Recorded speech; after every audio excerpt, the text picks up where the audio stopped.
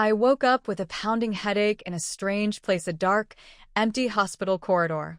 It was eerily quiet, except for the faint sound of someone crying miserably nearby.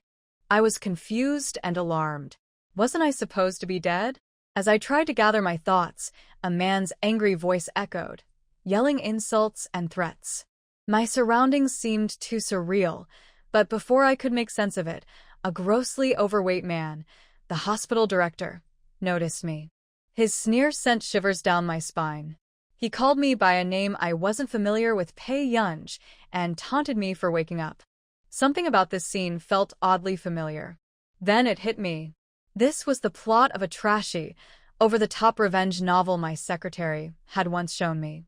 I was now in the body of a pathetic supporting character, Pei Yunj, an orphan-turned-real daughter who had been wronged by her entire family and framed by the fake daughter, Qin Yujiao, into ending up in this horrible mental hospital. Pei Yunja's life had been nothing short of a nightmare. Her so-called brothers worshipped the fake daughter while despising her, and when Qin Yujiao pushed her off the stairs and made it look like she had gone mad, they had her locked away here.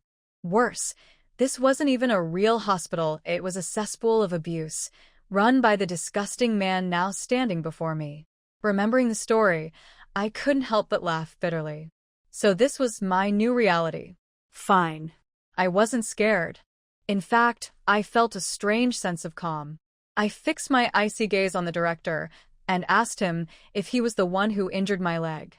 My tone must have caught him off guard because he paused, then laughed cruelly. When he tried to grab me, I stood up, completely ignoring the pain, and stared him down with a confidence that wasn't mine before. "You'll have to pay for that leg," I told him coldly, my voice cutting through the air like a knife. My sudden shift in demeanor startled him. I could see the panic flash in his eyes. But then he snapped out of it and charged at me, furious and snarling. I didn't flinch. If this world thought it could crush me, it had no idea who it was dealing with now. When the hospital director lunged at me, I sidestepped smoothly, and he crashed face first onto the floor with a loud, painful thud. I glanced at him, unimpressed, and called him a useless idiot. Then I picked up the knife he had used earlier for his disgusting acts.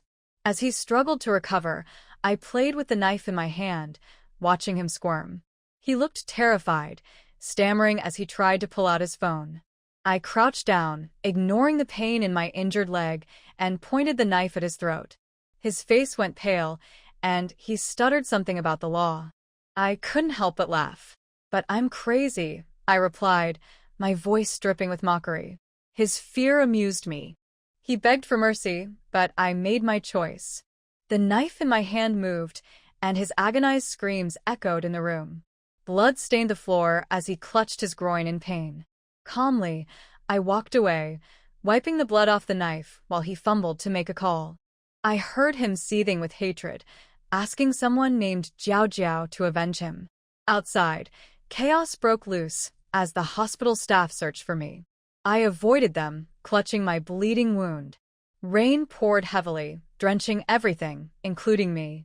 My face was pale, but I couldn't help smirking as I wiped the knife clean. If they wanted to play, I'd play along. Then I saw a familiar white shape darting through the rain, a dog. My heart skipped a beat. "Ergo?" I whispered, recognizing the Alaskan Malamute from the story. To my surprise, it stopped and looked my way before bounding toward me, barking excitedly. "Wait, no." I tried to dodge, but the dog tackled me, sending me sprawling onto the wet ground. It wagged its tail happily, its big black eyes sparkling with joy. This was the dog Pei Yunj had loved, the one cruelly killed for biting Qin Yujiao. Before I could process what was happening, a voice called out in the distance. "There he is. We found the Malamute." I turned to see shadowy figures approaching through the rain. I was cornered by a group of burly men chasing me, yelling about taking me back. Before they could close in, a tall man appeared, a striking figure with cold eyes and an intimidating presence. His casual stance alone made the guards hesitate, their aggression faltering. One of the guards tried to explain nervously, calling me a mentally ill patient and asking to take me away. I took the chance to speak up, looking directly at the man. "Can you call the police?" This hospital assaults minors. My tone was calm, but my grip on the knife tightened in case he turned out to be on their side. The guards panicked and dismissed my words, calling me crazy. But just as they tried to approach, the man stepped in front of me, blocking their way. I glanced up and accidentally locked eyes with him. His gaze was deep, almost suffocating. Before I could say more, he leaned down, tapped my forehead with his finger, and said with a playful, magnetic voice, "Call me brother." His words sounded teasing, and the warmth of his touch left me stunned. Was he flirting with me? Even his assistant seemed shocked, staring at him like he'd lost his mind. But I wasn't about to let the moment slip. Smirking, I replied, "Brother, will you take me with you?" My tone was playful, but my grip on the knife stayed firm. He noticed. Without warning, he took the knife from my hand, his movements calm and effortless. He told his assistant to call the police, and chaos erupted. The guards panicked, yelling that I couldn't be trusted. But before anyone could react further, the sound of sirens filled the air. The hospital descended into complete disorder. As if the scene wasn't chaotic enough, my dog, Ergo, suddenly appeared. He ran straight to me, ignoring the assistant trying to leash him, and happily rolled at my feet, demanding belly rubs. The assistant looked bewildered, realizing this wasn't some stray, but my pet. Amused by the absurdity of it all, I couldn't help but laugh. "Brother," I teased, looking at the man who now held both my knife and my attention, "don't steal my dog." Isn't stealing people more fun? Things got tense fast. The atmosphere felt heavy, and even the bodyguards nearby were holding their breath. I couldn't help but notice how my words made it sound like I was calling this man Hoshiru a thief. Yet, instead of being offended, he casually tossed the knife I had been holding into a trash bin and calmly told his assistant to demolish the hospital grounds. The shock on the staff's faces was almost amusing, but I felt uneasy. If he could handle this hospital so effortlessly, what would he do with me next? Before I could think further, a sudden movement made me lose balance, and I fell right into his chest. His warmth and steady heartbeat made my face heat up. Reflexively, I clung to his neck to steady myself, which seemed to amuse him. He even joked in a teasing tone, "What's there to be scared of? Your brother has a strong waist." I wasn't sure what to make of him. His actions were unpredictable, and the more I interacted with him, the more dangerous he seemed. When I questioned his intentions, he smirked and said, "Didn't you want to go home with your brother?" Without waiting for an answer, he handed me an umbrella and began walking out of the hospital with me still in his arms. His assistant and the bodyguards were too stunned to react. They all looked like they couldn't believe what was happening. As we reached the entrance, a furious voice rang out, stopping us. I turned to see a man with silver-gray hair and a sharp, angry face. Based on the description from the novel, I realized it was my third brother, Qin Lang, a famous esports champion. Qin Lang stormed in, looking ready to tear the place apart. His fierce expression faltered slightly when his eyes met mine. Before he could say anything, I noticed others following him, my eldest brother and the oh-so-beloved Qin Yujiao. Seeing them all together, I couldn't help but laugh coldly. What's this? Everyone I didn't want to see decided to show up today? Qin Lang seemed confused by my tone, especially when I leaned closer to Hoshiru and playfully whispered, "Brother, aren't you taking me home?" My words left him completely stunned. He looked at Hoshiru like he couldn't process what was happening. The last time this scenario played out, I had run to him for comfort, acting soft and weak. But not this time. Seeing his bewildered expression and red eyes, I turned my face away, unwilling to entertain him further. He must have thought I was ignoring him out of resentment, which only made him look more devastated. Then, of course, Qin Yujiao's sugary voice chimed in, pretending to care.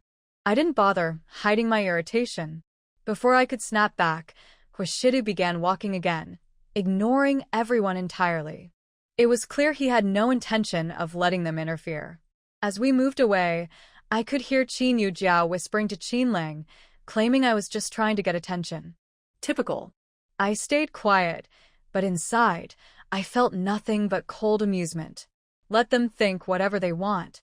My path has changed, and this time, they won't see me coming. When he saw her, he saw that she was on guard, and he was more interested in teasing this little guy.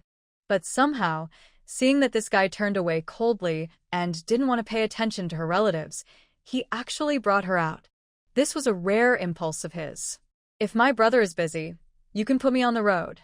Pei Yunja's eyes were clear, but she felt that this was a wild and unbridled man. In her opinion, she owed this man a favor for bringing her out, and she didn't expect him to take on this trouble. The man's low and lazy voice was more indifferent than the sound of the silver lighter in his hand at this moment. The little girl ran away from home. I always have to be responsible.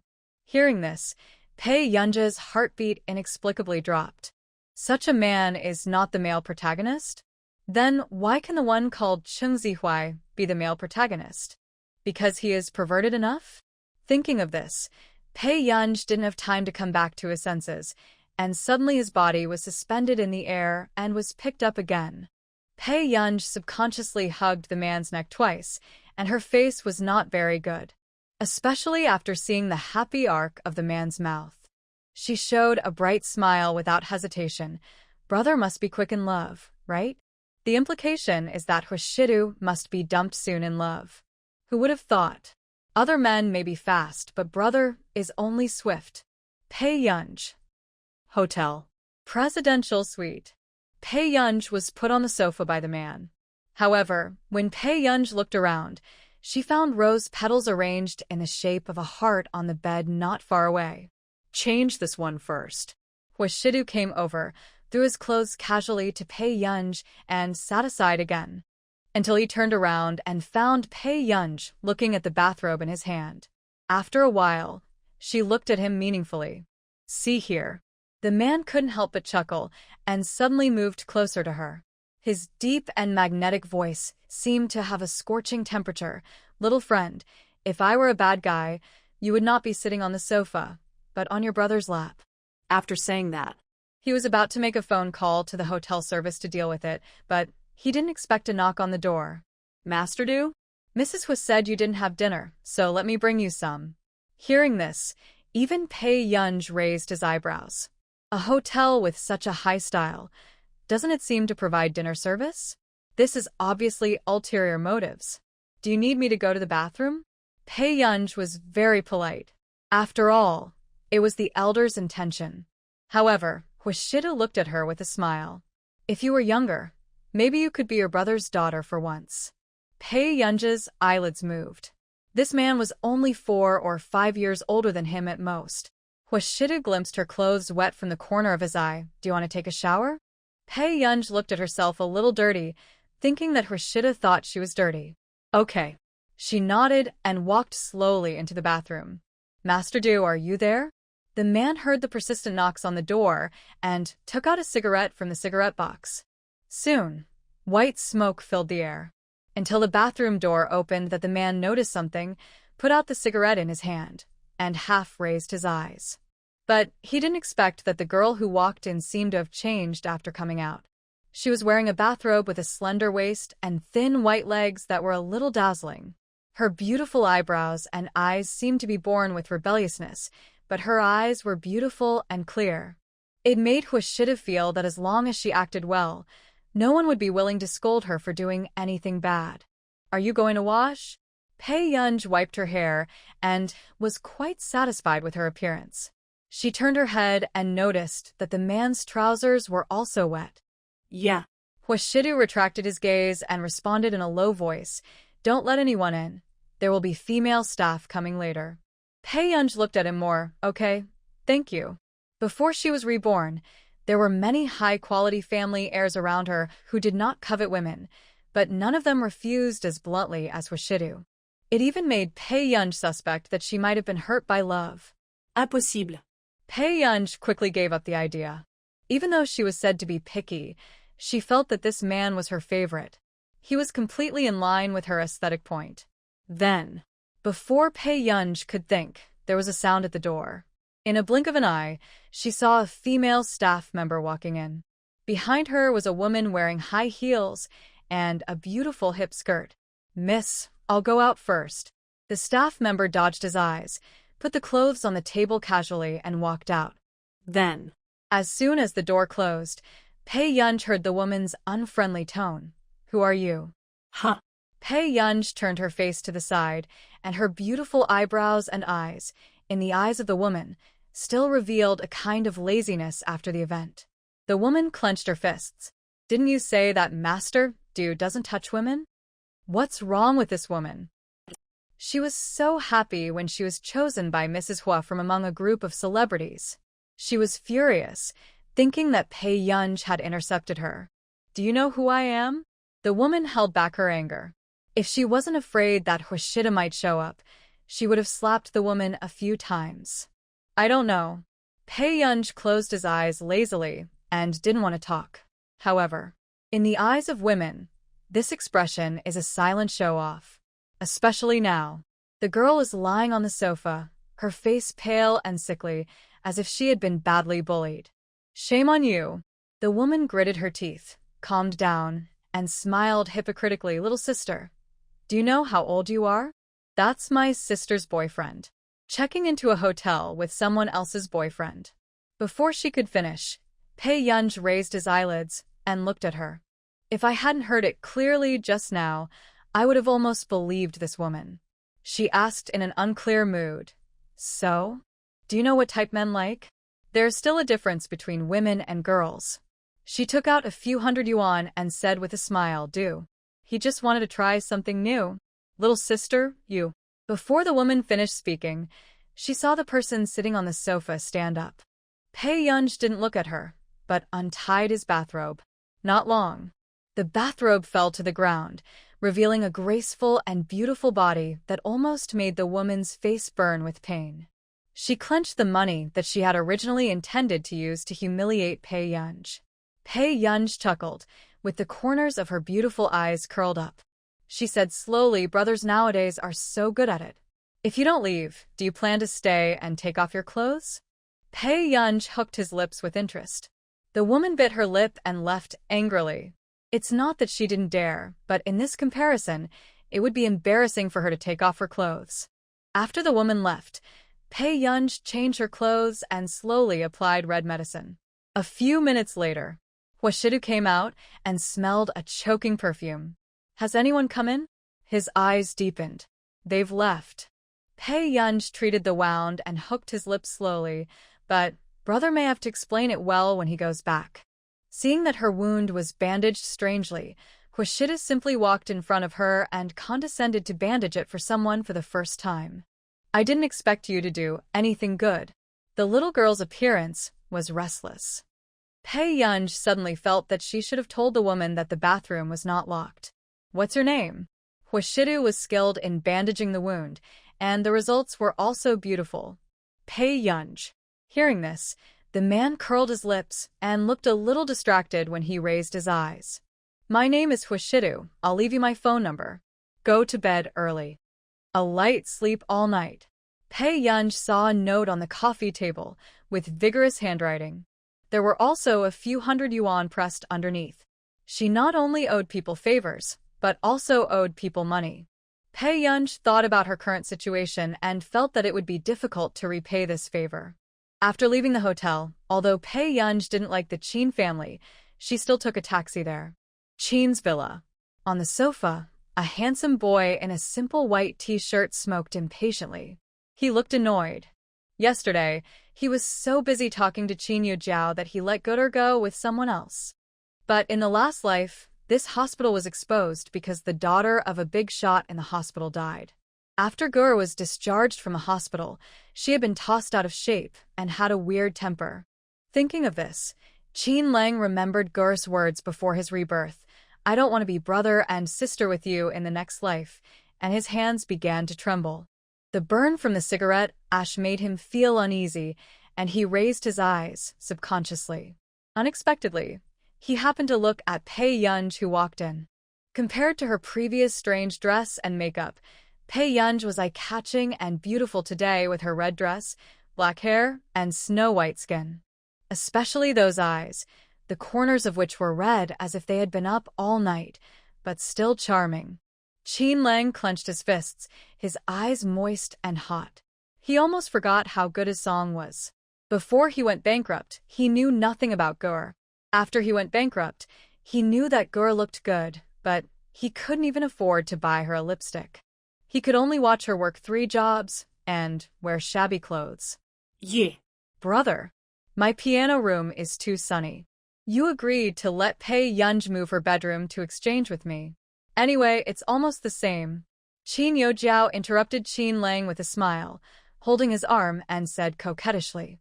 Suddenly, Qin Lang's handsome face froze. He actually agreed to do such a beast.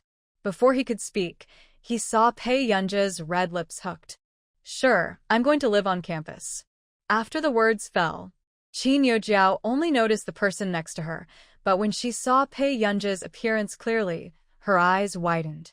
Is this woman Pei Yunj? Impossible. How could she look like this? Can you get used to living on campus? Qin Lang asked with a dry voice and some unnaturalness. Hearing this, even Qin Yojiao was stunned. Didn't the third brother hate Pei Yunj the most and find her annoying? Did the third brother think that Pei Yunj couldn't get used to the dormitory and moving around would annoy him even more? Thinking of this, Qin Yojiao's face looked much better. Third brother, how can Pei Yunj be so squeamish? Qin Lang was about to speak, but he saw Pei Yunj going upstairs directly. He felt that his Gur had been indifferent to him since she came out of the hospital. Qin Lang pursed his lips and was about to go upstairs, but was pulled back. Third brother, where are you going? Qin Yojiao felt inexplicably uneasy. She always felt that her third brother and eldest brother were not normal recently and were very cold to her. But before, she was the only one who ignored them, and they came to coax her. Help Guda sort it out. Qin Lang frowned and directly pulled down Qin Yojiao's hand on his arm. Qin Yojiao saw that he looked indifferent and refused to contact her, and her mind began to confuse, and she felt aggrieved. When did the third brother start to care about Pei Yunj? The third brother clearly said that she was the most important sister in his heart. Third brother, is Pei Yunj more important, or am I more important? Qin Yojiao played her usual nonsense. If it was before, Qin Lang would immediately coax her. But now, Qin Lang seemed to have heard something absurd and sneered. She is my biological sister. These words were like a jack, which made her suddenly sober and incredible. What does the third brother mean by this? He can't be like this all of a sudden. Could it be that the third brother knew that she pretended to fall that time? No, this must be related to Pei Yunj. Qin Yojiao's eyes flashed with coldness, but she stopped Qin Lang again. Third brother, I'll go help her. It's not good to enter a girl's room. Perhaps thinking of Pei Yunj's attitude towards him now, Qin Lang really stopped. Seeing this, Qin Yojiao bit her lip, hiding her unwilling cruelty, and quickly went upstairs. It must be this Pei Yunj who tripped her up. Second floor. Pei Yunj pushed open the dark room, which was extremely dusty, and even smelled a smell of garlic water. She glanced at the amulets around her, and there was sarcasm in her eyes. Just because Qin Yojiao casually said to the servants that Pei Yunj was possessed, they pasted these all over her room and sprinkled garlic water every day just to please Qin Yojiao, without caring whether the original owner would collapse when seeing these. Pei Yunj closed her eyes, turned on the light, and found her school uniform. Pei Yunj, it seems you don't remember the pain at all. Qin Lang was not around, and Qin Yojiao was too lazy to pretend. She crossed her arms, raised her eyebrows, and sneered. Do you think that living in the Qin family can change the attitude of your brothers towards you? Are you still dreaming? Who knows? This time, Pei Yunj did not purse his lips and remain silent like before. Her eyes were full of charm, and she asked leisurely, "Then what are you afraid of?" "You are talking nonsense." Qin Yojiao's eyes turned cold when her thoughts were exposed, and then she gritted her teeth. He walked up to Pei Yunj and said playfully, "If I can get my brothers to send you to a mental hospital once, I can get you there a second time. In the brothers' hearts, you are not even as good as a hair of mine. Even if I deliberately hurt you. I almost forgot that I didn't settle this account with you. Qin Yojiao was interrupted by Pei Yunj before she finished speaking. What? Qin Yojiao looked at Pei Yunj and raised her eyes. Her eyes were sparkling, but inexplicably cold. She licked her lips and smiled. Have you forgotten why I was sent in? Qin Yojiao was inexplicably flustered and stepped back subconsciously. But Pei Yunj held her hand faster. If you dare to touch me, the third brother will throw you out of the Qin family. That sounds quite tempting. An idea came to her mind. Crazy. Pei Yunj really went crazy after entering the mental hospital. Qin Yojiao's pretty face turned pale, and before she could react, she was held by the collar again, watching Pei Yunj open the door. She was dragged away by Pei Yunj from beginning to end. Third brother, save me. Pei Yunj is crazy. Qin Yojiao screamed in embarrassment, and even the servants in the yard were attracted. When Qin Lang heard it outside, his handsome face turned cold, and he walked into the living room. Pei Yunj, what are you doing? Don't let go of the eldest lady, you ungrateful wolf. The chubby middle-aged maid saw Qin Lang coming from outside with a cold face, and immediately pointed at Pei Yunj and cursed. Pei Yunj's smile was unclear. It's a pity that this heroine is not that powerful. She had a dream last night, dreaming that the original owner had died tragically on the street a few years later, since she could remember. Even she, who has never had much sympathy, can feel the depression and heartache of the original owner's life. Pei Yunj hooked Qin Yojiao's chin with one hand, and every word he said was particularly creepy. Don't say I dare to push you. If I'm not happy, I can bury you alive. After the words fell, Qin Yojiao just screamed and was suddenly kicked in the back of the knee. The whole person rolled down from the second floor. Seeing this scene, the servants in the house widened their eyes. Is that Pei Yunj? How dare this waste be so bold? He actually dared to commit a crime in front of them? It hurts, third brother. Qin Yojiao lay on the ground, frowning with a pale face. After coming back to her senses, a light flashed in Huang Ma's eyes, and she said viciously, "Catch this witch quickly. As long as Pei Yunj, the rascal, is driven out this time, the eldest lady will definitely remember her kindness and will not annoy the young masters again." Thinking of this, Huang Ma twisted her plump body, ran to Pei Yunj, raised her hand, and wanted to slap her. But I didn't expect that I would be easily grabbed by that slender, white hand. Mother Huang panicked and didn't want to look into Pei Yunj's cold eyes, with a curve at the corner of his lips. How come this useless rascal seems like a different person? Such a terrifying look. You witch, if you don't let me go, I will tear your foxy face apart. As soon as the words fell, everyone heard a crisp slap. They looked at this second young lady in disbelief, who was usually so timid and submissive that she didn't even dare to raise her head. Everyone knew that Huang Ma was a difficult servant with a sassy temper. In addition, because she had taken care of Qin Yojiao for a few more years, she was considered a servant of relatively high status in the Qin family. If anyone offends her, he will definitely be retaliated against behind her back. In the past, Pei Yunj was most afraid of Mother Huang, besides the Qin brothers. I actually slapped Huang Ma today. Before everyone could come back to their senses, they heard Pei Yunj's lazy and intimidating tone. Have you forgotten who you are? Is it your turn to act wild? At this moment, the air unconsciously condensed. Qin Lang's voice soon rang out again. Guryu. Third brother, my hand hurts. Qin Yojiao interrupted Qin Lang. Qin Lang turned his head and noticed Qin Yojiao lying on the ground, so he had to deal with Qin Yojiao first. What are you standing there for? Why don't you send her upstairs and call a doctor? Qin Lang's face darkened. If something happened to Qin Yojiao, I don't know how he would frame Gura later. Even if she didn't know why her brother was angry, her brother still cared about her the most. Third brother, will my hands be useless? In a few days, I will have a piano performance. Qin Yojiao asked in a crying voice. The Qin family has invested a lot in cultivating Qin Yojiao. At the age of only 19, she has already held a national piano tour and is the most enviable gifted talent in the circle. After all, Qin Yojiao is still young and has a promising future. Why don't you take her upstairs? Qin Lang's handsome face was cold. For some reason, the servants always felt that the third young master was a little impatient with the eldest lady today. This idea was fleeting, and the servants quickly helped Qin Yojiao upstairs. Just as Qin Yojiao recalled with a gloomy face, if it were before, the third brother would definitely carry her upstairs himself, but now. Suddenly, Huang Ma's words reached her ears. Master, Pei Yunj is too vicious. She must have done this to the eldest lady on purpose. Suddenly, Qin Yojiao came to her senses. The third brother must have wanted to stay to punish Pei Yunj and vent her anger. Qin Yojiao felt sweet in her heart. As expected, the third brother treats her the best.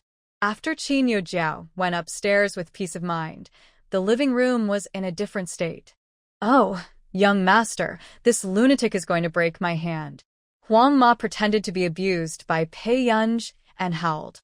Seeing this, Pei Yunj licked his raised lips. The next moment, Huang Ma's screams almost made people's scalps numb. Then the girl's words sounded slowly. Isn't it easy to break your hand? Others felt a chill on their backs. What's wrong with the second young lady recently? Is she really possessed? Why is she like a reincarnated Shura? Young master, help me. This lunatic just can't stand the eldest young lady being well, and deliberately takes it out on me. Seeing Qin Lang was there, Huang Ma screamed even more miserably. When Qin Lang saw this scene, it took him a long time to realize that this was his biological sister. Obviously, after being in the mental hospital in her previous life, Gur's personality had changed, but she was completely different from the Gur in front of her. Auntie Huang, why are you calling Gur? Qin Lang's eyes showed a hint of hostility. Is this how they treated Gur in the past? Thinking of all the good things Huang Ma had done to Qin Yojiao, Qin Lang just wanted to sneer. Have they forgotten who is the eldest daughter of the Qin family? Huang Ma was stunned. She never expected Qin Lang to ask this. She explained, Master, she was the one who pushed the young lady down the stairs. We all saw it. That's why I wanted to stop her. This crazy. Qin Lang's eyes became colder and colder. You are just a servant, and you dare to call my sister a lunatic? Hearing this, Pei Yunj frowned slightly. What's wrong with him today? She let go of Huang Ma and looked at him indifferently. You don't have to pretend. I won't sue Qin Yojiao. Then she chuckled again and said slowly with interest, After all, I pushed the person. Everyone else was shocked why Pei Yunj was like crazy today, stepping on the minefield of the third young master everywhere. But Qin Lang froze, knowing why Pei Yunj said that. The only person in the Qin family who was good to Pei Yunj was the old man. The old man looked down on Qin Yojiao. Whenever the brothers said something harsh to Pei Yunj in order to protect Qin Yojiao, they would be punished by the family rules, and even Qin Yojiao would not be allowed to enter the old house. However, a year later, the old man died of a serious illness. Qin Lang's eyes were sore and he didn't want to explain at the moment. He just hoped that Pei Yunj would not leave. If that was the case, he could just drive them all away. Is there anything worth staying here for me? Pei Yunj asked casually, which made Qin Lang pause. Without waiting for Qin Lang to think about it, she said lightly, I'll go pack my things. After the words fell, Qin Lang subconsciously stopped in front of Pei Yunj and quickly made up another excuse. Gur, the school dormitory application will not be approved in 1 or 2 days. Can you wait a little longer? Pei Yunj frowned. What Qin Lang said was true, but she really didn't want to stay in the Qin family at all. When Qin Lang saw Pei Yunj didn't say anything, his eyes lit up. He said pitifully, besides, it will be Grandpa's birthday in a while, so why not wait until Grandpa finishes the birthday banquet? Others couldn't believe it when they saw Qin Lang like this. Is the third young master coaxing Pei Yunj? I've never seen the third young master coax the eldest lady like this before. Huang Ma, who almost had her hand broken, was even more stunned. She said anxiously, Third young master, this madness just now. Pei Yunj almost killed the eldest lady. How could you? Shut up. Qin Lang's eyes were cold, and he quickly ordered, Housekeeper, give Huang Ma these 3 months' salary and let her leave the Qin family. The housekeeper came back to his senses and quickly said, yes. However, everyone else had a chill on their backs. Huang Ma relied on the fact that she was Qin Youjiao's nanny before, and the 3 young masters would give her face. But now, the 3rd young master said nothing and fired her directly. Or for Pei Yunj. And, at this moment, Huang Ma also widened her eyes. Her voice was urgent and sharp. 3rd young master. I'm helping the eldest lady. Don't you also love the eldest lady the most? She is an outsider. Who is an outsider? Qin Lang interrupted her. His handsome face sank. Gur is my biological sister, the real eldest lady of the Qin family. The Qin family doesn't need servants who give faces to the master. Hearing this, the other servants who had previously tripped Pei Yunj shuddered slightly. What on earth is going on? Some time ago, the young master sent Pei Yunj to a mental hospital because Qin Youjiao was pushed downstairs. But now the old things happened again, and it was Qin Youjiao's confidant who was punished? Isn't this a slap in Qin Youjiao's face? 3rd master. Huang's face was defeated. She was really panicked. Housekeeper, ask the security guard to come over. Qin Lang didn't even look at her. He turned around and looked at Pei Yunj. His attitude changed drastically. Gur, the 2nd floor is too noisy. There is an empty room next to the 3rd brother on the 3rd floor. How about living next to the 3rd brother? Qin Lang didn't want Qin Youjiao to get close to Pei Yunj at all, so as not to be bad to his Gur. And if Gur lives next to him, they can repair their relationship as soon as possible. Pei Yunj didn't see Qin Lang's hopeful eyes and raised her eyelids. Yeah. She had just taken over this body, and she really didn't have the ability to leave now. She could only wait until the dormitory application was completed, and she would pay them the accommodation fee, and then stay away from the Qin family. As for the others, they couldn't believe that this scene was true. Qin Youjiao also wanted to live in the room on the 3rd floor before. The orientation and lighting were very good, but Qin Lang always avoided the topic and didn't agree. Now, he actually took the initiative to give it to Pei Yunj. It was still a sense of coaxing and deception.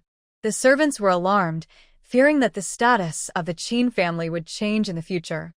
Qin Lang followed Pei Yunj upstairs, but when he walked into Pei Yunj's room for the first time, the bright smile on his face suddenly disappeared.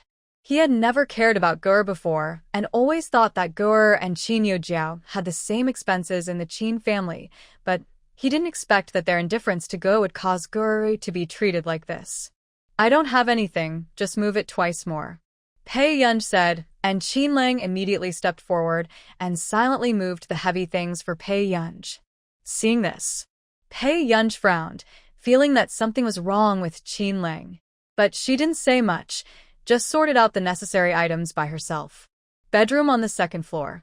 Qin Youjiao had just finished applying the medicine and was in a bad mood. Let Huang Ma come over. Miss Wang Ma. The servant looked timid. She was driven away by the 3rd young master. Hearing this, Qin Youjiao's voice rose a degree. What did you say? How could this happen? Because Huang Ma said that the 2nd young lady was a lunatic in front of the 3rd young master. The servant lowered his head, fearing that Qin Youjiao would vent his anger on him. Sure enough, Qin Youjiao's face quickly darkened when she heard this. But in addition to anger, there was more panic. Why did the 3rd brother suddenly care about Pei Yunj? He even dismissed Huang Ma for Pei Yunj. Isn't this a slap in her face? Miss, maybe the 3rd young master is good to the 2nd young lady, because of the old master. The old master's old illness has worsened this year. The 3rd young master can't quarrel with the old master for you like before. These words made Qin Youjiao's face gradually improve. I almost forgot that there was such a thing. The old man has always been a person who only looks at blood ties. It's useless to treat him well, Qin Youjiao said unwillingly. She looks like the glamorous eldest lady of the Qin family, spoiled by her 3 brothers, but in fact, the old man never takes her to those relatives and friends. A strange light flashed in the servant's eyes, and he came up and bowed. So, miss, you have to outshine all the beauties at the master's birthday banquet and win his favor. You also know how much the 2nd lady weighs. Hearing this, Qin Yojiao's eyes suddenly lit up and the corners of her mouth curled up. Yes. She almost forgot that Pei Yunj was a useless person. She couldn't handle any trouble she had. However, the attitude of the third brother towards her today really made her uneasy. Qin Yojiao immediately dispelled these thoughts. No, Pei Yunj has always been a disgrace to her brothers in the Qin family. How could he compete with her for favor? Not long after moving, Pei Yunj glanced at the spacious and bright room, looked at Qin Lang, who was breathing unsteadily, and said in a distant tone, "Thank you. Are you hungry?" "No, I want to rest." Pei Yunj curled her red lips, but there was no smile in her eyes. After a while, Qin Lang nodded stiffly. "Okay, then you rest first." After leaving the third floor, the servant just came to ask, "Third master, what would you like to eat for dinner today?" "Let's follow Gur's preferences," Qin Lang said casually. When the servant heard this, he was stunned for a long time and suddenly embarrassed. It seems that the second lady doesn't like anything. They didn't ask Pei Yunj what she liked to eat. After all, Pei Yunj was not favored at all in the Qin family. Who would curry favor with a young lady with no status? All along, this was done according to the taste of the eldest lady. When Qin Lang heard this, his face suddenly darkened. He remembered the mess in Pei Yunj's bedroom. He sneered, "Is it that Gur doesn't like to eat, or do you not regard her as a young lady of the Qin family at all?" Third young master, it's not like that. We were just focusing on the eldest lady, so we forgot about the second young lady. Qin Lang's eyebrows were covered with coldness, and he sneered. "Gur is my biological sister, have you forgotten? Instead, you remember Qin Yojiao?" This made the servant speechless, and his face flushed. What's wrong with the third young master? Why did he suddenly care so much about Pei Yunj? Didn't the third young master dislike Pei Yunj the most before? In the future, if I know that anyone doesn't care about Gur again, I'll get out of the Qin family," Qin Lang said coldly. The servant shuddered and responded in a panic. "Third young master, I know I was wrong.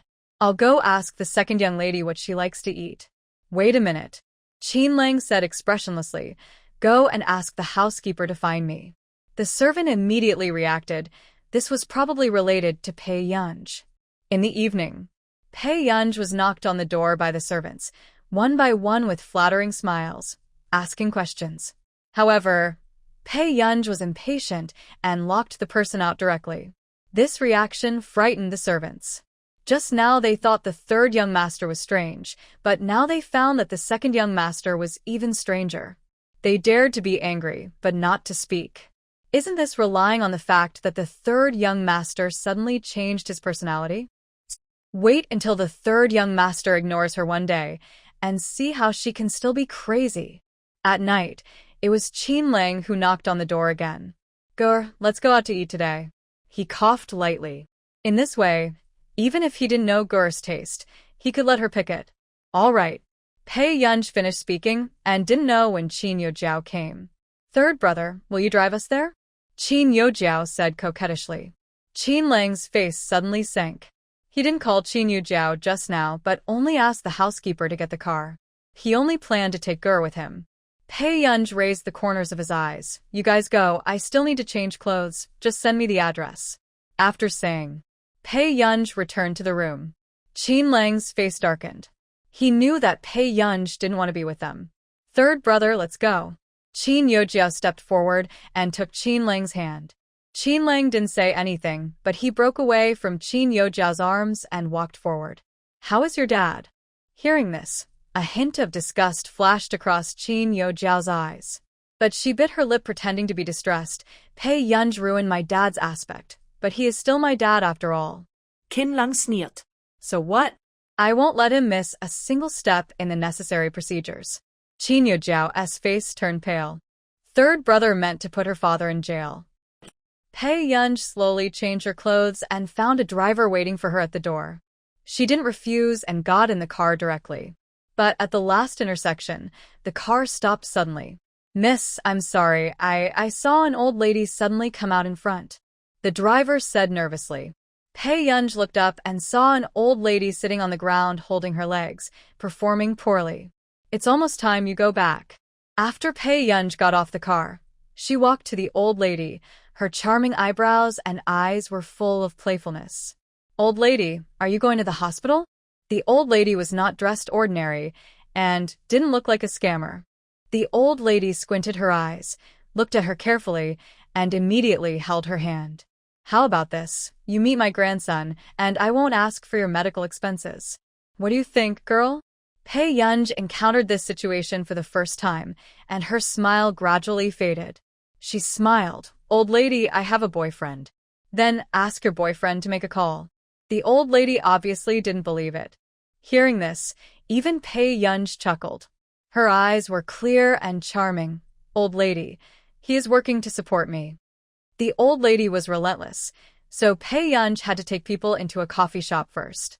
When the old lady was promoting her grandson, Pei Yunj's aimless sight just happened to catch a glimpse of the figure at the door. She suddenly stood up. Old lady, please sit down first. I'll come later. Wait, I haven't shown you my grandson's photo yet. The old lady just opened the album and saw Pei Yunj went out directly. At the door, the little guy dressed like a prince was biting candy and counting the cars passing by. After feeling the movement behind him, the little guy turned his head and saw the person coming. His eyes lit up. Sister. Little baby, is your brother here? The little guy intentionally or unintentionally glanced at the restaurant not far away and shook his head frantically. No, he doesn't have a brother. Pei Yunj smiled even brighter when he heard the words. She bent down and coaxed, come, follow your sister. After the little guy and Pei Yunj left, the man who had just answered the old lady's call returned to where the little guy had just stood. Xing Su, where is Xiao and Morin? Assistant Xing shuddered when he heard the man's cold tone. Just now the young master didn't let me follow. In the coffee shop, just when the old lady was anxious and wondered if Pei Yunj had secretly run away, she saw that figure coming back again. However, he was holding a little guy. This is... The old lady frowned and hesitated. Before she finished speaking, she was interrupted by Pei Yunj. She smiled and squatted down to kiss the little guy. My son. The little guy was kissed, and suddenly his whole white and tender face was faintly pink, and he became shy. He didn't care what Pei Yunj said at all. You have a son at such a young age? The old lady's voice couldn't help but get higher as she looked at the little guy. She was suspicious. Why doesn't he look alike? He looks like his father. Pei Yunj sat on the sofa, his face calm and his lips curled. Hearing this, the old lady still doubted whether Pei Yunj was lying to her. The stalemate didn't last long. The little guy next to him said softly, Mommy, I want to go home. Pei Yunj raised his eyebrows and touched the little guy's head. We'll go home after we send Grandma away. After that, Pei Yunj also ordered a dessert for the little guy to eat first. But he couldn't help thinking, who brought the little guy out? He was actually thrown on the street, and there was no adult around. At this time, a sharp look flashed across the old lady's eyes. Just as she was about to speak, she suddenly stopped. If this little guy is your child, then...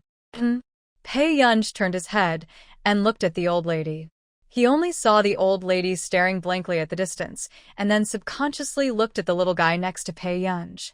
Then he heard her mutter, like, this is too much like. Pei Yunj froze, with a bad premonition. Immediately, he heard the old lady sigh. However, this child's father is hard to choose. It's still the young people who know how to seize opportunities. Pei Yunj heard this and immediately turned around. She didn't want to see the man with cold and noble eyes walking toward her. Pei Yunj's bright eyes moved slightly, but before she could clarify, she heard the old lady praise, Your husband is so handsome. Pei Yunj felt the gaze sweeping from somewhere and said calmly, He's not. The old lady was unhappy. What's not? they look so similar. How could they not be? The man raised his eyebrows slightly, and his eyes flowed between Pei Yunj and the little guy. The little guy lowered his head and didn't dare to speak. Young man, sit next to your wife. The old lady greeted enthusiastically. Wife. Huashida's thin eyelids moved slightly, and he asked back with interest, and the ending tone made people's hearts tremble. Pei Yunj looked at the old lady and chuckled, misunderstood. In general, a normal girl would blush in this scene. But the girl in front of her proved with her own actions, as long as I can still control the situation, no one will feel embarrassed. What's the misunderstanding? The old lady laughed jokingly, as if she didn't expect Pei Yunj to be shy. He's really not. Don't you have the certificate yet? The child is so big. Why don't you hurry up? The old lady suddenly remembered that Pei Yunj had said boyfriend before. Hearing the old lady's increasingly shocking words, Pei Yunj was speechless. At this time, young man, why don't you sit next to your wife? Huashidu retracted his gaze, guessed what was going on, and said casually, Yeah. Pei Yunj's eardrums were itchy by this low and deep magnetic voice. Then she saw Huashidu sitting next to her calmly. Pei Yunj. Now, are you so helpful? The old lady taught again, young man, this is your fault. Your wife is so beautiful. What if she runs away with someone? What will you do? The man's indifferent eyebrows contained playfulness and laziness. Run away? Catch her back first. Pei Yunj paused. The old lady was stunned for a moment, and then sighed. You young people are so sweet. I know you young people don't like constraints, but children have to be registered. I'll consider it. Hearing Huashidu say this, the old lady nodded with satisfaction. Okay, then I won't bother you. The child just shouted that he wanted to go home with his mommy, so you should go back early.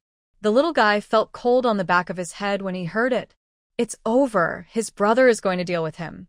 The man's light-colored eyes glanced at the little guy as if nothing had happened, and he chuckled with an ambiguous meaning. Okay. After the old lady left, the atmosphere of the family of three was silent. They are all very powerful. Pei Yunj's ears rang with the man's lazy laughter. Woo, sister, I'd better go home with you. The little guy hugged Pei Yunj's waist and trembled. Zhengsu. After Huashidu finished speaking, the assistant next to him came forward tacitly and took the little guy away. I brought Momo here with me. Pei Yunj added, I'm sorry to bother you. The girl in front of him looked very well behaved, with beautiful and innocent eyes, but she was actually a mean girl. After a while, his eyes fell on her without any hesitation, revealing an inexplicable aggressiveness. But suddenly, he smiled with a long breath. Gentle and frivolous. Did you just take advantage of your brother? Even Pei Yunj missed a few beats with her heartbeat. She had only been here for 2 days. How could she run into this man everywhere? Falling in love with your brother at first sight? The man teased deliberately, cynically. As soon as the voice fell, the cell phone on the table rang. Pei Yunj glanced at the note, and a trace of impatience flashed across her eyes. She raised her head, her black eyes clear. Brother, I'm sorry. I still have something to do. I'll treat you to dinner next time I have a chance. After that, Pei Yunj picked up the phone and walked out quickly. The man raised his eyebrows, and it could be seen that the call just now should be to urge Pei Yunj. Then, Huashidu also returned to the car, and the little guy next to him didn't dare to speak. Nothing to explain. Huashidu was about to take out the cigarette box, but stopped and stuffed it back. Who knows? The little guy looked timid and seemed to suddenly think of something, and his eyes lit up. He tried to move to Huashidu's side. Brother, isn't that sister pretty? Hearing this, Huashidu glanced at him. He leaned against him casually. Does being pretty have anything to do with you? If brother can bring my sister home, I can see my sister forever. Huashidu sneered, don't dream. This kid doesn't know what it means to abduct a girl. But my brother needs a girlfriend. I also like the dog at my sister's house. The little guy added in his heart. The man's eyebrows were gentle and restrained, and his slender fingers tapped the armrest carelessly. It's a headache to have a restless person at home. This made the little guy shut up. 360 days a year, his brother looked at him with eyes that wanted to throw him out. Restaurant. Third brother, haven't you called yet? Qin Yojiao said intentionally or unintentionally. When Qin Lang heard this, his first reaction was that Pei Yunj had an accident. He stood up suddenly and wanted to find someone. Unexpectedly, Pei Yunj appeared in front of him at this moment. Gur, you're here. Qin Lang looked at Pei Yunj and was relieved to see that she was fine. I'm glad you're alright. If you don't want to come, don't come. There's no need to expose me and my third brother to the sun. Qin Yojiao wanted to say something else, but she felt Qin Lang's cold gaze and subconsciously shut up. Gur, didn't you want to go to Hengda High School? I have arranged it for you, and you can go to school in 2 days. Qin Yojiao was a little out of control at Qin Lang's words. Third brother, how can she go to the same school as me? What if someone finds out that Pei Yunj is the real eldest daughter of the Qin family? Wouldn't she be laughed at school? Why can't Gur go to the same school as you? The temperature in Qin Lang's eyes gradually cooled down, which made Qin Yojiao feel sour and aggrieved. The third brother was not in a good mood towards her the whole day. He treated Pei Yunj like a treasure. It's all right, whatever you want, Pei Yunj said slowly. In his previous life, Pei Yunj's parents divorced. Before he was 18, he lived with his mother, a well-known scientist, and finished the junior class at the age of 14. It was not until his mother passed away that he returned to his father's company as the heir to the group. Pei Yunj had a vague idea of high school because she had only studied there for 3 months. All right, Qin Yojiao thought it was ridiculous and said with contempt, "Are you sure you can keep up with the progress?" This was the first time Pei Yunj heard someone ask her this, and her eyes fell on Qin Yojiao. After a while, she licked her red lips and said, "Try your best?" Hearing this, Qin Yojiao's eyes were filled with sarcasm, and she laughed. Pei Yunj, Hengda has an elimination system, and it's meaningless for you to study there for a month. How could she not know Pei Yunj's level? She couldn't even keep up with the progress of her original high school, so how could she keep up with the progress of Hengda? Who knows? Qin Lang interrupted her and looked at Pei Yunj. It doesn't matter. The third brother has contacted the principal. Our family donated a building last time, and we will never let you drop out of school. Hearing this, Qin Yojiao's face suddenly darkened. Qin Yojiao forbearingly comforted herself that the third brother was just a little better to Pei Yunj because of the old man. Then, she couldn't help but sneer in her heart. Okay. Since Pei Yunj wants to come, she will let Pei Yunj realize the real gap between the two of them. At this moment, Pei Yunj also frowned slightly. It's not clear whether Qin Lang suddenly had a whim or was giving her alms. However, at this time, no one noticed that Qin Lang's palms were sweating. In his previous life, he only found out later that Pei Yunj was blackmailed and even violently bullied in his original high school. As a result, he had serious communication barriers. Now that he has been reborn, he can't let this happen again. Qin Lang's eyes flashed with determination. After dinner, Pei Yunj went directly to the outside of the restaurant to wait for them. Seeing this, Qin Lang was afraid that Pei Yunj would be bullied on the road, so he immediately put down his knife and fork, wiped the corners of his mouth, and followed him out. Qin Yojiao saw this scene, and her face had turned black. She complained and felt aggrieved in her heart, and couldn't help but call Qin's mother. Soon, Qin's mother's gentle voice rang out. "Jiao Jiao, what happened? Or, do you miss your mother? Mom, will you not want me one day?" Qin Yojiao suppressed her tears. When Mother Qin heard this, she hurriedly said, "Silly child, what are you thinking? You will always be my daughter. How can I not want you?" Qin Yojiao bit her lip, but third brother doesn't seem to pay much attention to me recently. Hearing this, Qin's mother burst out laughing. How could that be? Third brother loves you the most. Even when you were a child, he always wanted to hold you in his arms. Hearing this, Qin Yojiao also recalled the good memories from before. Will third brother really ignore me? Qin Yojiao thought of Qin Lang's recent attitude and still felt a little upset. It's normal for girls to think too much.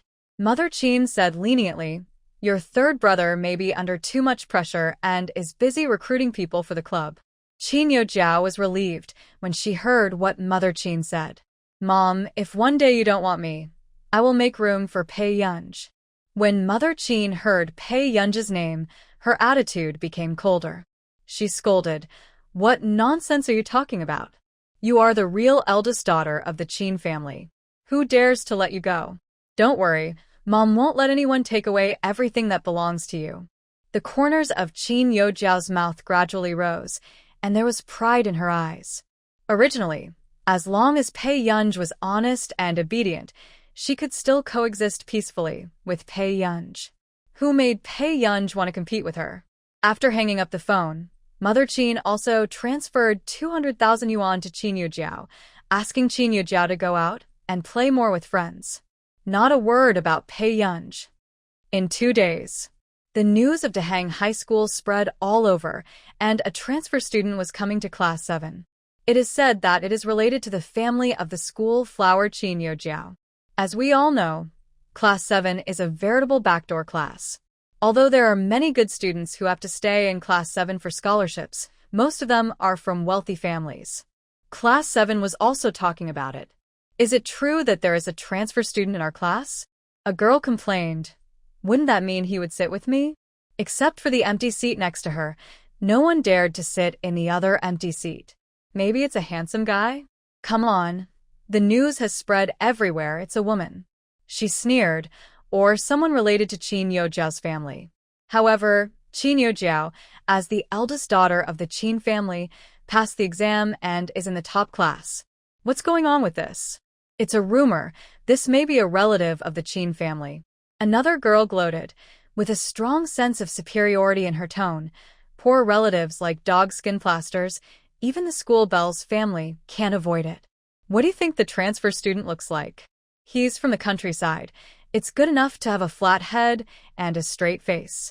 At this moment, Pei Yunj, who was being talked about, just opened the door of the office, but didn't expect to run into the original male protagonist who impressed her the most. Cheng Zihuai is indeed good-looking, handsome, and even wearing an ordinary school uniform, it is difficult to conceal his outstanding demeanor. However, what impressed Pei Yunj was that Cheng Zihuai and the original owner were engaged. In order to anger Qin Yujiao, he deliberately treated the original owner well in front of everyone, but when they were alone, he told the original owner not to be wishful thinking. He even took action against the original owner for Qin Yujiao. In addition, Cheng Zihuai had many suitors, and because of this, the original owner suffered a lot of humiliation. In the end, it depends on whether Qin Yujiao and Cheng Zihuai can live together. Thinking of this, Pei Yunj narrowed his eyes slightly, with a dangerous expression, and Cheng Zihuai seemed to feel the sight behind him and turned his head. The moment he saw Pei Yunj, a touch of surprise flashed across his eyes, but he soon felt that the girl seemed a little familiar. Pei Yunj? Even the original male protagonist Cheng Zihuai, who had always been calm and composed, couldn't believe it. But only for a moment. Cheng Zihuai frowned again, remembering what Qin Yujiao had told him yesterday, that Pei Yunj had thrown a tantrum and asked Brother Qin to transfer her to another school. Moreover, this was probably for him. You don't have to chase me here, right? Cheng Zihuai said with a hint of sarcasm in his tone. Who knows? The girl in front of him, with a pair of overly beautiful eyes, glanced at him so nonchalantly. Ignore him and walk to the head teacher of Class 7. Are you Teacher Wen? Teacher Wen looked at the delicate and bright girl in front of him and was a little surprised. Are you a transfer student? Yes. Pei Yunj responded lazily. At this moment, Cheng Zihuai, who was ignored, realized that Pei Yunj came to find the head teacher, not him. But for some reason, he still felt a little uncomfortable. Cheng Zihuai pursed his lips, thinking of Pei Yunj's excessive enthusiasm for him in the past, and turned away. At this time, the head teacher couldn't help gossiping. You know Cheng Zihuai? This is the top student in their senior year. Yeah. Pei Yunj lowered his eyes nonchalantly, as if he had been staying up late for a long time, so the corners of his eyes were a little red. How did you know each other? The head teacher became interested. Pei Yunj suddenly sneered, with a hint of amusement. Mental hospital. Head teacher. He actually knew that the student had just been released from a mental hospital. His news was indeed from the transfer student's original high school. The transfer student was timid and withdrawn, not good-looking, and with poor grades. He was a typical bully who dared not say a word. Isn't this a plaything for their Class 7? What's more, newcomers are easily excluded. Many people did look at this new school beauty relative with disdain and malice. Until the head teacher came in. He turned his head and said to the people outside with a smile, "Okay, come in." At this time, a figure stepped in at the door. The classmates who were originally playing and joking suddenly stopped their actions and couldn't help but look at the girl who just walked in. The girl's eyebrows and eyes were bright and flamboyant, almost making people remember them at a glance. A pair of beautiful and charming eyes swept around leisurely. The aura on her body could not be contained, and 4 words emerged in people's minds: the flower of Hyling. A few seconds later, her lazy voice sounded leisurely. "My name is Pei Yunj." The words fell. Everyone in the class had a brain short-circuit. This is the transfer student from their class. Isn't it said that she looks hard to describe, the kind that no one wants to look at in the crowd? But this look next to Qinyo Jiao can make the school bell look dull. Well, "We don't have anything else?" the head teacher hinted frantically. "Yes." Before the head teacher could breathe a sigh of relief, she heard her ask seriously, "Teacher, where should I sit?" The head teacher. "You choose one." The head teacher comforted himself. This is a cute girl, who will definitely not cause him any trouble. Pei Yunj didn't know what the head teacher was thinking at all, and glanced at the 2 remaining empty seats in the class. One was next to the girl by the window, but it was full of girls' things. Obviously, he didn't want her to sit. seeing this, Pei Yunj didn't think much about it and went straight to another position. This bold move scared everyone around. Is this transfer student crazy? How dare he sit next to Brother Liu? Maybe he is asked around. He doesn't know what's good for him, and he still wants to provoke Liu Yuanyan. Many people in the class were ready to watch the fun. Logically speaking, most boys have sympathy for pretty girls. But before Pei Yunj came, Qinyo Jiao had already made people have no good impression of this transfer student. A poor relative came to her house and had the nerve to ask someone to send her to Hongda to go to school. He is also a vain person. At this time, Pei Yunj glanced at the person of unknown gender who was sleeping soundly next to him, moved the chair away, and put his school bag on the table. "The new guy, wake up your desk mate," the teacher with the shiny head instructed. Hearing this, the other students couldn't help but secretly curse the teacher. Normally, he didn't dare to provoke Liu Yuanyan, but now he asked the new student to wake Liu Yuanyan up. Do you think Liu Yuanyan wouldn't hit a girl? Pei Yunj frowned without leaving a trace, then raised his lips and said, "Teacher, what if a fight breaks out?" Hearing this, a girl chuckled. "You're really smart. You know that Liu Yuanyan can't be messed with." This tone was mixed with strong sarcasm and jealousy. It was obvious that Pei Yunj sat next to Liu Yuanyan with an intention. what are you talking about? The teacher's face flushed, and he said disdainfully, "Okay, sit down quickly." The teacher turned his head to look at the blackboard and said angrily, "It's hard enough to teach, and you have to teach a transfer student. What is this school thinking?" Everyone can see that the teachers don't like the new students very much. The reason for not liking them is nothing more than increasing their workload or dragging down the class average. At this moment, the contemptuous eyes of the people around glanced at Pei Yunj intentionally or unintentionally. People who cling to the Qin family deserve to be isolated. However, after Pei Yunj sat down, she didn't care about the surrounding sight at all. When everyone was ready for class, she put on the invisible Bluetooth, turned on the iPad, and covered it with extracurricular books. She checked her mailbox and didn't see any new emails. According to the time, the information submitted the day before yesterday should have news today. Pei Yunj thought for a moment and put the iPad into the drawer again. Until after class, the people around Pei Yunj finally moved and took off their school uniforms. Suddenly, she heard a slightly cold voice coming from beside her. "Who are you?" Pei Yunj heard the voice and turned her head to look at him. The boy was wearing a black t-shirt, handsome and good-looking, with a hint of arrogance and indifference in his eyebrows. At the same time, the boys were also looking at her. Pei Yunj retracted her gaze. She was not afraid of him or liked him like other girls. She raised her eyes. "Someone who has nothing to do with you." As soon as the words fell, the 2 classmates sitting in front felt a chill on their backs. This is the first time I have met someone who dares to talk to Brother Lu like this. What are you doing sitting here? Lu Yuanci frowned. The boy's voice was a little hoarse, but also nice. At this time, Pei Yunj didn't speak, but glanced at him leisurely. The meaning was clear: if your eyes are not blind, just see for yourself. After Lu Yuanci was silent, he suddenly laughed. But there was a faint emotion in his eyes. A relative of Yojiao? Hearing this, Pei Yunj suddenly remembered the original work. It seemed that the second male student was from class 7. Although I don't remember the name, the spare tire spirit of the second male student is touching.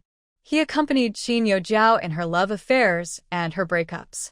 He even followed her when she got married and had a child, and when she and Cheng Zihuai had a quarrel and ran away from home. You are the first person who dared to sit next to me. Lu Yuanci spoke again. His tone was unclear, but Pei Yunj heard a bit of sarcasm in his voice. You can ask someone to switch with you. Pei Yunj raised his eyebrows lazily, with an indescribable sense of boldness and rebelliousness in his bright and charming manner. No need. Lu Yuanci said lightly, I don't plan to be special, but I don't want anyone to disturb me. At this point, he suddenly raised the corners of his lips. New desk mate, remind me that Yojiao is very popular. After that, he picked up the school uniform and walked directly out of the classroom. Lu Yuanci knew that Pei Yunj would encounter some troubles, but he was not a hero who saved the beauty. He didn't like trouble even more. Lu Yuanci didn't come back until class started. The teacher on the stage glanced at Lu Yuanci's seat and didn't ask a word. Obviously, this was not the first time he skipped class. At noon, Pei Yunj received a reply email, and his eyebrows moved unconsciously, and he got up and went to the school rooftop again. Because he had just arrived in another world, Pei Yunj had to find a job first. And with the background and age of the original owner, there was almost no suitable job. So Pei Yunj could only find an old job abroad. However, as soon as Pei Yunj left, several girls from class 7 gathered together. Sister Ling, this poor relative of Qin Yojiao's, is really a high-level person. Did you hear how she spoke to Lu Yuanci just now? Was she afraid that Lu Yuanci would not pay attention to her? The girl was a little weird. She's pretty, the new school beauty. The boy, who was about to leave with a basketball in his arms, said with a smile. Qin Yojiao is talented and is in the top 3 in the grade. What's she? Apart from her face, how can she compare to Qin Yojiao? Yes, of course. Those long legs and thin waist are a true example of absolute domain and orientation sniping. Get lost. Don't bother me, the girl said coquettishly. After the boy left nonchalantly, Ling Jiwei's face darkened. Everyone in the class knew that she liked Lu Yuanci, and they also knew that Lu Yuanci liked Qin Yojiao. But Qin Yojiao and Cheng Zihuai, a senior student, were always together, so she wasn't worried at all. But now, a transfer student from a third-rate high school dared to compete with her for her. Ling Jiwei sneered. It's time to teach her what it means to be obedient. Hearing this, the other girls couldn't help but gloat. Sister Ling, are you trying to be overbearing and protect your husband? The girl deliberately said something nice. Ling Jiwei raised the corner of her mouth with an arrogant look. Stop talking nonsense. I have a good relationship with Yojiao. I'll help Yojiao with things that she disdains to do. Pei Yunj finally returned to the classroom until the afternoon self-study session. Hey, newcomer, come here. A girl sitting on the podium shouted arrogantly. Pei Yunj glanced at her unhurriedly, her red lips hooked lightly, and turned around to leave. Seeing Pei Yunj's disdainful look at her, Ling Jiwei's eyes suddenly became sinister. She clenched her fists and sneered repeatedly. This Pei Yunj is really crazy. She really thinks that no one in Hongdae can deal with her, right? Not long. Before Pei Yunj returned to her seat, she saw that her seat was covered with black paint, and even her textbooks were completely ruined. At this moment, the people around were silent and indifferent to this scene. Only a few boys looked at the silent Pei Yunj and felt pity for him. This is too cruel to destroy a beautiful girl. Ling Jiwei looked at Pei Yunj's motionless back from the podium and immediately let out a breath of anger. She jumped down lightly and smiled with ease and satisfaction. Since you are new here, I think I need to teach you some rules. Suddenly, Pei Yunj asked who did it. Hearing this, everyone was stunned. They didn't expect Pei Yunj to ask this. Who do you think did it? Ling Jiwei folded her arms, stood proudly in front of Pei Yunj, and smiled brightly. She is the daughter of a vice president, so how could she be afraid of this awful and rogue relative of the Qin family? It's you? Pei Yunj turned his head, and an unknown arc appeared at the corner of his lips. But deep in his eyes, there was an impenetrable coldness. When Ling Jiwei and Pei Yunj looked at each other, they felt a little creepy for some reason. But then he laughed again. What do you think? Pei Yunj, has anyone ever told you that you think too highly of yourself? As soon as he finished speaking, a person stood at the door. It's Lu Yuanxi, who is back. He glanced at the two people who seemed to be in an awkward mood, and when he walked to his own position, he roughly understood what was happening. Lu Yuanxi frowned, feeling inexplicably reluctant. who did it? Lu Yuanxi asked. After asking, everyone in the classroom was shocked. When did Lu Yuanxi ever take care of such a thing? Ling Jiwei's face was ugly. She clenched her fists, her nails digging into her flesh. When she was hesitating whether to admit it, a voice came from outside.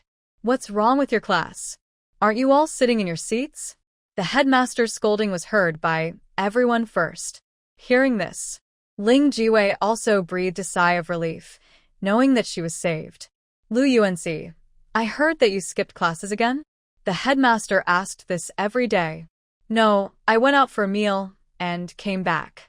Lu Yuanxi lazily touched the back of his head. This meal took 3 classes. Don't do it again next time. Everyone else in the class could recite the headmaster's words. But every time Lu Yuanxi did it again, they didn't care. After all, the Lu family is rich and powerful. Okay. Lu Yuanxi perfunctorily responded. Seeing this, the headmaster no longer stared at Lu Yuanxi, but looked at Pei Yunj. He frowned, obviously unhappy. Are you the transfer student? This student is too famous in their teaching group. Most of the teachers disagreed with a student who couldn't keep up with the progress in ordinary high schools, staying in Hengda.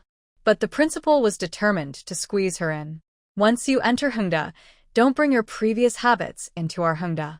Otherwise, it will be useless no matter where you go. The dean of teaching had an indescribable disgust. Why don't you go back to your seat? Pei Yunj laughed instead of getting angry. She had very beautiful eyes and smiled brightly. Teacher, please sit down first. As soon as the dean of teaching finished speaking, he saw that the seat next to Lu Yuanxi was messed up. It was a mess. You can tell at a glance that someone has made fun of him. Who is bullying the new students like this? The dean of teaching asked sternly, but he didn't take it too seriously. It would be best if this new transfer student could drop out. Teacher, it was probably an accident. One of the girls who had a good relationship with Ling Jiwei said with a smile. Hearing this, the dean subconsciously looked at Ling Jiwei more and suddenly knew who might have done this. Not only the students, but even their teachers actually knew who liked whom in private. This was also Ling Jiwei's style. This matter will be investigated, and people will apologize. The dean thought for a while and said, His nephew is still working under Ling Jiwei's father, so he couldn't really annoy this kid. Originally, the dean thought that this matter would end like this. But he didn't expect it. Pei Yunj suddenly laughed. She said slowly, so that's the case. For a moment, everyone didn't react and saw Pei Yunj suddenly walk to the other side. Without waiting for everyone to react, the girl raised her long legs and kicked over Ling Jiwei's desk in front of everyone. The sound was so loud that it made people's scalps numb. The things on the table were broken into pieces. Ling Jiwei's face suddenly changed. At this time, Pei Yunj suddenly turned his head, raised his beautiful eyes, and licked his lips casually. His eyes were wild and unbridled, and he swept directly to Ling Jiwei's face. Sorry, classmate. I'm very angry today. Suddenly, the classmates on the field were stunned, and the dean's face suddenly turned green. What's wrong with this transfer student? He was so arrogant in front of him, and he apologized afterwards? Deliberately used practical actions to resist his solution of asking people to apologize? At this time, other students gradually discovered that they knew nothing about the new classmate's personality. Originally thought it was a beautiful girl who was bullied because of her arrogance, but unexpectedly, the new classmate's way was even wilder than Brother Liu. Brother Liu had never done this. Good. Good you. In front of me, making trouble in public, right? The dean of teaching was so angry that his eyes turned black, and he pointed at Pei Yunj and roared. It's outrageous. Liu UNC couldn't handle it. A transfer student who is nothing, couldn't he handle it? Teacher, I know I was wrong. Don't be mean to me. The overly beautiful girl in front of him lowered her unruly eyes, looking so obedient that people had the urge to forgive her. At the same time, the English teacher who didn't know the truth came in and recognized that this was a new student at a glance. She frowned and said, Dean, the child just transferred to school and hasn't adapted to the environment yet. What have you forced him to do? How uncomfortable must this child be to be scolded in front of so many people? For a while, the class was silent. What a master of confusing people. The dean's face turned red and black. Pretending, huh? I'll call your parents now. Let your parents see what you are like. The dean left in anger. Office. The dean found Pei Yunja's personal information and made a call. Qin Lang was practicing at the base. His voice was hoarse from waking up from sleep. Hello? Hello, I'm the dean of Hengda. I want to ask. Gur was bullied? Qin Lang suddenly woke up and asked immediately. The dean's forehead was throbbing. Pei Yunj maliciously targeted her classmates at school and, stop talking nonsense. Why don't you say she killed people and set fires? This was the first time Qin Lang heard such a ridiculous statement, and he sneered. Is this the dean of Hengda? He is so good at lying? Parent, you really need to look at Pei Yunj squarely. She is not what you imagined. The dean of teaching was almost mad at all these people.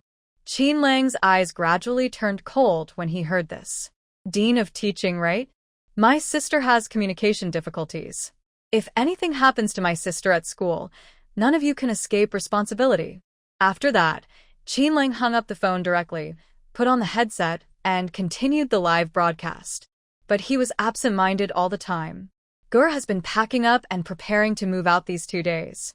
He called yesterday and asked Qin to find a way. Why didn't he make any move? Forget it, I'll ask him after the live broadcast. Qin Lang couldn't help but think of the dean of teaching just now, and couldn't help but sneer. These words were accidentally recorded in the microphone. The fans watching the live broadcast were all blown up. Husband, wait a minute, who are you talking about? Crush just called the teacher, right? Is it the sister teacher? Wait, I just got online. What sister? A crush is the young master of the Qin family. Does Qin Yojiao know? The princess of the Qin family, doted on by thousands. Whoa, God, Qin just dotes on her. Sister control. Ha ha ha ha. A captain scolded his teammates for not making progress in the base, but dissed his sister's teacher behind their backs. Afternoon. The girls around Qin Yojiao gathered around. Yojiao, your brother loves you so much. I'm so jealous. Qin Yojiao's eyes flickered. Why are you suddenly talking about this? Your brother's sister control has become a hot topic and fans are crazy at you. Only you don't take it seriously. Qin Yojiao thought that Qin Lang mentioned her casually during the live broadcast again. She raised the corners of her mouth unconsciously, but deliberately said, I've been angry with him recently. Don't talk to me about him. I'm jealous. You're still angry with this kind of fairy brother? Villaria. The man had just finished taking a shower, wearing a loose bathrobe. His black hair was wet and casually combed back. His collar was lazily half open, and his strong chest made people blush and heartbeat. His temperament was casual, but his light-colored eyes were abstinent and cold. Huashidu picked up the phone next to him. Talk about it. The person on the other end of the phone was silent for a while, but it was obviously not because of Huashida's attitude.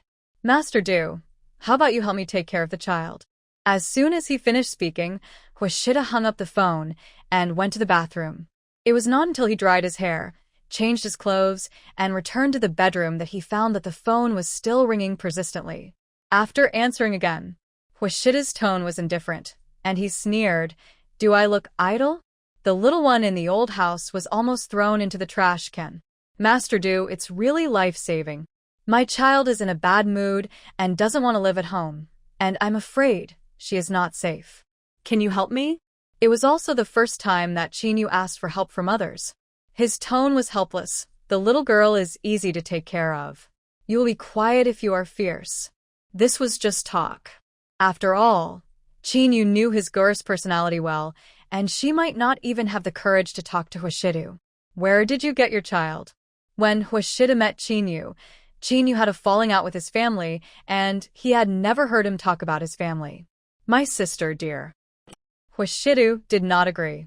He had no interest in raising a delicate little girl at home. However, Chinyu seemed to regard Huashidu as his last straw and kept calling him. But the result was that he was ruthlessly blocked. Chinyu was obsessed with Huashidu for a reason. He had been in the entertainment industry for several years and was surrounded by bad friends. Putting our own songs in their home is like walking a sheep into a tiger's mouth, isn't it? But Huashidu was different. He had known Huashidu for several years, but he had never seen any women around him. Therefore, Chinyu regarded Huashidu as a safe person. Afternoon. After Huashidu finished processing the documents, he received a message from Chinyu on his assistant's phone. "Master Du, it's only 2 months. I'm sure I can coax him back home." Then, Pei Yunja's basic information was also sent to Huashidu, including a recent daily photo of Pei Yunj. When the man's slender jade-like fingers casually slid to the photo, they stopped. His cold, pale eyes showed interest. Turns out it was her. Foreign. Backstage at the concert. Chinyu received Huashidu's reply. "Let me think about it." Seeing this, Chinyu thought that it was his perseverance that moved Huashidu. He couldn't help but breathe a sigh of relief. Hongda High School. It has spread all over the school that the transfer student from Class 7 is prettier than Chinyu Jiao. But he embarrassed his classmates in front of the teacher as soon as he arrived. What's the use of being good-looking? He is just another uneducated idiot. These rumors also reached Chinyu Jiao's ears. It made her feel a little relieved. Even if Pei Yunja's temperament changed inexplicably, it could not change the fact that she was mediocre and dull. "Yo Jiao, who is Pei Yunj to your Qin family? She dared to kick over my desk today." Ling Jiwei gritted her teeth. If the head teacher and the other party had not warned her, she would definitely punish Pei Yunj severely. Chinyu Jiao's eyes quickly flashed with emotion, and she touched her bandaged hand. "Don't blame her. Since she pushed me downstairs last time, and her brother sent her to a mental hospital, she has been a little stimulated." "Been to a mental hospital?" Ling Jiwei was surprised. She has always been withdrawn. In the original school, she was also persuaded to drop out once. Chinyu Jiao smiled. It seems that she was caught cheating in the big exam. Anyway, it was a bit too much. Don't spread this matter. It's not good for her. Ling Jiwei's eyes flashed with a strange light, but she smiled disdainfully. Of course I won't. But to be honest, there's really no comparison between this poor relative and the daughter of a celebrity. I heard that you got second place in the total score in this exam, and first place in physics. Teacher Jean praises you every day in our class. Chinyu Jiao couldn't suppress a smile on her face. You're in good shape this time. Just after school, Pei Yunj took out her mobile phone and found an unfamiliar overseas number that called her a lot. She raised her eyebrows and just called back when she was connected. Is that Miss Pei? Yeah. Pei Yunj responded. I'm Marcus. I just talked to you. I want to know, do you really not consider coming to our country to develop? This was not the first time Marcus asked this question, trying to get her to immigrate and change her nationality. Pei Yunja's emotions faded, and he chuckled lazily. Mr. Marcus, I hope we can both be sensible people. Then why don't you stay in the Institute of Computing Technology in your own country? Marcus couldn't help asking. He was too curious about this person. He knew almost all the people who were competing for the top in the field of computing technology, but she was completely out of nowhere. Because the application deadline this month, this person hacked into the official website of their Institute of Computing Technology and deliberately left a loophole. This seemed to be polite for them to make a choice and decide whether to keep her. In fact, it was because she knew long ago that they would definitely let her stay. Because of her directional academic paper and data visualization. They don't want me. Pei Yunj raised her red lips, and this was not convincing to Marcus at all. This level is what the Institute of Computing Technology in various countries is scrambling for. Okay, then we will sign a temporary contract first and pay you 3 months' salary according to your requirements. If you change your mind, our country welcomes talents like you at any time. Marcus said sincerely. In any circle, ability comes first. Thank you. Pei Yunja's brows relaxed, and the corners of her lips curled up. But unexpectedly, she saw Lu Yuanxi behind her in a blink of an eye. Hang up first, talk next time. Pei Yunj hung up the phone and heard Lu Yuanxi ask, Who are you talking to? My part-time boss. After Pei Yunj finished speaking, Lu Yuanxi realized that most girls of this age like to wear some accessories, like Qin Yo Jiao, a watch costs hundreds of thousands. But Pei Yunj was clean all over. Lu Yuanxi's eyes flickered. Wasn't she staying at the Qin family? With the power of the Qin family, how could they let her work part-time? Lu Yuanxi unconsciously felt compassion. Don't delay your studies. However, as soon as these words fell, the two looked at each other, and the atmosphere froze for a moment. There's nothing to learn. She smiled lazily and walked around him and left. This unlearned look made Lu Yuanxi's eyelids jump. At least she is a distant relative of the Qin family. How could her personality be so different from Qin Yo Jiao's? As the eldest daughter of the Qin family, Qin Yo Jiao is almost good at everything, and even her grades are in the top 3 in the grade, and she has never fallen out. She has extremely high demands on herself. The night is getting darker.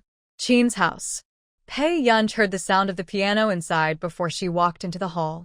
When she raised her eyes, she saw a pair of elegant mother and daughter under the crystal chandelier, playing 4 hands intimately and tacitly. This scene, the original owner has seen several times. The corners of her lips curled up slightly, and she casually picked up her backpack and prepared to go back to her room. Yeah. Qin Lang, who had been waiting anxiously beside him, spoke. This made Qin's mother and Qin Yo Jiao notice her. Qin Yo Jiao's eyes flashed with a dark color. She turned her head to look at Qin's mother and said coquettishly, Mom, everyone said that my hand was injured. Are you deliberately using me as a contrast? Before Qin's mother had time to look at Pei Yunj, her eyes fell on Qin Yo Jiao again. She was amused and stretched out her hand to scratch Qin Yo Jiao's nose. How come this temper is as strong as when Mom was young? If you don't know, you would think this is a biological mother and daughter. Let's eat, stop playing. Perhaps feeling the unusual atmosphere, Qin's father, who was sitting on the sofa, spoke. Then his eyes fell on Pei Yunj. He was stunned for a moment, probably because he didn't expect Pei Yunj to look like this without any smears on his face. Girls look much better when they are plain and simple. Father Qin said calmly. Pei Yunj glanced at the people around him slowly and felt for the first time that eating was a hassle. She said something and went upstairs. Put your bag down first. Hearing this, Father Qin couldn't help but glance at Pei Yunj's back. He rarely saw her with such a lazy expression. At this time, Qin Yo Jiao's voice interrupted Qin's father's thoughts. Dad, I took the 2nd place in the grade this time, and I'm only 2 points away from the 1st place. Can I come to my daughter's parent-teacher meeting? Qin's father heard it, and a hint of pampering appeared on his cold face. Didn't we agree that the 1st place is enough? But this time, my daughter won a prize. Qin Yo Jiao tilted her head and said, What prize? If you don't go, I won't tell you. Qin's father couldn't help laughing. Usually, someone just pampers you too much. Okay, I'll attend. What do you mean by pampering Jiao Jiao too much? Daughters are meant to be pampered. Qin's mother retorted unhappily. The atmosphere of this family of 3 is extremely harmonious. Qin Lang, on the other hand, bit a cigarette, said nothing, and was in a depressed mood. Did Gur see their family, including their 3 brothers, caring for Qin Yo Jiao in the past? Perhaps in her heart, she has long felt that she is always an outsider who can't fit in. Thinking of this, Qin Lang felt even more uncomfortable. What are you doing sitting there? Didn't you hear your dad say it's time to eat? Qin's mother asked. No one is here yet. What's the point of eating? Qin Lang said in a nonchalant tone, a little cold. The words fell, the atmosphere was silent. In fact, the Qin family couple did feel guilty about Pei Yunj, but they couldn't turn it into pampering. Especially Qin's mother. At this moment, Qin Yujiao bit her lips white, and a gloomy look quickly passed across her face. Third brother never thought of Pei Yunj before. Why is he so concerned about Pei Yunj's existence now? Pei Yunj went downstairs and found that this family didn't go to dinner, as if they were waiting for her. Come on, let's eat together. Qin's father took the lead. Pei Yunj responded indifferently and sat down together. Not long after, Qin's father found a topic. Why don't you come back with Jiao Jiao? I don't want to. Pei Yunj's words were concise, which made Qin's mother frown unconsciously. But when she just raised her head and happened to look at Pei Yunj, she paused. She forgot to say anything. Pei Yunj's eyebrows and eyes looked like her, even if the feeling given to people was completely opposite. Qin's mother turned her face away almost immediately, picked up the wine glass with some trembling hands, with an imperceptible embarrassment. She could never erase this blood relationship. This scene also fell into Pei Yunj's eyes. She watched it leisurely, with a hint of ridicule in her eyes. Suddenly, Qin's father asked, in a few days, the old lady Lu's birthday party will be held. Yunj, do you want to go? This almost made Qin Yujiao stop her hand.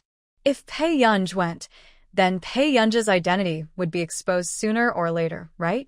Usually these are all Jiao Jiao who goes. There is no need to change. Qin's mother suddenly interrupted, anxious as if she was afraid that Pei Yunj would take away Qin Yujiao's things. And Qin Lang's eyes became colder. Mom, until now not many people know about Gur. She is from our Qin family. Why don't you think about your sister? Mother Qin interrupted Qin Lang and asked. Seeing Mother Qin's look of defending Qin Yujiao, Qin Lang's fists clenched white. He really wanted to tell Mother Qin that this daughter whom you doted on, she didn't even bother to attend your funeral when you were at your most miserable. And Gur, her own daughter whom she treated as nothing, spent half her life to extract bone marrow for her when her health was at its worst. Qin Lang took a deep breath. Isn't Gur my sister? Hearing this family arguing for her for the first time, Pei Yunj's eyebrows moved unconsciously. Yujiao has always been a great honor to our Qin family, and the Chung family will also go to this birthday banquet. Mother Qin was speechless for a moment, and then she retorted. But she didn't think that what she said was that Pei Yunj would embarrass her. then, Before Father Qin could speak, Pei Yunj sneered. I don't want to go. She just wanted to break away from the Qin family as soon as possible. The original owner was able to stay in this family for so many years, and he really had a good temper. Gur, Zihui doesn't have any feelings for you. Qin's father paused, but I can see that he likes Jiao Jiao. I don't want this to ruin the relationship between our families. These words were all about protecting Qin Yujiao. Pei Yunj picked up the rice leisurely, and she had no appetite. The cold light hidden in her eyes floated. She curled her lips as if smiling. I will only answer once. I have no interest in you, and the same goes for anyone in the Chung family. Immediately, Pei Yunj stood up and left the table. Okay, you continue. This rebellious attitude almost made Qin's father and mother unable to react. Where are you going? Qin's father asked with a gloomy face. Let's go somewhere fun. Pei Yunj's leisurely voice made Qin's father look ugly quickly. Originally, Pei Yunj was just a poor student with character flaws, but it wasn't that serious. But he wasn't as unbridled as he is now. He was simply stubborn. Pei Yunj, I don't expect you to be as sensible and smart as Yujiao, but can you be obedient? Qin's father was angry. Qin Yujiao, who was next to him, took this scene into her eyes and gently pressed down the arc of her mouth. It was also the first time she saw Qin's father angry. At this time, Pei Yunj had already walked away, and I don't know if she heard Qin's father's last words. Children are not raised by their own side, and they are not like their own family after all. Qin's mother scooped a bowl of soup and handed it to Qin Yojiao. When he was about to scoop the second bowl and give it to Qin Lang, he saw Qin Lang put down his chopsticks and walked out. Qin's mother's face changed. Qin Lang, where are you going? Looking for my sister. Qin Lang put on a baseball cap to block his handsome face and said sarcastically. These words made Qin's mother's face change again and again. Qin Lang. Qin Lang ran into the darkness outside the door, without looking back. Qin's mother realized at this time that Qin Yojiao said that Qin Lang had changed, and it was really changed. Muse Bar. The atmosphere in the box was ambiguous, and the guests hugged the women's waists and laughed. Only a lazy man folded his long legs, leaned his back loosely on the sofa, and held a cigarette in his hands with even knuckles. It seemed that everything around him had nothing to do with him. At this moment, many women were secretly looking at the man who made their heart beat faster, not far away. But because of his indifference, they did not dare to come forward. Master Do you really not want a servant? The boss smiled with countless wrinkles on his face and said flatteringly. After the words fell, several women couldn't help looking over, wanting to be chosen.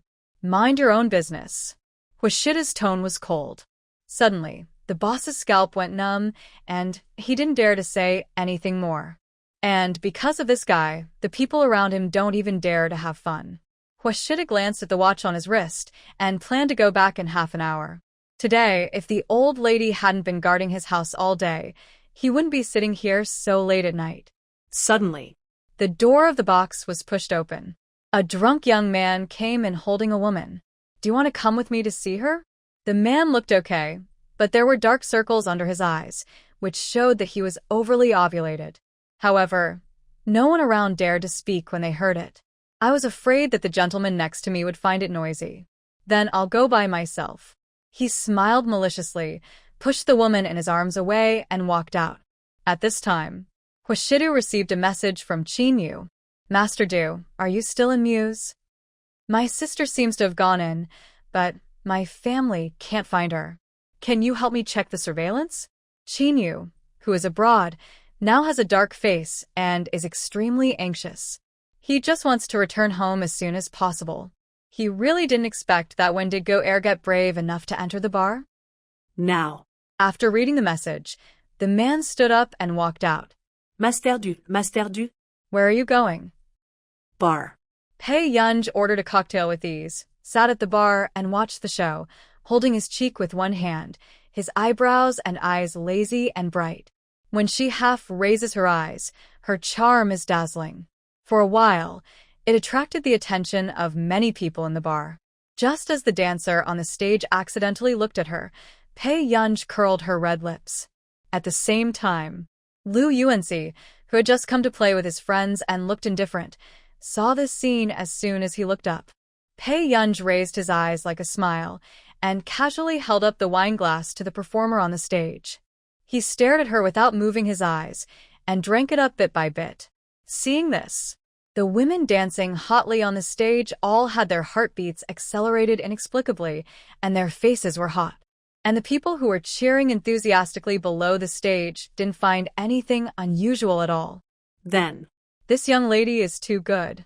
She's good with both men and women? I've seen it for the first time. Lu Yuanxi's friends looked at Pei Yunj and sighed. But just for this face, he also wanted to swim into his sister's fish pond. However, Lu Yuanxi's face darkened. It seems that his desk mate has an even more undisciplined private life than him. He actually believed Pei Yunj's lies about finding a part-time job. But it feels a little familiar. Brother Lu, what do you think? Before the friend finished speaking, Lu Yuanxi turned around and left. Hey, Brother Lu, why don't you wait for me? Bar. After the woman stepped down from the stage, she walked to Pei Yunj's side with a sweet smile. Miss, if you are alone, can I sit here? She looked at Pei Yunj with great interest. In fact, people like her who have been in the entertainment industry for several years have long been immune to high looks. But when she saw the person in front of her for the first time, she still automatically came to a conclusion in her mind. Too beautiful, but there is no warmth in her smiling eyes. It gives people a sense of unknown, and people can't help but approach with curiosity. When you enter the door, you'll see someone holding a camera. Go change your clothes first, Pei Yunj said without raising his head. Hearing this, the woman paused and touched the mask on her face. You recognized me? The high notes are very stable, the image is good, and the dancing skills are solid. Can't you become popular? Pei Yunj seemed to be looking for a random topic to chat about. However, it directly hit the woman's life. She did come here to work part-time just to find a feeling, but currently, only 2 people knew her true identity. Yu Manran couldn't help but turn her head away, picked up the cigarette box at random, and just as she picked up the cigarette with her slender fingers, she was about to bring it to her lips.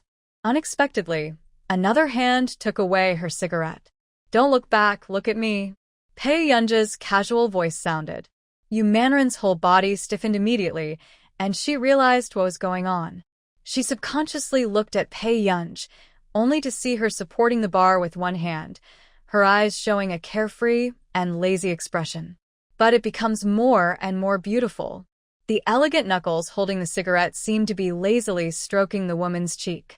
Just now, he clearly saw that it was Yu Manran who wanted to smoke, but he ended up photographing Yu Manran being touched on the face by another person's hand holding a cigarette. Moreover, this photo cannot prove that it is Yu Manran. Not long after, Pei Yunj returned the cigarette to Yu Manran, but Yu Manran seemed scared and threw the cigarette away. It was a close call. I almost got hacked by the entire network. She doesn't have a very good public image. Be careful next time. After saying that, Pei Yunj put a few red banknotes under the wine glass and prepared to leave. When Yu Manran saw this, she subconsciously asked anxiously, "Can you help me?" For some reason, she always felt that Pei Yunj could help her. I'll give you money," Yu Manran stammered. She regretted it right after she finished speaking. Would the person in front of her misunderstand her? Would he think that she was being humiliated? Who knows? The person who was about to leave stopped. Pei Yunj looked at her. Okay. Yu Manran. Is it so real? Not long after the chat, Yu Manran left. Pei Yunj just came out of the bathroom and saw 3 or 4 men leaning against the dark corridor not far away. She took out a tissue, wiped her hands, and was about to leave. Suddenly, a voice came from the other side. Miss, why are you leaving? Don't you want to stay and play with us? The harsh laughter of several men with bad intentions rang out. Pei Yunj raised her eyes and saw someone blocking her. You can leave if you want to, but light a cigarette for our Ling Xiao first. Hearing this, Pei Yunj's eyes fell on the man next to him, who looked like a rich kid. At this time, the man called Ling Xiao was also looking at her unscrupulously. I really didn't expect that Muse would come to such a beauty. Light a cigarette? Pei Yunj raised her eyes slightly, and the smile did not reach her eyes, but in the eyes of others, it was charming and seductive. Sure. Then, Pei Yunj took out a cigarette from the cigarette box. Without waiting for anyone to react, he picked up the lighter. This look of being well-behaved made them even more impatient. Such an obedient woman is rare. Then, tonight, we'll have some fun. However, the next moment, the girl in front of him suddenly squatted down, raised the cigarette ace, and casually lit it with a lighter. After a while, white smoke curled up. Seeing Pei Yunj's action, several people didn't have time to hide their smiles. Then, she half lowered her eyes, hiding the faint coldness. They heard Pei Yunj's playful smile. Does this smoke look like the incense on your grave? For a while, the smiles on the faces of several people were a little bit off. Gradually, they became gloomy. Don't you know what's good for you? Ling Xiao looked at Pei Yunj ruthlessly. Before, he wanted to cherish this woman. After all, she was so beautiful, and he should play with her for a few more days. It's so boring to ruin her at the beginning. But now, he thinks she just wants to suffer more. Yeah, I'm used to it. After all, she has been ungrateful for so many years. Pei Yunj stood up, flipped the lighter, and said leisurely with a hooked lip. When Ling Xiao heard it, a sinister look flashed across his eyes, and he sneered. Did you hear it clearly? Teach her how to speak with this tongue today. Yes. Several people approached Pei Yunj step by step, sneering in their hearts, and didn't take Pei Yunj seriously at all. What can a girl who looks about 20 years old have? However, just when someone reached out and wanted to cover Pei Yun's mouth and nose first, the next second, the other hand grabbed his collar faster. Immediately, without waiting for anyone to react, the thin white hand suddenly pulled hard. The tall man had to bend his waist and look up at Pei Yun with difficulty. You. The man was shocked and terrified, but he couldn't get rid of her hand. The people next to him were too stunned to step forward. Idiot. What are you doing? Why don't you go up and catch her? Ling Xiao's face was full of anger. Hearing this, the eyes of several people flashed fiercely again, and they rushed towards Pei Yun. Pei Yun let go of his hand, but kicked the tall man in the abdomen with a swift movement. He howled in pain, and his body couldn't help but lean back violently. The few people who rushed forward without preparation were almost knocked down. Seeing this, Pei Yun chuckled, picked up the curly hair that was scattered to her waist, bit off the rubber band casually, and tied a ponytail in a few seconds. Her beautiful eyes could not suppress the insolence and publicity. You're going to yell now? Suddenly, several people felt the fear of the atmosphere, but they didn't know how to deal with it. Usually when they surrounded those girls, they never failed, let alone such an extreme situation. I tell you, I'm the young master of the Ling family. If you dare to mess around again, believe it or not, I will make you unable to get along here? Ling Xiao said sternly, but he was always weak in his heart. Pei Yun ignored him, but walked straight towards them. A bunch of useless people. Why don't you protect me quickly? Ling Xiao widened his eyes and roared. He usually took them to eat delicious food, but in the end he couldn't even beat a woman. At this time, someone gritted his teeth. Let's go together. Hearing this, one of them quietly took out a knife from his waist, with a cold look in his eyes. Then, when everyone rushed forward, he rushed forward, raised the dagger directly, and slashed it towards Pei Yun's face. Originally, at this angle, it should be difficult for the girl to react quickly. But who knows? Pei Yun suddenly turned his head and grabbed his hand. The next moment, the crisp sound of bone cracking made the scalps of the people present numb, followed by a shrill scream. Pei Yun took the falling knife steadily and suddenly laughed. You are quite good at giving away your heads. When this scene fell into the eyes of others, it became difficult to breathe for a while, and the whole body was cold. Help! The man in front of him is definitely a devil. I tell you, I also know the owner of this bar. If you dare to do anything to me, you will never be able to leave this bar. Ling Xiao threatened fiercely, but his legs were so weak that he couldn't stand up straight. In fact, he was also afraid that this woman was desperate to kill him. Is it true that no one came to rescue him? He was in agony. Just at this moment, several bodyguards appeared at the intersection of the corridor. Mr. Ling, Master Du asked you to go back to the box. Hearing this, Ling Xiao suddenly turned around and looked at them blankly. Du? Master Du? Yes. The bodyguard nodded expressionlessly. In fact, Master Du's original words were that Ling Zixuan could not leave the box until he found someone. Okay, I'll go back now. Even if he has to crawl, he will crawl back. Ling Xiao just stood up. A dark light flashed in his eyes again, and he suddenly said, This woman just wanted to attack me. Master Du asked you to come to me. Can you help me deal with her? After saying, there was a hint of secret pride in Ling Xiao's eyes, and he looked at Pei Yun coldly. Sooner or later, he will take revenge on this ungrateful woman. When the bodyguard heard this, he noticed Pei Yun next to him. Miss, who are you? The bodyguard suddenly remembered that Master Du had just asked everyone in the bar to find a girl named Pei Yun. Is it Huashidu? She suddenly asked. Hearing this, the bodyguard was stunned. He inexplicably felt that the person Du was looking for might be right in front of him. Yes. Then take him away. Pei Yun was willing to let him go. Miss, what's your name? The bodyguard couldn't help but ask more questions. When Ling Zixuan saw this, he couldn't help but said, This woman almost killed me. Why are you asking her name? Why are you asking this? Didn't I ask you to take people away? Pei Yun said, and calmly threw away the knife and prepared to leave. But she didn't want to. Before leaving the dark corridor, she saw the handsome and noble man in front of her. The two of them looked at each other. Pei Yunj. He was still caught in the act. Pei Yunj didn't know why, but he always felt that it was not good to meet this man in the bar. Huashida's eyes were dark and his emotions were unclear. Master Du Ling Jixuan was overjoyed, but he didn't say anything. Then, the man laughed and walked to the girl with his slender and abstinent legs under his suit pants. His bony hand stretched out lazily from his trouser pocket. He tapped her forehead lightly as a punishment. Who agreed to let you come here, little girl? This scene fell into the eyes of others, and they were shocked. Master Du knows this girl? Suddenly, several younger brothers who followed Ling Jixuan couldn't help but feel cold all over. What if Master Du knew what they had planned for this girl just now? I'm 19. Pei Yunj retorted subconsciously. In college?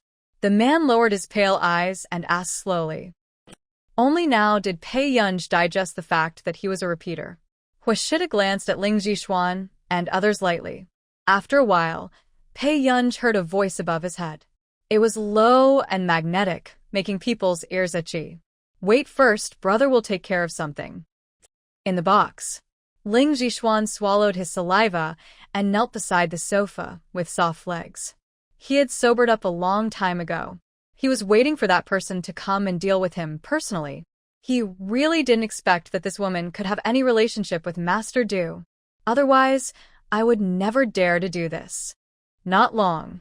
The door of the box was opened, and a strong white light appeared in front of his eyes. Then, what caught his eye was a dignified man with a slender figure, dressed in a shirt and trousers, walking up to him slowly. Huashida calmly looked at Ling Jixuan, who was kneeling in front of him with a face full of fear. Master Du, I really didn't know that he was your man.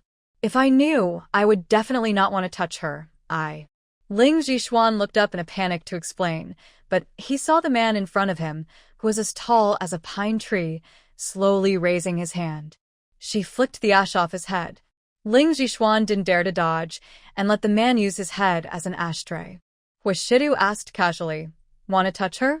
Ling Jixuan was almost frightened when he heard this. He shook his head frantically, his voice trembling and miserable. "Master Du, I dare not, I dare not. Can you give me a chance for my dad's sake? I promise, next time I see that lady, I will avoid her."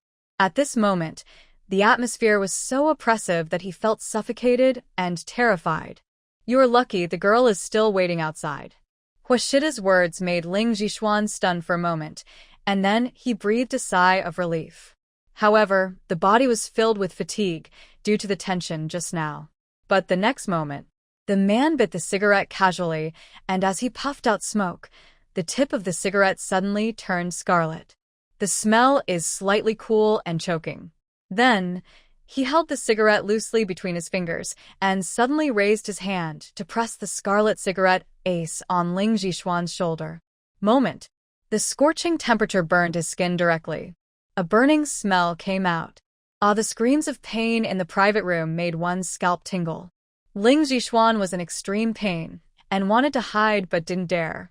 Even though he was shaking with pain all over his body, he had to endure it. Huashida chuckled, his pale eyes revealing a thin chill. He said casually, "I don't want the little girl to be afraid of me. Go away." Another box. Pei Yunj looked at the fruits and milk on the table and couldn't help but doubt the authenticity of this bar. She walked to the door. "Where is your Master Du?" Pei Yunj planned to pay back the money last time before leaving. "Master Du should still be dealing with it." The bodyguard said respectfully, "Miss, please wait a little longer." "What are you dealing with in the bar?" Pei Yunj raised his eyebrows. The bodyguard glanced at Pei Yunj, wanting to say something but stopping. In the end, he only managed to say one sentence, "Miss, what else do you want to eat?" "I'll bring it to you?" "No, I'll wait a little longer." Pei Yunj had just finished speaking when she saw Huashidu coming from not far away. "Brother, the things you gave me before." Pei Yunj was interrupted by Huashidu before she could finish. "Little girl, brother will give you a suggestion." Pei Yunj responded, "What suggestion?" Huashidu curled his lips slightly and threw away the cigarette in his hand, come with me." The night rain continued. Pei Yunj squinted her beautiful eyes while sitting in the car, thinking unconsciously there seemed to be something wrong. She was indeed happy to go with him. She didn't have to face the family that upset her. But this man didn't seem like someone who liked trouble. "I'll just stay for a few days and wait for the dormitory application to come down. I won't cause you any trouble." Pei Yunj added, "I can pay the rent at the market price."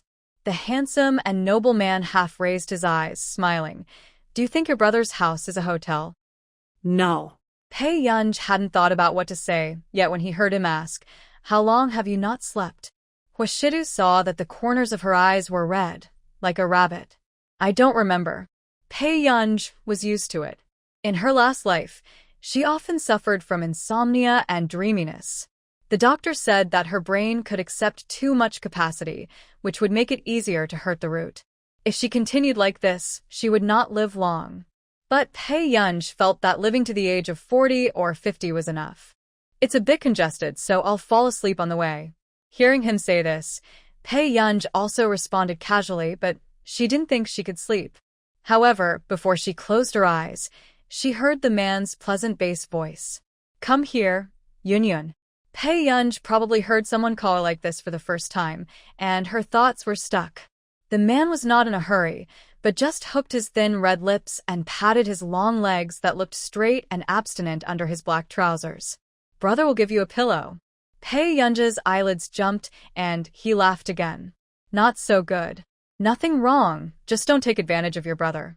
The man's pupils were light, but the tail of his eyes were raised, and he said with a hooked lip without blushing or beating his heart. Seeing Huashida staring at her, Pei Yunj sat over without any psychological burden and leaned on the man's strong long legs.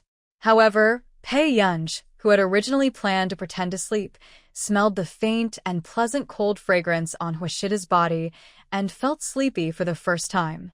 The corners of her beautiful eyes, which were red from staying up late, slowly drooped. Seeing this, a smile passed through the man's eyes, and then he remembered and picked up his phone. He sent a message to someone. "Found it. I took the person back first." After sending it, Huashidu casually threw the phone aside. He lowered his cold eyes and looked at Pei Yunj carelessly. He couldn't figure out why he brought her home. When he first met her, he just thought she was a pitiful little kitten, pretending to be good and loving to tickle people. It was interesting, but he didn't want to get involved. After he dealt with the man surnamed Ling, his thoughts changed without knowing when. This little girl is too pretty. If Qin Yu's family can't control her, she will be led astray sooner or later. Huashidu hid the darkness in his eyes and raised the corners of his lips. "Forget it." He gently rubbed her cheek with his fingertips. "Good night, Yun." In the bar, Qin Lang was still looking for someone, feeling anxious. At this time, Qin Yu's phone called. "How is it? Have you contacted your friend?" Qin Lang asked impatiently. "He has been taken away." Qin Yu added, "The person I told you last time. Where is he?" Qin Lang said immediately. "I guess he just left." Before Qin Yu finished speaking, Qin Lang ran out of the bar holding his mobile phone tightly. "Mr. Qin? Where are you going?" Qin Lang heard the voice behind him, but he didn't look back and ran out of the bar. It was not until he saw an extended version of Lincoln driving away that his eyes moved slightly. The boy's usually arrogant silver short hair was wet, sticking to his face in a somewhat embarrassing way, and the rain slid down his cheeks. With slightly red eyes, he stared at the distance where the car had disappeared. His fists were clenched tightly. His heart was empty and painful. After arriving, as soon as the car door opened, the warmth inside was eroded by the cold water vapor. Pei Yunj woke up sleepily. She rubbed her eyes and reacted after a while. Did she fall asleep just now? Awake? Huashida didn't expect Pei Yunj to wake up so quickly. Judging from the little guy's appearance, he probably hasn't slept much in the past few days. Yeah. Pei Yunj didn't organize his words well, so he asked without thinking, "Brother, do you sleep alone?" After asking, Pei Yunj suddenly felt that his question was quite rude. But the feeling of peace and stability was too tempting for Pei Yunj. At this moment, Hoshiru seemed to have not expected that this little girl could be so direct. His eyes were full of meaning, and a hint of mischief flashed across them, but his lazy ending was long and lasting. Yunyun, you are an adult too, so please control yourself in front of your brother. After entering Hoshiru's villa, Pei Yunj discovered that it was more than twice as big as Chin's. But the style is simple and elegant, from the facade of the wall to the spatial layout. It makes people feel comfortable. Second. Where is Alas? Pei Yunj asked, then he realized that Hoshiru was on the phone with Xiao and Mo at the old house. After Hoshiru finished speaking, he instructed the person on the other end of the phone, make some hangover soup and send it over. After hanging up, he looked at Pei Yunj and said, drink the hangover soup before going to sleep. Don't go to the bar next time. Okay. Pei Yunj responded absent-mindedly, but in his heart, he was thinking about how to stay with Hoshiru longer. Just now in the car, it can be said that it was the first time she had a good sleep in more than 10 years. And this is all because of the man in front of me. Soon. The older maid who brought the hangover soup walked into the hall and looked surprised when she saw Pei Yunj. Auntie, is this for me? Pei Yunj sat on the sofa, holding his chin and looking at her with curved eyes. It should be. After the maid reacted, she quickly handed the hangover soup to Pei Yunj. This hangover soup tastes good. Miss, drink more. Thank you, Auntie. Pei Yunj took it and lowered his head to drink. Miss, just call me Aunt Meow. Aunt Meow liked this girl very much when she saw her for the first time. She was very smart and much more likable than the girls chosen by the old lady. Aunt Meow, my name is Pei Yunj. You can call me Yunj. Aunt Meow immediately shook her head. The rules can't be messed up, so I'll call you Miss Yunj. Hearing this, Pei Yunj didn't force it. Aunt Meow didn't expect that Master Du would actually bring a girl home. Thinking secretly, I have to report to the old lady quickly. The next day, Hunda, Class 7, Grade 2. The teacher on the podium was angry. Lu Yuanci, are you becoming more and more unruly? You don't wear school uniforms and you don't bring homework? Lu Yuanci didn't care, but looked out the door, wondering why that guy hasn't come today. Did you hear me talking to you? In this school, are there any students who are more arrogant than you? The words fell. Lu Yuanci's eyes flashed with impatience, and he turned his head and was about to speak. But he heard a voice at the door. Report. For a moment, everyone's eyes were focused outside the door. Only a girl with black hair, red lips, and white skin was seen standing lazily in a school skirt. Her beautiful eyes made people itch. However, what the people's teachers pay attention to is always sharp. Transfer student? Yes. The teacher took a deep breath. Where's your school bag? Pei Yunj thought about it and said honestly, I forgot to bring it. Everyone. The person in front just didn't bring homework and didn't wear school uniform. This person didn't even bring a school bag to school. One is wilder than the other. Pei Yunj's school bag is at Chin's house, and it is indeed impossible to get it early in the morning, but she is too lazy to explain so much. Okay, I think your Class 7 is truly a backdoor class. The teacher was furious. Teacher, can a transfer student replace our class? Ling Jiwei, who had been enemies with Pei Yunj before, laughed sarcastically and said, can we stop the school from inserting someone into our class? That's right. I heard before that the high school spirit in Jiangpu district is not good. The undergraduate rate is not even 40%. Another girl echoed, her tone arrogant and superior. They have always looked down on students who have poor academic performance and poor family background. So, what if Pei Yunj has a relationship with the Qin family? Is her last name Qin? Why is a poor relative of Qin Yujiao so arrogant in front of them? Do you think that if your parents didn't have such good resources, you would be able to study for a bachelor's degree? The physics teacher asked expressionlessly. Suddenly, several people wanted to say something but stopped themselves and could only shut up angrily. The physics teacher was always stubborn and didn't care how rich the students were. You too, after class, each of you will have to copy down the key points in the physics book 3 times. Do this for me this week. The physics teacher was furious. He has been teaching for so many years, but he has never seen such a naughty student. Good. When Lu Yuanxi heard Pei Yunji's response, he had to frown and nod. Only later, the physics teacher discovered that these two troublesome students were actually sitting at the same table. Lu Yuanxi forgot to bring his physics book, and the other one simply didn't bring anything, so they couldn't even read together. The physics teacher took a few deep breaths before facing them calmly. Find someone to watch it with you. After he finished speaking, Lu Yuanxi's friends who were playing with him soon asked him to sit over and watch. But Pei Yunji seemed isolated and helpless. Lu Yuanxi frowned, seeing that none of the girls in the class seemed to be on good terms with Pei Yunji. Just as he was about to give the book to Pei Yunji, he heard her say indifferently, "Teacher, I'll just listen." Then, as soon as he finished speaking, a chubby boy next to him spoke cautiously. "Pei, classmate Pei, do you want to watch it with me?" Pei Yunji's eyes flickered slightly, and his gaze fell on him slowly. Not long. Pei Yunji sat next to him. "What's your name?" "My name is Chu Zhixing." The chubby boy looked shy with a chubby face, but he has big eyes and a high nose bridge. She is fair-skinned and wears a clean school uniform, which doesn't make people feel unpleasant at all. "It sounds nice."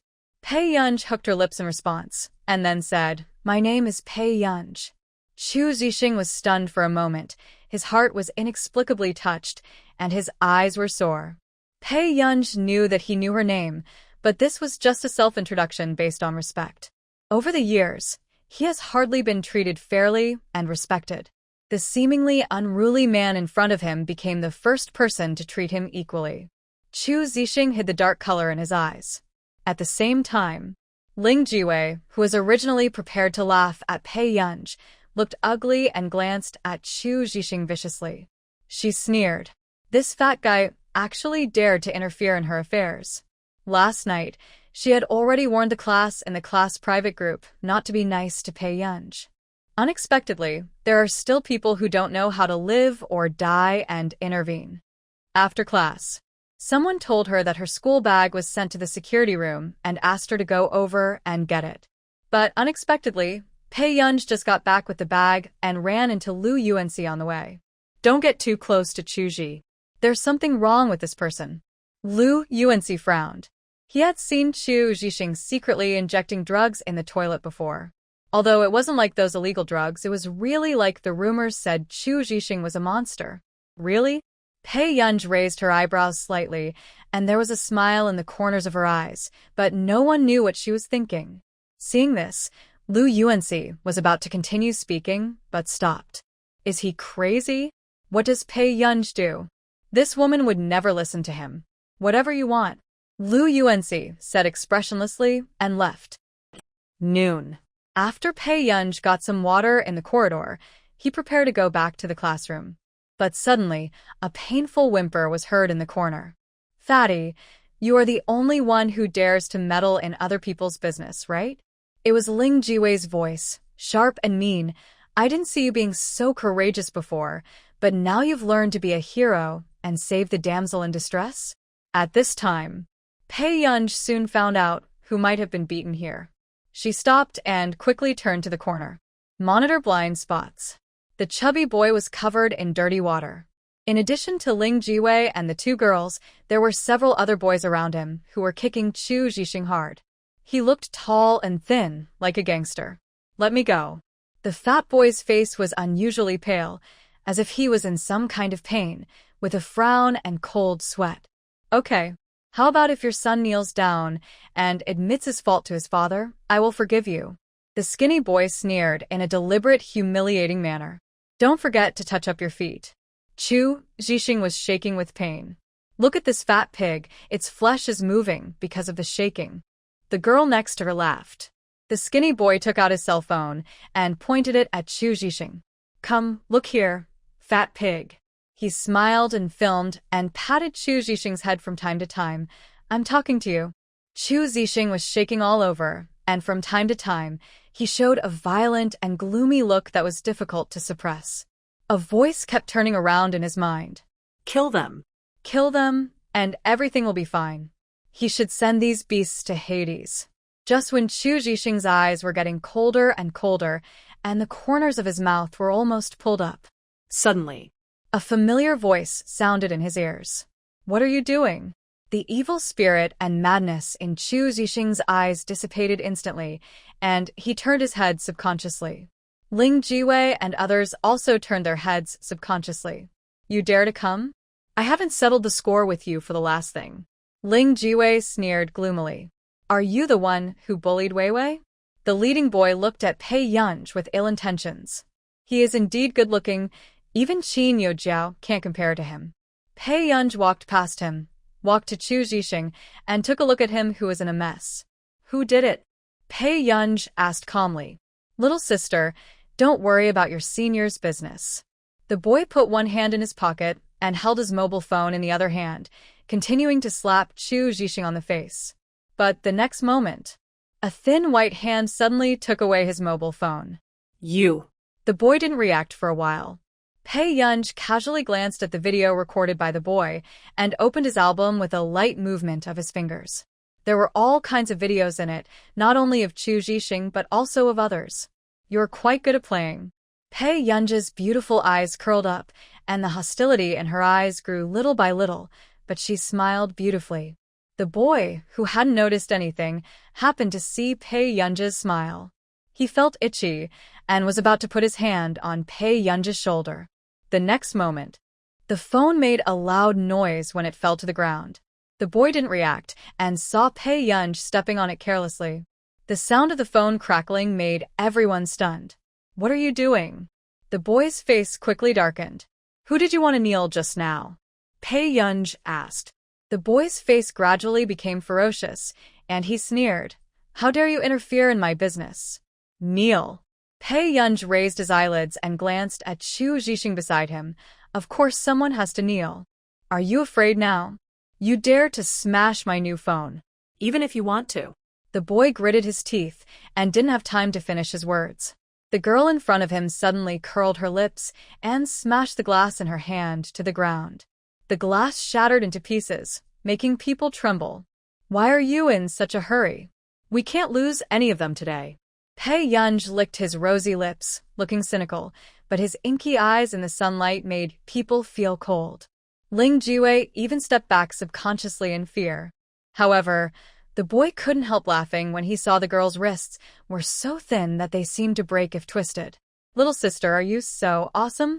After he finished laughing, he looked at Pei Yunj with disdain and said, Weiwei, just stand by and watch how Brother Qian vents his anger for you.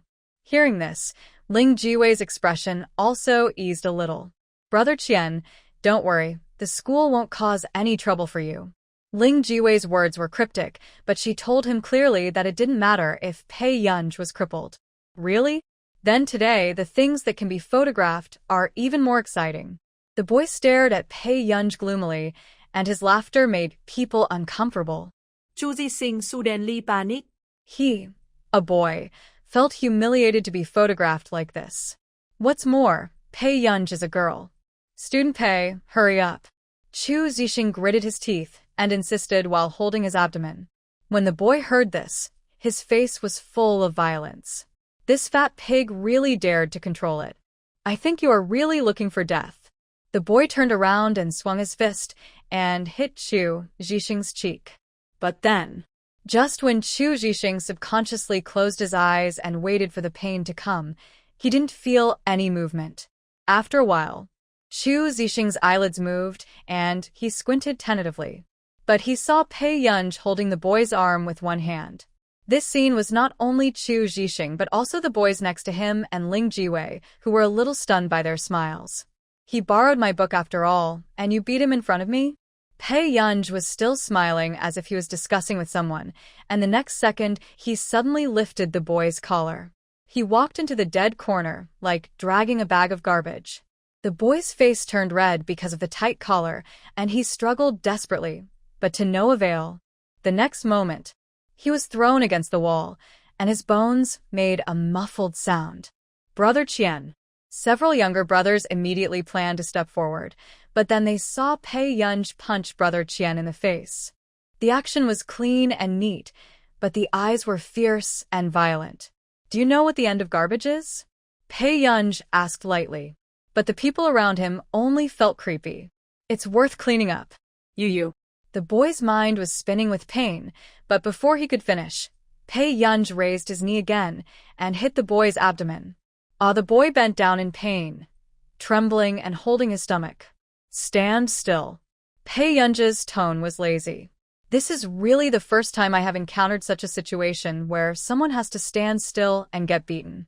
The boy was obviously afraid of this ruthless man, and he endured the pain and slowly straightened his back. Classmate Pei, you're dead. Your classmate is gone. I promise I will never bother him again. Sorry for the trouble.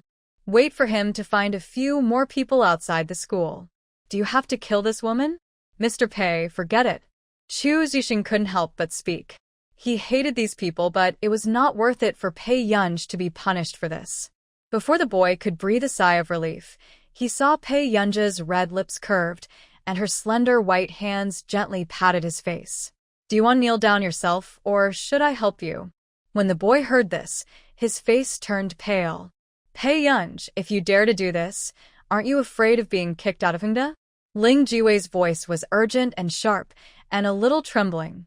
She really didn't expect Pei Yunj to treat them like this. Don't worry, you're the next one. Pei Yunj glanced at her slowly. His tone was cold. Ling Jiwei's heart suddenly turned cold. The next moment, she saw Pei Yunj grab the boy's collar and said, "Don't choose? I've chosen for you." As soon as he finished speaking, Pei Yunj suddenly let go of the boy and kicked him in the back. The boy screamed and rushed directly to the glass fragments on the ground. There were not many fragments, but there was still a piece that pierced his thigh flesh. The blood dyed it red. The boy's face was painful, and he screamed again. My leg! My leg! Ling Jiwei looked at the scene, and her pupils shrank. Her pretty face was pale. Pei Yunj, you dare to fight in school? Ling Jiwei couldn't help screaming until Pei Yunj's eyes moved to her. My father is the vice president of a listed group. Pei Yunj, you can't touch me. Just then, Pei Yunj just raised her eyes, and before she turned her head, she heard a faint scream of pain beside her. She narrowed her eyes slightly, and in a blink of an eye she saw Chu Zixing's breathing disordered, his face abnormally pale, and he looked like he was sick. What's wrong with you? Pei Yunj turned and walked to Chu Zixing. Seeing this, Ling Jiwei and the others immediately ran away. But at this time, Pei Yunj didn't have the time to take care of them. Chu Zixing's eyes flickered. His pale lips moved, and he was about to say something but stopped. He didn't want Pei Yunj to think that he was a monster. Do you need medicine? Injection? Hearing this, Chu Zixing stiffened all over. In fact, Pei Yunj noticed at first glance that there were several pinholes on the inside of Chu Zixing's elbow. I'll take you to the infirmary first. No. Chu Zixing's voice was hoarse, and he lowered his head tightly, not daring to see how Pei Yunj looked at him. Even his biological mother was afraid and distant when she saw him sick. He gritted his teeth and endured it, but his eyes were full of bloodshot, and his voice was trembling with suppression. I just need to rest for a while. Suddenly, Pei Yunj's faint voice sounded. You don't want me to kick you a few times to wake you up? Zhu Zixing. Treat the disease if you have it, understand? Who doesn't have 3 diseases and 2 pains? Chu Zixing paused and subconsciously looked up at Pei Yunj. The girl in front of him only had the usual laziness on her face and a little impatience. There was no fear and disgust that he saw in the eyes of others, treating him as a monster. Her impatience was real. She had originally scheduled a conference call with people from the Institute of Computing Technology. Now they've all been cancelled. You have such a good temper. Chu Zixing murmured with his head down. Pei Yunj's eyelids twitched. Can you get up? I can. Chu Zixing nodded rapidly, trying to get up, but nearly fell down. It was Pei Yunj next to him who gave him a hand. Pei Yunj was silent. She knew that this matter was mainly caused by her. I'm sorry. Chu Zixing's face was not very good, but he reacted and shook his head quickly. I am willing to lend it, you didn't force me to do it. Pei Yunj glanced at him. After a while, just when Chu Zixing thought Pei Yunj didn't want to talk, he heard her say again, next time if you have something, you can find me. Hearing this, Chu Zixing's eyes almost became hot. He gritted his teeth and looked at her hopefully. Can I follow you from now on? Infirmary.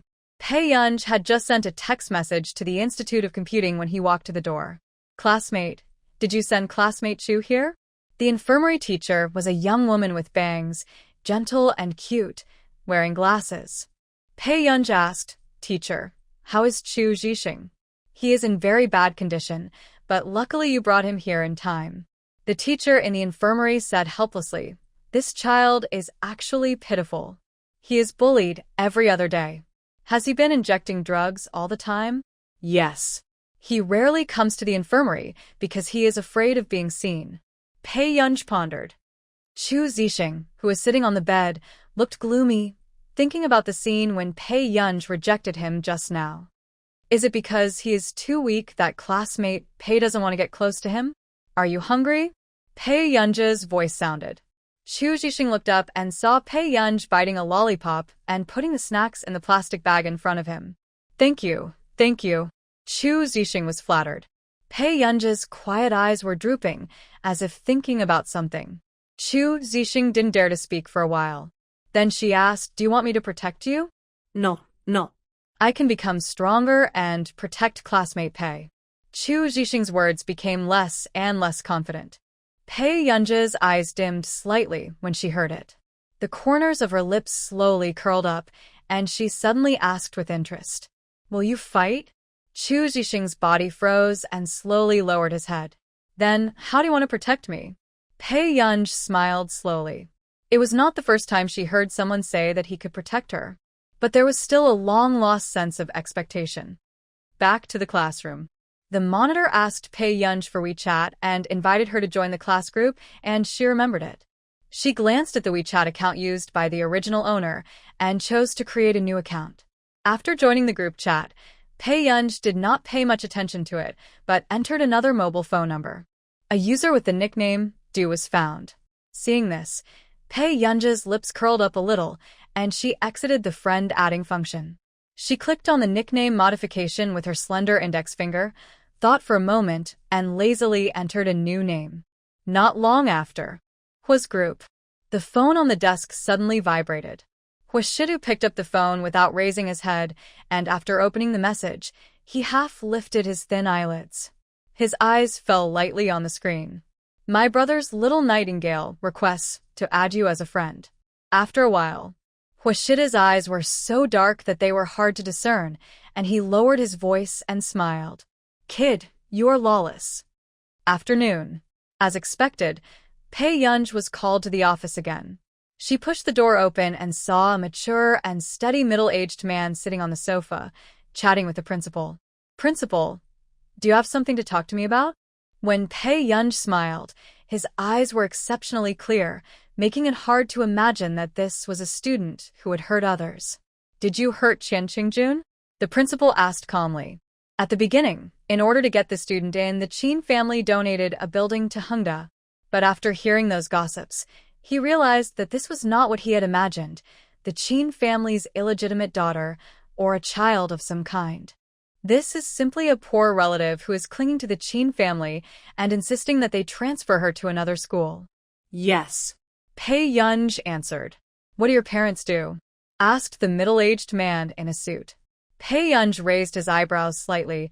I grew up in an orphanage. Hearing this, the middle-aged man couldn't help but laugh out loud, as if he thought she was brave. Then do you know who Qian Qingjun is? The future heir of Qian's company. Pei, do you know what price you have to pay for your actions? The middle-aged man smiled with deep wrinkles, but his eyes were cold. Price? Pei Yunj asked back. You want my son to kneel on the glass? I'll give you two choices. The middle-aged man narrowed his eyes and said, Either you are expelled from school, or you have to kneel on the glass once. Mr. Qian, this matter.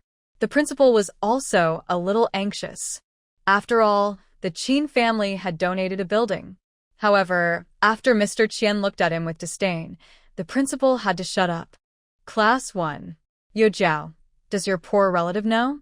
Someone ran to Qin Yo Jiao excitedly. What? Qin Yo Jiao's eyes darkened. She beat Qian Qingjun. That rich young man who crippled a student before and transferred to our school. The girl said excitedly. Qin Yojiao frowned. How is it possible? How could Pei Yunj beat Qian Qingjun? It's true. Now Qian Qingjun's father is here to settle accounts with her.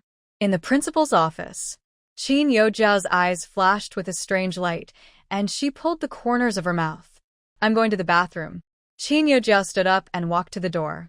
At the end of the corridor, Qin Yojiao called Qin's mother. Qin's mother answered the call quickly, and her tone was gentle. Jiao Jiao, aren't you in school? What's wrong? Mom, Pei Yunj seems to have had something happen at school.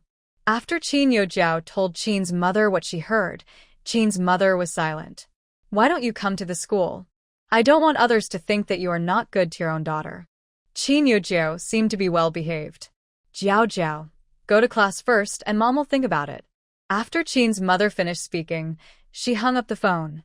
Qin Yojiao laughed and was sure that Qin's mother would come. Of course, she was not doing this for Pei Yunj's good, but to let Qin's mother see the gap between Pei Yunj and her. With Qin's mother's temper, she would only hate Pei Yunj more. Qin's old house. Qin's mother and Qin's father were on the phone. Her eyes were red, and she collapsed. I said at the beginning, don't take her back, just give her money. Now look, how much face has she lost for me? Qin's father comforted, you go and see first. I can't get away from the company.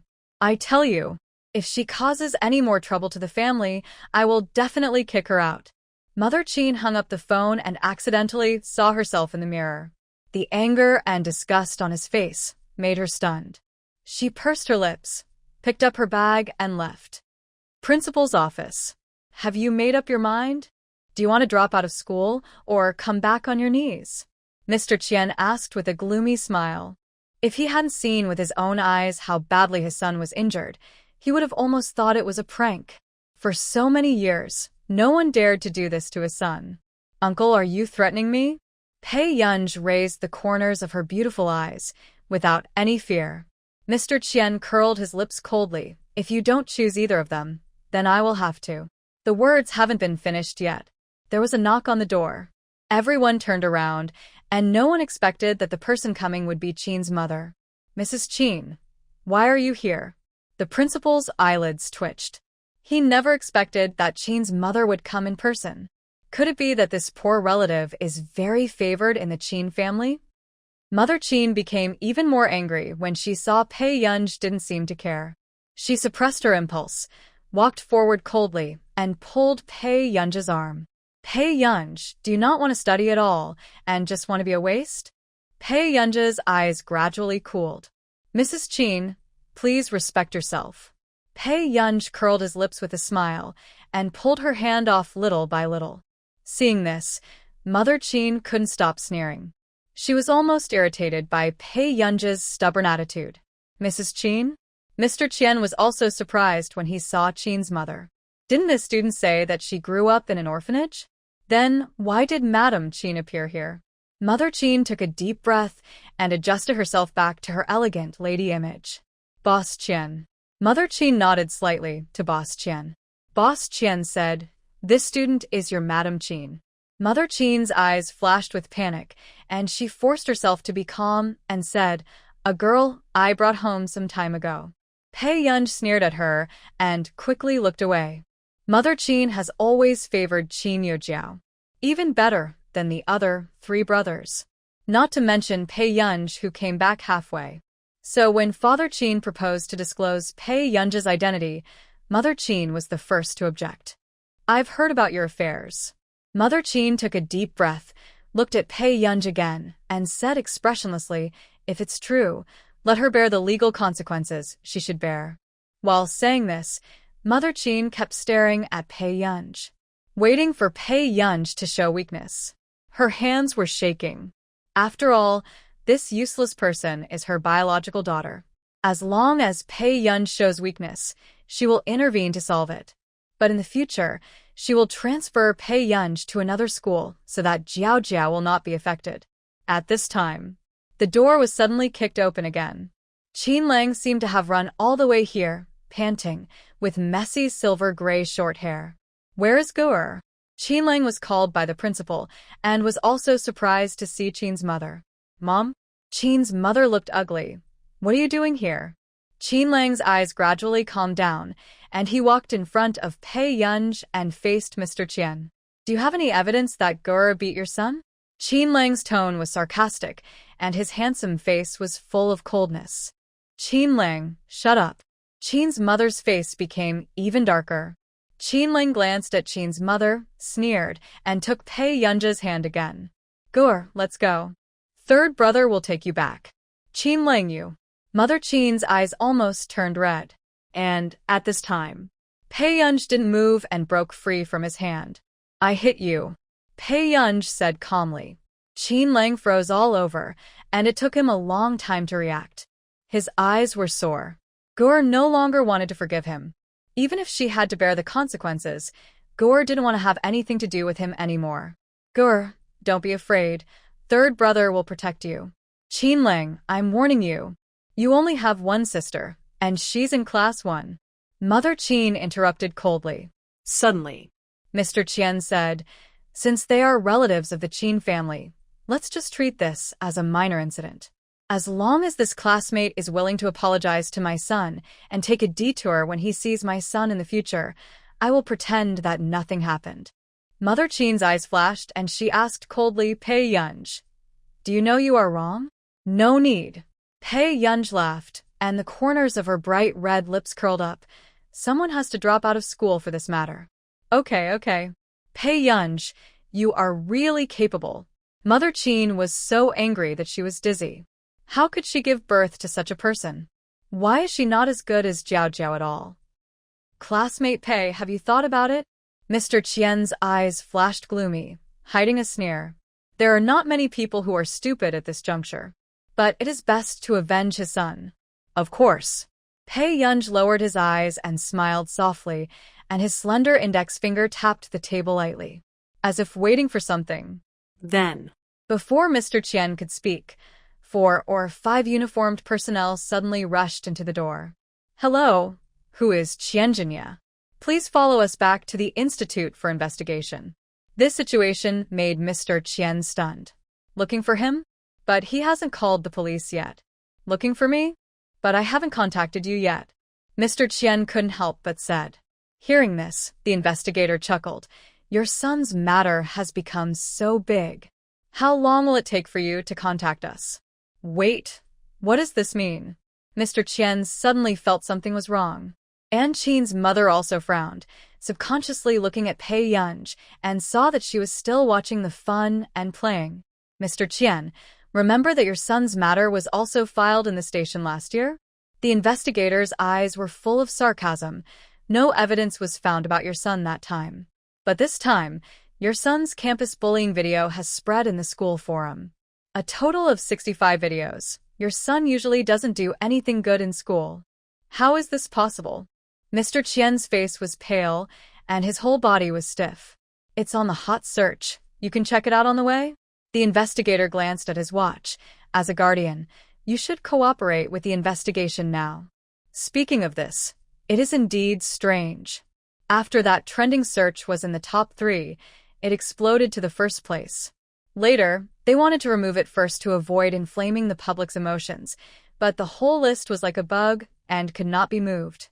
As for the school's forum, they contacted the administrator, but it could not be deleted. This incident should be that Qianjinya offended someone he shouldn't have offended. He kicked the iron wall. In the videos that were posted, only the image of the victim was mosaicked, and Qian Qingjuan's face was so clear that it was difficult for people to deny it. Comrade, is this really not a misunderstanding? My son's case last year has been closed. The investigator sneered, with a cold look in his eyes. Closed? The child is still lying in the hospital. You can buy his life back by paying some money? Hearing this, Mr. Qian's mind was buzzing, and his eyes happened to glance at Pei Yunj. His eyes were red, and he said viciously, "You did it, right?" What are you talking about? Qinlang stood in front of Pei Yunj with a cold face. "A comrade police. It's her. She is definitely the one who harmed my son. She sent my son to the hospital today. If anyone is to be arrested, she should be arrested. Mr. Qian only has this one son, and he loves him so much that he can't bear to see his son go to jail. When the investigator saw Pei Yunj next to him, he couldn't help but frown. Is Qian Jinya crazy? How could a high school student be so capable as to hack the entire internet? Classmate, was it you who put Qian Qingjun in the hospital? The investigator asked a question that had some possibility. Yes. Pei Yunj was calm and composed, with a curl of her red lips. Qian Qingjuan's injuries were not serious, so the most he would receive would be financial compensation. However, just as everyone was still in shock, a voice suddenly rang out from the door. Student Pei hit me because he was trying to help me. Pei Yunj's fingertips moved slightly, and her charming eyes moved towards Chu Zixing, whose face turned red because of running over. Boy, do you know what nonsense you are talking about? Mr. Qian's face looked gloomy. Chu Zixing gritted his teeth and took off his school uniform shirt in front of them. The boy's fair skin was covered with some frightening purple and blue scars. I'm not lying. Chu Zixing had a determined look on his face, and his fists were shaking. This scene made Mother Qin's face change, and she couldn't help but look at Pei Yunj. The emotions in her eyes were complicated, as if she had not expected that she would wrongly accuse Pei Yunj. You two little rascals. Mr. Qian seemed to be forced into a corner and became angry. Mr. Qian, do you take the Qin family too lightly? Qin Lang's eyes turned cold and threatening. Mr. Qian froze. The Qin family still cannot be provoked. After looking at Qin Lang, Qin's mother said nothing. The investigator asked the principal, then you can handle the rest of the matter? The principal quickly responded, okay, comrade, please. Finally, before Mr. Qian left, he glanced at Pei Yunj with a sullen face. Seeing her waving at him with her red lips hooked, blood rushed out of his throat. He was so angry that his brain swelled. Wait for everyone to leave. Qin's mother pursed her lips and stopped in front of Pei Yunj. Why don't you tell me clearly? You believe it when I say it? Pei Yunj looked at her leisurely and chuckled. This made Qin's mother stunned for a moment. If nothing else, I'll go back to the classroom. Pei Yunj heard Qin's mother ask in a deep voice before she walked out of the principal's office. Are you not going to go home? My last name is not Qin. Where do you want me to go back to? Pei Yunj's tone was lazy, but there was no smile in his eyes. On the corridor, Chu Zixing tidied up his school uniform and immediately caught up with Pei Yunj. He followed behind him not far away, and Pei Yunj never turned his head. Then, just when Chu Zixing felt strange about why he walked here, he saw Pei Yunj in front of him, directly climbing over the 2-meter-high wall and leaving the school. Chu Zixing? 10 minutes later, Chu Zixing, who tried to climb over the wall, ended up with an end and returned to the classroom dejected. Class 7. The Qian Qingjun incident has become a big deal, right? I heard from someone I know that all the videos Qian Qingjun filmed have been released. What's worse is that, up to now, our school's forum and online hot searches have not been removed. They are directly manipulated by someone, and bugs have appeared. Is it a hacker boss? He's so awesome. I don't know. Anyway, you can never mess with a big shot in the computer field. Do you think it could be a student from our school? Just kidding. The person who does the most research on computers in our school is Cheng Zihuai. Cheng Zihuai's level can only be beaten by this god-level boss. Chu Zixing, who had just returned to the classroom, had his eyes flashed, and Pei Yunj's face inexplicably appeared in his mind. Could it be her? Chu Zixing unconsciously clenched his fists. If it was really Pei Yunj, then when would he be able to grow to that point? Outside the school, Pei Yunj leaned lazily against the wall, his posture willful, his eyes leisurely glanced at the hot searches, his fingertips dancing on the iPad screen.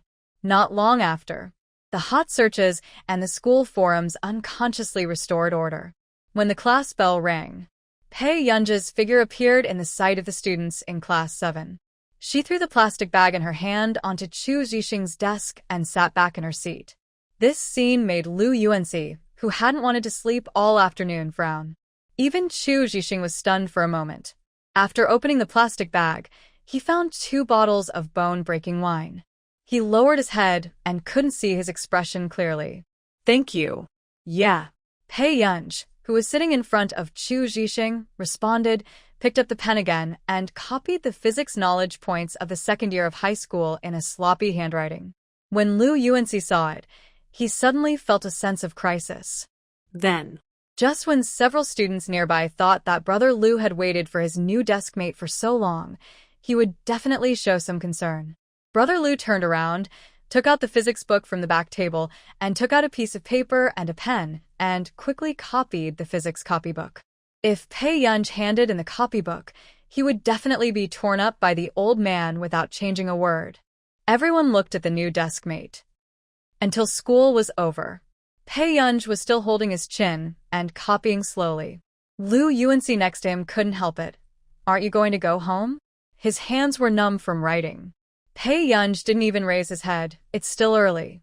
Suddenly, Pei, classmate Pei, let me help you copy something. Chu Zixing asked with courage. No. Pei Yunj stopped, then put the pen cap on and prepared to go back. Seeing this, Lu Yuanxi also breathed a sigh of relief. Finally, he didn't have to copy anymore. Aren't you going home? Pei Yunj suddenly asked Chu Zixing, which made Lu Yuanxi frown. Although his deskmate looks cold and arrogant and unlearned, isn't he too soft-hearted? Chu Zixing pursed his lips and looked at Pei Yunj, hesitant to speak. Then I'll go first, Pei Yunj said, and was ready to leave. Student Pei, are you going home? Then I'll take you. Before Chu Zixing finished speaking, he heard Pei Yunj lazily say, I'm going to the bar, do you want to go? Pei Yunj glanced at him, and the corners of his lips raised slightly. But just as he walked to the school gate, he suddenly saw a familiar figure. The man's figure was as slender as jade, with clean white shirt cuffs rolled up to his elbows in a gentle and elegant manner, and straight long legs under his suit pants, which made people imagine. His light-colored eyes glanced around lightly, but his eyes were as cold as the moon. Passers-by couldn't help but take a peek, but they didn't dare to go forward. Pei Yunj's eyelids moved. Why is he here? Student Pei, are you looking at? Chu Zixing, who had made up his mind to catch up again, saw Pei Yunj standing on the side of the road and couldn't help asking. However, before he finished asking, Pei Yunj pulled him aside. He also hid behind the tree. Are you hiding from that guy? Chu Zixing was stunned for a while before he reacted. Yeah. Pei Yunj responded aimlessly, but in his heart, he was thinking about how to go to the bar to meet Yu Manran now. Is that your brother? Chu Zixing looked innocent. Seeing that Pei Yunj didn't refute, he carefully advised, Student Pei, since your brother is here, you should go home with him. Hearing this, a dark light flashed across Pei Yunj's eyes, and her red lips curled up again. She looked at him with her beautiful eyes, and her expression was quite embarrassed. Actually, I haven't figured out how to face him. Did you quarrel with your brother? Chu Zixing asked. No, I'm a brother control. Look at how my brother looks. It's easy for me to lose control. Pei Yunj's cat-like, clear eyes, lazy and cynical. When the young and ignorant Chu Zixing heard it, he was petrified. Wait, is this what he imagined? Student Chu, can you help me get him back first? Pei Yunj curled his lips. I'll go back immediately after I think it through. How about it? Chu Zixing glanced at Pei Yunj and immediately plucked up the courage and made up his mind. No. He couldn't see this kind of unethical thing happen with his own eyes. Okay. Chu Zixing straightened his back and walked towards Huishidu, who was waiting not far away. After approaching, Chu Zixing inexplicably became timid. Huishidu heard the noise and glanced at him lightly. And at this moment, Chu Zixing saw Huishidu's face clearly and almost turned back to the orthopedic CP. Isn't Pei's brother too good-looking? What kind of fairy appearance is this? What's the matter? Huishidu put the phone back in his pocket and asked back. I'm Pei Yunj's classmate. She said she's not here. Chu Zixing's head was stuck and blurted out directly. This made Huishidu's eyes deepen, and he half raised his eyes and looked at him. However, in this careless look, there was a bit more intimidating aggression. Really? Chu Zixing, who realized it later, reacted. It's over. He's going to be beaten. Actually, Chu Zhixing's heart trembled slightly, and he did not forget to defend Pei Yunj. Actually, classmate Pei did not mean to miss you. After saying that, he lost his courage and said with a firm look, classmate Pei is very kind, and she doesn't want you to get hurt, so she wants to. She wants to calm down. This made Huashidu look at Chu Zhixing more. He smiled silently. Hurt each other? Brother Pei, you don't understand Pei's feelings for you. She really likes you, not the kind of love between relatives. Chu Zhixing was immersed in his own world, and his feelings became more and more sincere. If you really like this sister, please take good care of her. After the words fell, Huashidu probably understood what was going on. After a while, he chuckled. Then, Huashidu put out the cigarette and threw it away without much care, his eyes curled up and seductive, his tone playful and lazy. Where is she? I'll go tell her now that she was adopted. Hearing this, Chu Zhixing's body shook violently, as if he had been struck by thunder. Instantly, his brain froze. Pei Yunj, who was standing behind the tree, kicked pebbles boredly. Suddenly, there was a figure in front of him. Seeing this, Pei Yunj just raised her head and prepared to thank Chu Zhixing. But unexpectedly, the person she saw would be Huashidu. She paused for 2 seconds and smiled brightly again. Brother, why are you here? The man's eyes fell on her without avoiding an inch. After a while, Pei Yunj saw him half leaning forward. The man's warm and cool fingertips rubbed her cheek lightly with some ambiguity, and his thin red lips lifted lightly again. The ending tone was seductive, as if it could tremble the wind in her ears. Me? Come and feel Yunyan's feelings for her brother. Pei Yunj paused. Then he immediately realized that what happened just now might have been exposed. I was just joking with my classmates. Brother, are you here to pick me up? Pei Yunj's eyes curved, but she avoided contact calmly. Huashidu didn't care about her little movements and gently stroked her with his fingers that were still warm. Is the little girl's face so soft? Brother, actually I have something to do today. Pei Yunj promised Yu Manran that he would give her a demo sample record today. Huashidu took her obedient look into his eyes. His laughter was low and hoarse, but it made people's eardrums itch. Okay, then brother will take you there. Pei Yunj. In the end, Pei Yunj still changed the location to a bookstore near the bar. However, Pei Yunj regretted it as soon as she entered. When she looked up, she saw Cheng Zihuai looking for computer books. Cheng Zihuai was handsome and attracted the attention of many girls. When Pei Yunj saw him, she was about to leave, but he noticed her. His eyes turned cold, his eyebrows were arrogant, and he sneered faintly. Pei Yunj, I thought you knew how to stay quiet. I didn't expect that you could find this place. This tracking technology made him look at her with more respect than before.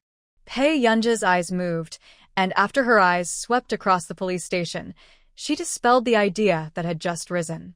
Then, Pei Yunj was about to leave. Cheng Zihuai stepped forward to stop Pei Yunj, looking at her sneerfully. Playing hard to get, creating an encounter? Pei Yunj, have you forgotten that you are not a person who likes to come to bookstores at all? This man really tried very hard to attract his attention. Pei Yunj suppressed the impatience in his eyes and chuckled as if he thought of something. She raised her charming eyes, yes. Cheng Zihuai saw Pei Yunj's generous admission, and he hadn't thought of what to say for a while. Suddenly, Pei Yunj's sight slowly turned to the door again, and the corners of his lips curled. Who made the brother outside? I like him so much. Hearing this, Cheng Zihuai frowned, thinking that Pei Yunj said this to him on purpose. Pei Yunj, you don't have to deliberately provoke me, he said in a cold and disdainful tone. Who I like, don't you know it very well in your heart? Pei Yunj looked at him leisurely, and her beautiful eyes were slightly raised. Master Cheng, do I have to know what the trash thinks? The original owner liked Cheng Zihuai and could suffer great grievances for Cheng Zihuai.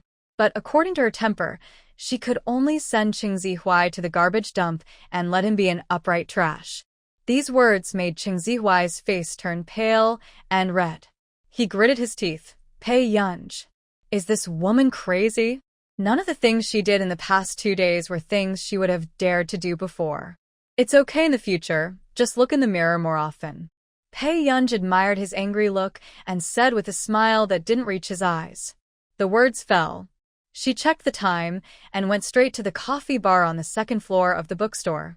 This scene made Chung Zihui angry, and he remembered what Pei Yunj had just said, who made me like the brother outside so much. He couldn't help sneering, I want to see where the men are from outside. After saying that, Chung Zihui turned around and walked out with a dark face.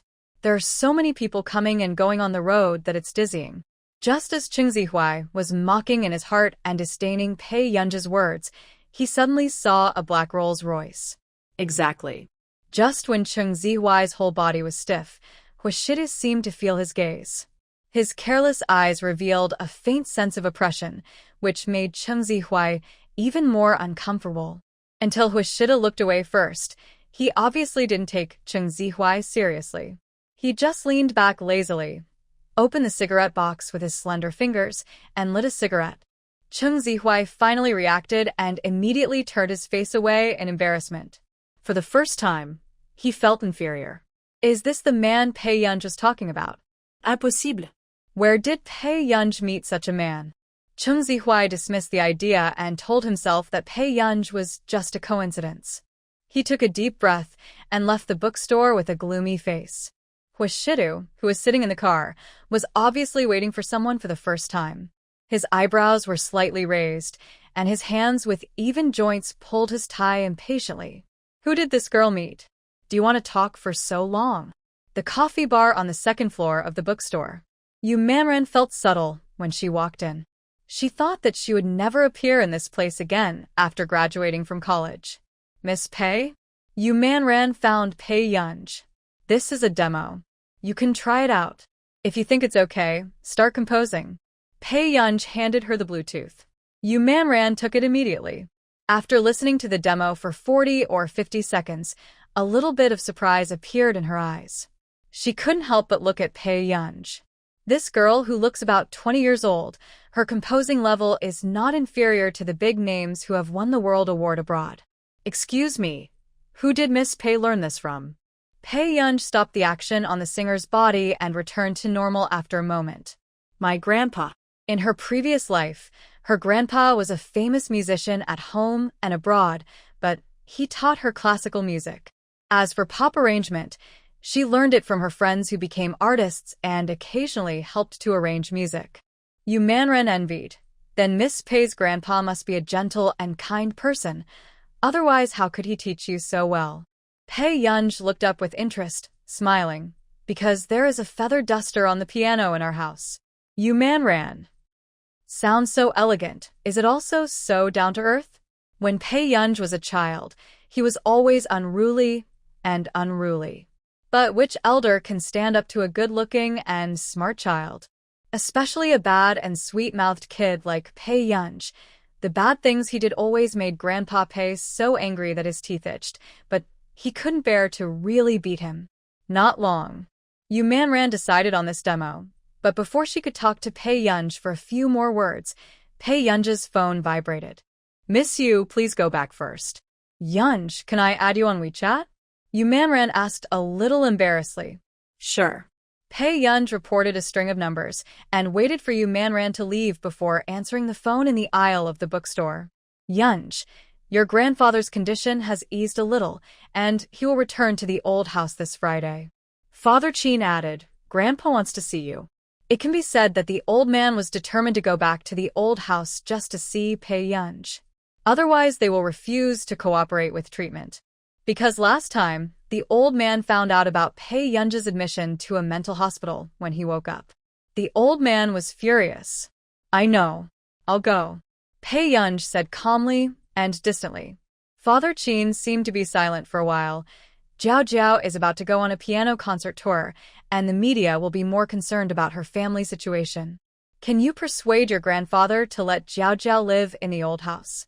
Almost no one outside knew that Qin Yu Jiao, as the eldest daughter of the Qin family, could only stay in a nearby hotel every time she returned to the old house.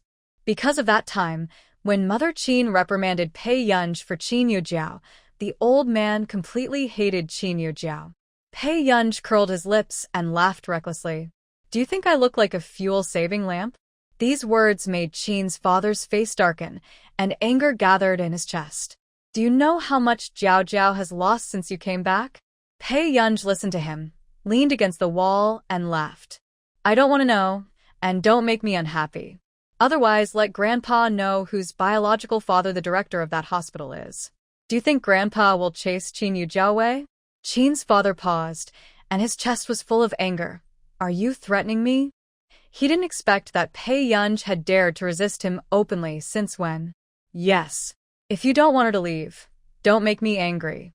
Pei Yunj tilted her head lazily, hooked her red lips, bright and unbridled. After leaving the bookstore, Pei Yunj looked up and saw the man by the car window, and her mood immediately improved a lot.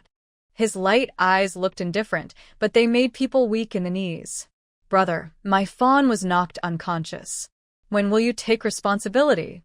The bright and flamboyant girl leaned on the window with one hand, her cat-like eyes shining, and she smiled while holding her cheek. Huashidu caught a glimpse of the little girl lying on the window, like a cat doing evil. His deep and magnetic voice rang with a low laugh. The man's slender jade-like hand scratched the girl's chin lazily. Ask it why it bumps into you when it sees you. Pei Yunj was scratched on the chin twice, and even the anger that had just been suppressed in her eyes was inexplicably retreated. She returned to the passenger seat and changed the subject. Brother, have you been waiting for a long time? 47 minutes. The man said casually. Pei Yunj quietly quieted down. Fortunately, a call came into the man's mobile phone, making the atmosphere no longer silent. Huashidu pressed the answer button with a light tone. What's the matter?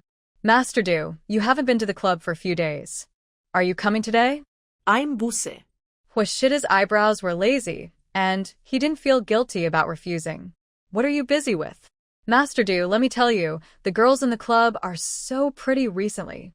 Even if you don't touch them, you should at least come and take a look and relax. Pick up the little girl from school. After Huashidu finished speaking, Pei Yunj next to him glanced at him sideways, then turned his head to look out the window. This sudden obedient look made the man unconsciously curl his thin lips. Even the noisy sound in the headphones was not so annoying. Master Du, isn't there a little boy in your family? The man was stunned. Not mine.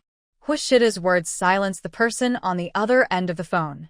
Master Du, although I'm not a good person, we must also have a heart to protect young seedlings. This one is not yet an adult, isn't it? Too young? He really didn't expect that Master Du, who usually doesn't touch women, which socialite in the circle didn't cut his head to get into the Hor family. How could he fall in love with the country's little seedling? He hasn't even developed, and there's no femininity at all. The things in your brain are not normal. You can change them earlier. Huashida sneered and said indifferently. The person on the other end of the phone felt his scalp numb, and soon he realized what Huashida meant. He smiled. It turns out that it's not what I thought. Then Master Du should come earlier. What trouble can the little girl have? The man laughed long and slowly. The little girl is not quiet for a day. Pei Yunj turned his head to look at him. Even Huashida didn't notice that his casual tone revealed a bit of indulgence and indulgence. Can you take care of such a child, Master Du? The person on the other end of the phone seemed incredible. It's not that he hasn't seen Master Du taking care of children. Whenever he saw the young master of the Hor family trying to catch up with the calm Huashidu in front with his short legs, he felt a little distressed. At this time, Huashidu heard the words and glanced at Pei Yunj slowly. His eyes were straight, and his pleasant low laughter suddenly floated into her ears. The magnetic voice was lazy and touching. It's a bit overwhelmed. Pei Yunj. I always feel that this man is not a human being. At night, Pei Yunj had just fallen asleep and was awakened by the dream in the past. The girl's forehead was covered with sweat, and the last trace of embarrassment was dissipated from the bottom of her heavy eyes, and she gradually woke up. A few minutes later, she still got out of bed, washed her face, walked to Huashida's door and knocked on the door. After a long time, the door opened. The man's throat moved, His voice was hoarse after waking up, and his eyes were deep. More deadly than usual. Pei-yun reacted and asked with a smile, "Brother, did you sleep well? Are you going to tell your brother that the air conditioner in your room is broken?" I really met a master. Looking at the girl in front of him in silence, as if she was going to go back to her room obediently. Hoshida noticed that the corners of the girl's beautiful eyes were abnormally red, and she didn't look as smiling as usual. He spoke again. "Can't sleep?" "Yeah." Pei-yun was about to turn her head, but when she heard this, she looked up at him again. At this moment, Hoshida suddenly remembered the last time Pei-yun slept soundly on his legs, and seemed to understand. The corners of his thin red lips curled up, deliberately teasing. "Can't sleep, so you come to your brother to act like a hooligan." For a moment, Pei-yun couldn't refute, and the corners of her beautiful eyes moved. Suddenly, Hoshida said, "Try to change rooms with your brother?" Pei-yun subconsciously glanced at him more, and after reacting, she nodded. Then, just when Pei-yun was not prepared, the man pinched her face frivolously again. With a little punishment. "Come knock on the door, dressed like this? Don't think that your brother doesn't bully people." His curled eyes were seductive, and his careless look made people blush. It was not until the man's eyes moved away indifferently and left his room that Pei-yun realized it belatedly. She glanced at her pajamas, which she had forgotten to button. But she only reached out and touched her chest, her lips raised. Something really happened. This man was so exciting. After entering the room, Pei-yun couldn't help but glance at the furnishings around her. Just like Hoshida's style, simple and clean, there was also red wine on the table under the floor-to-ceiling glass window. It looked like a man's sleep aid. Pei-yun had just laid down on the bed, and the light and cold pleasant scent of the original owner invaded between the dark gray pillows and quilts. It made people feel at ease inexplicably. Soon, Pei-yun felt sleepy. But then, I don't know which ignorant person called her in the early morning. Pei-yun took a deep breath, suppressed the cold light in her eyes, and took the phone from the bedside. "What's up?" Her voice was a little cold, and she didn't sound very good-tempered. Inexplicably, Marcus, who was calling, felt a sense of fear. Recently, a young man from the same city as you has good qualifications and wants to find someone to take him in. "Miss Pei, aren't you short of money? Why don't you take him in?" "No," Pei-yun said coldly. "He's very rich. I wonder if you know him? He's the heir of the Chung Group, Chung Zihuai." Marcus immediately explained and flattered. Of course, he didn't care about this little money, but he knew Pei-yun was short of money. Anyway, no matter whether the person stays in their research institute or not, the big boss can't be provoked. If you can please him first. At this time, Pei-yun sneered when she heard this familiar name. She pulled her lip and said in a mocking tone, "Let him go to bed." After that, Pei-yun hung up the phone. Another country. Inside the research institute. Marcus. The boss temper is really hard to guess. "What's going on? What did the boss say?" The woman next to him couldn't suppress her excitement. "Boss, let him go to bed." Marcus' eyelids jumped. The woman was silent for a while, and then said, "Forget it." Anyway, it was originally to find an opportunity to give the boss money. "Well," Marcus said worriedly again. The boss's tone just now seemed a little bad. "Why?" The woman was stunned. At this time, the researcher at the next table laughed. In their country, it's early morning now. "It's over." Marcus glared at him. "Why didn't you say so earlier?" The next day, Qin Yojiao was practicing piano in the school's piano room. The smooth sound of the piano made people feel better. After Qin Yojiao finished playing, Chung Zihuai looked at her and asked with a smile, "Is this a new piece?" "Yes. How does it feel?" Qin Yojiao's eyes were full of confidence. "I have to say that Qin Yojiao is very talented in this area." No wonder people outside spread the rumor that Qin Yojiao was a talented young pianist. "It sounds great." Chung Zihuai smiled and reached out to scratch her upturned nose. "Zihuai, are you still unhappy because the people from the Foreign Research Institute didn't accept you?" Qin Yojiao saw that his eyebrows were still a little cold. The people from the institute said that they have an external researcher in our city. Originally, they wanted him to take me, but he didn't want to. Cheng Zihuai was a little cold and irritable. He had never suffered any setbacks in the field of computers. Even the computer department teacher who was hired thought that he would be able to show his talents in the future. But the external researcher didn't even want to give him a chance. Does it have to be him? Qin Youjiao said arrogantly. Why does he look down on people so much? If he is the same age as you, Zihuai, his talent must be worse than yours. I heard from the deputy dean that this external researcher is very powerful, and everyone in the institute treats him as a treasure. Cheng Zihuai's eyes flashed with a dark and firm look. I must let him accept me. Qin Youjiao said arrogantly when she heard it. Okay. But anyway, Zihuai, with your talent, once that person knows about it, he will definitely regret not accepting you. The gloom on Cheng Zihuai's face disappeared, and he smiled again. How is your relationship with your third brother recently? Qin Youjiao's eyes flashed darkly, and she smiled again. Not bad. Cheng Zihuai asked, I heard that he came to school for Pei Yunj? Qin Youjiao clenched her fists a little bit, but pretended to be indifferent and said, the phone number of her parents is that of the third brother. This made Cheng Zihuai's eyes flash with disgust. Pei Yunj wanted others to know her relationship with the Qin family? Qin Youjiao looked at him and smiled proudly again. With a contemptuous tone, don't worry, I will let people know that there is only one irreplaceable Qin Youjiao in the Qin family. What can Pei Yunj be capable of? Everything is unsatisfactory. It can only be a joke. Thinking of this, Qin Youjiao suddenly raised the corners of her mouth, opened the social software again, and posted a dynamic. Qin Youjiao, it's a new song cute soon after it was posted. There were fans congratulating, and some people at Qin Lang. At Crush Qin Lang, our sister's tour is about to start. Quickly recommend it. My sister is so awesome. She is simply all round. Why don't you prove your reputation as a sister-loving maniac? Go to at Crush Qin Lang, Jiao, look at me. I'm your third sister-in-law. The little princess of the Qin family is so famous. I'm jealous.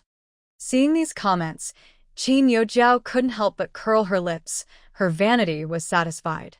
A hint of sarcasm flashed across her eyes. So, what if they are biological children? They are not even worthy of being put on the stage. Training base. Brother Lang, look, you and your sister are on the hot search again. The team member said excitedly. My sister. When Qin Lang scanned this name, his face darkened a little bit. You mean her? He had a bad tone. When the team members heard this, they were happy. Otherwise, Brother Lang, do you have other sisters? Hearing this, Qin Lang hesitated to speak, and his handsome face became even uglier. In fact, he didn't mention Qin Youjiao much, but Qin Youjiao has been well known among the public through her piano tours. He never intended to hide it and didn't take it seriously when it was exposed. But now, Qin Lang realized that all these things that originally belonged to Gur became Qin Youjiao's. Qin Lang's face didn't look very good, and he didn't explain to the team members. Instead, he logged into his account, which he hadn't logged into for 2 years, with an expressionless face. He glanced at those who at him and couldn't help but chuckle. After a while, the people who were originally waiting for Qin Lang's response finally saw his updates. But after watching it, everyone felt something unusual. Crush Qin Lang. I really want to be on the blacklist. Grievance picture. JPG. The fan clicked on this screenshot of the chat history. She discovered that the note Qin Lang gave her was Gur. Qin Lang sent 2 messages in a row, but the other party ignored them and even had a red exclamation mark on them. Gur, third brother, is wrong. Bury your head and cry. JPG fans were shocked after seeing this post. Who is Gur? Haha, Mr. Lang also has this day.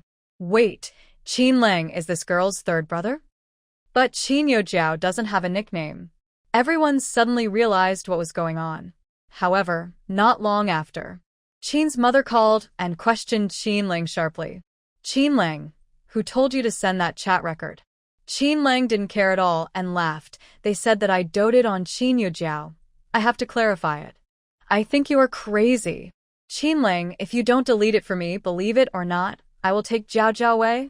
Seeing that Qin's mother was so paranoid, Qin Lang frowned.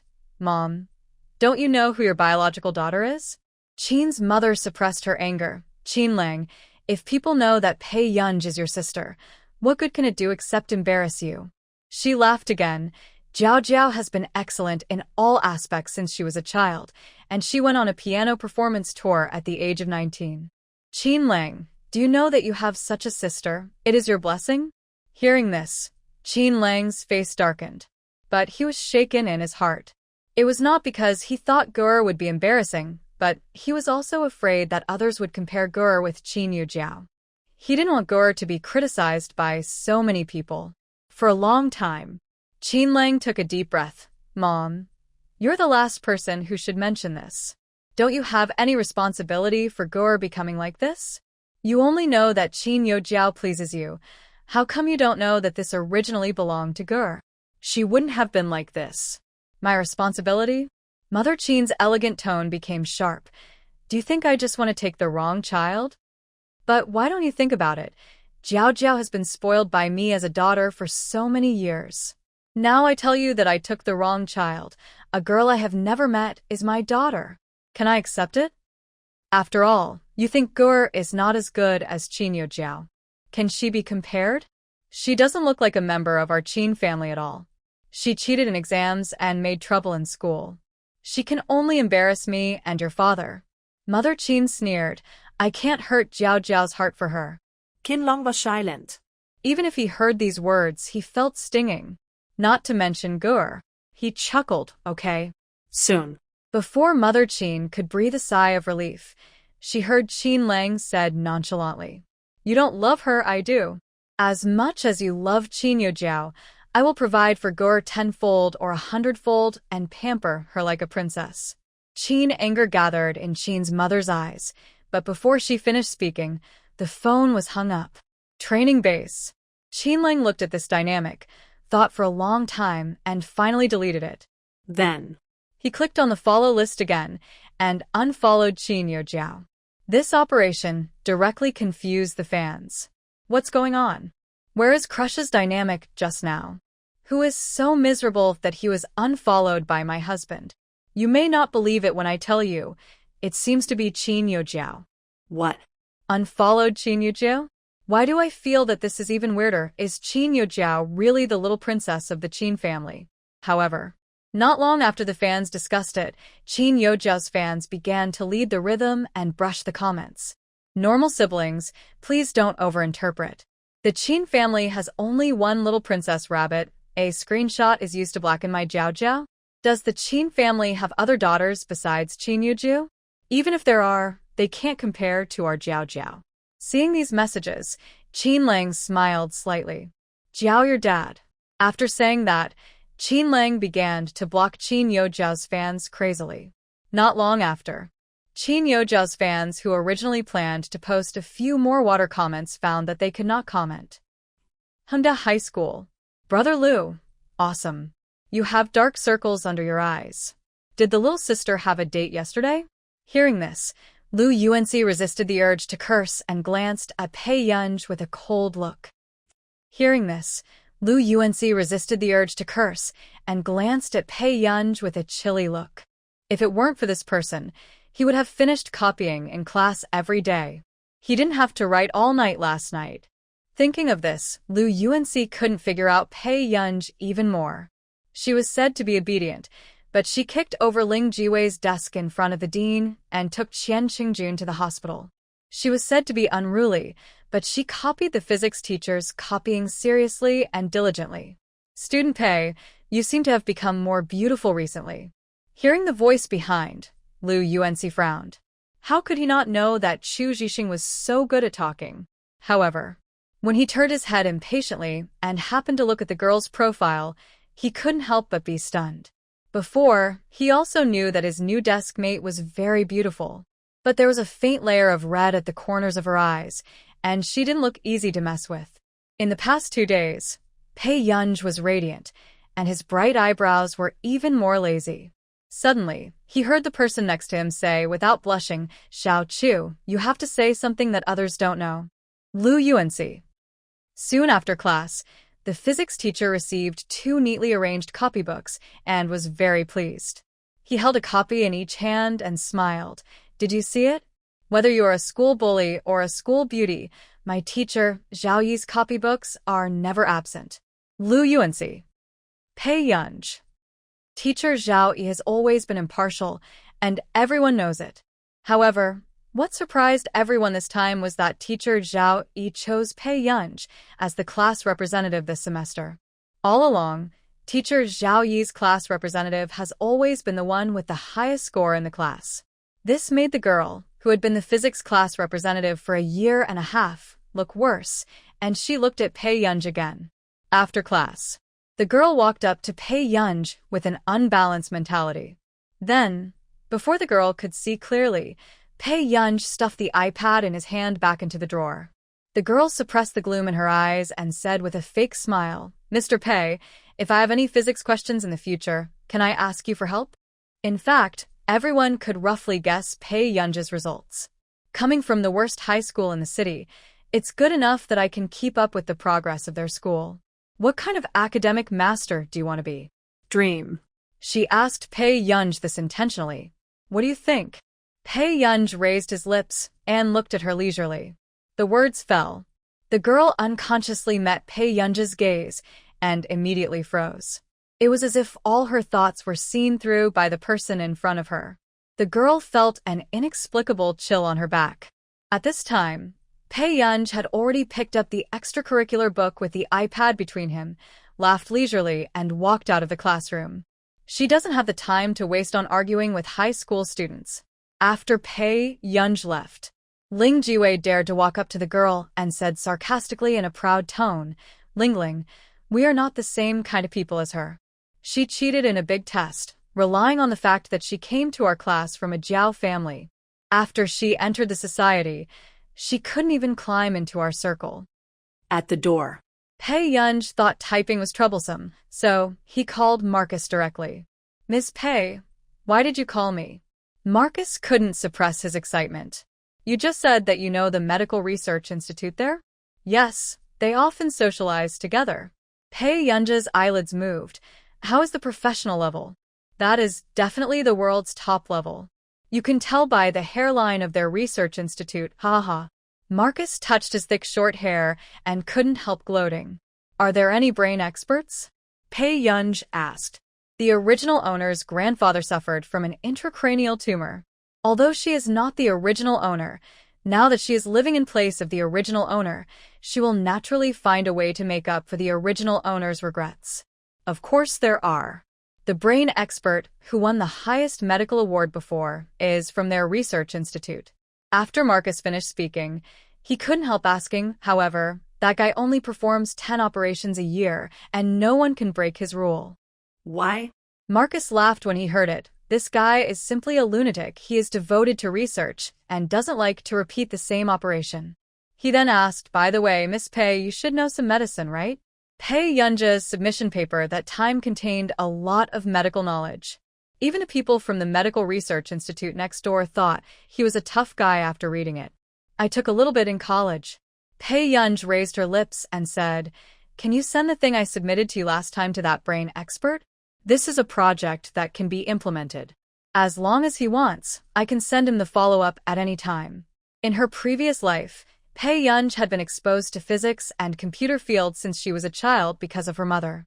So when she was in the junior class, she took a biomedical engineering course. Using computer technology, she developed a medical detection machine, which was widely used in many hospitals. Marcus took a breath and found that he had really dug up a treasure. Send follow-up at any time? Doesn't this mean that the experiment has been successful? He calmed down. "Okay, Miss Pei, don't worry. I will convey it for you." "Thanks." Pei Yunj curled his lips. "No need. It's my duty." Marcus was extremely happy that such a talent could emerge from the Institute of Computing Technology. It's just a pity that this big guy doesn't plan to immigrate.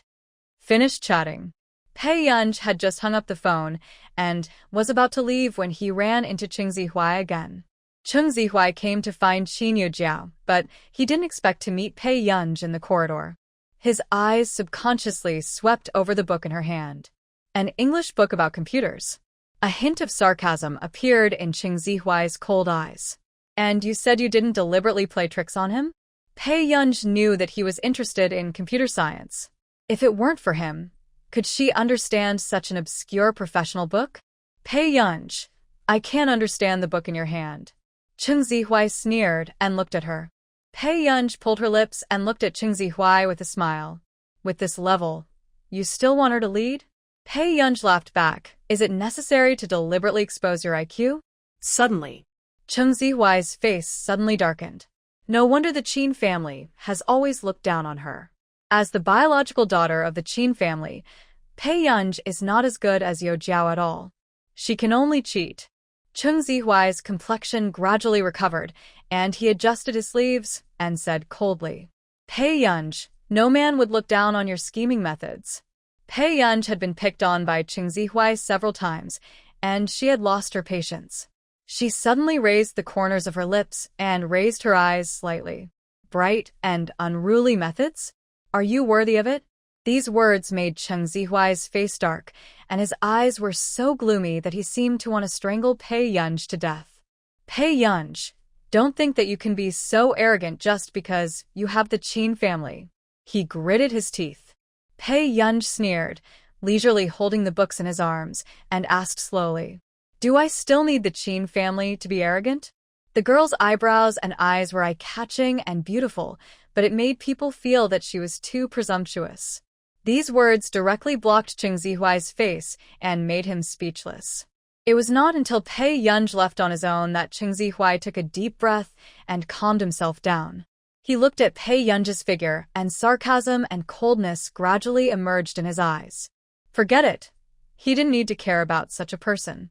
Compared with Qin Yojiao, a proud girl who has been trained to be both talented and beautiful since childhood, Pei Yunj is indeed a shame to the Qin family. No wonder she is not favored by the Qin family. For 2 consecutive days, Pei Yunj was perfecting the project and waiting for the reply from the brain expert. Until Friday. Pei Yunj suddenly remembered that he forgot to tell that person about this. After class, Pei Yunj called Huashidu in a deserted place. Inside the Hui group, the handsome and noble man had just finished a meeting, and the atmosphere in the conference room was still depressing and condensed. It has to be said that every internal meeting of the Hui group is like a judgment, thrilling, and wait for everyone to leave. The man heard the vibration of his mobile phone, glanced at the notes on the screen with his cold, light-colored eyes, picked up the phone, and answered it. He asked casually, Kid, are you calling your brother during class? Just finished class. Pei Yunj said, Brother, I'm going home today. Go home? Well, my grandpa just came back from the hospital. I plan to go see him. Okay. Huashidu finished speaking, and before Pei Yunj hung up the phone, he heard him ask again. By the way, Yunyun, how was your score in the last monthly exam? Pei Yunj. Finally, when he hung up the phone, it ended with Pei Yunj having to tutor at home on weekends. Huashidu, who was sitting at his desk, thought for a moment and called Qin Yu. Qin's old house. Before Mr. Qin was picked up, his mother had changed into a crimson cheongsam, dressed dignifiedly and elegantly waiting. Mom, will Grandpa be like before when he comes back this time? Qin Yojiao hid the unwillingness in her eyes, and her fingers were deeply sunken in her palms, pinching her fingers white. In the past, Mr. Qin still spoiled her and treated her as his own granddaughter. But since Pei Yunj came back, Mr. Qin has been partial to Pei Yunj in every way.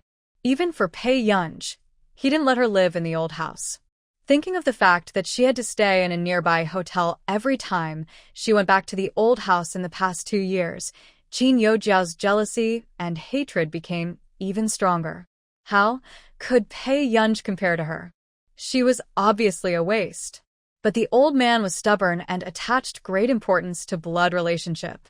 Don't worry, Grandpa loved you at the beginning. Mother Qin looked at Qin Yojiao's appearance and couldn't help feeling distressed. She immediately comforted her. It's just that Grandpa cares more about blood relationship. But as long as Jiao Jiao you are filial, how could Grandpa be so hard-hearted? Hearing this, Qin Yojiao said with grievance, Really? Mom, third brother doesn't seem to love me anymore. Will you? Silly child, you will always be my daughter. Mother Qin interrupted with a smile. Then. Mother Qin picked up the gift box next to her and handed it to Qin Yojiao. This is what Mom asked a friend to buy from abroad. Your grandfather will definitely like it. When the time comes, you can tell Grandpa that you bought it. Do you understand? Hearing this, a dark color flashed across Qin Yojiao's eyes, and she looked up and asked, Mom, is this very expensive? More than 2 million. Mother Qin caressed Qin Yojiao's head lovingly, and her tone couldn't hide her love. Jiao, don't worry. With Mom here, I will definitely make you valued by Grandpa again. What's more, my daughter is so outstanding. Thank you, Mom. Qin Yojiao was deeply moved and hugged Mother Qin excitedly, but hid the pride and disdain in her eyes. Pei Yunj is the biological daughter of the Qin family, so what? In the end, all this is not only hers. Thinking of this, Qin Yojiao's mood suddenly improved a lot. Recently, Mother Qin has been envied by many wealthy ladies because of Qin Yojiao's piano tour. They praised her when they saw her, which made her look a lot rosy. A dark color disappeared from her eyes. No matter what, she had to protect Jiao. Otherwise, when others knew that Pei Yunj was her biological daughter, she would lose face. Not long after, at the door, Father Qin and Qin Lang supported a thin old man on the left and right. Seeing this, Mother Qin immediately took Qin Yojiao's hand, stepped forward and said with a smile, Dad, you are finally back. When old man Qin heard this, he just glanced at her lightly, and his eyes swept across Qin Yojiao. He was stunned for a moment, and then his face sank again. Where is my Gur? At this time, Mother Qin didn't have time to let Qin Yojiao say hello to old man Qin, and heard old man Qin questioning, and her face suddenly became ugly. After Mother Qin's face recovered, she smiled and said, It's probably not here yet. She changed the subject with an ambiguous meaning. However, Jiao is in the same school as her. But Jiao arrived very early. I don't know what she is busy with. Hearing this, Qin Lang's face darkened. Is this in front of Grandpa, saying that Gur is unfilial? Then, Qin Lang was about to speak, but heard Grandpa Qin said angrily, You don't know what your daughter is busy with, and you still have the nerve to say it? What if Gur got into trouble on the way? Qin Lang. This really doesn't require his help. Grandpa is still the same as before, extremely biased. As expected, after being confronted by Grandpa Qin, Qin's mother's face changed again and again. Qin Yojiao, who was standing next to him, was even more stiff, feeling that she was not a member of the Qin family. That child, I don't need to care about him, and I didn't manage him before. Mother Qin forced a smile on her face. Dad, Jiao has been working hard recently. She ranked second in the grade in total score, and she also won the first prize in the competition. She will have a steal in a while. I'll go call Gur and ask if Gur has encountered anything. Old Master Qin turned his head and said to Qin Lang nervously, If she is bullied, she will definitely not say anything. This child has always treated herself as an orphan. For a while, the atmosphere was silent. Qin's father and mother were even more embarrassed and speechless. Except for old Master Qin, no one dared to tell the truth. Qin Lang held back his laughter, nodded repeatedly, and called Pei Yunj in front of the Qin couple and Qin Yojiao. Unexpectedly, a voice suddenly sounded at the door. I'm late, sorry. The girl's lazy voice was still clear. Suddenly, everyone's eyes turned to Pei Yunj. Pei Yunj walked slowly from the door to them. Finally, her eyes fell on Mr. Qin. Pei Yunj looked at the old man in front of her, who couldn't suppress the joy in his eyes, and hesitated for a moment. Grandpa? Gur, did something happen on the road?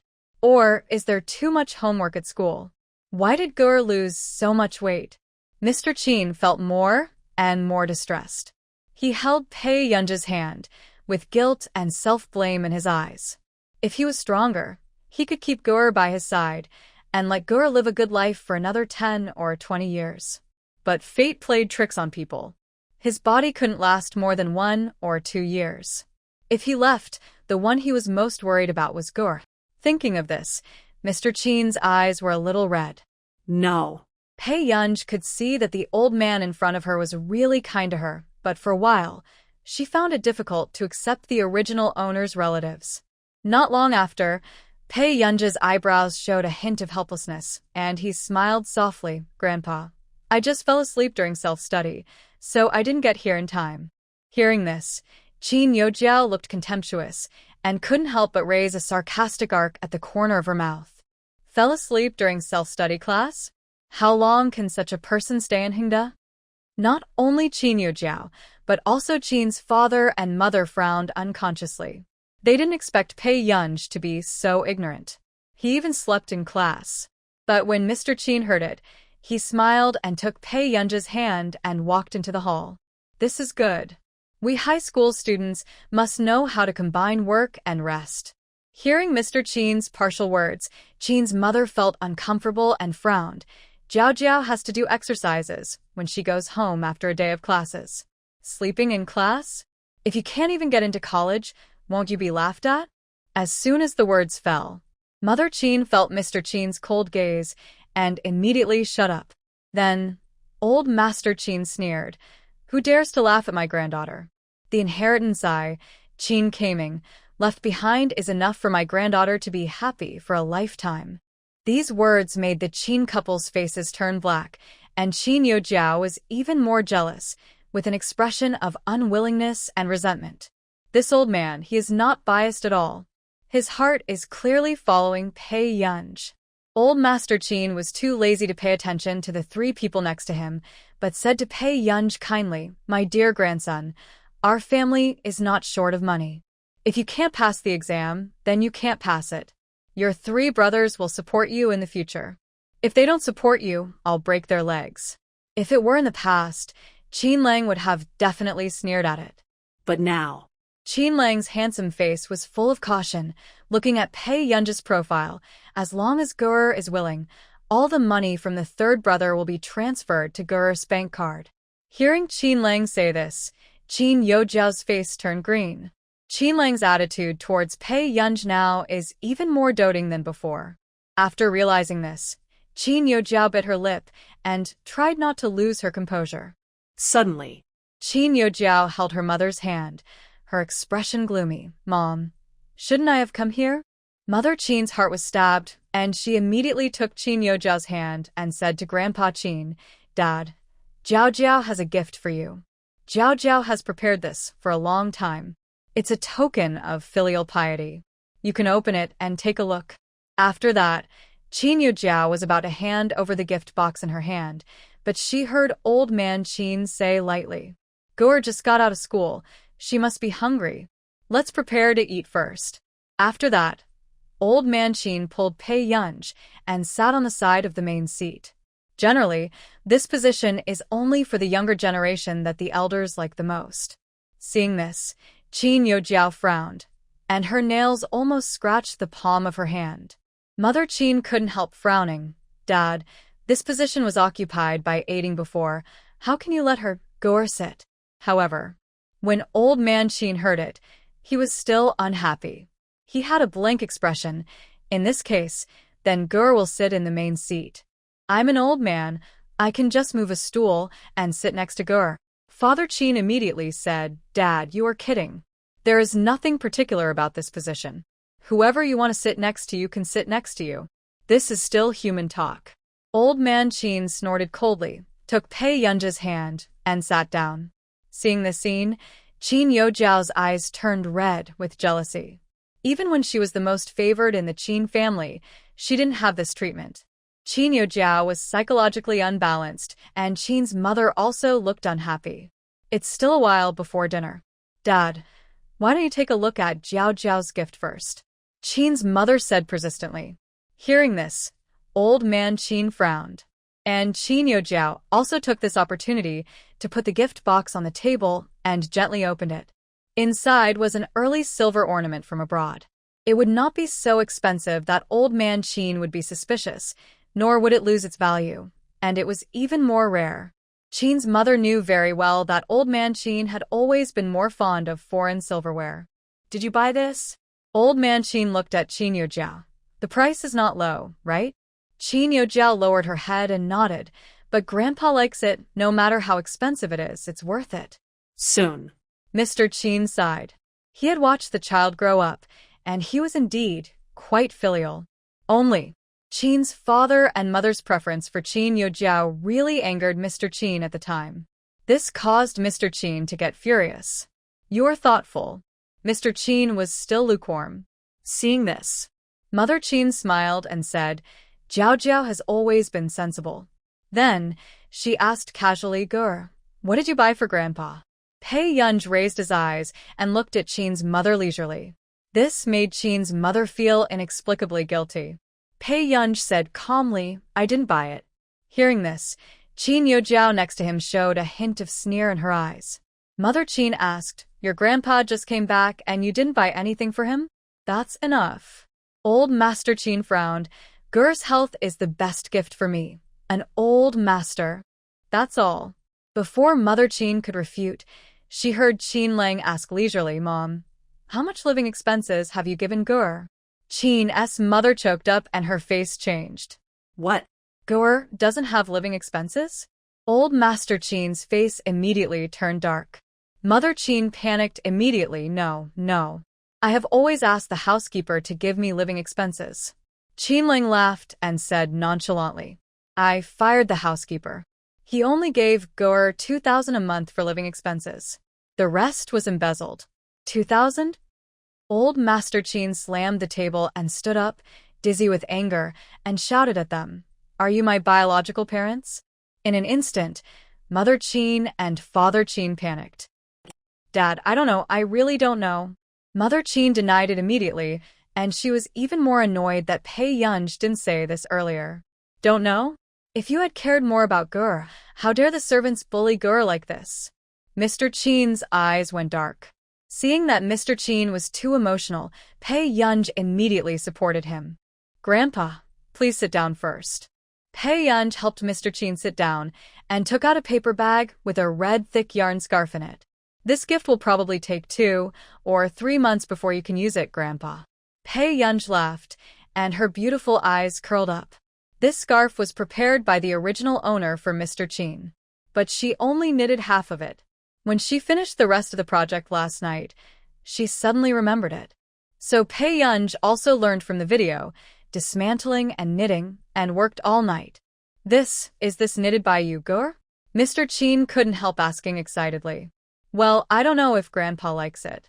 "Yes, Grandpa likes it very much. This is made by Gur himself. It's better than anything else."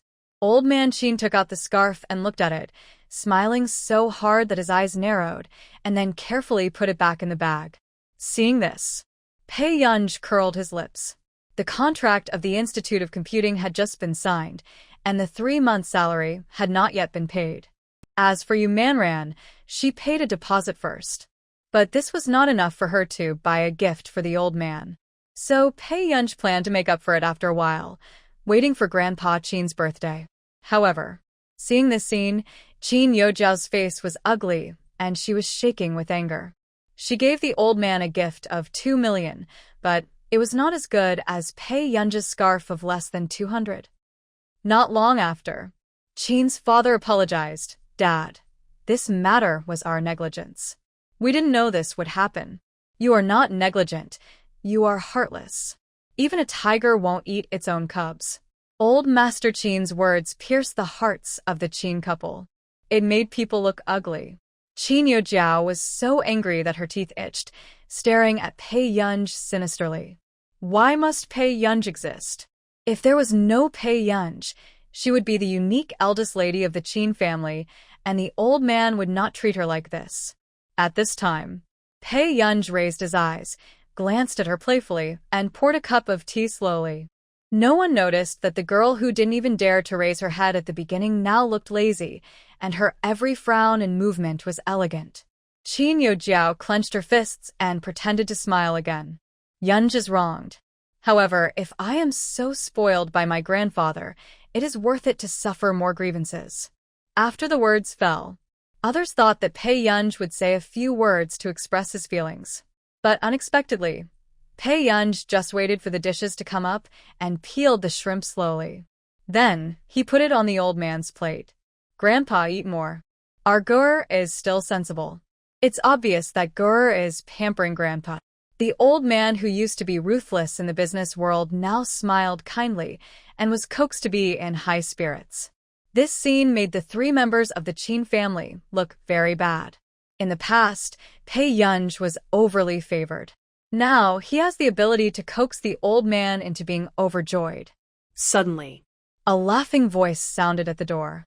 I heard that, Mr. Qin is here today, and my father specially asked me to visit. I don't know if I disturbed you. Hearing this, everyone looked at the young man who was coming, but their eyes were involuntarily focused on the other person next to him.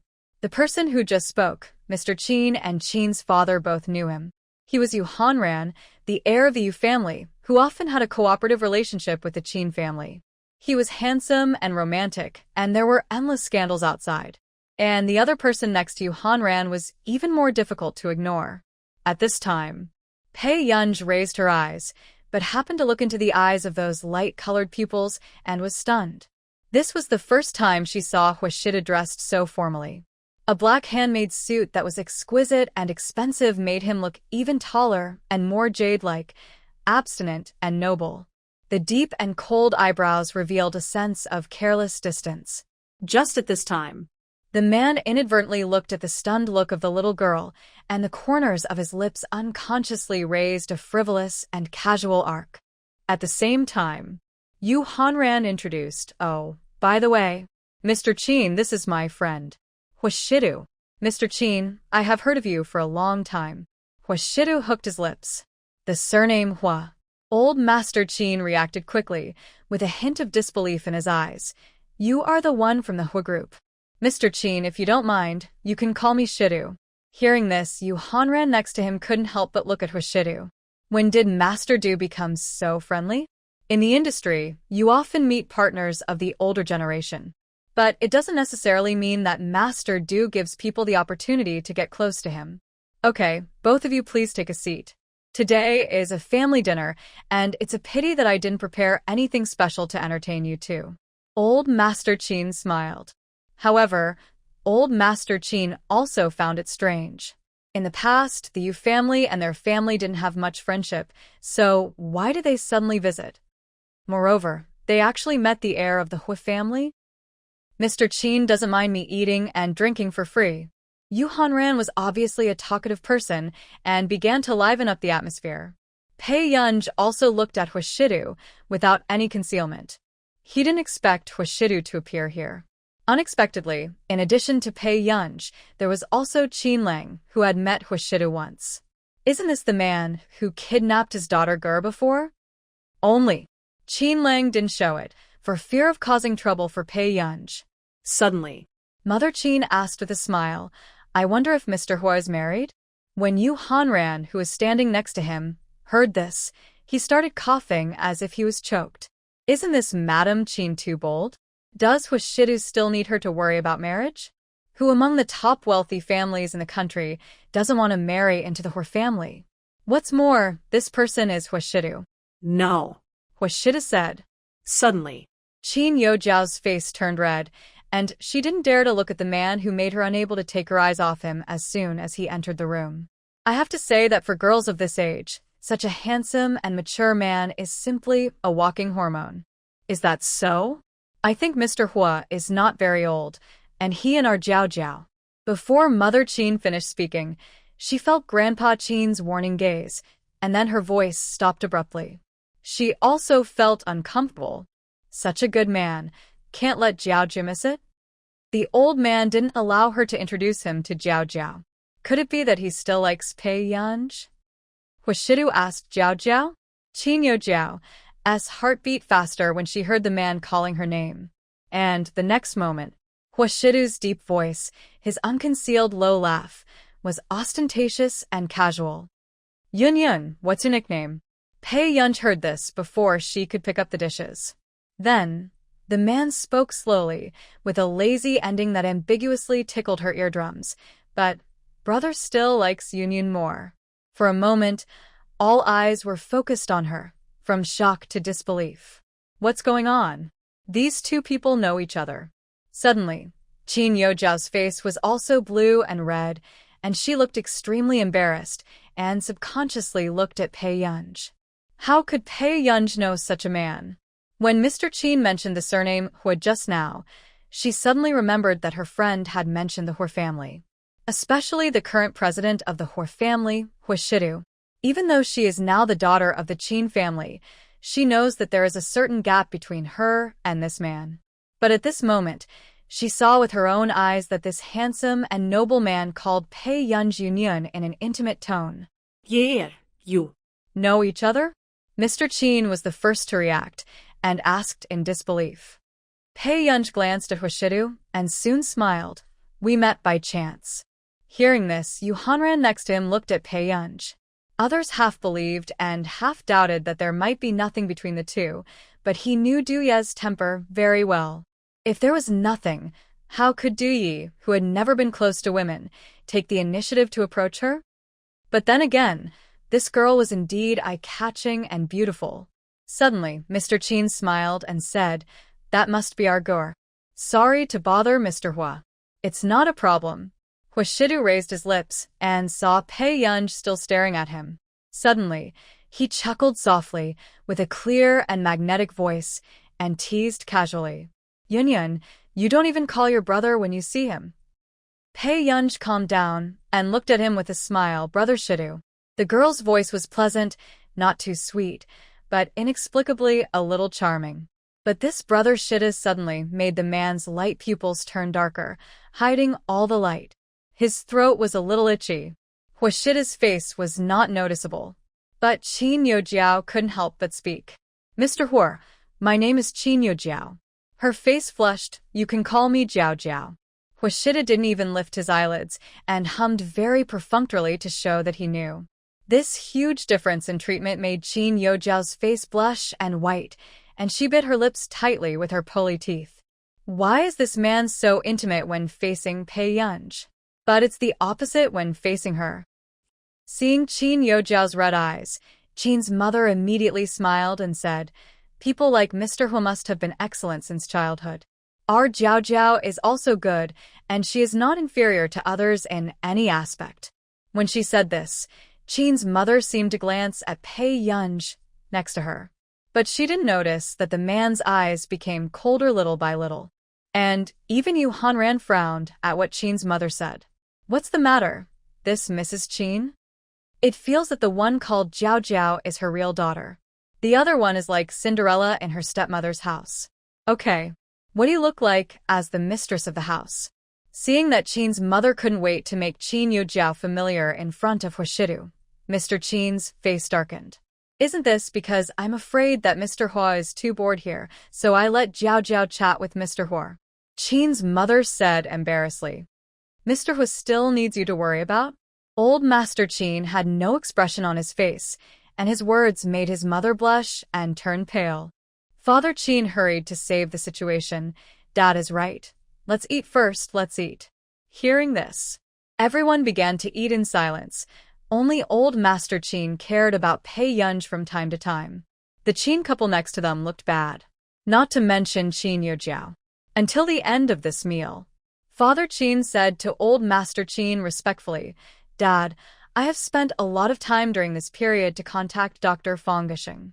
Why don't I accompany you to Mingqing in a while to see if there is a better treatment method?" "Fong Gisheng? Isn't Dr. Fong very difficult to invite?" Old Master Qin had heard of this brain doctor before. He is very famous in the industry. But this person is arrogant, and it is not easy to invite him. When Father Qin heard this, a layer of pride appeared in his eyes, and he smiled again. Dr. Fong gave a speech at Hengda before, and he was deeply impressed by Jiao Jiao.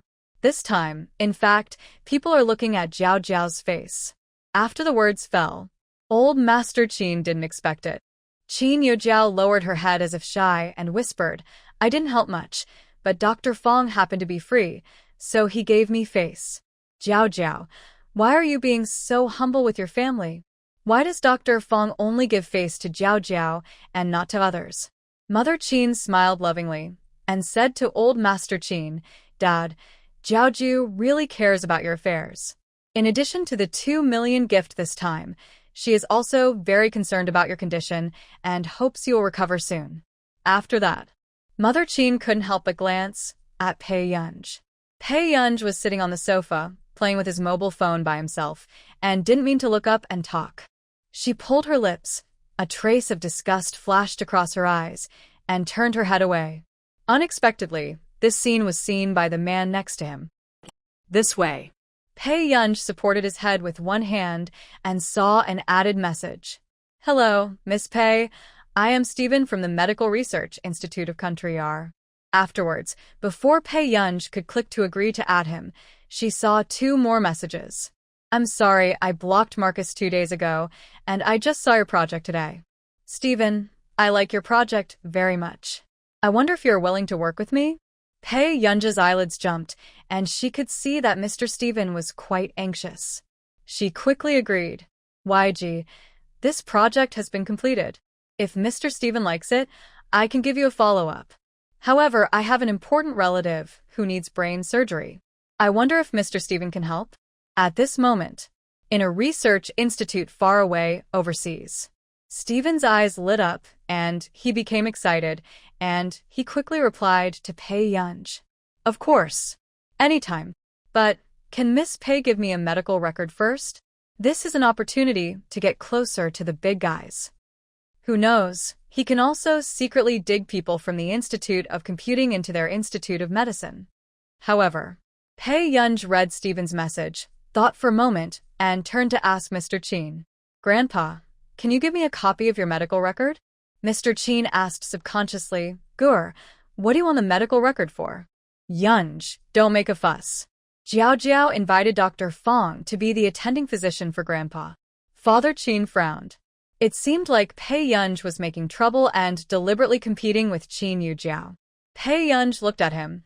Can Dr. Fong cure Grandpa 100%? Qin's father choked. Although Fong Gushing is a famous doctor in the field of brain medicine, he cannot guarantee a 100% cure. At the beginning, after seeing the case of Grandpa Qin, Dr. Fong only said that he could try to keep the old man alive for a few more years. If Dr. Fong can't do it, why not let other doctors try? Pei Yunj looked at him leisurely. Pei Yunj, don't take your grandfather's life lightly. What kind of doctor do you know? Is it that a quack doctor without a medical license doesn't know anything, and you compare it with Dr. Fong? Enough. Grandpa Qin's face was livid, and he glanced at them coldly.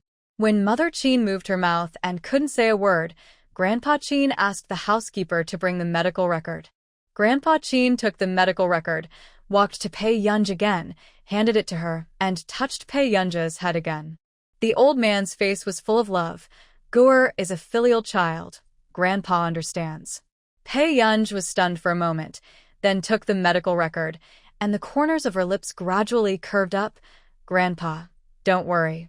A dark light flashed across her beautiful eyes, but her tone was like a joke. As long as there is a 1% success rate, even if I have to go through the gates of Hades, I will pull you back. Few people took this seriously. But Grandpa Qin's eyes were red, and he reached out to hug Pei Yunj again. At his age, he was not afraid of death. The only thing he was afraid of was that Gur would not live well. The old man laughed, hiding the trembling in his voice. Okay, Grandpa hasn't seen Gur get married yet, and he can't bear to leave. Hearing this, Yu Hanran subconsciously glanced at Huishida next to him. Seeing Huishidu standing aside, he pulled his tie impatiently with his bony hands, and his throat moved. His usually lazy light-colored pupils revealed a cold and incomprehensible emotion, and his aura became increasingly oppressive. Huishida guessed that Pei Yunj was not favored at home. Otherwise, she would not hug a strange man's neck and let him take her away, and she was unwilling to go back with her brother. But he didn't expect that the Qin family situation was worse than he had imagined. If it weren't for Mr. Qin being here, he probably would have taken the little girl away without him protecting her. Stephen was still waiting. Pei Yunj roughly read the medical record, translated it briefly to Stephen, and sent him the CT scan taken by the hospital. It was daytime in her country now, and the results would probably be out soon. Pei Yunj knew that Mr. Qin's condition had worsened. If he delayed for another day, he would threaten him. But Not long after Pei Yunj uploaded it, Stephen quickly gave a reply. Stephen, there is no problem with this operation, but it must be performed as soon as possible. Also, Miss Pei, please send me the complete medical record tomorrow. Pei Yunj let out a sigh of relief unconsciously, curled her lips, and continued to chat with him. YG. Okay, please trouble Mr. Stephen. YG. When is Mr. Stephen free? Where will the operation be performed? Stephen. Since the old man is not feeling well, I will go to Yunqing. How about next Wednesday? By the way, talk to Miss Pei about the project. Pei Yunj was also a little surprised to see this message, knowing that Stephen put her old man's affairs first. YG. Okay, thank you very much. After chatting, Pei Yunj just stood up from the swing in the garden and saw a man not far away. Pei Yunj came back to her senses. Brother, why are you here? It's noisy inside. The man was tall and long-legged, wearing a beautifully tailored black suit, looking lazy and noble. A frivolous glance from his light-colored eyes could make people's legs go weak. This is a boy on campus, with a mature temperament that cannot be compared. Kid, are you picked up? No. Pei Yunj seemed to smell the almost indistinguishable smell of alcohol on the man, and hesitated for a moment. Brother, are you Drunk? Before she finished speaking, she was interrupted by a voice not far away. Jiao Jiao, don't go. If you leave, what will happen to Mom?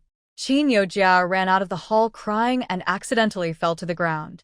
Qin's mother chased after her anxiously. She quickly helped her up, her eyes full of heartache. Jiao Jiao, are you hurt from the fall? Mom, I'm not a member of the Qin family. I'm just an outsider. Qin Yojiao burst into tears. Mother Qin hugged Qin Yojiao. No, Jiao Jiao will always be my only daughter. Jiao Jiao, Dad has raised you for 19 years. How could he treat you as an outsider? Father Qin has always been calm, but he also showed his nervousness towards Qin Yojiao. Not far away, this scene of family harmony was reflected in Pei Yunj's eyes. Pei Yunj still curled his lips, and the smile did not reach his eyes. But he did not notice. The man next to him had a dark and thick look in his eyes, which was indistinguishable. His eyes were light, but inexplicably aggressive. The next moment, he stretched out his bony and slender hand and pulled up Pei Yunj's wide coat hood in a frivolous way. Without waiting for Pei Yunj to react, the hood covered most of her face. Her sight was blocked at once. Only the man's careless voice was heard, which was a little magnetic and a little tempting. What are you looking at? Is it prettier than your brother? Pei Yunj was naturally afraid of the dark, so she subconsciously raised her head, revealing only her delicate jaw. The man's eyes fell on her rosy lips. If you don't pay attention. Pei Yunj had subconsciously grabbed the hem of Huashida's suit and got very close to him. Then, she was about to take off her hat, but he grabbed her hand.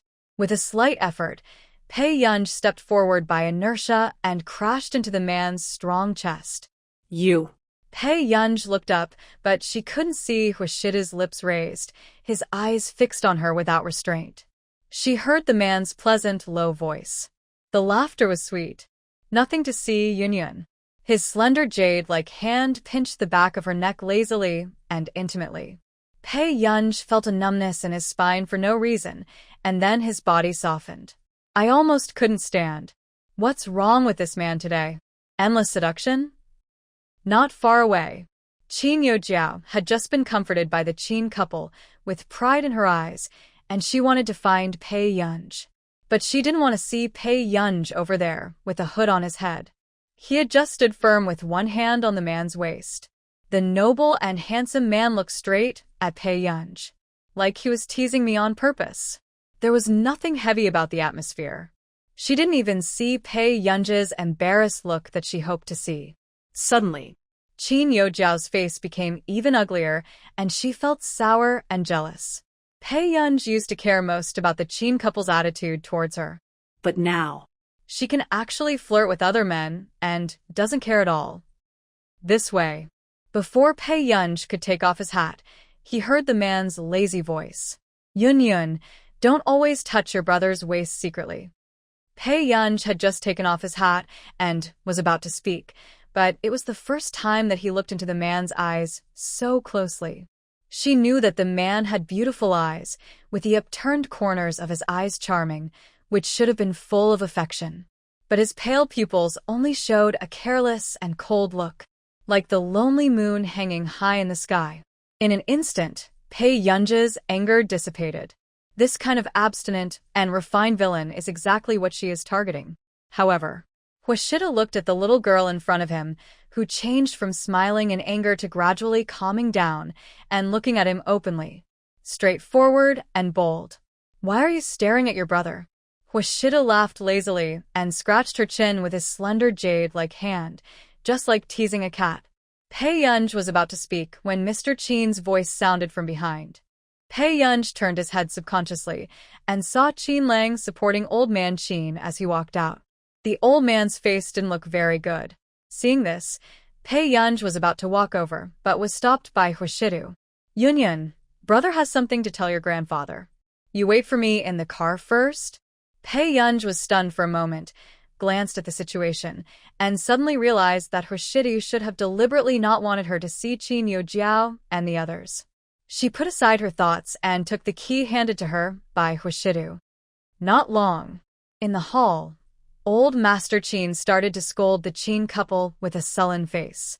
"Are you guys being decent? Gur isn't your daughter, and you didn't even announce it?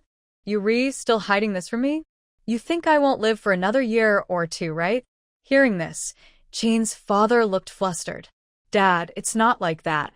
"It's not like that, what is it?" "This is how you treat my granddaughter." Thinking of the couple's nervous look when they ran out to comfort Qin Yojiao, Mr. Qin wanted to drive them out. "You value a daughter who is not your own more than anything else." Mr. Qin's face was livid. Mother Qin pursed her lips and said unwillingly, "Dad, you can't be so partial. Pei Yunj is your granddaughter, and Jiao Jiao is also the child you watched grow up. That's not as good as my granddaughter." At this point, Mr. Qin seemed to be too angry, covering his aching heart. This scene made Qin Lang nervous again. "Grandpa, are you okay?" Just now inside, Mr. Qin almost fainted from anger, which scared Qin Lang. "Dad." Father Qin and Mother Qin also became nervous, and guilt rose in their hearts. Then, a voice suddenly sounded at the door. "Mr. Qin, please sit down and talk first." Everyone heard the words, turned their heads, and saw that it was Huashidu. Yu Hanran, who was watching the excitement next to him, immediately stood up and wanted to talk to Huashidu. But he heard Huashidu say, "You go back first, I still have something to do." Yu Hanran. Did Master Du treat him as a tool? Let him bring him to the Qin family, and now drive him away? "Master Du, are we going together?" Yu Hanran said with a cheeky smile. Huashidu glanced at him indifferently after hearing this. I'll go. Yu Hanran was scared and immediately changed his words. After Yu Hanran left, Qin's father hesitated and said, "Mr. Hua, I came here in a hurry today and didn't have time to choose a gift." Huashidu said slowly. The people in the hall were stunned. Then, they saw Huashidu walked in front of Mr. Qin, and with his evenly knitted hands, he placed a brand new cooperation agreement on the table. "This is my gift to Yunyun." As soon as he finished speaking, Qin's father and mother's faces changed. Qin Yojiao, who had not dared to speak and had resentment in her eyes, turned pale and bit her lips. She looked at the noble and casual man in front of her in disbelief. "Mr. Hua, you are..." Mr. Qin was also stunned for a moment and did not read the content of the agreement. "Just now I heard from Mrs. Qin that Yunyun only gave Mr. Qin a scarf knitted by hand." The man hooked his thin red lips, and his tone was careless, but straightforward and ostentatious, without hiding his indulgence. It's a little childish, but the way a little girl expresses her love is never subtle. But since Madame Qin thinks it's inappropriate, I'll find a suitable one for Yunyun. Hearing this, old Master Qin subconsciously looked at the agreement, but then couldn't help but pause. It was a 3-year cooperation plan between the Hua group and the Qin group. With the qualifications of the Qin group, it is impossible to cooperate with a top group like the Hua group. In addition to expanding Qin's network of contacts, the profits from this cooperation alone can be equal to Qin's total output value for several years. What's more, the profits from this agreement are almost taken by Qin. Mr. Hua, your gift is too expensive. I can't accept it. Old Master Qin immediately refused. If he really took this agreement, wouldn't he be selling his granddaughter? And at this moment, After hearing this, Qin's mother and the others could roughly guess the value that the contract might bring. Mr. Hua, why do you want to give Yunge a gift? Qin's mother relaxed her expression. Mother Qin also didn't think that the man in front of her was someone who would ask for trouble. But given his status, it's impossible for him to like Pei Yunge. It's not Yunyun's fault. The man put one hand in his trouser pocket and said in a lazy and playful tone, I've been too busy these 2 days, and I forgot to prepare a gift for Yunyun and asked her to bring it over. As soon as the voice fell, suddenly, everyone on the scene paused and subconsciously looked at Huishidu. What does this Mr. Hua mean? Pei Yunge is now living with him? And Qin Lang, the whole person was frozen. What is Qin Yu doing? Isn't this man the man who took Gur away in front of him that time? How can Gur live with him? suddenly, what? Old Master Qin was stunned. Gur, lives with you? At the same time, the faces of the Qin family couple changed. Knowing this account, Old Master Qin will keep it on them again. And Qin Yojiao's thoughts are still on what Huishida said just now. Pei Yunge moved out, but actually moved into Huishida's house. How could this happen? Qin Yojiao's face was ashen, twisted a little bit. She actually always thought that Pei Yunge lived outside alone, lonely and pitiful. Yeah. Huishidu admitted frankly. His eyes were casual and indifferent. Mr. Qin, I'm sorry. Before, I didn't want Mr. Qin to be unhappy with Yunyun because of this, so I didn't mention it. Then, he glanced at the Qin couple, sneered with an ambiguous meaning, and raised his lips. But if Yunyun was happy living here, she wouldn't run out alone at night. Hearing this, Mr. Qin felt sorry for Pei Yunge. He glanced at the Qin couple with a dark face and finally took a deep breath, holding back his anger, and then turned his head to look at Huishidu. Thank you, Mr. Hua, for taking care of Gur during this period, but will it be too much trouble for you in the future? Mr. Qin was still worried. After all, Pei Yunge was a girl, and it was not good for her to live in a strange man's house. Yunyun is not a trouble. Huishida's words made Mr. Qin pause for a moment. After a while, he couldn't help but look at the man in front of him more. He has a superior appearance, is the heir of the Hua family, and is an unattainable leader in the eyes of everyone. It can be said to be impeccable. No wonder Qin's mother would find a way to get Qin Yojiao and Huishidu in touch. Then, Qin's mother spoke as expected. Yunge is a girl after all. It's not convenient for her to live with Mr. Hua. Why don't we let Yunge go back? I think it's good to live with Mr. Hua. Old Master Qin interrupted calmly. He still has to consider Gur. In the future, if he is gone in a year, Gur will not be left without protection.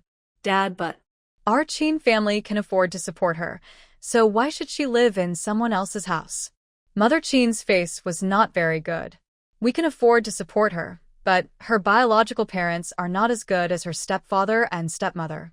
Old Master Qin chuckled, and regardless of how bad the Qin couple looked, he smiled at Huishidu. Mr. Hua, if that's the case, Gur will trouble you in the future. However, you should take this agreement back first. It's too expensive. If Mr. Qin really minds, you can consider it as a gift from Yunyun. Huishida suddenly curled his lips. However, I also want to ask Mr. Qin for a promise on behalf of Yunyun. What promise? Mr. Qin asked. The next moment, Huishidu's soft and low voice sounded slowly. Our Yunyun is one of the 4 heirs of the Qin family. One of the 4 heirs. In addition to the 3 brothers, Pei Yunge must be the only heir. Immediately, the faces of the Qin couple turned pale.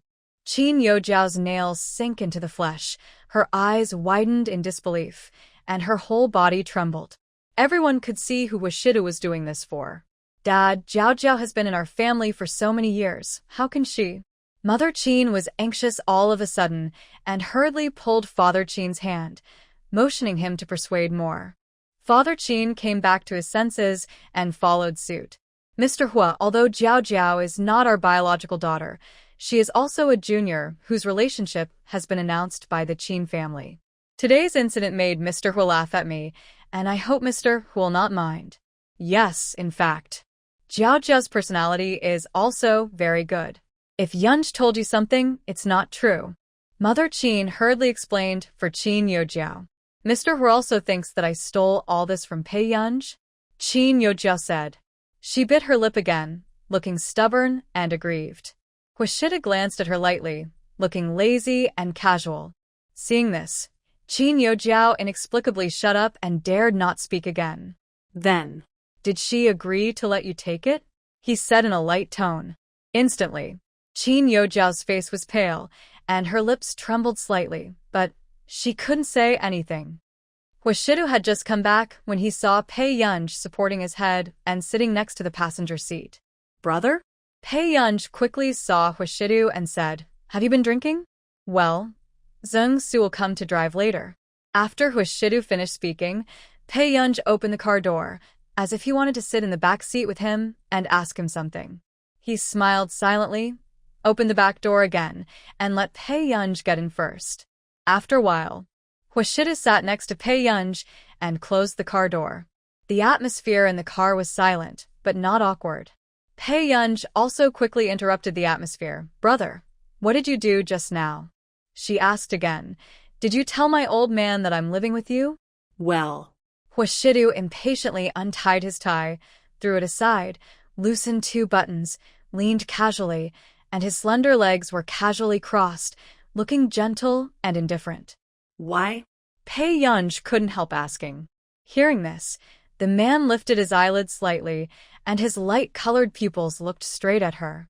The next moment, "The little girl is not easy to raise. My brother asked the old man for some custody fees." Pei Yunj's eyelids moved slightly. "What did the old man say?" He said casually, "I told you to listen to your brother, study hard, and don't fall in love too early." Got it. Pei Yunj couldn't help but look at Huashida more after she finished speaking. "I always feel that this man's state today is a little bit wrong. Usually, this man also likes to tease her, but not like today. His lazy look seems to be seductive from the bones. The inexplicable frivolity and laziness make people blush and their heart beat fast. He looks like a complete scoundrel." The next morning, Pei Yunj heard the movement at the door before he woke up. It sounded like a woman's voice. Then, She frowned, and before she could react, the door suddenly opened. "Master Du, I brought you breakfast. When do you want to arrange Mrs. Tutoring?" The woman's voice entered the bedroom, bringing with it a strong smell of perfume. It directly concealed the original atmosphere of the bedroom. suddenly, Pei Yunj was no longer sleepy. He pressed his eyes with the base of his palms. The coldness and irritability in his eyes disappeared in an instant. The woman just happened to walk in, placed the dinner plate on the table virtuously, and then looked at the bedside with a smile on her face. But unexpectedly, at this moment, she did not see the man she expected. "All I saw was the person on the bed, the cold, white, delicate arms, and the long, soft, black, curly hair." In an instant, the woman's face changed, and she looked at the scene with embarrassment. How could it be a woman? This room, this layout, is clearly a man's room. Without waiting for the woman's expression to ease, the person on the bed slowly sat up, revealing her bright and charming face. Pei Yunj lazily put on his slippers and stood up. Her legs were slender and dazzlingly white under her nightgown. "Tutor me?" Pei Yunj laughed and asked again. In an instant, the woman's face turned red and then blue. She forced a smile. Yes, Mississippi. She had finally won the opportunity to be a tutor at Doi's house. At first, she thought it was Doi's sister who needed tutoring. But if it was a sister, why would she sleep in Doi's bed? "Wait for me downstairs." Pei Yunj had just woken up, and his tone was lazy. The woman looked at Pei Yunj unwillingly, clenching her fists. She was also a graduate of a prestigious university, with good looks and family background, but she had to tutor a high school student who was kept by a sponsor? The woman didn't think that this overly beautiful girl in front of her would have any amazing background. Don't understand what I'm saying? Pei Yunj glanced at her, smiling. Suddenly, the woman shuddered inexplicably and left the bedroom immediately. 10 minutes later, Pei Yunj washed up, changed clothes, and went downstairs. She raised her eyes and saw the woman sitting by the sofa, wearing a V-neck tight chiffon skirt with a protruding front and a curved back. However, she didn't look like a tutor. Otherwise, she wouldn't have brought breakfast upstairs and opened Hoshida's door directly. The woman also heard the movement on the stairs and immediately smiled. "Miss, I'm so sorry. I didn't know where you sleep." "It doesn't matter. I didn't expect the teacher to be so enthusiastic." Pei Yunj smiled slowly. This also made the woman's face turn blue and red. "When does it start?" Pei Yunj asked. Although Pei Yunj looks free and unrestrained, she doesn't like to trouble people in her bones. Since this is the tutor hired by Hoshidu, she won't let him worry about this matter. In herself, she doesn't need tutoring. "You can start after breakfast." The woman smiled, but she couldn't help feeling sour in her heart. How could this little girl who doesn't understand romance arouse the interest of Master Du? However, now that she can stay here, she will definitely have the opportunity to meet Master Du by then. Master Du will know the benefits of a mature woman and will not like this ignorant little girl. Thinking of this, the woman's expression softened a lot, and she waited patiently. At the dining table, Pei Yunj ate breakfast and passed the translated medical record to Stephen. At this time, Aunt Meow came over unhappily and glanced at the person on the sofa with disgust. "Miss Yunj, this woman doesn't look like a well-educated person. If you don't like her, you might as well change her." Just now, Aunt Meow saw the woman's series of actions, and she knew her crooked thoughts. She looked so weird. The old lady definitely didn't like it. It's okay. Pei Yunj raised his lips, not caring much. "But will this woman teach you carefully?" Aunt Meow frowned. "Try it first." "Aunt Meow, there's nothing to do today, you go to rest." Aunt Meow smiled helplessly when she heard it. "Okay, you also keep an eye on this woman. Don't let her succeed." After saying that, before leaving, Aunt Meow gave Pei Yunj a meaningful look, with encouragement and determination. Pei Yunj stopped eating chopsticks. It took more than half an hour for Pei Yunj to finish his breakfast slowly. At the coffee table in the hall, the woman asked Pei Yunj to take out the book first. As soon as she opened the exercise book, she saw a lot of wrong questions, which were horrible to look at. A hint of sarcasm flashed across her eyes. His face was good, but he was indeed a fool. Then, the woman smiled. Her tone could hardly hide her contempt. "Miss, with your foundation, it's hard to learn well. So, I will be strict in the next tutoring. I hope you can cooperate as much as possible." After that, she casually opened the book and threw it to Pei Yunj. "Copy the knowledge points 10 times first, and then have lunch after copying. How about it?"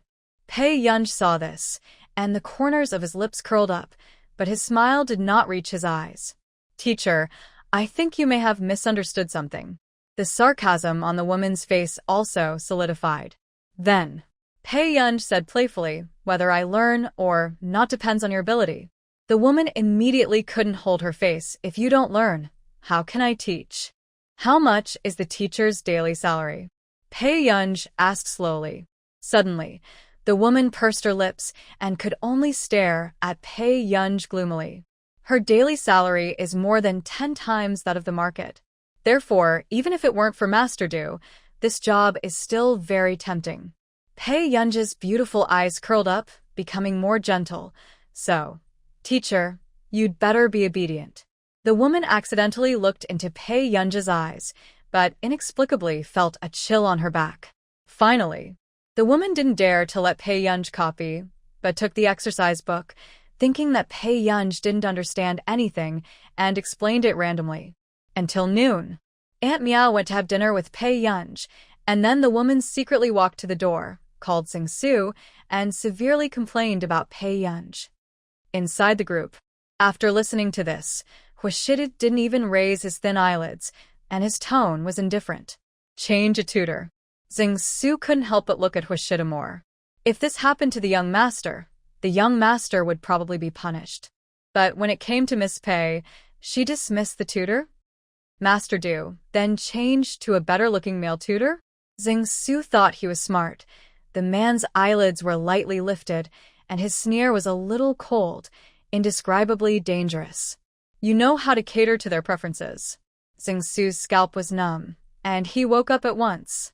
He immediately changed his words. In fact, Miss Pei is also easy to be tempted at this age. I think it's better to have a female tutor. Hearing this, Huashida glanced at him lightly, and the sense of oppression was pressing on his heart. The man lowered his eyes, and Xingsu just breathed a sigh of relief when he heard him casually. Come back with me later. Xingsu understood as soon as he heard it that Huashida wanted to go back to see Pei Yunj. Yes. In the afternoon, Pei Yunj continued to be tutored, and the woman was obviously absent-minded, and she also got several questions wrong. Suddenly, the woman glanced at the figure outside the door, her eyes lit up, and she immediately turned her head to look at Pei Yunj. Did you understand the question just now? Pei Yunj had just replied to the message from the Institute of Computing and glanced at the question. She said perfunctorily, yeah. Then tell me again. A strange light flashed across the bottom of the woman's eyes. Who knows? Pei Yunj raised her eyes. You don't know? At this time, Huashidu and Assistant Zeng, who had just walked in, heard these few sentences of conversation. Assistant Zeng's eyelids twitched. If Miss Pei had this attitude, Master Du might have filled up the young master's class. Miss Pei, I just explained this question. With your attitude, it's useless for me to explain it 100 times. The woman said aggrievedly. Pei Yunj didn't say anything and saw the man coming over out of the corner of his eye. Brother. Pei Yunj's eyes curved. His eyes were very clear. Why are you here? This harmless look, even if he was angry, he had to calm down. Don't you understand the question? Huashidu walked to Pei Yunj's side. Before Pei Yunj could speak, the woman blurted out, It's the young lady's attitude that's not right. Pei Yunj glanced at her. The woman dodged her gaze, but soon raised her head and looked at Pei Yunj, looking proud. Who knows? The next moment the man spoke in a casual tone. Xingsu, settle her daily salary. No need to teach her in the future. Suddenly, the woman's face changed, and she looked at Huashidu fiercely. She couldn't figure out why she was the one who was replaced. Master Du, this fault is not my fault, the woman said aggrievedly. Huashida's eyes moved back from the exercise book. Which question were you teaching her just now? The woman said the last question. Is this your answer? Huashida's lazy and lustful eyebrows revealed a coldness and danger. The woman paused, then read the question several more times, only to find that she had calculated it wrong. Her pupils shrank suddenly, her face turned blue and red, and she hurriedly explained, Master Du, this is an accident. Huashidu picked up the cigarette box beside him, sat casually on the sofa, and said in a low and magnetic voice, Child, go upstairs first. Brother will talk to you later. Pei Yunja's eyelids jumped, and she always felt that she would suffer too. Every time Huashidu called her like this, there must be something bad. Okay. Pei Yunj went upstairs consciously. Then, the atmosphere became more silent and condensed. The man's eyes were lazy, his upturned eyes were charming, and he flicked the ash with his fingers. His careless look made people dare not breathe twice. Fear appeared in the woman's eyes, and she couldn't help but whispered softly, Master Du, give me another chance. I will definitely teach the young lady well. However, Huashidu glanced at her without any ripples in his eyes and asked lightly, Do you think you are a teacher? In an instant, the woman's face lost color, and her whole body was stiff. Xingsu, who was standing by, felt a chill down his spine. After all, Master Du had given him this mission to complete. Really? Immediately following, the man raised his eyelids, his eyes oppressive and dangerous. Xingsu, is this what you want to do for me? Xingsu's scalp tingled, but he immediately walked up to Huashidu and admitted it with his head bowed. Master Du, I'm sorry. This is my fault. I don't want this to happen again. After saying that, Huashidu put out his cigarette and turned to go upstairs. The woman looked embarrassed and had not yet recovered from her fear. When she thought of the man's look just now, she felt unsteady on her feet and cold sweat broke out on her back. "Well, it's time for you to leave." Xingsu's voice interrupted her thoughts, and she heard him say coldly, "Anyone with a brain knows whether to tell others about the things here." The woman's face turned pale, and she was still trembling all over. I understand." Second floor. Pei Yunj supported her head and began to write homework with a strong desire to survive. But soon, she heard a knock on the door, and then the door opened. Pei Yunj put down her pen, turned her head and looked at Huashidu, and her beautiful eyes tilted. "Brother." Huashidu glanced at her lightly and sat opposite her. Under his suit pants, his slender and abstinent legs were casually placed. His arms leaned loosely on the handle, and he approached her in vain. Pei Yunj's ears were numb because the man laughed leisurely without a proper posture. "Kid, tell your brother what kind of tutor you like." The man's posture was a bit careless and bad, but Pei Yunj really felt that this question was not easy to answer. It was like a life-threatening question. After a moment, "I like someone like my brother." After saying that, Pei Yunj smiled slightly reservedly. The man listened to his words with a secretive look. He leaned lazily, and his slender jade-like fingers gently tapped the handle of the chair. "That's fine." Pei Yunja's smile froze. 40 minutes later. Hua's group. Pei Yunj sat on the sofa in the president's office, with several homework books on the coffee table and a pen in his hand. There was also a bottle of milk on the side. Pei Yunj's mouth twitched, and he couldn't help but look up at the man in the office. At this time, Huashidu was just holding an impromptu video conference. The senior executives on the computer screen could feel the oppression of their president across the screen, and the atmosphere was condensed and dull. Suddenly, Huashidu heard a sound not far away, turned his head, and saw Pei Yunj picking up a pen. Looking at her bright eyebrows, all with a complicated expression, the man's thin red lips were barely noticeable. After all, she is still a little girl. However, at this time, the senior executives who saw Huashida's expression all widened their eyes and looked at this scene in disbelief. They couldn't hear the movement over there, but they could see clearly the expression of their CEO Hua. CEO Hua actually smiled. Why is there such an inexplicable feeling of pampering? This smile is too sweet. The female senior executives all felt that their girlish hearts were sniped for the first time in a long time. But soon, everyone suddenly realized that the background of their president was the office. Wait, could it be that CEO who brought people to the company? Suddenly, Huashida's low voice sounded. "It's time to start." All of a sudden, everyone came to their senses and put out their gossiping hearts. The gossip will be known sooner or later, but to Desert Mr. Hua's meeting. No one dares to do that so desperately yet. Not long. The meeting got underway. Pei Yunj, who was standing aside, couldn't help but twitch his eyelids when he looked at the questions in the booklet. Inadvertently, she looked up and caught a glimpse of Huashidu. Looking at the man's handsome and noble features, he seemed less careless and was conducting the meeting in a gentle and serious manner. Pei Yunj couldn't help but take a few more glances. Immediately, a few minutes later, Huashidu also felt the gaze from the side.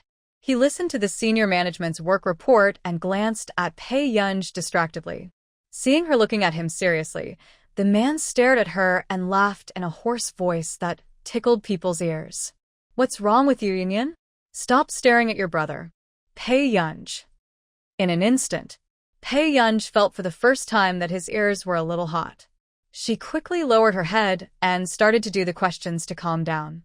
Although the senior executives could not see Pei Yunj beside them, they saw their CEO laughing lightly, and their heartbeats almost accelerated uncontrollably. Is Mr. Hua trying to stir up people's hormones today? The blood tank is emptied. Seeing Pei Yunj start to do his homework peacefully, Huashidu turned his head and spoke in a lazy and cold tone. Continue. Okay, Mr. Hua. The mood of the top executives today can no longer be described as complicated. I never thought that their CEO, the most popular girl in the world, would be so flirtatious in private. That lazy tone, intentionally or unintentionally seductive, makes people blush and their hearts beat fast. But where did the little goblin beside their president come from? After the meeting, seeing Pei Yunj doing her homework, Huashidu stopped teasing her. But not for long. Pei Yunj suddenly received a call. She glanced at Huashidu, who was working. She walked to the door. What's wrong? After Pei Yunj answered the call, he asked slowly, classmate Pei, have you been online? Chu Zixing looked extremely unhappy when he saw the comments online. Why should Pei, such a good person, be ridiculed by them like that? What happened? A dark color flashed across Pei Yunj's eyes. Seeing that Pei Yunj really didn't know about this, Chu Zixing gritted his teeth and said, It said on the internet that you are the daughter of the Qin family, and the comments are not very nice. In fact, more people on the internet are saying that Pei Yunj is the illegitimate daughter of the Qin family. However, the Qin family deliberately concealed it, so Pei Yunj took advantage of it. Such things can be hotly discussed by the public because someone deliberately released the news and manipulated the popularity. As for the person who would do such a thing, there would be no one else except Qin Yojiao. After all, it was only yesterday that old Master Qin forced the Qin family to publicly acknowledge their daughter. Today, bad news about her began to appear. She is quite capable. Pei Yunj sneered and leaned lazily against the wall. Huh? Chu Zixing was confused and didn't know what Pei Yunj was talking about. I see, thank you. Pei Yunj's rosy lips curved, looking calm and composed. You're welcome. Chu Zixing said worriedly, Mr. Pei, let's get the Qin family to solve this problem. He saw Qin Yojiao's fans, who were already crazy and insulting Pei Yunj everywhere. They accused Pei Yunj of stealing Qin Yojiao's things. They even dug up a lot of information about Pei Yunj and compared him with Qin Yojiao. It was a strange irony. The difference between a wild chicken and a phoenix is huge. Qin family? Pei Yunj laughed with an ambiguous meaning, and there was no smile in his eyes. I know. I'll hang up first. Okay. Chu Zixing note that. Not long after, Pei Yunj hung up the phone and returned to the office. Brother, can you lend me your computer to play with for a while? Pei Yunj suddenly asked. Huashidu glanced at his watch. Pei Yunj had been writing for more than an hour just now. The man hummed, Is a notebook okay? All right. Pei Yunj sat next to Huashidu consciously, looking at him with a smile. Seeing this, the man's throat rolled, and a faint low laugh overflowed. He put the notebook in front of Pei Yunj. After the break, I still have to continue writing. The man explained casually. Pei Yunj. Okay. A few minutes later, Pei Yunj logged into the social software and saw the entry at the top of the list. Qin family Pei Yunj. Her beautiful eyes were raised, without any emotion in her eyes. After clicking in, she roughly looked through the content. It was nothing more than a marketing account that led the rhythm, exposed her family background, and then her school situation was exposed. But the most angry are Qin Yojiao's fans and a large number of netizens with a strong sense of justice. These days, illegitimate daughters are making trouble. Who are they? Disgusting. Goodbye. Are the Qin family crazy? People who are not presentable should not appear in front of the public. It's an eyesore. Smile. Don't compare my Jiao with someone. My Jiao had a piano tour at the age of 19. What about her? Ask whether it is suitable for everything first. Let's be honest. The Qin family's operation is too unfair to Qin Yojiao. As much as Qin Yojiao can bring honor to the Qin family, someone can bring shame to the Qin family.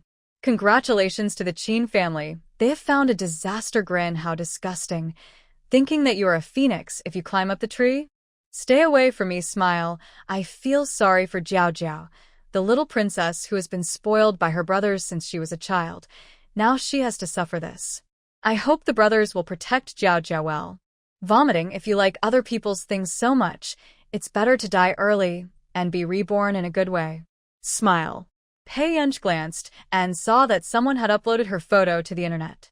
But it was a photo of the original owner in school before she was reborn. Because of her lack of self-confidence, the original owner almost covered her face with black framed glasses, painted her face strangely, and wore an inappropriate school uniform, like an alien. Qin Yojiao's fans deliberately compared this ugly photo with Qin Yojiao's refined photo, which attracted a large number of netizens to Psy. They are both daughters of the Qin family, but the gap is really like heaven and earth. After reading this, Pei Yunj raised the corner of his lips, supported his chin with one hand, and gently stroked his lips with the back of his fingers. Not long after, Pei Yunj slowly typed on the keyboard and sent a message to the whistleblower. Don't you consider deleting the comment and apologizing? A certain newspaper reporter, who was very happy because he had just got hundreds of thousands of dollars, couldn't help but sneered after seeing this message. Where did such a nosy person come from? If he doesn't delete the comment and apologize, what can this person do? Thinking of this, he sneered contemptuously and replied to Pei Yunj, I won't. Grinning, are you kidding? After posting such a revelation, someone paid him hundreds of thousands of dollars. Why should he delete it? Then, he leisurely replied to the comment area, fanning the flames, not caring at all about what trouble he would cause. After all, even if the Qin family wants to sue him, the current public opinion is on his side. At that time, it is unknown who will be scolded more harshly. Thinking of this, he glanced at Pei Yunj's dialogue box and laughed sarcastically. Where did the idiot come from? There are so many mouths on the internet. Who has the ability to manage it? Office. Seeing the arrogant reply of the marketing account, Pei Yunj couldn't help laughing. The clear and pleasant chuckle attracted the attention of the man next to him. What's wrong? Nothing. Pei Yunj put away his smile, and his slender and beautiful fingers began to jump on the keyboard. His eyes were scattered, and without any emotion. Seeing this, Huashidu was interested, but he didn't intend to disturb the little girl playing on the computer. 10 minutes later, a reporter from a newspaper who was happy to go to the bank to withdraw money to count. His eyes stagnated, and he was about to stop laughing. What's the situation? He looked at the mouse arrow on the screen, moved by himself, and then stopped breathing.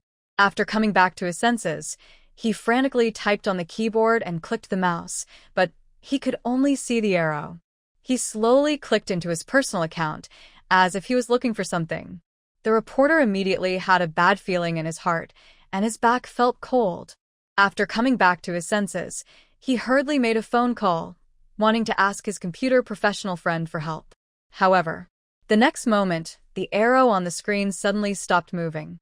Seeing this, the reporter was stunned for a moment, thinking that there was a bug just now, and then he breathed a sigh of relief. Unexpectedly, before he could calm down, he saw the dialogue box just now, and another line of words appeared. Be a good person in the next account. Seeing this, the reporter's eyes widened suddenly, and a chill went from the coccyx to the back of the head. Who is this person? What does this person want to do? Not long after, the mouse arrow on the screen gave him the answer. A friend's call just got through and asked him what happened. But his hands were shaking, and his phone fell down. He watched the mouse arrow, which turned left and right slowly as if torturing him deliberately. Soon, the arrow found the sign to cancel the account. At this moment, he stood up suddenly, yelled sharply and urgently, grabbed the screen monitor like crazy, and shook it hard. No. No. Stop it. Stop it. Everything on the computer desk was turned to the ground by him. His face was pale, and he smashed it desperately without any clue, but he still saw the dialogue box appear. Are you sure you want to cancel the account? Then, the arrow directly clicked OK. The man with glasses and a mess of hair dropped his computer. He slumped in his chair, rubbing his hair with both hands, his eyeballs full of red bloodshot. His account could bring him at least millions of dollars worth of value. But now, he lost his account because of hundreds of thousands? The man with glasses even wanted to kill someone, with a look of despair.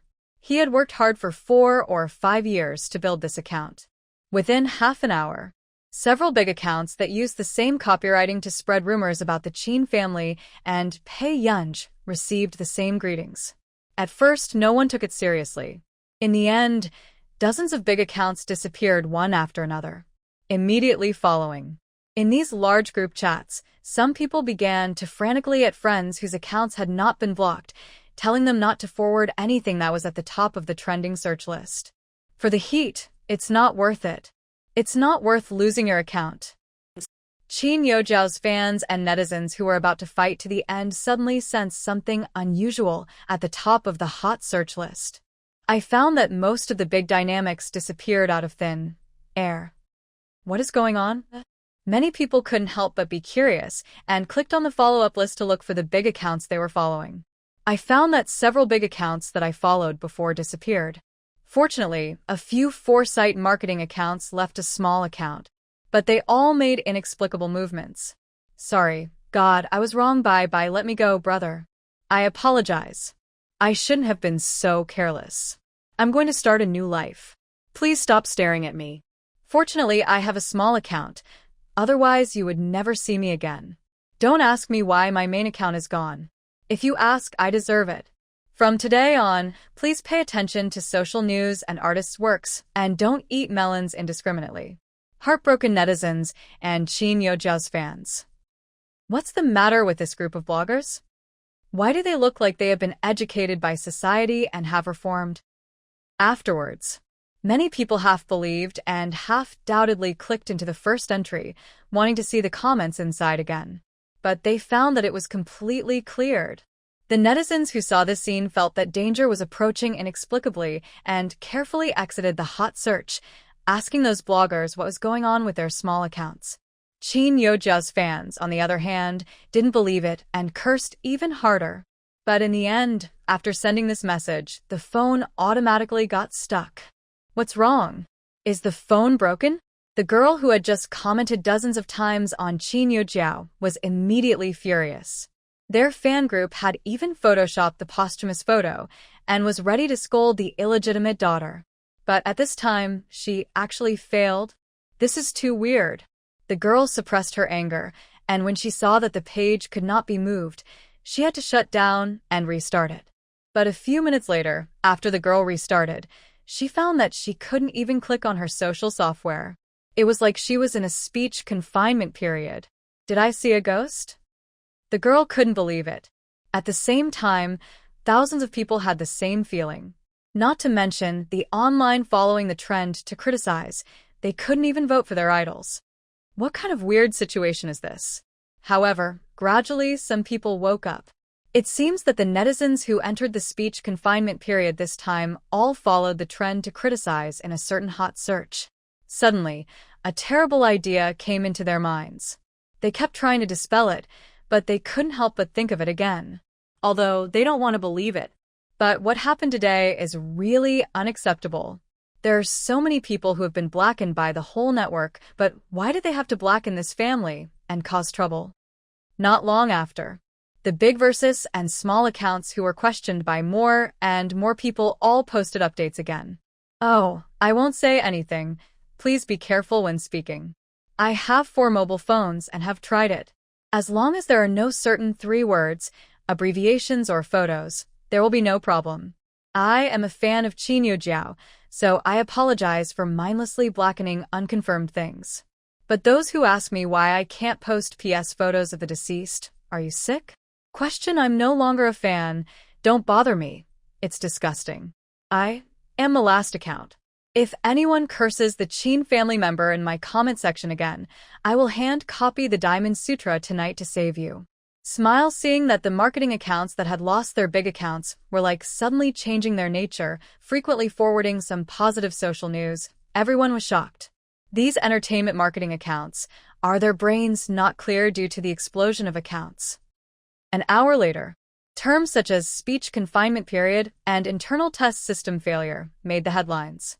Everyone wanted to discuss, but they didn't dare to go too far, so they could only say a few subtle words. Son, this is really the first time I have seen such a big scene. Capital is not so cruel. Where did the gods come from? I really want to eat melons, but I can't give up a melon field for a melon. Heartbroken? My internet is disconnected. Girls, what are you talking about? Haha. He is definitely a master in the computer field. But to be honest, there are no more than 5 people in China who can do this. However, they are all successful people. I don't understand why they do this. there is a lot of discussion on the internet. Similarly, the company's technical staff who are dealing with this matter are also very distressed. Since 2 hours ago, people have been calling their customer service and asking them what's wrong with the system. But they have tested it repeatedly and found nothing. At this time, their high-level meeting was also discussing this matter. In fact, when this trending search came up, they were also guilty. After all, the target of the cyber violence this time is an amateur. But it just so happened that during this period, an artist had a scandal, and the people above asked them to find a way to suppress it. So, they turned a blind eye to the matter of this amateur. After all, in the final analysis, she was just an illegitimate daughter of a wealthy family. But no one expected that it would end up like this because of the hot search of such an illegitimate daughter. What do you think we should do about this? Has the technical side found out who it is? The management leader took a deep breath and pressed his eyebrows. It's not that they haven't overturned before, but this is the first time they have overturned like this. It's even more terrifying than capital. It hasn't been found out yet, but we can probably guess who it is. The people in the technical department swallowed their saliva. Who is it? The people from the top computing institutes in China. The director of the technical department took a deep breath and said, if it was really those people who did it, their company wouldn't want to provoke them. After all, these people are all top academics, they are on the world news, and they are respected in every country. The faces of the management leaders were not very good. Are you sure? In fact, they were also half responsible for this matter, and it was difficult to investigate. But who could swallow such a big mess? However, if it was really those few people, they had to swallow it even if they didn't want to. Except for them, where can there be so many high-end talents in the country? The director of the technical department smiled helplessly. At the same time, in the corridor, Pei Yunj called Marcus. Not long after, Marcus answered the phone and asked flatteredly, Miss Pei, how you have time to find our computing institute? Usually he calls Pei Yunj. I think I've got something wrong. Pei Yunj raised the corner of her beautiful eyes, and her tone sounded harmless. Deputy Director, what should we do? Marcus. He shouldn't have any expectations of Pei Yunj. Marcus took a deep breath. What is it? He is a calm deputy director. It doesn't matter. He can handle it. I destroyed my headline list. Pei Yunj said gently. But when Marcus heard this, he almost fainted from anger. He knew that if this guy dared to hack into their Institute of Computing Technology's website, there was nothing he couldn't do. But later, after Marcus found out the cause of the incident, he gradually became furious. The precious member of their institute, who was regarded as a golden nugget, was actually blacklisted by the entire internet. You know, in their country, talents like Pei Yunj are trained and protected. Such bad news will be supervised by the superiors, and the protected objects will not be allowed to suffer any harm. We asked you to immigrate, but you refused. Do you know how well we treat scientific research talents? Marcus said indignantly. Pei Yunj was not as cold to Marcus as he was at the beginning. Instead, he laughed. She quipped, do you have a misunderstanding about me or about my country? Marcus. Although this guy is usually free and easy, at this moment, he is so protective that you can't say anything. Okay, I got it. I'll go and solve it for you right away. Haha, you're eating in the bowl and thinking about the pot. Marcus said sarcastically. Pei Yunj. She was a little suspicious that he had learned these words on purpose to attack her. There are more and more rumors about the headline list. The top computing institute in China also knows about what happened today. 5 or 6 suspected objects are also suspicious of each other. Even a few minutes later, everyone directly locked on the target person. Is it you? Is it you? You little rascal. You dare to destroy the headline list? The director roared with full of energy and slapped the young man on the back of the head. The young man held his head, feeling wronged and scared, and retorted in disbelief.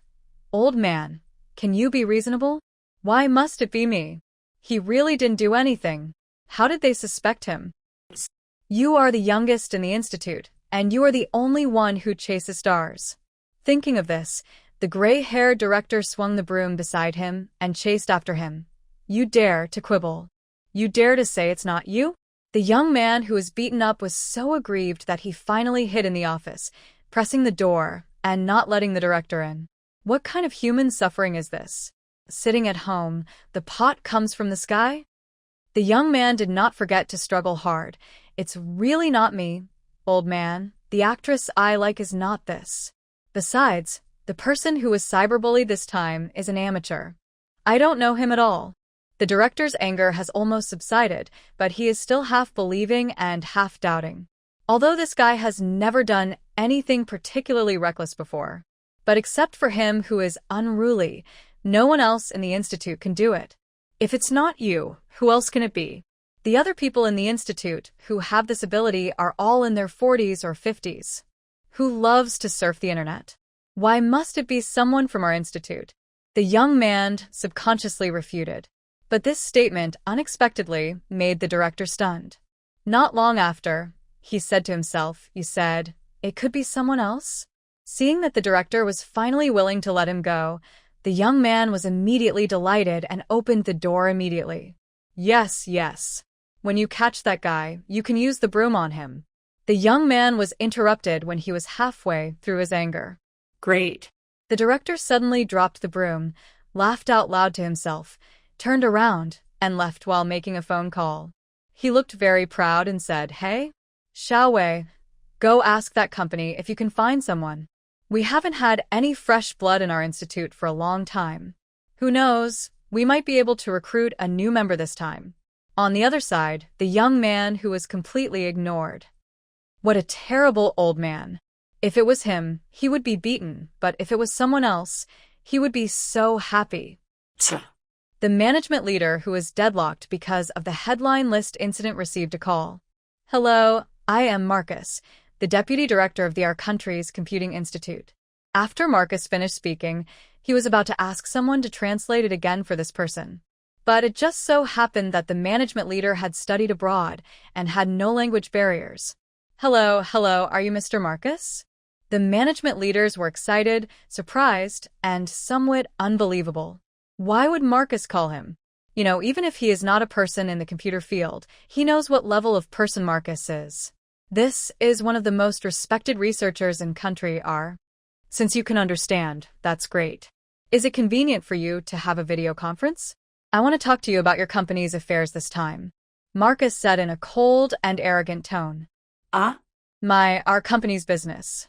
The management leader's face changed, his tone was a little slow, and he suddenly had a bad premonition. Yes. Marcus didn't intend to talk nonsense with him. After the management leader came back to his senses, he nodded quickly. Okay, you wait a moment. Soon. After letting the people in the conference room leave, he immediately answered Marcus's conference video, looking nervous. "Hello, Mr. Marcus." He smiled stiffly. Marcus laughed. "I'm not very well." Marcus didn't intend to waste time and asked directly, "What is your position in the company?" "I'm the company's vice president." The vice president hurriedly said. Okay. Marcus glanced at him with a reluctant attitude and asked coldly, "Does your company know who you used to block the artist scandal this time?" When the vice president heard this, a certain premonition that made his scalp tingle became stronger and stronger. "Isn't it the illegitimate daughter of the Qin family?" Marcus sneered. "She is the most watched member of our computing institute." What? The vice president raised his head suddenly. His pupils shrank. Members of Mr. Marcus's computing institute? That's the world's top computing institute. What a joke. How old is the illegitimate daughter of the Qin family? The vice president thought it was ridiculous and laughed dryly. "Mr. Marcus, are you kidding me? I have time to tease you, so I might as well do more research." Vice president. When Marcus thought of Pei Yunja's matter, he became more and more angry, and his smile was chilly. Members of our computing institute have always been the focus of protection in our country. Even in any country, we will be protected and respected in the same way. However, your company is so bold as to use our members to block the popularity of the artists? Suddenly, the vice president's scalp is tingling. He really had no idea that the illegitimate daughter of the Qin family had such a background. "Mr. Marcus, you misunderstood. This is an accident. The vice president didn't want to anger these top computing institutes. One person can make their company restless. This offends a group of people and is completely automatically blacklisted in the internet industry. Thinking of this, the vice president felt a chill on his back. He began to regret that he actually used Pei Yunj as a shield. It's not an accident, in fact, it's good. Marcus suddenly smiled and continued, in fact, our country really hopes that Miss Pei can immigrate to country R.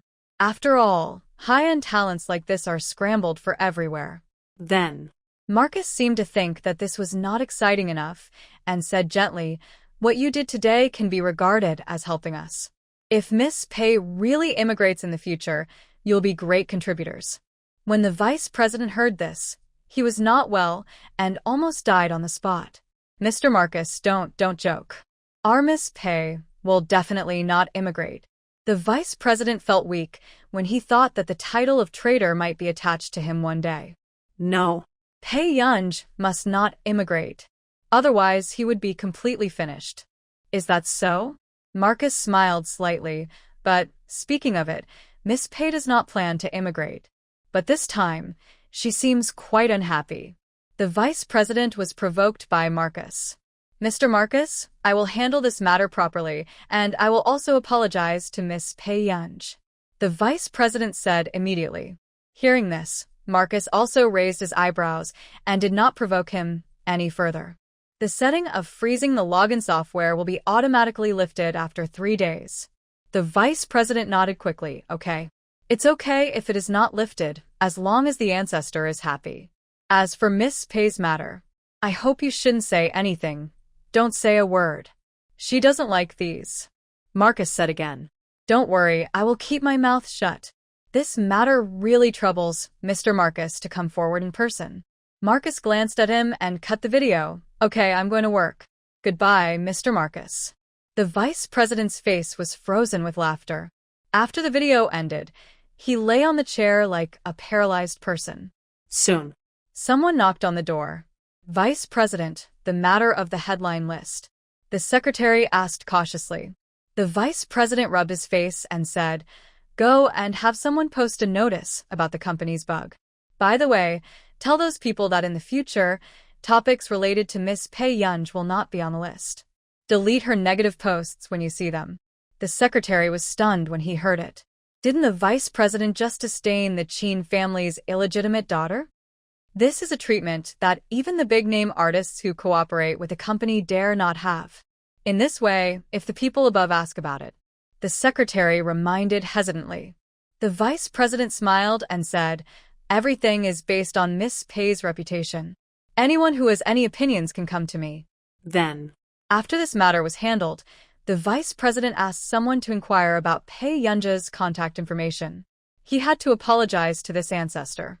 Otherwise, one day, if she really immigrated, he would become the one who helped the Our Country Computing Institute to fuel the flames. Then, to the vice president's surprise, he received another call from a scientific research leader today. He is the director of the top computing institute in China and an academician of the Chinese Academy of Sciences, Mr. Zhong Xinglin. The vice president's hands were shaking. Why did all the gods come to visit him today? I heard that something happened on your headline list? Zhong Xinglin asked with a smile. He really wanted to pretend, and his happy tone could not be heard. How did you know? The vice president did not dare to deceive this person. You know, the people he usually interacts with are big shots that he doesn't even have the chance to meet. Isn't it suspected that someone from our institute did it? No, it's really not your institute. The vice president thought that Zhong Xinglin was here to cause trouble. Unexpectedly, the next moment he heard Zhong Xinglin ask, have you found out who did it? Come on, tell me, who is this? Zhong Xinglin couldn't suppress his excitement. This is truly a talent that has been left out. No, he has to find a way to recruit him. After hearing this, the vice president understood Mr. Zhong's intention. But what made him hesitate was that he had just promised Marcus to keep it a secret. Why, you can't reveal it. The vice president clearly heard that Mr. Zhong's tone had turned colder. In a hurry, he found a compromise. The vice president quickly smiled and said, Yes, of course.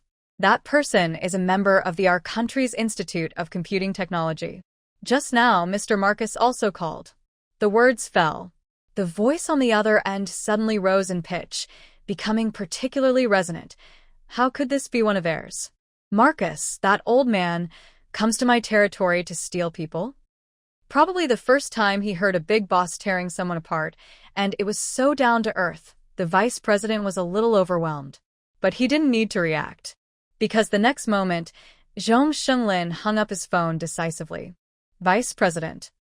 Half an hour later, Marcus finished his work and glanced at dozens of missed calls on his phone. Is this old man sick? Marcus complained in his heart, but dialed back. After the call was connected. Before he could speak, he heard Zhong Shenglin roaring.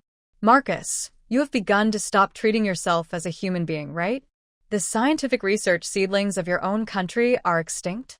After hearing this, Marcus took a long time to react and realized the reason why Zhong Shenglin was angry. Oh, this old man found Pei Yunj. When he thought of Pei Yunj's stubbornness and his refusal to immigrate, Marcus also felt jealous for the first time.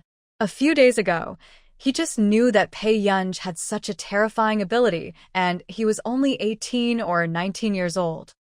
Then, in time, when Pei Yunj grows up, won't this old man be even more arrogant and complacent? Marcus was sour. What right did this old man have? Then, Marcus laughed and said sarcastically, Who can you blame? Who told you not to control people? Zhong Shenglin. Why does this tone sound so familiar? Zhong Shenglin coughed lightly and asked implicitly, Okay, what is the name of your new member? When you are free, you can communicate with me. Zhong Shenglin, do you think I am a fool? Don't have any crooked ideas for me. Wanna poach people? dream on. Marcus sneered and hung up the phone decisively. But when he thought of Zhong Shenlin's shameless words just now, he couldn't help but curse angrily. You old man, you have no shame. Right now. After the call was hung up, Zhong Shenlin's face darkened. He wanted to buy a plane ticket and go to country R to fight with Marcus. This Marcus, do you think he's great just because he won the Busako Award 2 years ago? Zhong Shenlin was furious. I heard that he was nominated this year as well. The young man who was beaten today whispered. The KZ Busako Award is the most famous award in the computer industry. If Marcus wins the award again this time, many people will use their country's computing institute to criticize their computing institute. Zhong Shenglin glared at him. You also know that? You are the most talented person in our institute, and yet you slack off at work every day. Young people. Can this be blamed on him? Then hurry up and grab it, director. The young man laughed. Zhong Shenglin rolled his eyes and said angrily, Robbery? That old guy is hiding me like a treasure. But I am also curious. I wonder how powerful this new member is to make Marcus so nervous. The young man shrugged. Isn't it easy to find? He was a hero saving a beautiful girl, standing up for the illegitimate daughter of the Qin family. If you contacted him from the Qin family, wouldn't that be a clue? Yes. How could I have forgotten everything? Zhong Shenlin's eyes lit up. On Monday, as soon as Pei Yunj arrived at school, he felt the strange looks from people around him. Before entering the classroom, I heard the discussion inside. No wonder Pei Yunj is so arrogant.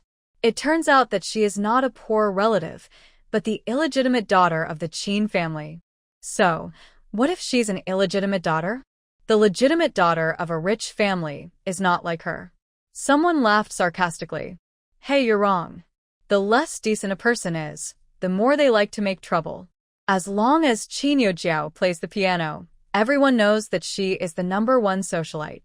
Another voice said disdainfully, As for those with shameful identities, they can only rely on sensationalism. That's right. How much do Yojiao's brothers love Yojiao? As for someone, I guess he is just someone who is disliked. When Pei Yunj walked to the door, she had heard almost all of these words. However, what Pei Yunj didn't expect was that before she walked in, she heard a sound of tables and chairs colliding. Chu Zixing's angry voice rang out, What qualifications do you have to talk about Pei Yunj? At least Pei Yunj never hurts people behind their backs. Hearing this, Pei Yunj at the door also paused. Before, Chu Zhixing said that he wanted to follow her. But she was not an easy person to approach, so she refused directly. But unexpectedly, Chu Zhixing would speak for her at this time. Not long after, several girls blushed and glared at Chu Zhixing. Someone sneered, disgusting. I didn't expect that there is a lapdog of Pei Yunj here. We are not qualified? Doesn't Pei Yunj want to be talked about by everyone? Another innocent-looking girl said sarcastically. She doesn't even look at what she has. At this time, the words of several girls became more and more sharp, but they didn't notice that Pei Yunj casually lifted a strand of black hair behind her. Her slender white index finger was entwined and played with it, while she walked leisurely, and her beautiful eyes raised lazily. Keep going. As soon as Pei Yunj's voice sounded, several girls who were talking behind her froze, and their faces turned pale. It seemed as if he had not expected Pei Yunj to come so early. Xiao Chu, are you too idle? Pei Yunj walked up to Chu Zhixing and asked calmly. When Chu Zhixing heard this, he thought Pei Yunj was blaming him for meddling in other people's business, and his whole body froze. But the next moment, the pretty and outspoken girl sneered lazily. Good citizens? We should take care of all the beasts in the school. Chu Zhixing came back to his senses, pursed his lips, and tried very hard to hold back his laughter. And those girls' faces suddenly turned green and red. Pei Yunj. What do you mean? Classmate, don't get me wrong. It means what you understand. Pei Yunj sat in her seat, her tone polite, but her words were as unbridled as her. You. The girl stared at Pei Yunj, gritting her teeth. Suddenly, a voice came from the door. What are you arguing about? What are you arguing about? Everyone turned around and saw that it was the dean. He glanced at everyone with a dark face. I heard your voices in the corridor. Did you all get full marks in the college entrance examination? Pei Yunj turned his head, gave Chu Zhixing some candies, then pulled up his hat and prepared to go to bed. But this scene was like a thorn in the eye of the Dean of Studies. This Pei Yunj is even more reckless than Lu Yuanci. Pei Yunj, what are you going to do? I'm crying. I was just scolded by my classmates, and I'm quite sad. Pei Yunj said slowly, and then fell asleep on the table. Several girls. The dean's face suddenly turned pale. I knew Pei Yunj was a soft nail, tricky and troublesome. But thinking of Pei Yunj's identity, the dean of teaching endured it, just glanced at Pei Yunj with disgust, and then left with a cold face. No wonder the Qin family only recognized her when she was so old. It is estimated that the Qin family also feels that they can't afford to lose this person. Everyone in the school knows that Qin Youjiao is a white, rich, and beautiful girl with excellent grades, and Pei Yunj was quickly recognized because of the incident of injuring Qian Qingjun. So in Hongda High School, almost everyone thinks that Qin Youjiao and Pei Yunj are worlds apart. Not long after the dean of teaching left, Pei Yunj took off his hat and opened his extracurricular book, which contained an iPad. Student Pei, don't you want to sleep? Chu Zhixing saw Pei Yunj wake up and couldn't help asking. I can't sleep, Pei Yunj said. Chu Zhixing immediately understood that Pei Yunj just didn't want to see the dean of teaching. Wait until the first class is over. When everyone saw Lu Yuanci coming back, they had different thoughts, and many people glanced at Pei Yunj with gloating. Who doesn't know that Lu Yuanci likes Qin Youjiao? Others would take into account the Qin family or Pei Yunj's past behavior and dare not conflict with Pei Yunj. But Lu Yuanci would not. At this time, everyone's eyes couldn't help but secretly glance at Lu Yuanci and Pei Yunj. Even Chu Zhixing became nervous. They saw Lu Yuanci walked up to Pei Yunj with an expressionless face. Have you finished your homework? Lend it to me to copy. Lu Yuanci seemed to have just woken up, and his tone was a little heavy. Why don't you borrow someone else's? Pei Yunj frowned. Lu Yuanci took it for granted. It's more appropriate to copy someone with a similar level. Pei Yunj threw the homework on his desk and was too lazy to say more. However, seeing this scene, everyone else was stunned. How come Lu Yuanxi not only didn't make trouble for Pei Yunj, but also seemed to have a good relationship with Pei Yunj? Ling Jiwei, who had troubled Pei Yunj before, couldn't help but speak in a sharp tone. Yuanxi, don't you know who she is? In the past, Lu Yuanxi was the one who protected Qin Youjiao the most. In fact, he is closer to Pei Yunj than anyone else in the class. Lu Yuanxi glanced at her calmly and returned to his seat. Seeing that Lu Yuanxi ignored her, Ling Jiwei shouted with a piercing voice, "She is the Qin family's illegitimate daughter." Lu Yuanxi's eyes gradually turned cold. He slowly looked at her and sneered, "What does it have to do with me?" He knew about this a long time ago. But no matter whether Pei Yunj is the illegitimate daughter of the Qin family or not, it is not Pei Yunj's fault. Besides, his new desk mate was much more pleasing to the eye than those girls who gossiped every day. Although she had a bad temper. You. Ling Jiwei's face turned pale. Not long. Pei Yunj laughed out loud, and she looked at Ling Jiwei with interest. Did Qin Youjiao tell you? Seeing Pei Yunj looking at her, Ling Jiwei suppressed her inexplicable fear and asked, "Aren't you?" Pei Yunj raised her eyelids, as if she suddenly thought of an interesting joke. Illegitimate daughter? It seems easier to accept than the identity of Miss Qin. This immediately confused everyone else. What does Pei Yunj mean by this? Lu Yuanxi stopped his hand, his eyes deepened slightly, and he looked at Pei Yunj more. But the next moment, everyone's thoughts were interrupted by the girl who ran outside. Student Lu, Youjiao is hiding in the bathroom and refuses to come out. I'm worried that something will happen to her. Can you? Hearing this, Lu Yuanxi's face changed, and he stood up suddenly before the girl finished speaking. Where is she? After that, Lu Yuanxi didn't come back all morning, but the news about Qin Youjiao spread. It was said that Qin Youjiao couldn't stand the stimulation, and because of someone's presence, she broke down and cried in the toilet. But fortunately, Lu Yuanxi kicked open the toilet door and took the unconscious Qin Youjiao to the infirmary. After that, even Cheng Zihuai, the school grass in the third year of high school, rushed there immediately after knowing this. Everyone couldn't help but envy. This Qin Youjiao got a perfect female lead script and was treated as a treasure by male gods one by one. Infirmary. Cheng Zihuai had a dark face and clenched his fists. I knew that this matter was related to Pei Yunj. Lu Yuanxi couldn't help but sneer coldly when he heard Cheng Zihuai say this. Cheng Zihuai, you don't have to put the responsibility on my desk mate. Why, are you still distressed? Cheng Zihuai looked at him coldly. It's not that he didn't know that Lu Yuanxi had different feelings for Qin Youjiao, but it was also the first time he saw him defending other girls. No. I just think that you have a big prejudice against her. Lu Yuanxi's lips curved in a mocking manner. After glancing at him, he simply turned and left. He and Cheng Zihuai had always looked down on each other, and there was no habit of saying hello before leaving. At this time, Cheng Zihuai gritted his teeth and sent a message to Pei Yunj. Pei Yunj, you are really capable. These words could not hide his annoyance and sarcasm. But a few minutes later, she replied, Do you need to say that? In an instant, Cheng Zihuai's face was so dark that it was unbearable to look at. Just when Cheng Zihuai got angry and wanted to settle accounts with Pei Yunj, a faint voice suddenly sounded from the side. Zihuai, why are you here? The violence in Cheng Zihuai's eyes dissipated, and he looked at Qin Youjiao with a gentle tone. Shouldn't I have come? Why don't you take good care of yourself and do such a stupid thing?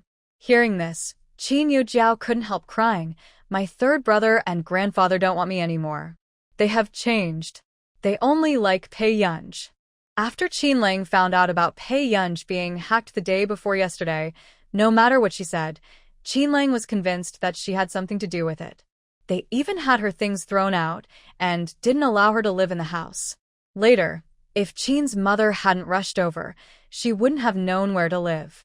After listening to Qin Youjiao's complaints, Cheng Zihuai frowned unhappily. Okay, Jiao, your third brother probably heard what Pei Yunj said.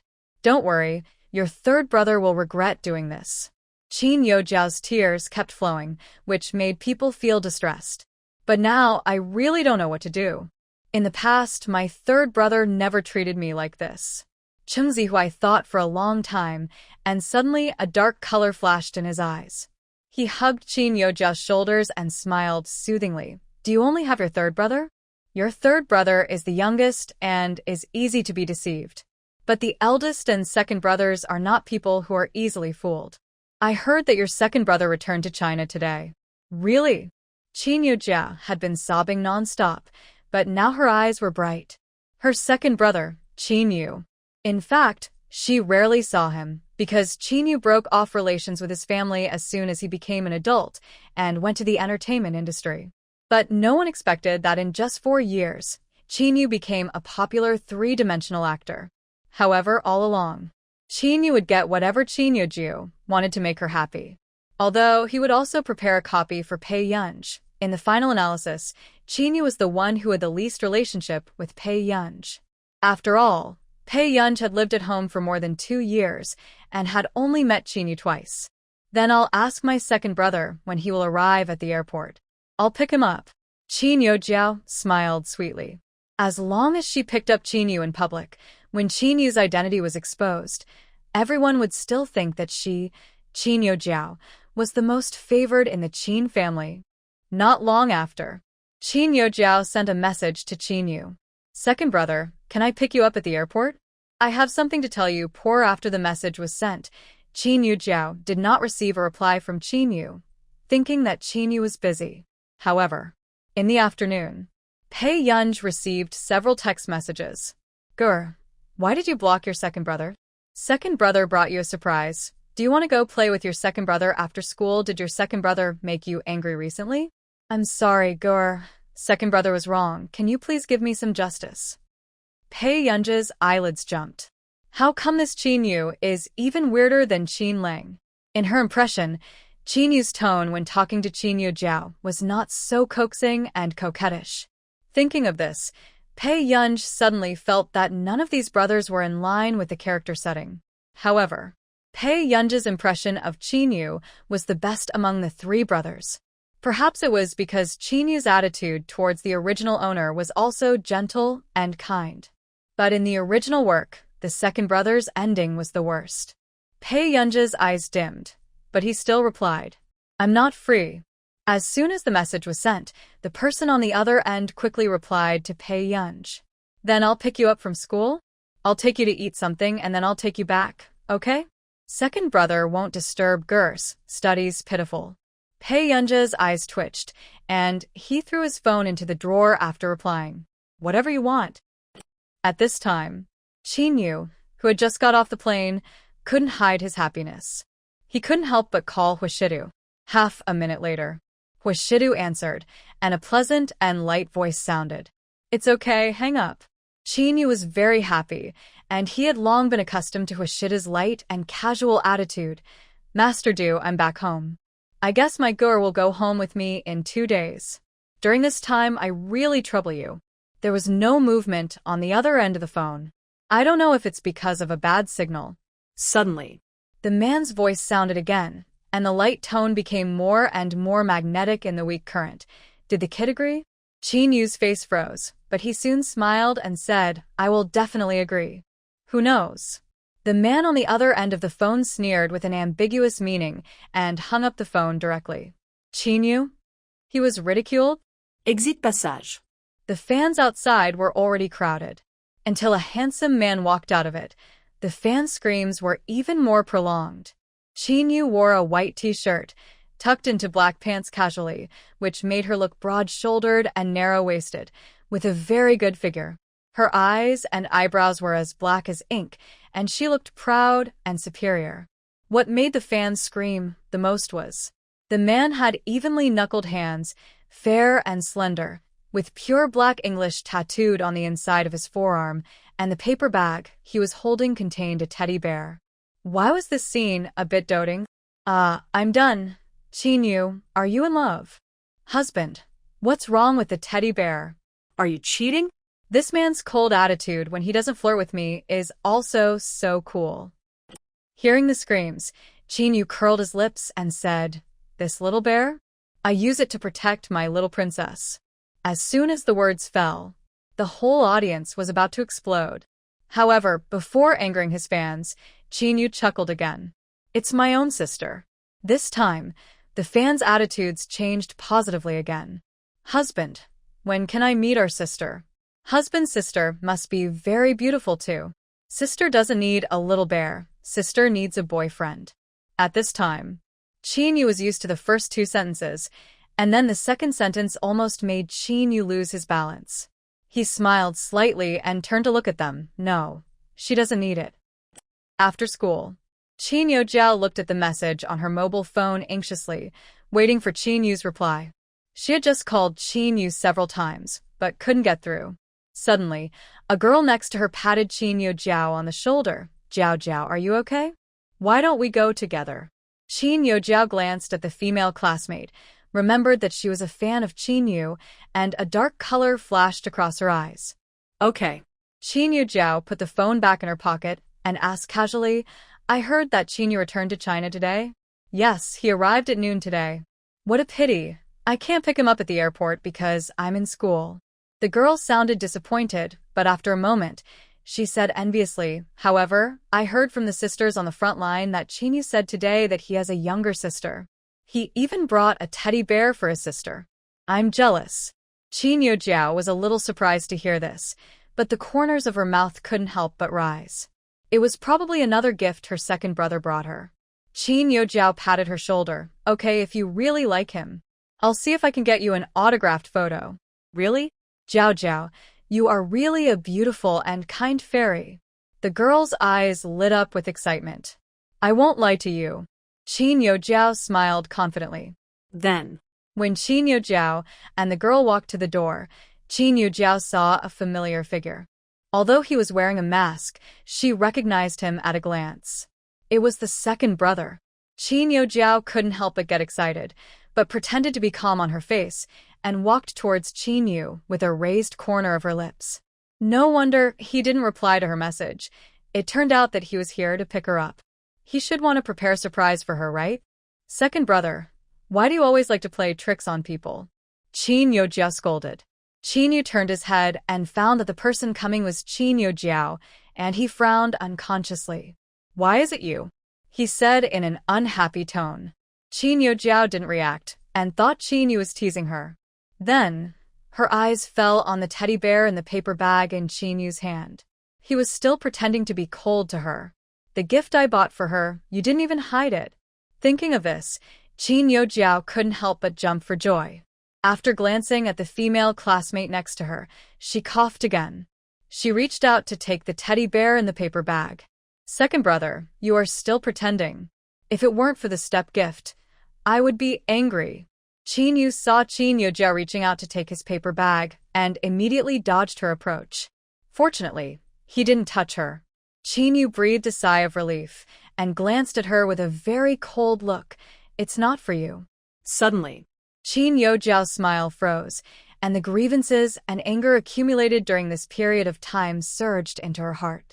Her eyebrows were spoiled, and her tone was a little aggressive. Second brother, do you still want to give it to Pei Yunj? If that's the case, don't even think about me forgiving you in this life. Chinyu Jiao believed that Chinyu would be scared when he heard her say that. But when Chinyu heard the words, his originally cold eyes gradually emerged with sarcasm, and he turned his head to glance at her. Chinyu Jiao, your biological parents were found 2 years ago. Isn't it not good to always stay in the Qin family? Chinyu asked casually, with a somewhat unkind tone. Qin Lang still cared about Qin's father and mother, so he was willing to endure it. But Chinyu was different. If he was willing to endure, he would not have severed ties with the Qin family and went out to fight for himself. However, Chinyu Jiao, who was suddenly asked this question, could be said to have fallen into an ice cellar. She looked unbelievable and pale. How could the second brother say this to her? Obviously, the second brother is the least in charge and is a little indifferent to everyone. It is impossible for him to say this to her because of Pei Yunj. Before Chinyu Jiao could speak, another voice sounded next to her. Why are you here? Qin Lang starret. He didn't expect that Chinyu would run to Hengda High School as soon as he came back. Wolf ambition. Is he trying to secretly coax Gur behind his back? Third brother. Qin Yojiao shouted crisply. Hearing the voice, Qin Lang couldn't help frowning. After glancing at Qin Yojiao, he changed his mind. Is this Qin Yu sick? He rushed back to pick up Qin Yojiao. You're here too. Qin Yojiao bit her lip, hesitating to speak. On the one hand, she was expecting that Qin Lang was here to apologize, but on the other hand, she was afraid that Qin Lang would say that he was here to pick up Pei Yunj. This is impossible. She could allow her brothers to be nice to Pei Yunj, but they could never be better than her. It's none of your business. Qin Lang's appearance is also very outstanding. Standing together with Qin Yu, who is wearing a mask, he immediately becomes the focus of the crowd. Is that Crush? It must be. Have you seen Qin Yojiao? She's Qin Lang's sister. Oh my god, so jealous. What kind of winner is Qin Yojiao? Wait, the one next to him looks familiar. This dress, this look. When the girl's voice got louder, many people turned their heads to look over. Qin Yu is a very popular actor in the industry, the youngest triple actor. He has countless teenage fans. I'm going crazy. What kind of a heroine script is this? All the brothers are male protagonists. Think about it carefully. A few days ago, someone said that a certain illegitimate daughter would steal Qin Yojiao's things. Now, the brothers will come directly to pick up Qin Yojiao. You know, Qin Yu has never revealed his identity in the 4 years since his debut. Qin Yojiao, who was not far away, also heard these words. After seeing someone taking pictures secretly, she unconsciously stood closer to Qin Yu. Those who didn't know would think that Qin Yu brought the teddy bear this time to pick up Qin Yojiao. Qin Lang didn't notice anything yet, but Qin Yu next to him frowned, sensing the camera and Qin Yojiao's approach. He pulled his lips, pulled up the black mask, and stepped forward to stand next to Qin Lang. Used Qin Lang to isolate Qin Yojiao. Not long. Qin Lang, who noticed something, looked at Qin Yu. Look, is this what a human being does? However, the next second, after Qin Lang reacted, he also hurriedly avoided Qin Yojiao. This scene looked very strange after being captured on camera. Qin Yojiao stood aside, while the two handsome brothers stood next to each other. It was like plastic siblings. After Qin Yojiao felt that Qin Lang and Qin Yu didn't want to get close to her, Qin Yojiao's face suddenly became embarrassed. She raised the corners of her mouth stiffly, trying to approach Qin Yu and the others. Second brother, third brother, Yu. Suddenly, Qin Yu took off his mask, with light in his dark eyes, and walked directly to the school gate, as if Qin Yojiao didn't exist. This scene made Qin Yojiao unable to hold back, her face as black as the bottom of a pot. Especially when she turned around and saw Pei Yunj walking out of the door. Why did Pei Yunj come out? Qin Yojiao suddenly had a bad premonition and interrupted herself suddenly. No way. Second brother is not here to pick up Pei Yunj. However, as soon as the words fell, Qin Yu, who was not far away, had already walked in front of Pei Yunj and gave Pei Yunj a warm hug. Gur, second brother misses you so much. After saying that, Qin Yu couldn't help but pull down the black mask, lean down with his slender and tall body, and gently rubbed her shoulder. This scene stunned everyone. After a few seconds of silence, is it really Qin Yu? Qin Yu came to pick up Pei Yunj? Oh my god. I thought that the person Qin Yu came to pick up was Qin Yojiao. After all, isn't this the recognized little princess of the Qin family? Hey, did you notice that Qin Yu and Qin Lang didn't talk to Qin Yojiao just now? Qin Yojiao doesn't seem to be as favored as the rumors say. Qin Yu's warm hug just now was really shocking and enviable. After all, Qin Yu never creates scandals in the circle. Later, someone also retorted, there's no need to be jealous of the eldest lady, right? After all, Qin Yojiao has been in the Qin family for nearly 20 years. When did Pei Yunj come back? How can he compare with Yojiao? After hearing this, many people thought about it and felt that it was correct. Qin Yojiao, a white, rich and beautiful woman with both good character and good academic performance, is more likable than Pei Yunj no matter how you look at it. And at this time, Pei Yunj was suddenly hugged by someone, and his whole body paused. Can you let go? Pei Yunj raised his eyes slightly and said lightly. Chinyu heard this and immediately let go of Pei Yunj and hid the paper bag behind him. Gur, guess what your second brother bought you? Pei Yunj's eyebrows moved, and he glanced at Chinyu, whose eyes were shining and couldn't help but pursed his lips. Diamond? Chinyu Jiao likes to collect diamonds, so Chinyu often buys them for Chinyu Jiao as gifts. But the original owner has never been missing. However, a straight man like Chinyu does not seem to pay attention to what girls like, and always thinks that girls have the same preferences. No. Pei Yunj just looked at him and said nothing. When Qin saw this, he immediately backed off. He took out the paper bag and handed it to Pei Yunj happily. At this time, Lu Yuanxi, who had just left school, saw this scene. It was the first time he saw his always unruly desk mate silent, expressionless, revealing the resistance in the depths of his soul. Lu Yuanxi couldn't help but clenched his fist to his lips and laughed again. This gift is indeed not suitable for his cool desk mate.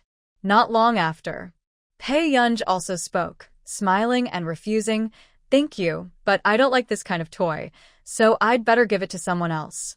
At this time, Pei Yunj thought that Chinyu had prepared the same gift for her as Chinyu Jiao. However, Pei Yunj did not like it, especially this stupid bear that she couldn't touch the cuteness. "No, this is specially bought for Gur." Chinyu refused, his handsome eyebrows full of seriousness. He leaned over slightly, looked at Pei Yunj at eye level, and coaxed in a seductive voice, "Gur, the bear is very cute. Can you take it away?" The words fell. In an instant, the girls around them lost their minds and almost couldn't help screaming. Where did the fairy brother come from? Why is he so Sue? The blood tank is about to be empty again. At this time, Qin Lang's face next to him turned black, sour, and jealous. Haha. It's great to shoot a few more idol dramas? He actually flirted with his own sister.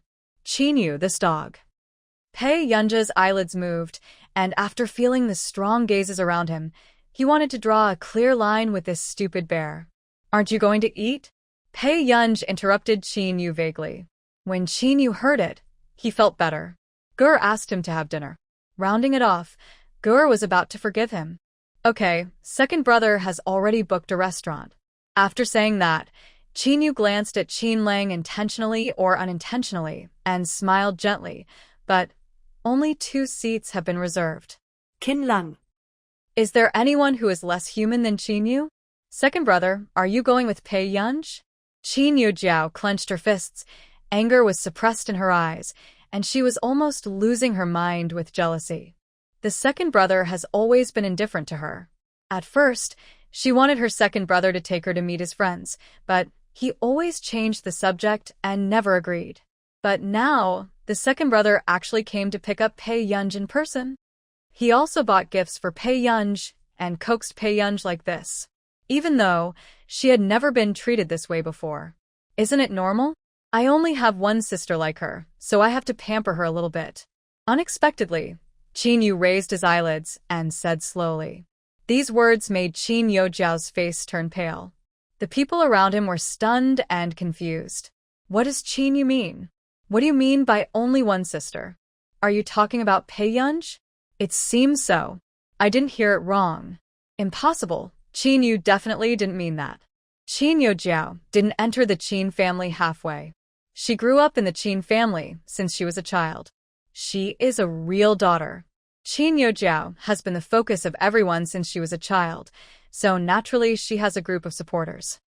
The crowd's discussion was quiet, but it was heard by Qin Lang, who was closest to them. Qin Lang frowned, his eyes were cold. He was about to speak when he heard Chinyu ask, "What's wrong with your arm?" Qin Lang turned back subconsciously and saw Pei Yunj also looking at his forearm and suddenly became nervous. But after a few seconds, Pei Yunj's eyes moved away lightly, leaving Qin Lang feeling empty. I'm fine. Hearing this, Chinyu frowned unconsciously. Pei Yunj also glanced at Qin Lang. The scratches on the arm were not light at all, and they looked a bit horrible, with some purple and blue marks. Suddenly, Qin Yu thought of the fact that Qin Lang asked Qin Yu Jiao to move out. This must have angered Qin's mother. His voice was slightly cold. Is it because of Mom? Aren't you going to have dinner? I have something else to do, so I'll go back first. Qin Lang interrupted him and was about to leave, but stopped.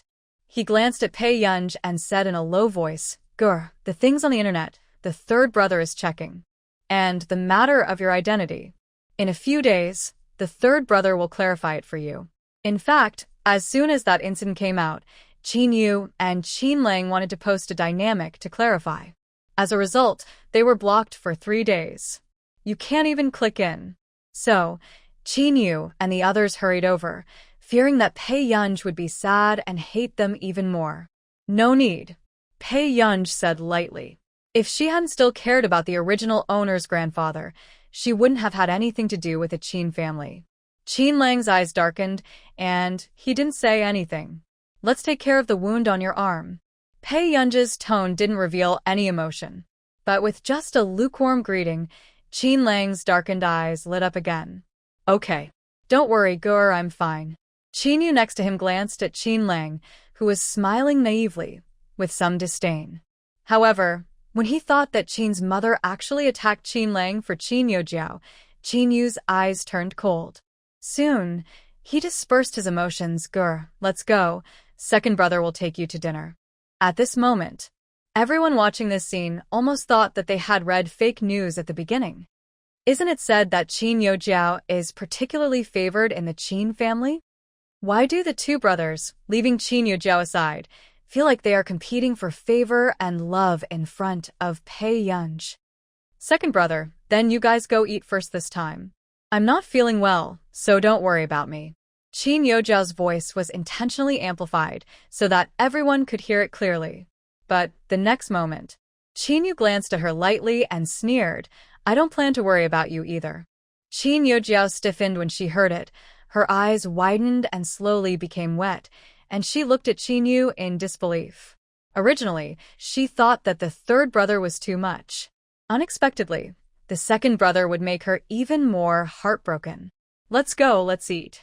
Pei Yunj was not interested in being a monkey here.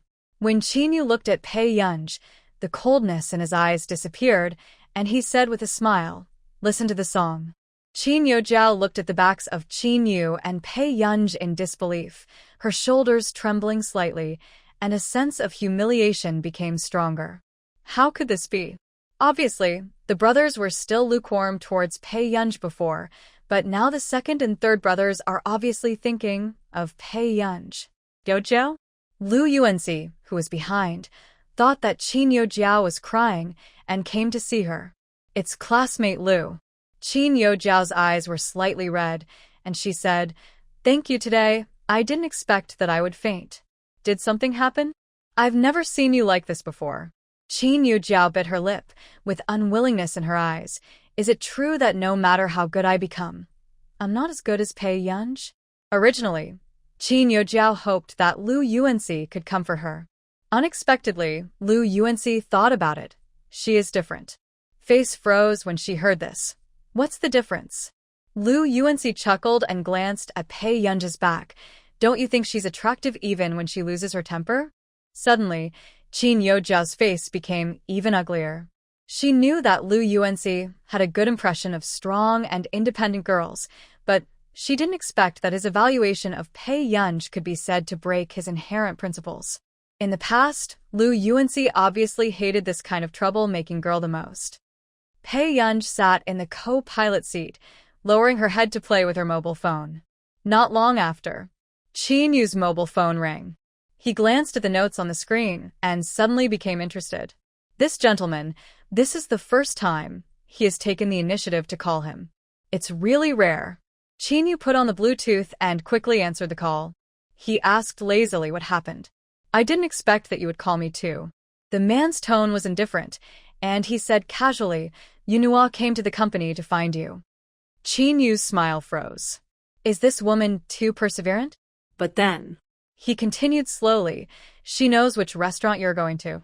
If you are afraid of something happening, you can go to one under the Hua family. Qin Yu was immediately grateful to Hua Shidu when he heard this.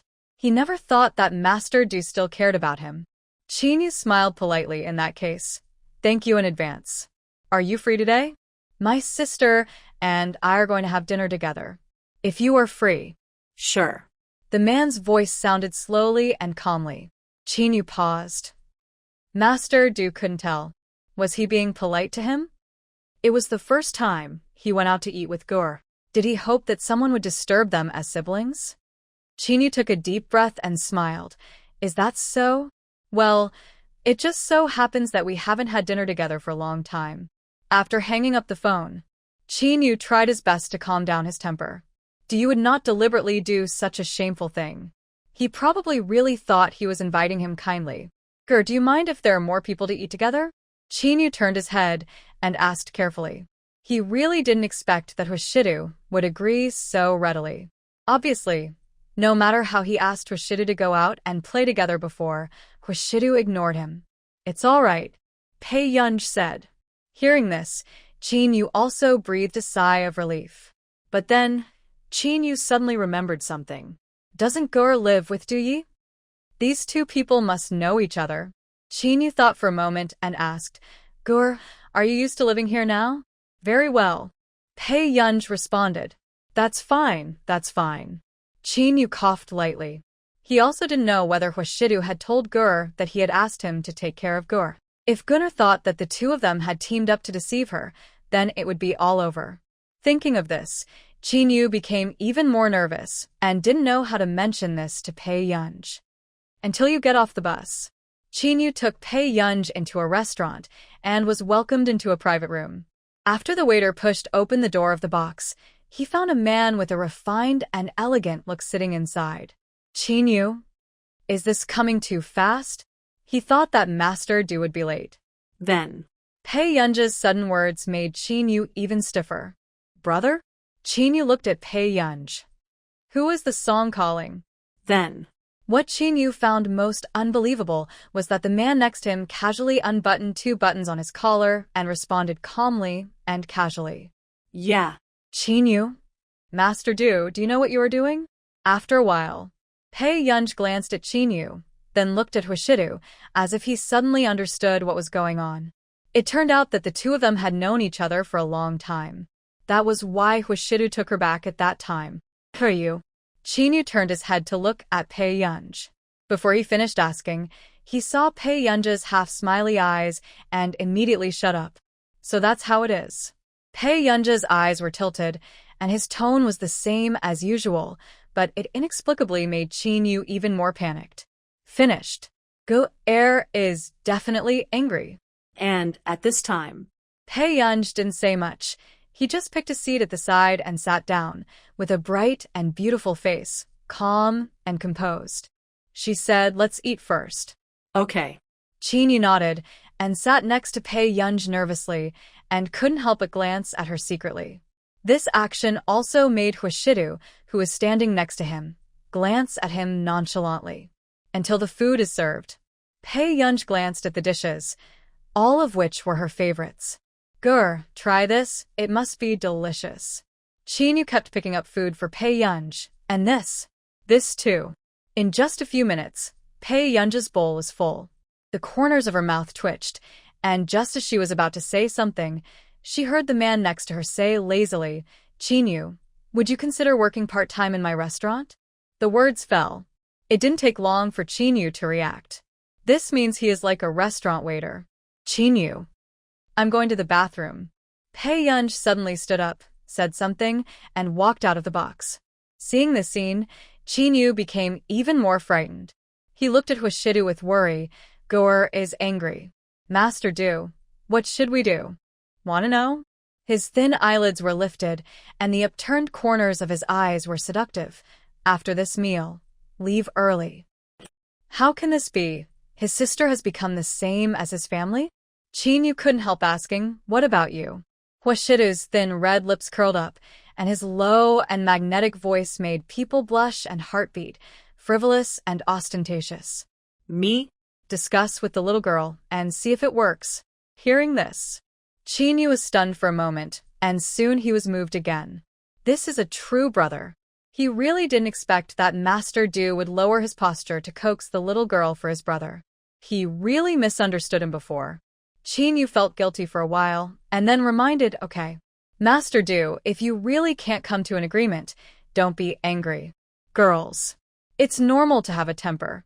He was also a little scared. With Huashida's temper, if he was provoked by Gur, wouldn't it be like provoking the king of Hades? Why don't you leave now? Huashidu asked leisurely. Yu. When Pei Yunj came back, Huashidu was the only one left in the box. She raised her eyes, walked to the dining table, and asked, where are they? Huashida's slender jade-like fingers, stained with red oil, were slowly peeling shrimp shells, looking pleasing to the eye. The man's bass voice was lazy and seductive. Yunyun, come and sit here with your brother. Pei Yunj glanced at him and didn't move. Who knows? The next moment, the man's eyes fell on her without avoiding an inch. His eyes were so dark that they could not be distinguished. Suddenly, he laughed softly. His lazy voice was low and magnetic, and he was blatantly seducing. Brother's hands are all greasy. Do you still want brother to hug you? Pei Yunj. Not long after, Pei Yunj sat next to Huashidu, holding chopsticks, eating white rice without saying a word. Huashida glanced at her. Yunyun.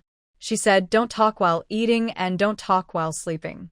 Not long after, Pei Yunj heard the man laugh happily again and said without blushing, if Yunyun eats more, brother will have to charge. Pei Yunj looked at Huashidu and suddenly laughed again, with an ambiguous tone. Brother charges a lot, right? However, this is my first time charging. Yunyun wants to try it? Pei Yunj. She shouldn't have said more to him. She took a deep breath calmly, wiped the red oil off her lips expressionlessly, turned her head again, and planned to continue eating. Then, before she lowered her head, the slender and beautiful hand next to her put the peeled shrimp meat in her bowl. Brother is joking. I just want Yunyun to talk to brother. Yunyun should like it, and brother will bring Yunyun here every day in the future. Okay, Yunyun, don't be angry with brother. The man's pleasant voice has a certain temptation, which is hard to refuse. But when Pei Yunj heard it, he just glanced at Huashidu, smiled at him, and then continued to eat. See here. Huashidu was not in a hurry. He curled the corners of his lips and slowly peeled the shrimp shells, occasionally feeding the girl next to him, who is not easy to appease. This is like coaxing your own little ancestor. This thought suddenly occurred to the man, and he couldn't help but chuckle, glancing at Pei Yunj with a playful look. Pei Yunj ate by himself and didn't notice the expressions of the people around him. After leaving the restaurant, Pei Yunj sat in the passenger seat, concentrating on playing with his phone. Suddenly, the cell phone vibrated. Huashida next to him suddenly said casually, Yunyun, check the news for my brother. Pei Yunj glanced at him, picked up Huashida's phone, and heard him directly report a string of passwords. She clicked on the message, read the message out loud, and waited for the man to hum lightly before putting the phone back. He glanced at the little girl next to him, who looked a little cold through the rearview mirror, and unconsciously raised his lips. Thank you, Yunyun. The little girl is indeed quite vindictive. Pei Yunj lowered his head and hummed, ready to continue playing with his phone. Huashida next to him suddenly took out a few candies from the side and opened the candy wrapper with one hand. Yunyun, Huashidu called leisurely. Hearing this, Pei Yunj subconsciously turned his head, and just as he was about to say something, he was suddenly fed a piece of candy. The strawberry-flavored milk candy was soft and sweet, and slowly melted between the lips and teeth. Pei Yunj. And then, before Pei Yunj could make any move, he heard the man say slowly, Yunyun, if you don't give me face, I'll give you everything in my trunk. He chuckled happily and glanced at her seductively. Pei Yunj. A few seconds later, Pei Yunj was still biting the candy and turned her head to look forward. Huashida looked at the girl next to him, and her mood gradually improved after eating the candy, and asked, very angry? A little. She was honest. Pei Yunj had never associated Chinyu with Huashidu, so when she saw him today, she did feel deceived. Huashida glanced at Pei Yunj through the rearview mirror and couldn't help but smile, but his light eyebrows were indulgent. After getting off the car, Huashidu had just parked the car when he saw Pei Yunj was about to turn around and walk home. He took a few steps with his long legs, grabbed Pei Yunj's wrist, and pulled her back. At this time, Pei Yunj turned around and saw the man approaching in vain. His eyes became darker and darker, and his clear and lazy voice shook the wind in her ears. "Do you have a conscience, kid? Are you really ignoring your brother?" Pei Yunj was stunned for an inexplicable moment. Then, Huashidu bent his slender legs, half knelt on one knee, and held her wrist in his warm and dry palm. The man looked up at her, with pale pupils and a careless smile, coaxing her intimately and naturally. "Yun Yun?" His tail tone was long, and the upturned tail of his eyes was even more seductive. His low and indulgent tone was so ambiguous that it made people's heart beat faster. "Brother, please beg for mercy, okay?" This scene was so sweet that people couldn't control themselves. Even Pei Yunj almost trembled in his heart. Is this man too good at coaxing people? Huashida didn't explain anything just now, but just said that they met by chance in the hospital and the bar. However, he did agree to Qin Yu's request later. After hearing this, Pei Yunj was actually no longer angry. After all, she was not a person who would make trouble for herself. After the two returned to the hall, the man gave the paper bag to Pei Yunj. It was left by Qin Yu just now. Pei Yunj looked at the bear in the paper bag, and her eyes couldn't help twitching a few times. Huashida saw that she didn't take it and chuckled. "Do you dislike it so much?" "Not really." Pei Yunj made a mental preparation and took the paper bag and the teddy bear in the paper bag. "It's just not suitable." Hearing this, the man chuckled and looked at her with interest. "Qin Yu knows that you have insomnia," he said. "You like to sleep with this." Pei Yunj. Nonsense. However, seeing this, Huashida scratched Pei Yunj's chin playfully and smiled happily and frivolously. "Don't worry, Yun. Brother will pretend not to see it. No one will laugh at Yun." Pei Yunj smiled at him. "Brother, you smiled." "Is that so? But brother will smile when he sees Yun."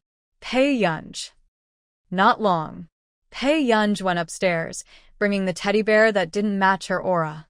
Sitting on the bed, Pei Yunj looked at the bear she had placed on the bedside table. In fact, the teddy bear was quite cute, with short, soft brown fur that made people want to touch it. It was silly and cute. Pei Yunj's eyebrows moved, then turned her eyes away, trying to ignore it as much as possible. At the same time, the internet was also in a bloody storm. Because the topic brought up Qin Yu, the top 3 headlines were all occupied. The first 3 entries all avoided Pei Yunj's name, as if they were afraid of repeating the same mistake.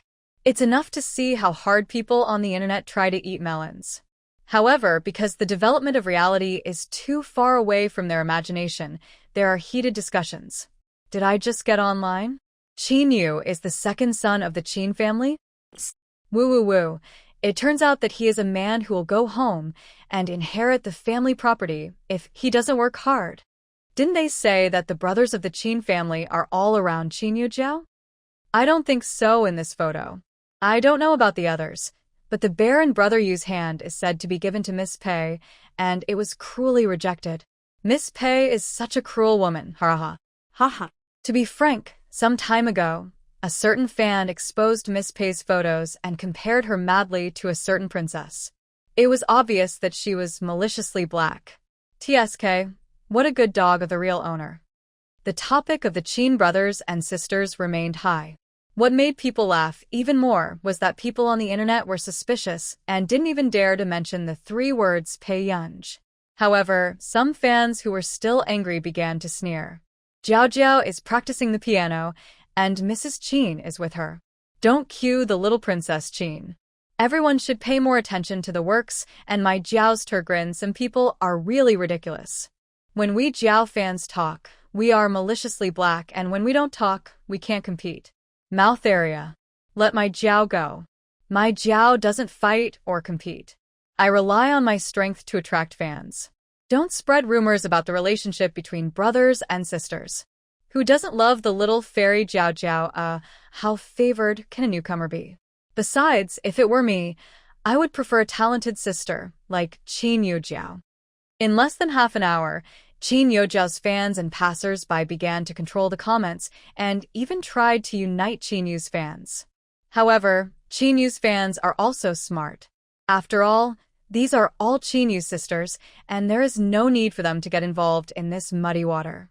So, gradually, Because Pei Yunj had no fan base online, Chin Yojao's fans quickly filled up the comments with hot comments, mocking Pei Yunj. But the result was unbelievable. Within an hour, all the posts with connotations about Pei Yunj were deleted in large numbers. Everyone was shocked. This Pei Yunj is the biological daughter of this social software? Has any artist or amateur ever had the system help delete the post after being put on the headlines? A few days ago, the social software publicly apologized, saying that there was a problem with the system. What about this time? Every time there was a problem, I would help Pei Yunj delete the post. Do you think they are brain dead? Many people were indignant and directly at the software administrator, hoping for an explanation. But in the end, no matter how many messages they left, the administrators were just selectively blind and no one responded. The internet was in full swing, and Pei Yunj tossed and turned, not falling asleep. Finally, Pei Yunj couldn't help but lift the quilt, went out to pour a cup of warm water, and returned to the room. A few minutes later, Pei Yunj looked at the teddy bear on the bedside table. Because Hwashidu hadn't entered this bedroom for a long time, his breath in the room was much lighter. Pei Yunj also gradually felt that his sleep quality began to decline. Even in the middle of the night, he was still eager to believe Chin Yu's words, the little bear helped sleep. Pei Yunj looked at the little bear on the bedside table, and his mind gradually emptied. How about taking it? This stupid bear seems to be quite cute. But in a moment, Pei Yunj suddenly realized that she had some insane thoughts. Going crazy. Her bright eyebrows showed some impatience, and she put the water cup in her hand on the table again. Taking a few steps forward, Pei Yunj lifted the quilt and lay on the bed to sleep. 10 minutes later, under the light gray quilt, a cold white wrist stretched out, very accurately grasped the little bear's hand, and pulled it into the quilt. The next day, Pei Yunj was in good spirits. After washing up, she was ready to go downstairs. Unexpectedly, Stephen called her at this time. Pei Yunj answered the call and asked Mr. Stephen what's wrong. Did something happen? MS. Pei. It's like this. I may not be able to leave country these days. Your grandfather's surgery may be delayed for a while. After Stephen finished speaking, the person on the other end of the phone did not speak, and he immediately panicked. Miss Pei, I'm really sorry. It's because something happened in our medical institute that I was forcibly banned from leaving. What's wrong? Pei Yunj asked. Stephen took a deep breath and said, unreasonable patients are the most troublesome for doctors wherever they are. Pei Yunj roughly listened to Stephen's explanation of the reason. In fact, he was just a patient with status and position. He was weak and did not listen to the doctor's preoperative prohibitions. The operation failed, and the family members were furious and deliberately made a big fuss. This attracted public opinion from all walks of life, and their medical institute was suspended. Pei Yunj asked, can your institute solve it? Of course. Stephen laughed. This is not the first time this has happened, but it is indeed more serious than before. The family member who is looking for trouble had his arm removed by me, and he is still lying in the hospital. No wonder he was ordered not to go out. But don't worry, Miss Pei, your grandfather's physique is much better than that of his peers. I will also go to you earlier and will never let your grandfather get into trouble. Thank you. Pei Yunj responded. After ending the conversation, Pei Yunj hung up the phone and prepared to go downstairs to eat. Miss Yunj, good morning. Aunt Meow's eyes became overly gentle when she saw Pei Yunj. Pei Yunj didn't feel the look from the young lady and sat at the dining table. Aunt Meow, what's the new side dish you made? Yes, it's very refreshing. Mr. Hua said you would definitely like it, so he asked me to prepare it for you. Aunt Meow said happily. Where's my brother? Pei Yunj noticed that Hwashidu hadn't had breakfast with her in the past 2 days. He's busy with company matters. Before you came, Mr. Hua rarely ate at home. Aunt Meow served Pei Yunj a bowl of porridge, and then talk to herself. Hearing this, Pei Yunja's eyes darkened, but he didn't say anything. Last night, Pei Yunj received a notice from the school. Today, the top computing institute in China will visit Hongda High School at noon, so they should pay attention to dressing neatly. So, when Pei Yunj arrived at the school, he saw the school leaders at the door, with a smile on his face. Cheng Zihuai and Qin Youjiao rarely appeared at the door. The students who entered the school couldn't help but sneak a peek at this handsome man and beautiful woman with envy. This couple is simply the face of the school. High-looking academic bullies. Suddenly, The dean of teaching on one side noticed Pei Yunj, who came on time. A trace of disgust flashed across his eyes, and he looked at his watch again. Pei Yunj, do you know what time it is now? Is your watch broken? Pei Yunj asked calmly, and left on his own.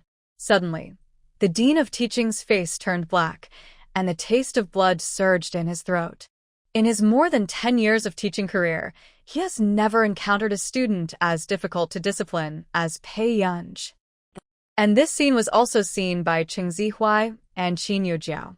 Qin Youjiao secretly looked at Cheng Zihuai, and when she saw that he had no expression on his face, and his eyes were full of ridicule and contempt, she also breathed a sigh of relief. then, Cheng Zihuai sneered disdainfully. The Qin family would look up to such a person? Jiao Jiao, she is not even qualified to compare with you. After that, Cheng Zihuai did not want to waste time on Pei Yunj. Instead, he went back to class first and planned to study the computer books written by Mr. Zhong. After all, Zhong Shenglin is the only leader in the computer field in China who can be as famous as Marcus in our country.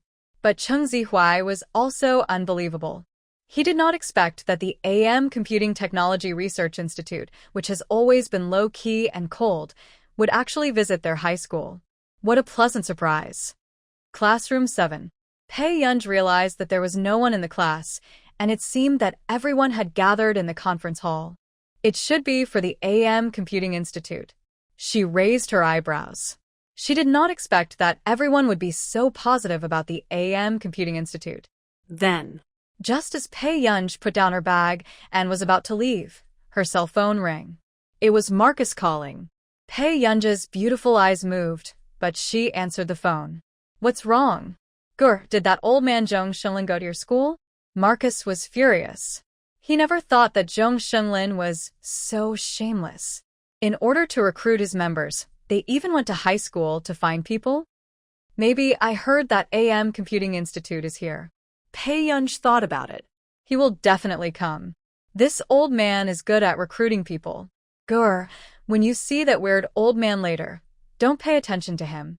Marcus couldn't suppress his anger, but the next second, Pei Yunj heard Marcus say pitifully, "We just signed the contract. Gur, you should at least finish the bowl first, and then look at the pot. Our institute is much more generous than AM. Pei Yunj. I don't plan to join AM. That's good." Marcus breathed a sigh of relief, and then said, "By the way, Gur, our institute has always had the habit of taking interns. According to the regulations, you can pick 2 interns to help." Intern? Pei Yunja's eyebrows moved unconsciously, and then the corners of his eyes slowly curled up. In the previous life, Pei Yunj almost took students on campus, but was vetoed by his mother, so he could only fish in troubled waters in school and do scientific research. But it's not Pei's mother's fault that she is cruel. As early as when Pei Yunj was 14 years old, she was notoriously difficult to control. I remember one time, the son of the dean next door secretly lifted the skirt of Pei Yunja's deskmate, and the little girl was so angry that she cried. Pei Yunj smiled at the time and coaxed her little deskmate a few words. But in the middle of the night, when the dean's son came back from playing games, Pei Yunj hung him on a tree. After knowing this, Pei's mother took Pei Yunj to apologize to the dean. After all, hanging someone on a tree was wrong in itself. But who knew that the dean would go home with a dark face and give his son a family punishment as soon as he knew that it was Pei Yunj who dealt with his son? If Pei Yunj hurt her head, this stinky boy could also go to see the ancestors. After this incident, Pei's mother realized that the teachers in the school treated Pei Yunj as a treasure and spoiled her lawless. Letting Pei Yunj lead students again, wouldn't it be misleading? But obviously, Marcus was very relieved about Pei Yunj.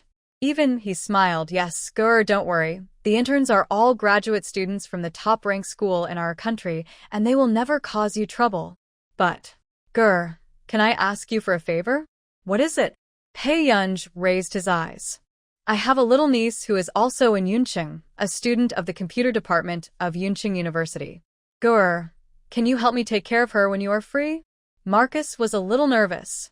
After all, Pei Yunj refused the last Yunqing Chung family master without even looking at him. Your little niece, I will take care of her? Pei Yunj raised his eyebrows. This little ancestor is usually very fierce, always loses his temper with me, and refuses to learn from me well. Hearing this, Pei Yunj smiled. Marcus, do you think I have a good temper? Two powder kegs together are indeed too dangerous. Suddenly, Marcus thought of a compromise. His eyes lit up. If she is willing to learn from you, Gur, can you take care of her? Okay, Pei Yunj said casually. She has troubled Marcus so much, and it is also okay to take care of a student for Marcus. Marcus breathed a sigh of relief when he heard this.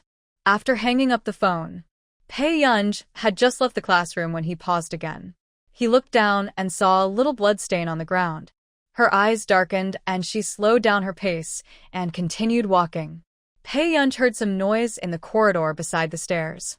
Her eyes flashed and she walked towards the source of the sound. At the end of the corridor, Fatty, you're still smoking? I didn't expect that. The boy's harsh voice had bad intentions.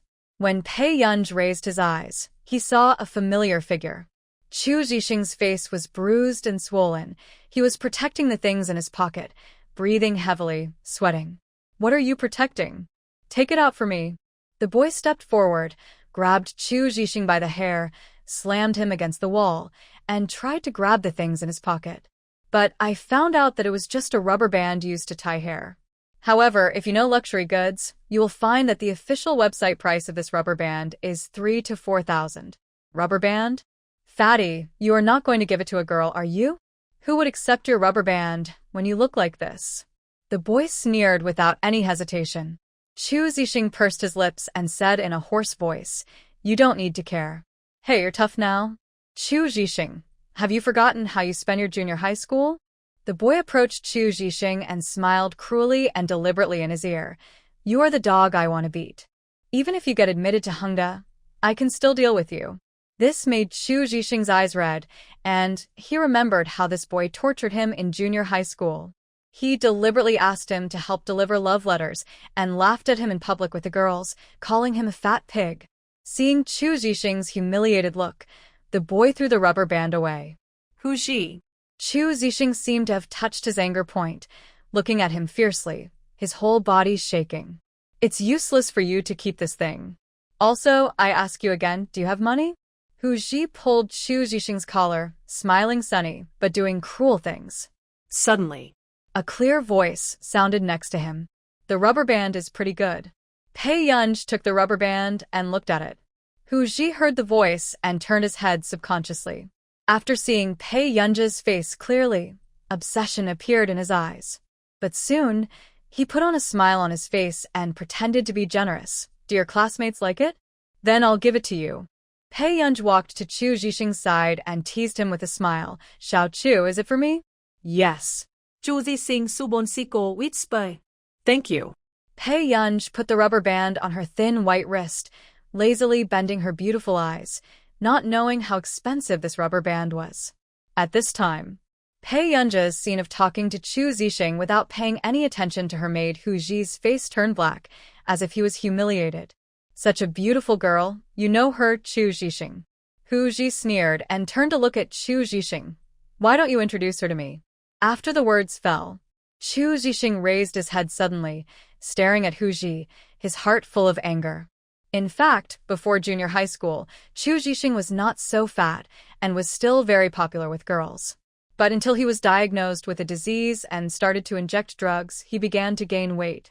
After that, after entering junior high school, he became an isolated object. Because he was withdrawn and overweight.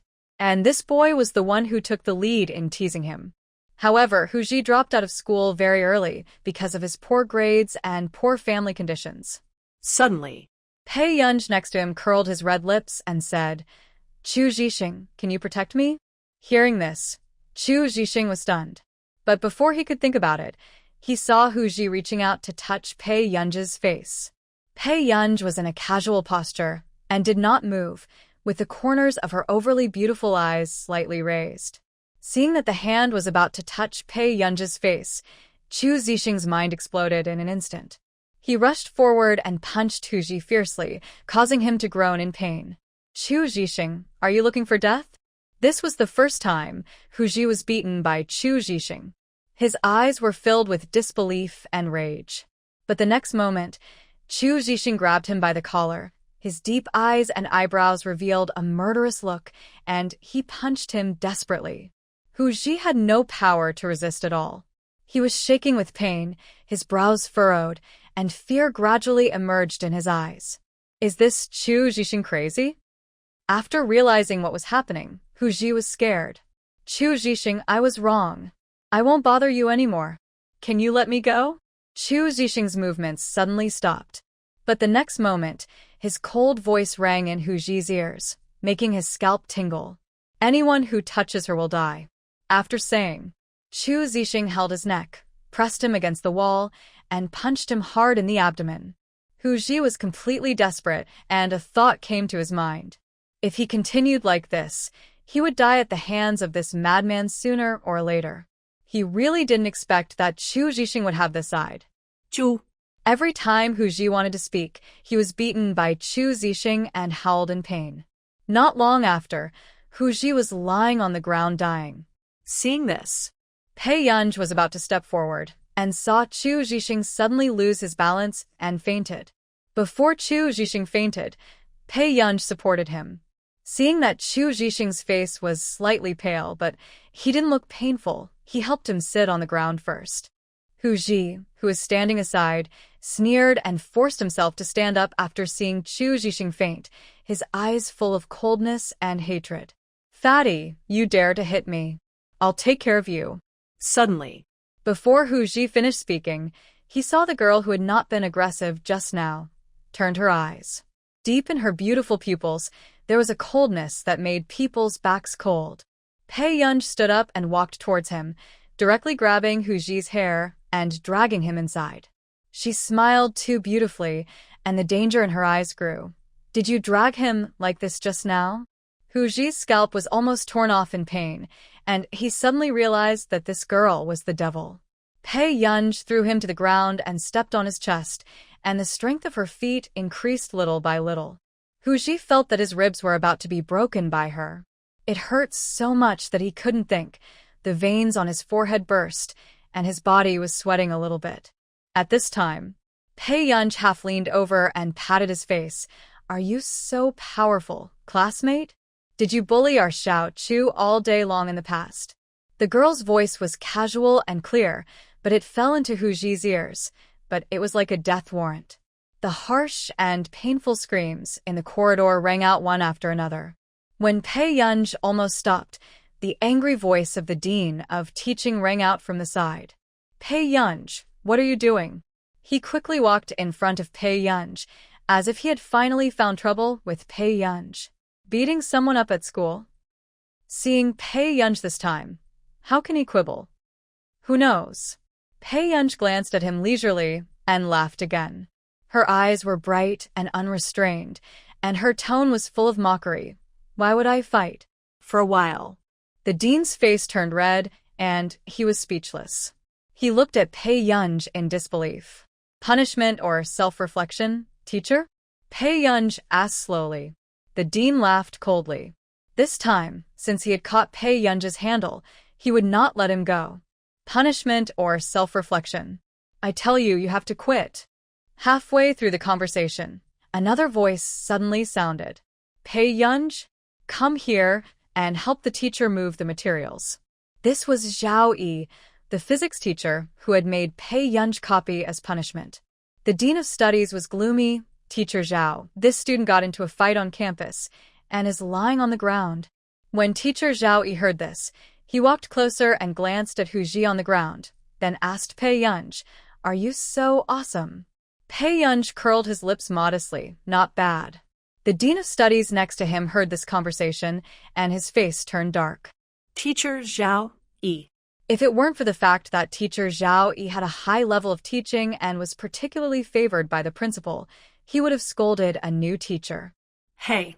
What's wrong with Chu Zhixing? Teacher Zhao Yi was just talking enthusiastically, but when he saw that his student Chu Zhixing had fainted, he immediately took out his cell phone and called 120. The dean looked unhappy and didn't know what to say for a moment. After the ambulance took the person away, they began to deal with Pei Yunj's problem. Pei Yunj, do you really think that you can live peacefully as a daughter of a rich family after being recognized by a rich family? The dean of teaching laughed coldly. We are from the same family.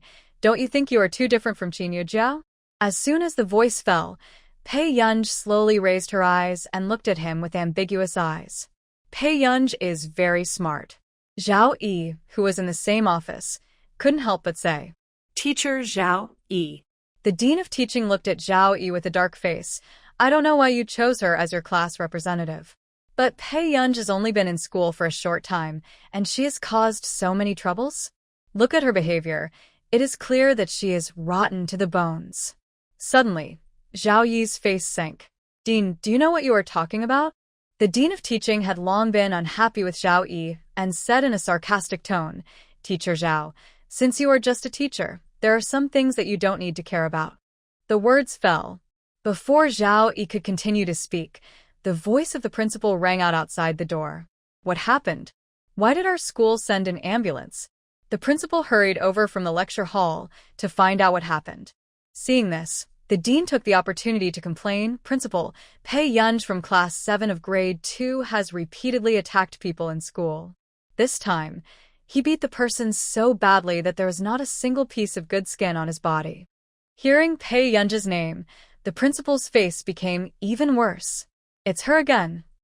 Why is it that she is the one who commits crimes every time? This frequency is even higher than that of Lu Yuanxi.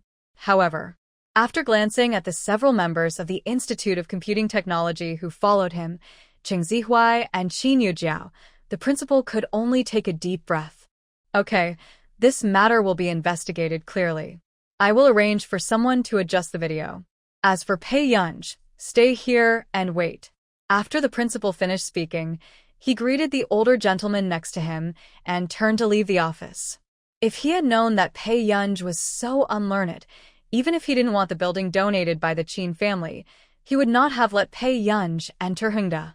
Now Pei Yunj is causing trouble, and even the top computer in the country has seen it. It's really a disgrace to Hongda. After the principal left, the office was silent. The dean glanced at Pei Yunj coldly and returned to his seat. The young man walked to Zhong Xinglin and looked at Pei Yunj curiously. She's Pei Yunj, right? I didn't expect that the first meeting would be so awkward. Zhong Xinglin was also a little hesitant. You are Pei Yunj? Hearing this, Pei Yunj turned her face to the side. She looked eye-catching and beautiful, with her eyebrows lazily raised, and she was indescribably unruly. She pulled her school badge and said nothing. Zhong Xinglin lowered his eyes and looked. Class 7, Grade 2, Pei Yunj. I really didn't find the wrong person. At this time, Cheng Zihuai and Qin Yujiao saw this scene, and they couldn't help but feel stuffy in their hearts. How could a person like Zhong Xinglin know Pei Yunj? Obviously, Pei Yunj's identity, even if she was given 100 steps, she couldn't reach the height of Mr. Zhong. Suddenly, Cheng Zihuai's tone was thorny. Pei Yunj, don't you also like computers and have read Marcus's books? You wouldn't be unfamiliar with Mr. Zhong Xinlin, right? Pei Yunj, who was already in a bad mood, was not polite when she saw someone bumping into her. She sneered lazily. Student Cheng knows everyone. Is he a socialite? Suddenly, the atmosphere fell into a strange silence. Cheng Zihuai's face turned green and red, and he wanted to break Pei Yunj's neck on the spot. The young man coughed twice. He didn't expect that Miss Pei's personality was so. Unique. However, this is really similar to the big guy who helped Pei Yunj to collapse the headline list. Suddenly, Just when Cheng Zihuai's face was gloomy, Zhong Shenglin suddenly asked with a smile, "Student Pei likes computers very much. It just so happens that we are recruiting students for internships during this period. Is Student Pei willing to come?" Zhong Shenglin only regarded Pei Yunj as a student with a temper, but quite interesting. However, when others heard this, they couldn't believe it.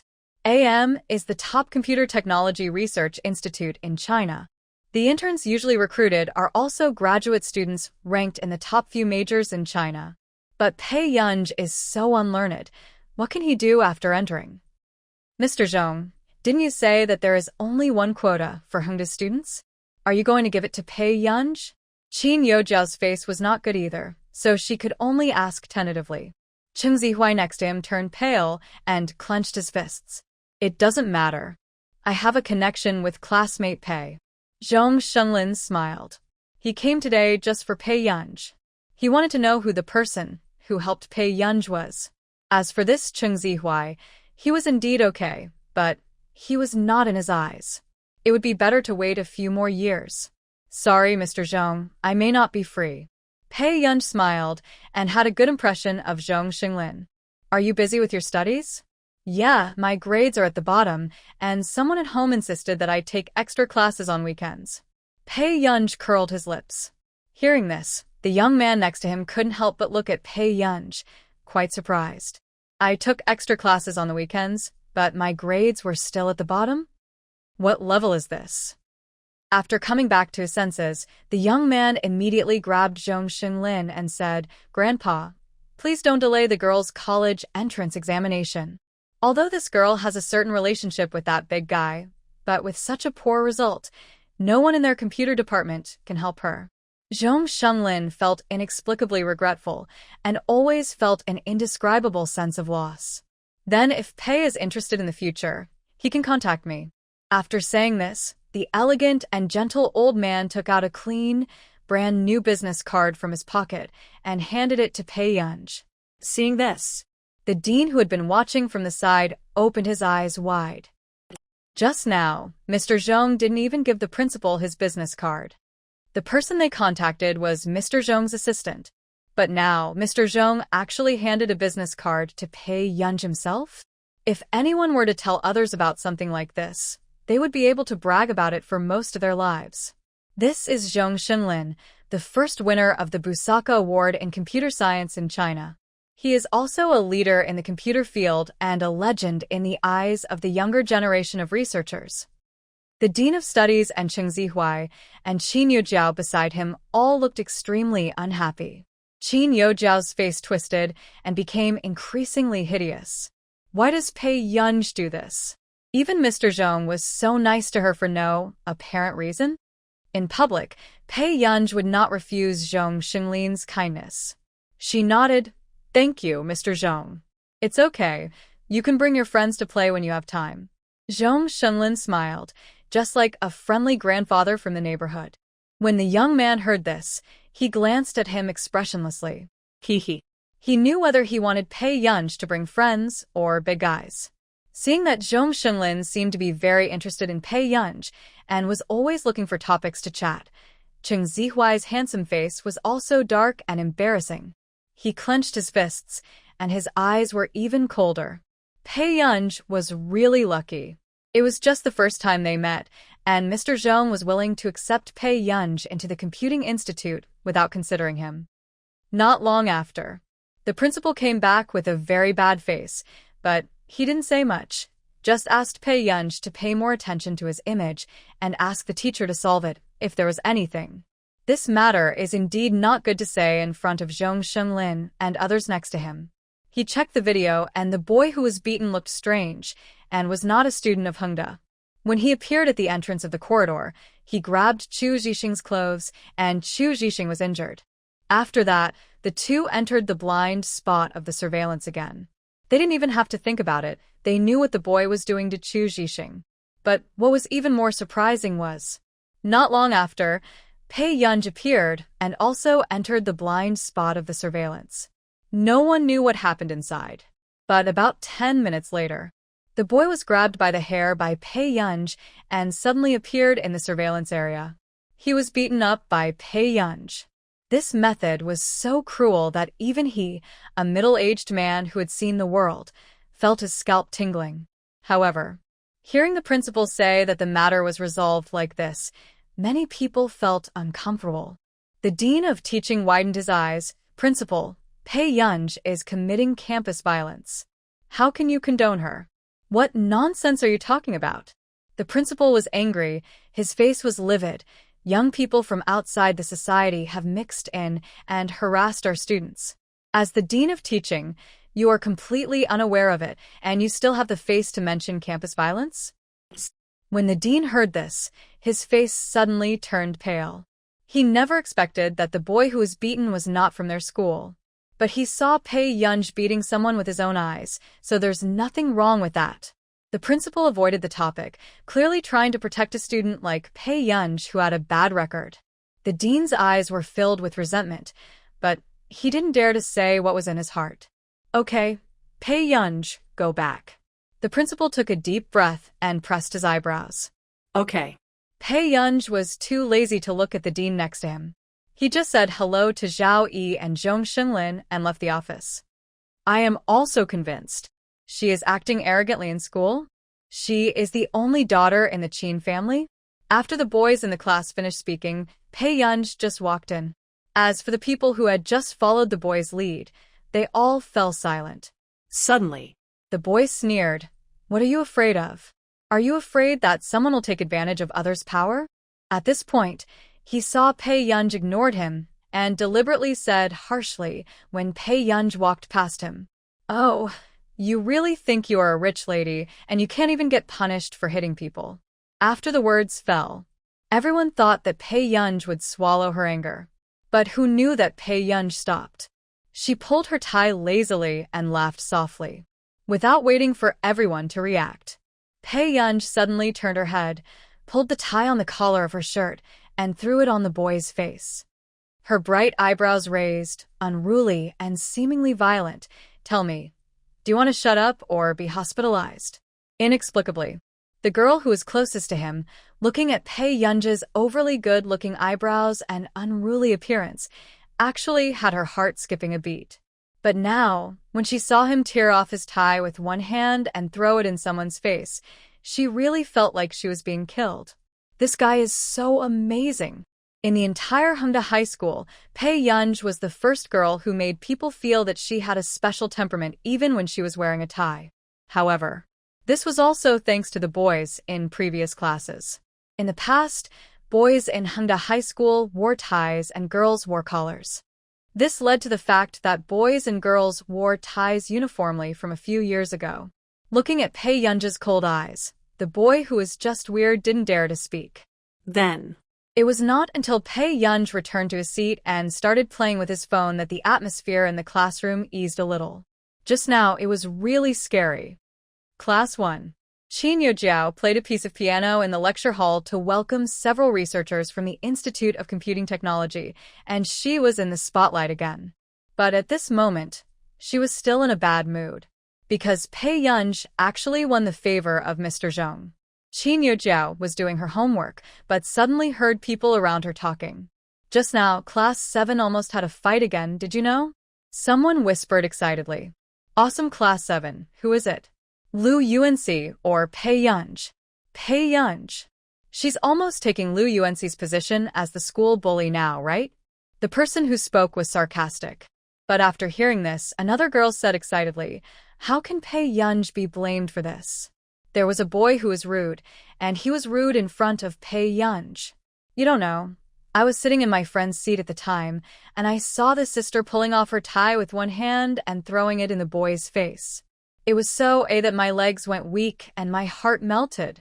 I have decided that even if I fall in love early, I can't be too strict about the gender. Come on, if they really don't want to be strict about the gender, it won't be your turn. Can you shut up? Qin Yujiao, who heard the conversation nearby, clenched her fists, with gloom in her eyes. Even if Pei Yunj is unlearned and causes trouble, is there still anyone who likes her so much? Qin Yojiao suppressed her anger, took out the pencil case, and gently opened the small compartment at the bottom. She took out the note with a phone number on it. Qin Yojiao took a deep breath and slowly held the note in her palm, with a sneer and sarcasm in her eyes. A person who lives in an orphanage and is inferior to her in every way also wants to become the eldest daughter of the Qin family? Isn't this a joke? In fact, Pei Yunj shouldn't have come back. After all, no matter how hard Pei Yunj tried, he couldn't beat her. And she would never let Pei Yunj turn over. The Qin family can only have one high-profile eldest daughter. Thinking of this, Qin Yojiao took the note and the spare mobile phone card and went to the women's room. The last self-study class. Pei Yunj suddenly received an ad reminder. Are you the teacher introduced by my uncle? My name is Jian Shi. Pei Yunj knew at a glance that this was Marcus's little niece. According to Marcus, wasn't she unwilling to find someone to take care of her? Why did she find her so soon?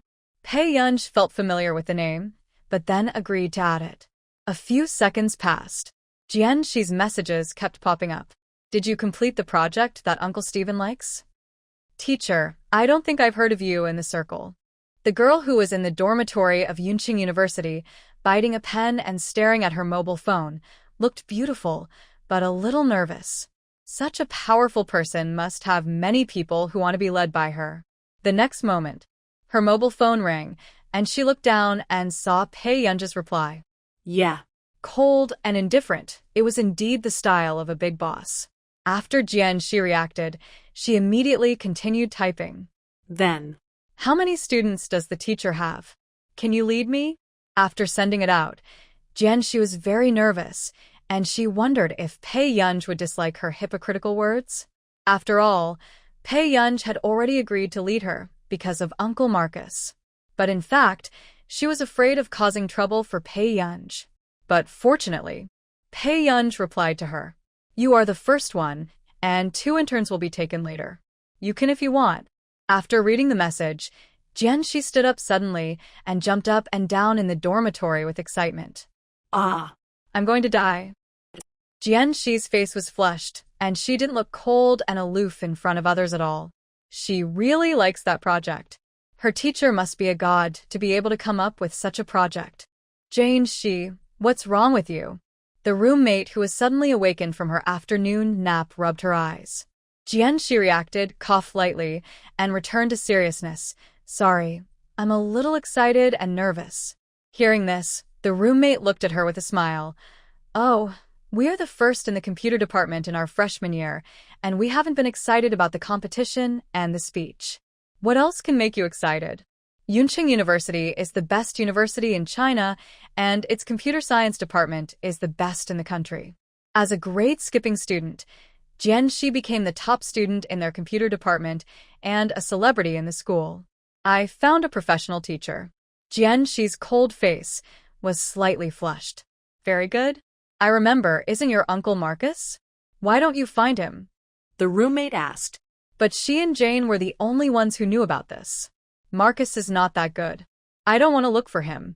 Jian Shi snorted and replied to Pei Yunj's message. No way. Better than your uncle? Your uncle was nominated for the Busaka Award this year.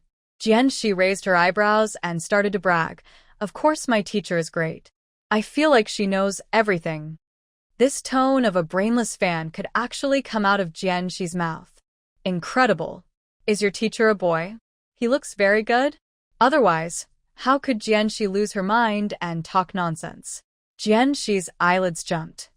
A girl, a new member of my uncle's computing institute. Moreover, from Marcus' tone, he obviously cared more about Pei Yunj than other members. Sure enough, she picked up a treasure teacher. And I'm my teacher's first student. Jian Shi was very happy.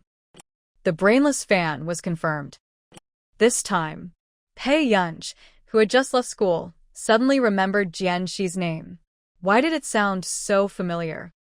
This is the female supporting role in the original book who participated in the computer competition with Cheng Zihuai and lost miserably in the end.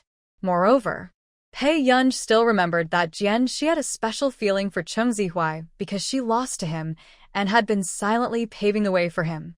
But later, because Jianxi had a dispute with Qin Youjiao and accidentally caused Qin Youjiao to have a miscarriage, Cheng Zihui almost strangled Jianxi to death with his own hands.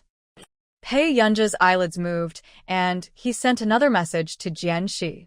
You must win first place in this computer competition. In the dormitory, Jianxi, who was still in high spirits, suddenly had a doubt. How did the teacher know that she was going to participate in the computer competition? Could it be that her uncle said so? Jianxi didn't think much about it and replied immediately. Teacher, don't worry, I will definitely not embarrass you. Pei Yunji glanced at it, thought for a moment, and put the phone back in his pocket after replying. However, then, Pei Yunji heard a voice next to him. Can you help me? Something might have happened to my granddaughter. I'm really worried about her. Just let me go in and find someone. The security guard was a little impatient. The student has finished school. She will definitely come out if she is fine. The anxious old lady, dressed in simple and shabby clothes, holding the apron she just took off in her hand, looks out of place in this private high school. This is a high school attended by children from wealthy families. How many grandmothers of students are dressed like this? The old lady was also uneasy and could only cover the dirty apron with her hands, but a closer look showed that there was plaster on the gaps between her cracked fingers. The security guard's eyes were full of contempt, and he stretched out his hand to push the person out. Go away, don't get in the way. I think you are here to scam people. No, please, I'm just looking for my granddaughter. The old lady was suddenly pushed hard by the security guard, and her whole center of gravity was unstable. Her face turned pale, and she closed her eyes subconsciously, but what she didn't expect was that someone supported her before she fell to the ground. The warm palm grasped the old lady's arm. "Come to high school. Parents are not allowed to enter the school?" The coldness in Pei Yunji's eyes made people's scalps numb, and the curve of his lips was mocking. Of course the security guard knew Pei Yunji, and he hesitated. No. She's not the parent. Are you saying that my grandmother is not the parent, or that I'm not a student of Hongda? Pei Yunji's voice became even colder. At this time, the old lady recognized that this beautiful girl was actually her Guryu. The old lady was excited, but after a moment, she nervously held her hand. Are you injured? Are you okay? Hearing this, Pei Yunji's eyes moved away from the security guard and looked at the old lady. This was the director of the orphanage where the original owner used to be. However, the orphanage could not be opened later, and the old lady sent away all the children who could be sent away, and the original owner, who was not adopted, the old lady also brought people with her and loved them as her own granddaughter. Who told you that I was injured? Pei Yunji took out a wet wipe from his pocket, held the old lady's hand again, wiped it carefully for the old lady, and asked casually, You are not injured? The old lady came back to her senses, looking guilty. I received a call. The girl said she was your classmate. She told me that you were injured. Otherwise, she would not have come to find Gur. Gur can live a good life now. If people knew that Gur had been in an orphanage, she would definitely be looked down upon. Pei Yunji looked up at the old lady and knew what was going on. There was no one else in the whole school except Qin Youjiao, who had the old lady's contact information. Thinking of this, Pei Yunji sneered. This idiot sometimes did things that she wanted. The old lady had been avoiding Pei Yunji since Pei Yunji was taken away by the Qin family, fearing that Pei Yunji would be laughed at because of her. So even the original owner didn't have the old lady's contact information. It seems that this Qin Youjiao did have a lot of tricks up her sleeve. I'm fine, it should be a prank. Pei Yunji didn't want the old lady to worry about her. When the old lady heard this, she was stunned for a moment, and then smiled again. Sure enough, it's better to be a biological child. Look how beautiful our union is raised. Pei Yunji curved her lips and saw that there were a few people taking pictures not far away. She blocked the old lady's face calmly. Grandma, let's go eat. Upon hearing this, the old lady froze all over and quickly broke away from Pei Yunji's hand. Her throat was bitter. Go back to the Qin family early. Grandma still has some things to do, and Grandma has to go home. Then can you still come to see me? Pei Yunji pulled the old lady's sleeve, shook it gently, and looked at her with clear eyes. The old lady's eyes were sore, and she was reluctant in her heart. She would dream about Pei Yun's childhood all night long, but she was even more reluctant to let Pei Yun be pointed at by others. It was hard enough for this child to follow her. After coming back to her senses, the eyes around her looking at her and Pei Yun made the old lady even more shocked, and she planned to turn around and leave. But then, Pei Yun suddenly hugged the old lady's hand and rubbed her shoulder affectionately with his delicate chin. "Grandma, I miss you very much. Can you accompany me to dinner?" The words fell. The old lady couldn't help but tear up. Qin, the Qin family still let you contact your grandmother?" The old lady had met Qin's mother, and she seemed to have a bad temper. But she was very kind to her adopted daughter, and I think she would not be too bad to Gur. Hearing this, Pei Yun suddenly remembered that Qin's mother had warned Pei Yun that if he met the old lady privately in the future, they would break off their relationship. Pei Yun raised his eyebrows and smiled. "What are you afraid of? Even if the Qin family doesn't support me, doesn't my grandma still exist?" When the old lady heard this, she gently patted her hands and said angrily, "How many years can I live? Old woman, what will you do when I am gone?" This girl just won't listen. At least in the Qin family, she can have enough food and clothing. Suddenly, Pei Yun's phone vibrated, and when she answered it, the man's voice sounded low. "Where are you?" The driver said he couldn't find you. Seeing Huashidu calling, Pei Yun said, "Brother, I'm not going back today. I want to accompany my grandma." Huashidu remembered that Pei Yun's biological grandmother had passed away a long time ago. The person Pei Yun was talking about should be Dean Lin, who used to take care of Pei Yun.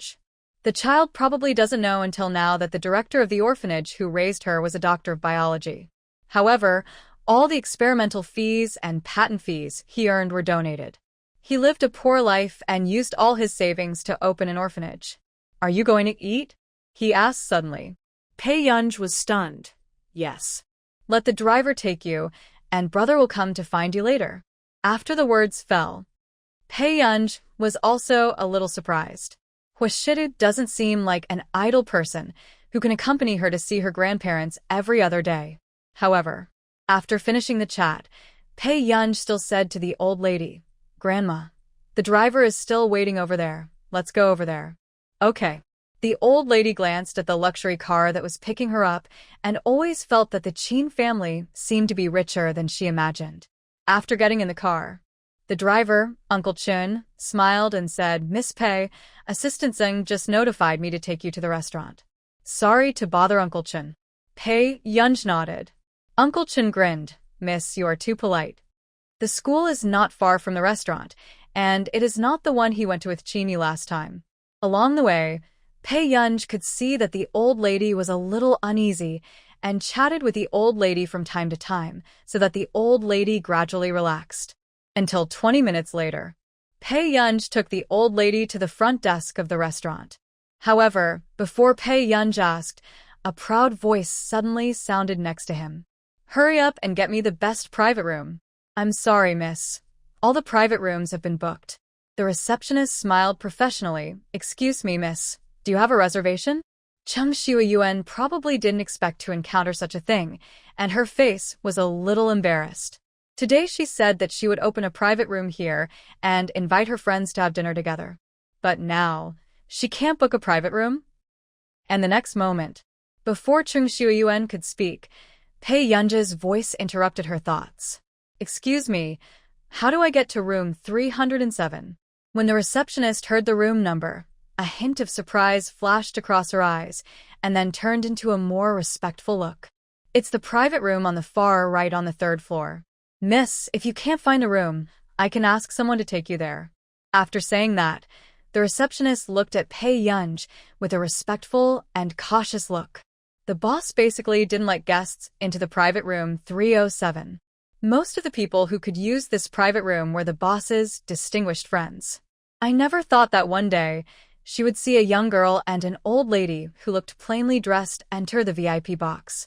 "No, thank you," Pei Yun said, and just wanted to take the old lady away, but she didn't expect to be stopped. "Pei Yun, is it you?"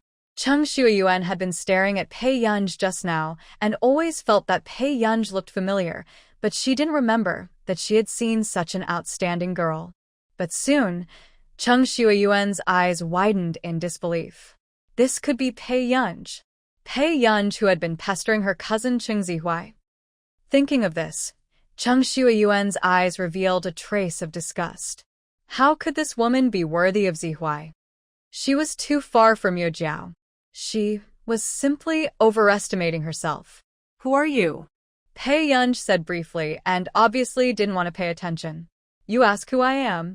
Chung Shuayuan's face changed, and then she sneered. This Pei Yunj is really good at pretending.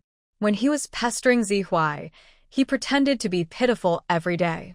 When he saw her, he was like a mouse seeing a cat, and was so scared. But now, Pei Yunj entered such a high-end restaurant, but he pretended not to know her? Does he really think of himself as the daughter of the Qin family? At this time, Pei Yunj looked at Chung Shuayuan, and after a long while, he asked, Are you Chung something? When Chung Shuayuan heard this, her face became even worse. Pei Yunj really didn't remember this person. Some time ago, she often had dreams from the perspective of the original owner and probably understood a lot of the things and people that the original owner had experienced. But Pei Yunj really didn't have any impression of the person in front of her. She seemed to be Qin Youjiao's best friend in the circle. Is she also Chung Zihuai's cousin? Suddenly, Chung Shuayuan gritted her teeth. Pei Yunj, you dare to humiliate me? Pretending not to even remember her name? this is. The old lady next to her frowned and subconsciously protected Pei Yunj behind her. Not familiar. Pei Yunj said calmly.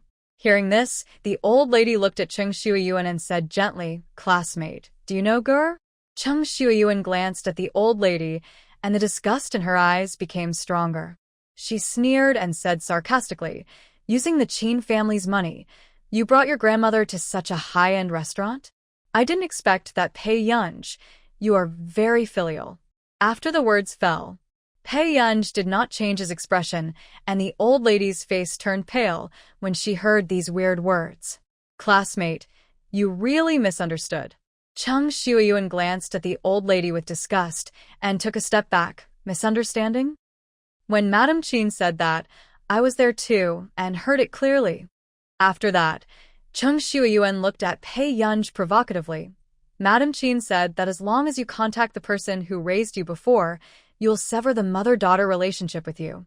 Pei Yunj, you can't deny this, right? Suddenly, these words were like a bomb, which made the old lady's mind explode. She quickly broke away from Pei Yunj's hand. Begged, Girl, don't tell Madame Qin about this. I'm leaving now. Don't tell Madame Qin. This child didn't bring me here on purpose. I insisted on following him. Can I leave now? Hearing this, Chung Shuayuan rolled her eyes, still looking arrogant. Sure enough, he is a person who is used to living a poor life. He still dreams of living a good life by relying on Pei Yunj. Okay, you let your granddaughter beg me, and I will pretend that I didn't see it. Chung Shuayuan said deliberately. The old lady's face changed, and she wiped her hands nervously. Miss, can I beg you? Yeah. Then, before the old lady finished speaking, Pei Yunj turned over the old lady's shoulder and said leisurely, Let her say it. Break off relations with Qin's mother? I wish I could. However, when Chung Shuayuan saw Pei Yunj's attitude, her face turned green and red. Pei Yunj. In this case, why do you use this box? Didn't Pei Yunj want to break off relations with Mrs. Qin? She remembered that Qin Youjiao also had a card for this restaurant, which was given by Mrs. Qin. And Pei Yunj was able to book the box this time, and it was definitely because of the membership card given by Qin's mother. Is it related to you?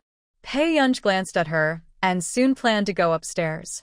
Seeing this, Chung Shuayuan bit her lip, her eyes full of reluctance. She turned her head to look at the front desk, pointed at Pei Yunj, and said, The card in this woman's hand is not hers at all. You let her make a reservation? The front desk lady was stunned for a moment and could only ask Pei Yunj, Miss, can you please let me see your card? I don't have a card. Pei Yunj stopped and said slowly, You don't have a card? Chung Shuayuan's tone was sharp. Immediately, she pointed at Pei Yunj and raised her voice. Did you hear that? She is a liar, and she came here specifically to use the box. Seeing Chung Shuayuan not caring about her manners and just wanting to see her make a fool of herself, Pei Yunj suddenly felt very familiar. She remembered. This is the female supporting role, Chung Shuayuan. In the original novel, she was a gun that Qin Yojiao could shoot wherever she pointed. She removed a lot of obstacles for Qin Yojiao. The box is opened by my friend, and I came here in advance. Pei Yunj glanced at the front desk indifferently. The receptionist stiffened unconsciously and was inexplicably frightened. Then, before the receptionist could speak, Chung Shuayuan sneered. Nonsense. You can also know friends in the circle? I'm afraid you know that you can't live well in the Qin family, so you secretly come to find the sponsor? As soon as the voice fell, everyone couldn't help but look at Pei Yunj with doubtful eyes. At this time, the old lady suddenly said coldly, Miss, you are spreading rumors. You can go to the police station.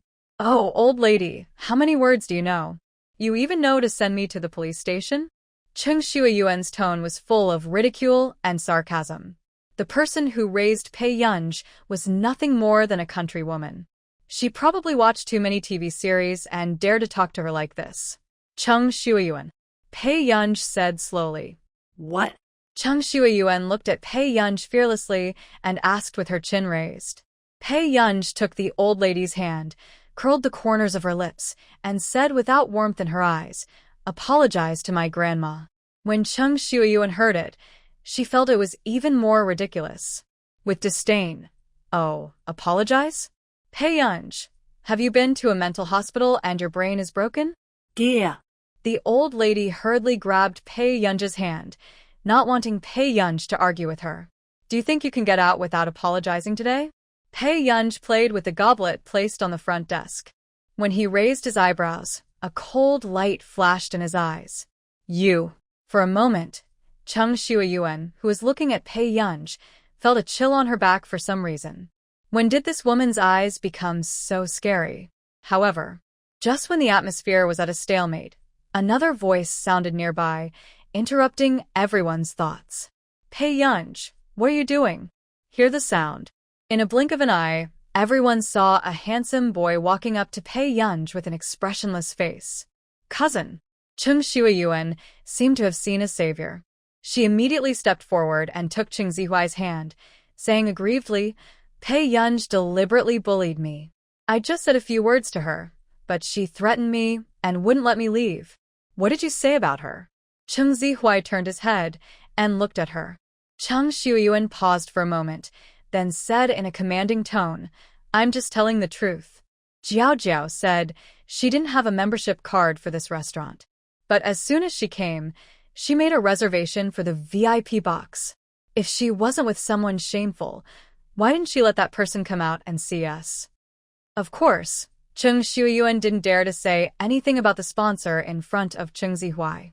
She could only remind Chung Zihuai implicitly. Who is she meeting? Why are you interfering? Before long, Chung Zihuai's words made the smug look on Chung Shuayuan's face freeze. What happened to my cousin today? Why did he blame her first? I was so angry that I couldn't help but say a few words. Chung Shuayuan's words made the people around him focus more on Chung Zihuai. It was as if Chung Zihuai was being cheated on. When Chung Zihuai felt the gazes of the people around him, his handsome face darkened, and his chest was filled with anger for no reason. This Pei Yunj was indeed a bit restless.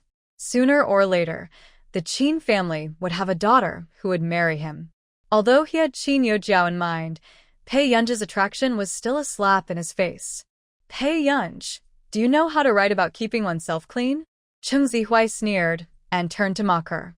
When Pei Yunj heard this, it was even more unimaginable that someone with this kind of IQ could be the male protagonist of the original novel. When she was dating the gold owner, would she bring her old lady openly? However, Pei Yunj just sneered, and her overly beautiful eyes were full of sarcasm. Chung Zihuai, when will it be your turn to teach me? In an instant, Chung Zihuai's face darkened, and Chung Shuayuan next to him couldn't believe it. Pei Yunj actually spoke to Ching Zihuai like this. You know, Pei Yunj was devoted to Ching Zihuai at the beginning, and she was willing to do whatever Ching Zihuai said. Okay, very good. Ching Zihuai took a deep breath. He rarely got angry in the past, but since Pei Yunj returned to school this time, whenever he saw this woman, his mood would be extremely bad. Just now, did you ask Shui Yuan to apologize to you?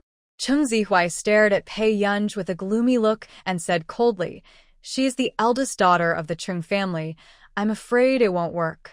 Since Miss Pei has the ability to get a membership card for this restaurant, I will wait and see how Miss Pei will make Shui Yuan apologize." In this restaurant, even Cheng Zihuai can rarely make an appointment for the private room upstairs, not to mention the VIP room on the third floor. Gradually, the atmosphere in the restaurant condensed. This scene made the receptionist anxious, fearing that these people would fight in the restaurant. Hey, isn't Miss Pei marrying up to some big shot? Want me to apologize? Sure, let him come and tell me. Cheng Shuiyuan looked smug as if she was taking advantage of her power to bully others. No matter how powerful Pei Yunj is, can he still beat her in front of Cheng Zihuai? She wanted to see how Pei Yunj would handle this with Zihuai around. At this time, Pei Yunj curled the corners of his red lips and was about to speak. But the next moment, someone's warm palm gently pressed on her head, and a soft voice sounded above her head. You are being bullied here when your brother is not here? The words fell. Everyone subconsciously looked at the man standing behind the girl. The man was wearing an expensive handmade suit, his eyebrows were cold and noble, and he stood casually beside Pei Yunj. He was still tall and had long legs, and his abstinence was so strong that people could not control themselves. Cheng Shuiyuan stared at Huashidu and was stunned. But when Cheng Zihuai saw Huashidu, his face turned pale and blue. Wasn't this the man he met in front of the bookstore before? Pei Yunj actually knew him? And, at this moment, when Pei Yunj heard the voice, he knew who it was without turning around. Brother came so early? The coldness in Pei Yunj's eyes disappeared, and he looked up at Huashidu. Yeah. Huashidu responded, and with his slender hands, he handed a black bank card to the front desk. Ask Yu Hanran to prepare a membership card for me. Huashidu's deep, magnetic voice was lazy and indifferent. Otherwise, next time my child is bullied in your restaurant, I will blame him. Huashidu had been to this restaurant several times before, but with his status, he didn't need a membership card. The lady at the front desk obviously recognized Huashidu, and her face changed immediately. Okay. Their boss is the Prince of Yu's group, but half a year ago, when she met this gentleman by chance, it was the first time she saw their prince being so polite to anyone. And obviously, their prince was a little afraid of this man. At the same time, seeing this scene, Cheng Shuiyuan's pretty face turned pale. She never expected that the man who had a relationship with Pei Yunj would be such a man. In the past, Cheng Shuiyuan always felt that her cousin Cheng Zihuai was already impeccable. But today, when she saw Huashidu in front of her, she felt a sense of admiration and unreachability for the first time. But how could Pei Yunj approach such a man? Who Are you? Cheng Shuiyuan unconsciously said nervously. However, the man didn't even look at her, but slowly buttoned the collar of his shirt, walked with long legs, and walked to the old lady. Dean Lin, I will take care of things here, for Yun Yun. Let someone take you to the box first. As soon as the words fell, Assistant Zing walked to the old lady and said with a smile, Old lady, don't worry. Miss Yungo will come upstairs soon. I will take you there first. Although the old lady didn't know who this strange man was, she knew that Huashidu was of noble status, and his behavior just now was to protect Gur. Okay, then I'll go upstairs and wait for you. The old lady nodded and let Assistant Zeng help her upstairs. Then, after the old lady left, the man was ready to deal with the rest of the people. Sir, who are you? Cheng Zihuai felt uncomfortable and was even more unwilling to believe that Pei Yunge knew him. This was the first man who made him feel inferior for no reason. Whether it was Huashida's casual look or his aura, he felt oppressed. You bully my little girl, don't you know who I am? Huashida's posture was casual and lazy. Yet he had an inexplicably alluring aggressiveness, the aura of a mature man, both lustful and gentle. It can easily make one's legs go weak. Before Cheng Zihuai could look embarrassed, he saw the man suddenly reach out and grab Pei Yunji's shoulder, who was standing in front of him. He easily brought the person over.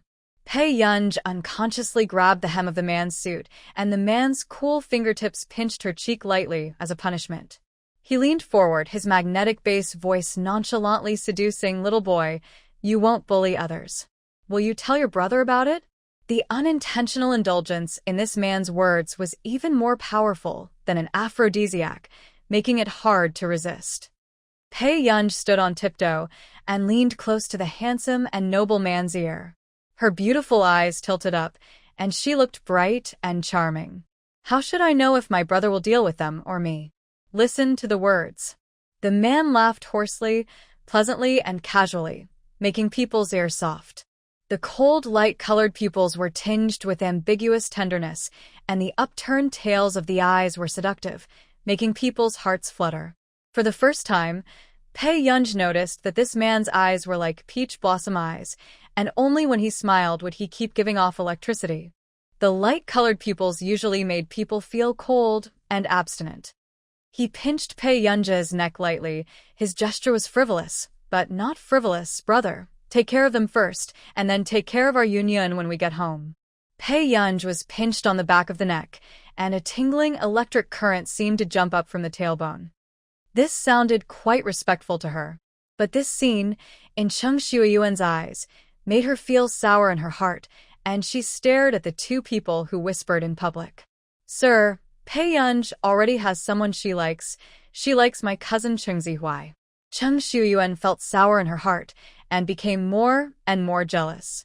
She couldn't imagine why such a man would fall in love with Pei Yunji. Cheng Shuiyuan. Cheng Zihuai next to her interrupted her with a very bad face. But then, his eyes also followed Pei Yunji, wondering if she would refute. "Cheng Shuiyuan, do you have to discuss me in public?" Pei Yunji asked slowly. For a moment, Cheng Zihuai's face became worse. "Pei Yunji, you." Pei Yunji deliberately approached Huashidu and put her hands on the man's waist. She raised her eyebrows, and the girl was bright and charming. "I'm sorry, classmate Cheng. I don't want my sponsor brother to misunderstand." Not only Cheng Zihuai, but Cheng Shuiyuan next to him was so angry that her eyes almost turned black when she saw Pei Yunji's clingy look like a little goblin. How come Pei Yunji is like a different person now? He is not as cowardly and afraid as before. At this time, but the noble and self-respecting man put one hand lazily on Pei Yunji's shoulder, full of support. "Just now, was someone going to apologize?" the man asked casually. In an instant, Cheng Shuiyuan's face turned pale, and she subconsciously pulled Cheng Zihuai helplessly. "Zihuai, How could she not see that this man was not to be provoked at all?" Cheng Zihuai quickly calmed down. "Sir, this matter may be able to be adjusted. In fact, there is no need to embarrass both parties. However," the man sneered softly. His voice was indifferent and lazy, revealing a sense of oppression that went straight to the heart.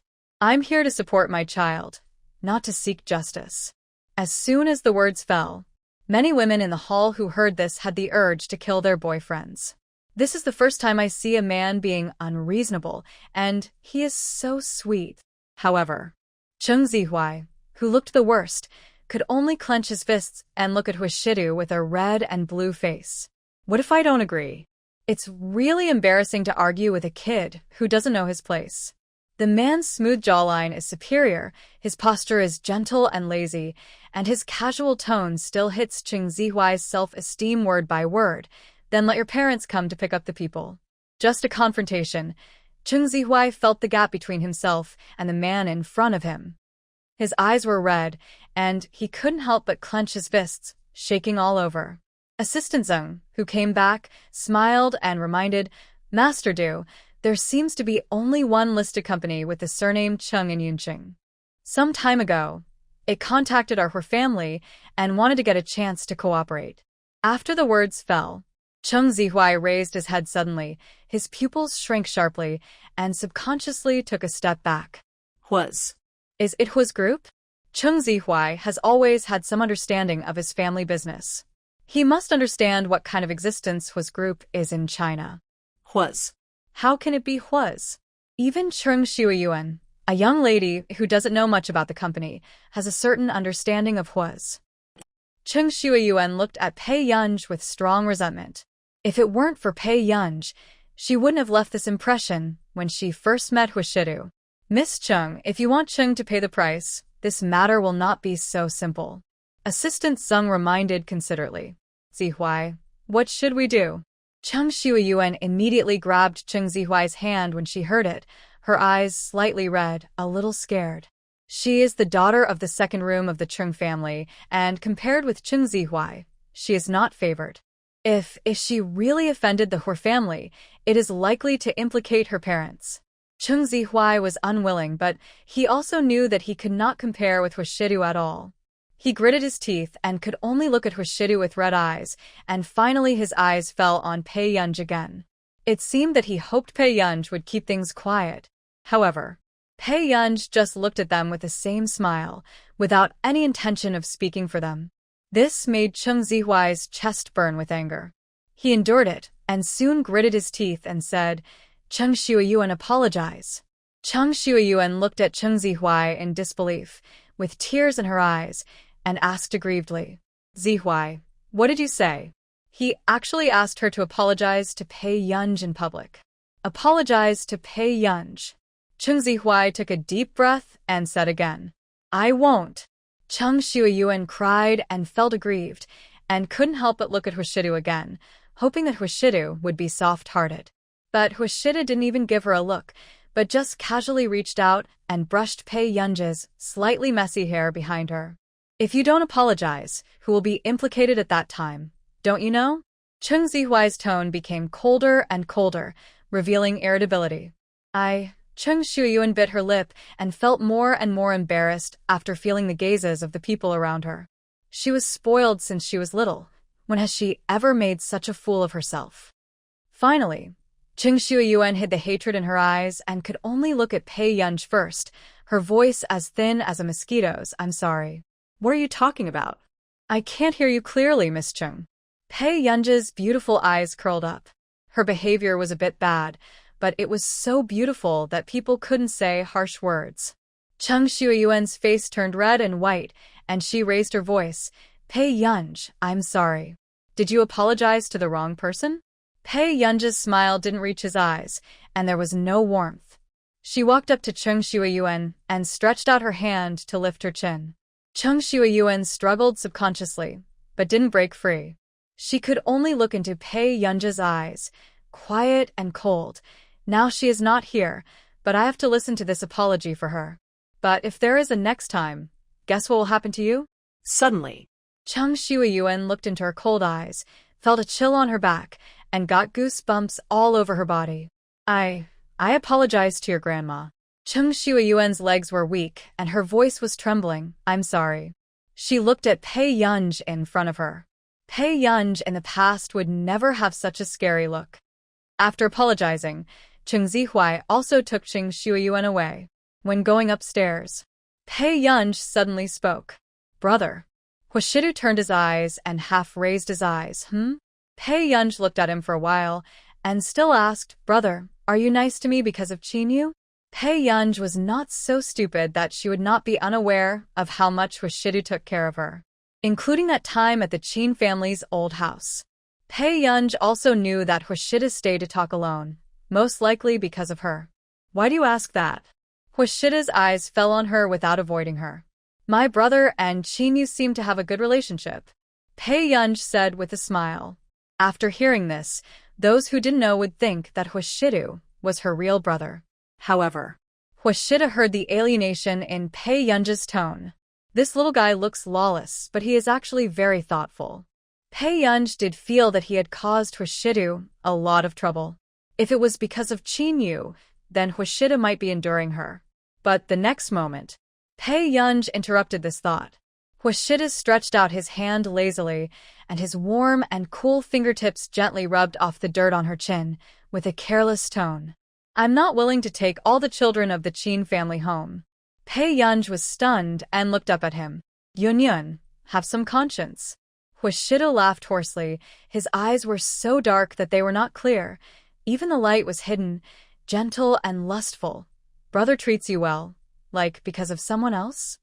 Box 307. Pei Yunj pushed the door open and the old lady couldn't help but stand up and called softly, "Gur, are you okay?" "It's okay," Pei Yunj said, and saw Huashido followed in, and said to the old lady, "Grandma, he is Huashido, My second brother's friend." Hearing this, the old lady's brows relaxed immediately. It turned out to be a friend of the second young master of the Qin family, so there should be no problem. "Thank you, Mr. Hua, for helping Gur out today." The old lady thanked him. Dean Lin is too polite. After Huashido finished speaking, he did not interrupt Pei Yunj and the old lady to reminisce about the past, but just chatted with them from time to time. This look made Assistant Sung next to him unbelievable. If Master Du had used half of his patience on the young master would not have cried all day and night and said that he did not want to see his brother. "Dean Lin, if he doesn't have a good place to live now, why don't I arrange it for him?" Huashido said this, which was exactly what Pei Yunj wanted to ask. "Don't bother, Mr. Hua, I have a place to live."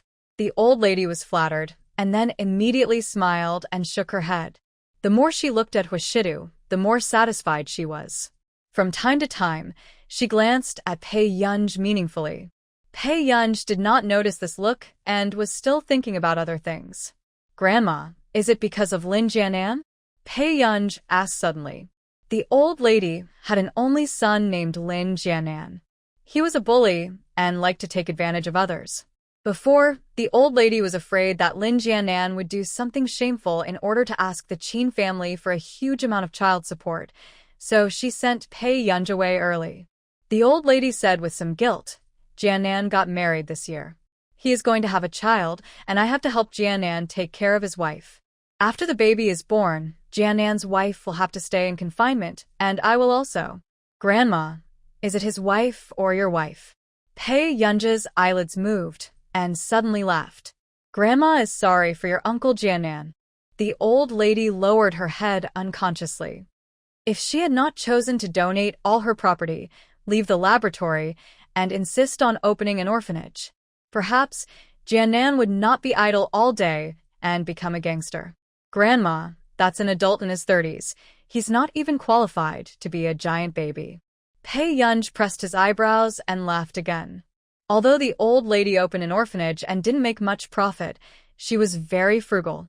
All that could be given to Lin Jianan was given to Lin Jianan. However, this Lin Jianan seemed to be a debt collector. It was as if the old lady owed him something in her previous life. "Grandma knows, but Grandma owes your uncle Jianan." The old lady sighed for a long time, and her expression was somewhat helpless and lost. In fact, the old lady's family was not good before. She was a child who came out of the mountains. Strictly speaking, she was trafficked to the city. However, the old lady was lucky. When she escaped, she was rescued by a gentleman and later, she got the opportunity to go to school. Therefore, the old lady's potential was discovered, and she became one of the few botanical experts in the country. This experience was a gift from God for the old lady. So the old lady donated all her savings to charities that search for missing children. He left only a small amount of money and opened an orphanage. Suddenly, Pei Yunj said, "You gave him life and raised him to adulthood. In this relationship, he is the only one who owes you." At this moment, Huashido looked at Pei Yunj in front of him and hid the smile in his eyes. He handed the key of the single-family apartment in his hand to the old lady. "Dean Lin, you have raised Yunyan for so many years, and you should accept some thank-you gifts." "No. How can this be?" The old lady frowned and refused decisively. Pei Yunj blinked and approached Huashido calmly. "Brother, is this your house?" "Well, Yunyan, don't be embarrassed. I'll wait for Yunyan to grow up and support my brother in the future." Huashido's tone was nonchalant, teasing her intentionally. Pei Yunj smiled at him, then brother really made a profit. Pei Yunj said this on the surface, but in his heart, he was thinking that he had to take out all the 3-month salary from the computing institute that had just arrived to pay off the debt tomorrow. The top computing institutes in China have high salaries, and the top computing institutes in country are even better. Although Pei Yunj is a new member of the Computing Institute, Marcus did not treat her unfairly because of her outstanding professional quality. Just 3 months' salary converted into the currency of their country is already more than 1.6 million. However, Pei Yunj also knew that the house given by Huashidu was at least worth tens of millions. Otherwise, it would be unworthy of his identity as the president of Huas. Suddenly, Pei Yunj felt the pressure of debt. She glanced at Huashida dimly and said nothing. However, unexpectedly, the old lady was also a stubborn person, and she was unwilling to accept the house. Finally, it was the first time that Pei Yunj saw the old lady angry. She left the box after leaving a sentence for Pei Yunj to take good care of herself. Pei Yunj turned his head to look at Huashidu, as if asking him for a way to remedy the situation. Seeing this, Huashidu unconsciously raised his lips and lazily unbuttoned the 2 shirt buttons on his collar. He was lazy and abstinent, and picked up the chopsticks to pick up food for Pei Yunj. Let's eat. Dean Lin will not be angry with you no matter who he is angry with. Even as an outsider, he could see that the old lady really felt sorry for Pei Yunj, and was reluctant to let Pei Yunj stay in the Qin family. Brother, do you know where my grandma lives? Pei Yunj knew what kind of person Lin Jianan was, and of course he knew that Lin Jianan could not take good care of the old lady. The place where the old lady lives is not safe. Let someone take you there next time. Okay. Pei Yunj nodded. She also knew that this matter could not be rushed. In the bedroom, Pei Yunj looked at the medicine in her hand and pondered. In the past, she had seen people injecting drugs, most of whom were relieving their condition or restraining certain symptoms. Pei Yunj sent a message to Stephen. YG, Stephen, I want to ask you for help with something, is it okay? Soon, Stephen replied. Of course, Miss Pei. You say. YG, I have a medicine. I will go to the hospital tomorrow to check its ingredients. Can you help me analyze its effects? After a while, Pei Yunj saw Stephen's reply. No problem, leave it to me. Seeing this, Pei Yunj raised her lips and replied with a thank you. Until the next day. As soon as Pei Yunj arrived in the classroom, she felt the unusually quiet atmosphere. Her sleepy desk mate was awake at the moment with an unhappy face, flipping through the book in his hand. Pei Yunj walked to her seat and raised her eyebrows and said, Can you understand it? Lu Yuanci. At this time, many people couldn't help but look at Pei Yunj more. They didn't understand what was so good about Pei Yunj that she was worthy of Lu Yuanci's protection. Especially Ling Jiwei. Her eyes were red, as if she had just cried, but when her eyes turned to Pei Yunj, she suddenly had a bit more hatred and gloom. Just now she just said that Pei Yunj was a vampire of the Qin family and brought her poor grandmother to eat and drink at the Qin family. This was the first time she saw Lu Yuanci defending a girl like this. I watched him say in front of everyone that if you have any opinions about his desk mate, you can tell him to avoid him getting angry later. Thinking of this, Ling Jiwei couldn't stop the sourness in her heart from surging, and her face was full of jealousy and hatred. However, after Pei Yunj sat in his seat, he started playing with his iPad. Student Pei, Chu Zhixing, who fainted yesterday but recovered as usual today, called her softly, Can you call me by my name? Pei Yunj's eyelids moved and he squinted at him. Chu Zhixing blushed, yes, sure. Pei, classmate Pei, have you seen the school forum? No. Where did Pei Yunj find the time to look at the social circles of a group of high school students? Chu Zhixing glanced at her with some entanglement, then gritted his teeth and said, Someone is in the forum. Chu Zhixing. Lu Yuanci, who had been silent the whole time, interrupted Chu Zhixing with a cold voice. But then, Pei Yunj looked up at Lu Yuanci. What's wrong? You don't want us, Xiao Chu, to speak? When Lu Yuanci heard this, he felt inexplicably uncomfortable. When did her relationship with Chu Zhixing take another step forward? It's okay. Lu Yuanci said. Is there something else about me in the forum? Pei Yunj looked at Chu Zhixing. Chu Zhixing not that heavily. Seeing the close relationship between the two, Lu Yuanci suppressed his discomfort and said, The forum has always been full of smog. I have contacted the administrator to delete the post. What to delete? I really want to settle accounts with that person. Pei Yunj raised her beautiful eyes, without any warmth in her eyes, and said slowly. Pei Yunj finished speaking and clicked into the forum. He saw the popular post as soon as he saw it. Let's take a look at the new transfer student in Class 7. Seeing this theme slogan, Pei Yunj leaned back in his chair, laughed unconsciously, and clicked in to read the content with interest. The post of the host was bloody and full of justice, which easily aroused the emotions of high school students. I didn't think how disgusting Pei Yunj was before. At most, she was just a vain girl. I feel sorry for Qin Yojiao. Grin picture second floor. Is this Pei Yunj's grandmother? Dressed like this. Third floor. Pei Yunj is really hilarious. Tisk fourth floor. Host I didn't think much of Qin Yojiao before, but at least she is both talented and beautiful. Now compared with someone I like her so much. Fifth floor. The Qin family is so pitiful. What kind of stupid, illegitimate daughter is this? Bad and vicious. Sixth floor. Where do so many keyboard warriors come from? If this is really Pei Yunj's grandmother, I think she has a good personality. After entering the Qin family, she didn't despise the poor and love the rich. Seventh floor. I think some people are stupid. After entering a wealthy family, you have to break off relations with the people who raised you? Sour chicken cowhide. Eighth floor. The saintly witch upstairs is haunting. Everyone pay attention. Pei Yunj probably flipped through dozens of posts in the post, and her beautiful eyebrows and eyes looked very interested. When Lu Yuanxi saw Pei Yunj was browsing her negative posts, he realized that he had underestimated his deskmate's mentality. Aren't you angry? Lu Yuanxi, do you know who posted this? Pei Yunj looked at him and asked with great interest. Lu Yuanxi was stunned. You suspect Qin. He stopped talking before he finished.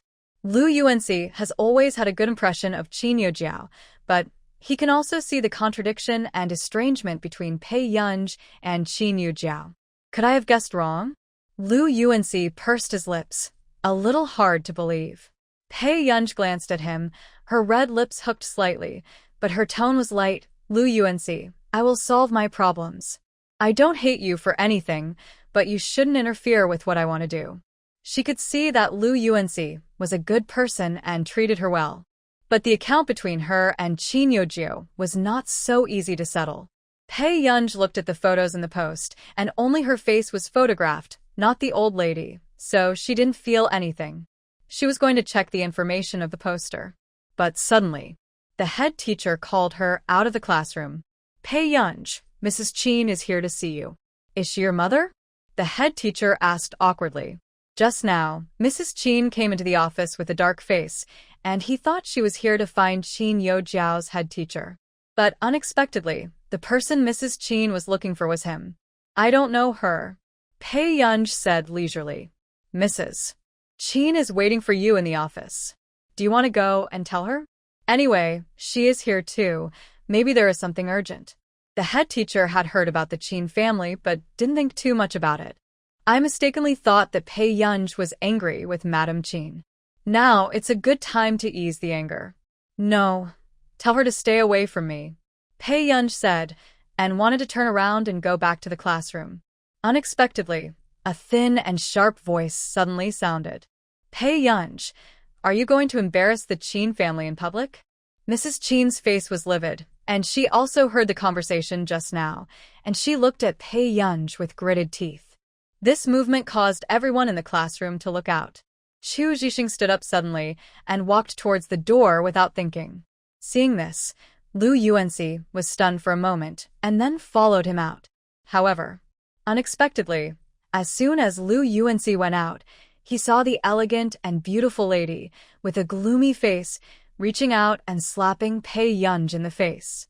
Qin Yojiao, who was standing next to Mrs. Qin, watched this scene motionlessly. Then, without waiting for others to react, everyone saw that the slap fell on Chu Zhixing's face. When Madame Qin saw that she had hit the wrong person, her face became even uglier. Who are you? Who told you to stand in front of her? Chu Zhixing was slapped on one side of his cheek, half of his face was red and swollen, and it hurt like Hades. However, he breathed a sigh of relief. Fortunately, the slap did not fall on Pei Yun's face. But when Pei Yun saw Chu Zixing being hit by Madame Qin, the temperature in her eyes cooled down a little bit, and a cold light flashed. She pursed her red lips. "Why are you standing in front of me?" Pei Yun had just planned to let the slap fall. By the way, she would take advantage of the situation and break off relations with Qin's mother. But she didn't expect that Chu Zixing would take the slap for her without even thinking about it. "How could you be hit by someone?" Chu Zixing said, subconsciously. Hearing that, Pei Yun couldn't help but look up at him, and soon she chuckled again. Her bright and beautiful eyebrows and eyes, which were already beautiful and eye-catching, made people even more dazed at this moment. When Qin Yujiao saw this scene, a sinister look rolled in her eyes and she clenched her hands into fists. Why is it that someone always defends her? Pei Yun, do you remember what you promised me? Mother Qin's tone was still bad, and she said sharply, "Since you don't want to stay in the Qin family." Halfway through her words, Mother Qin saw with her own eyes that Pei Yun walked up to Qin Yujiao. In front of everyone, she suddenly raised her hand and slapped Qin Yujiao decisively. That crisp sound was even more tingling than the slap from Qin's mother just now. At the same time, everyone was so frightened that they dared not move. Qin Yujiao was stunned by the slap. She subconsciously covered her face and looked at Pei Yun in disbelief. Gradually, she broke down and said sharply, "Pei Yun, why did you hit me?" Why? Pei Yun licked his red lips, his tone playful and cold. The daughter pays the mother's debt. She looked at Qin's mother calmly and lazily, admiring her murderous look.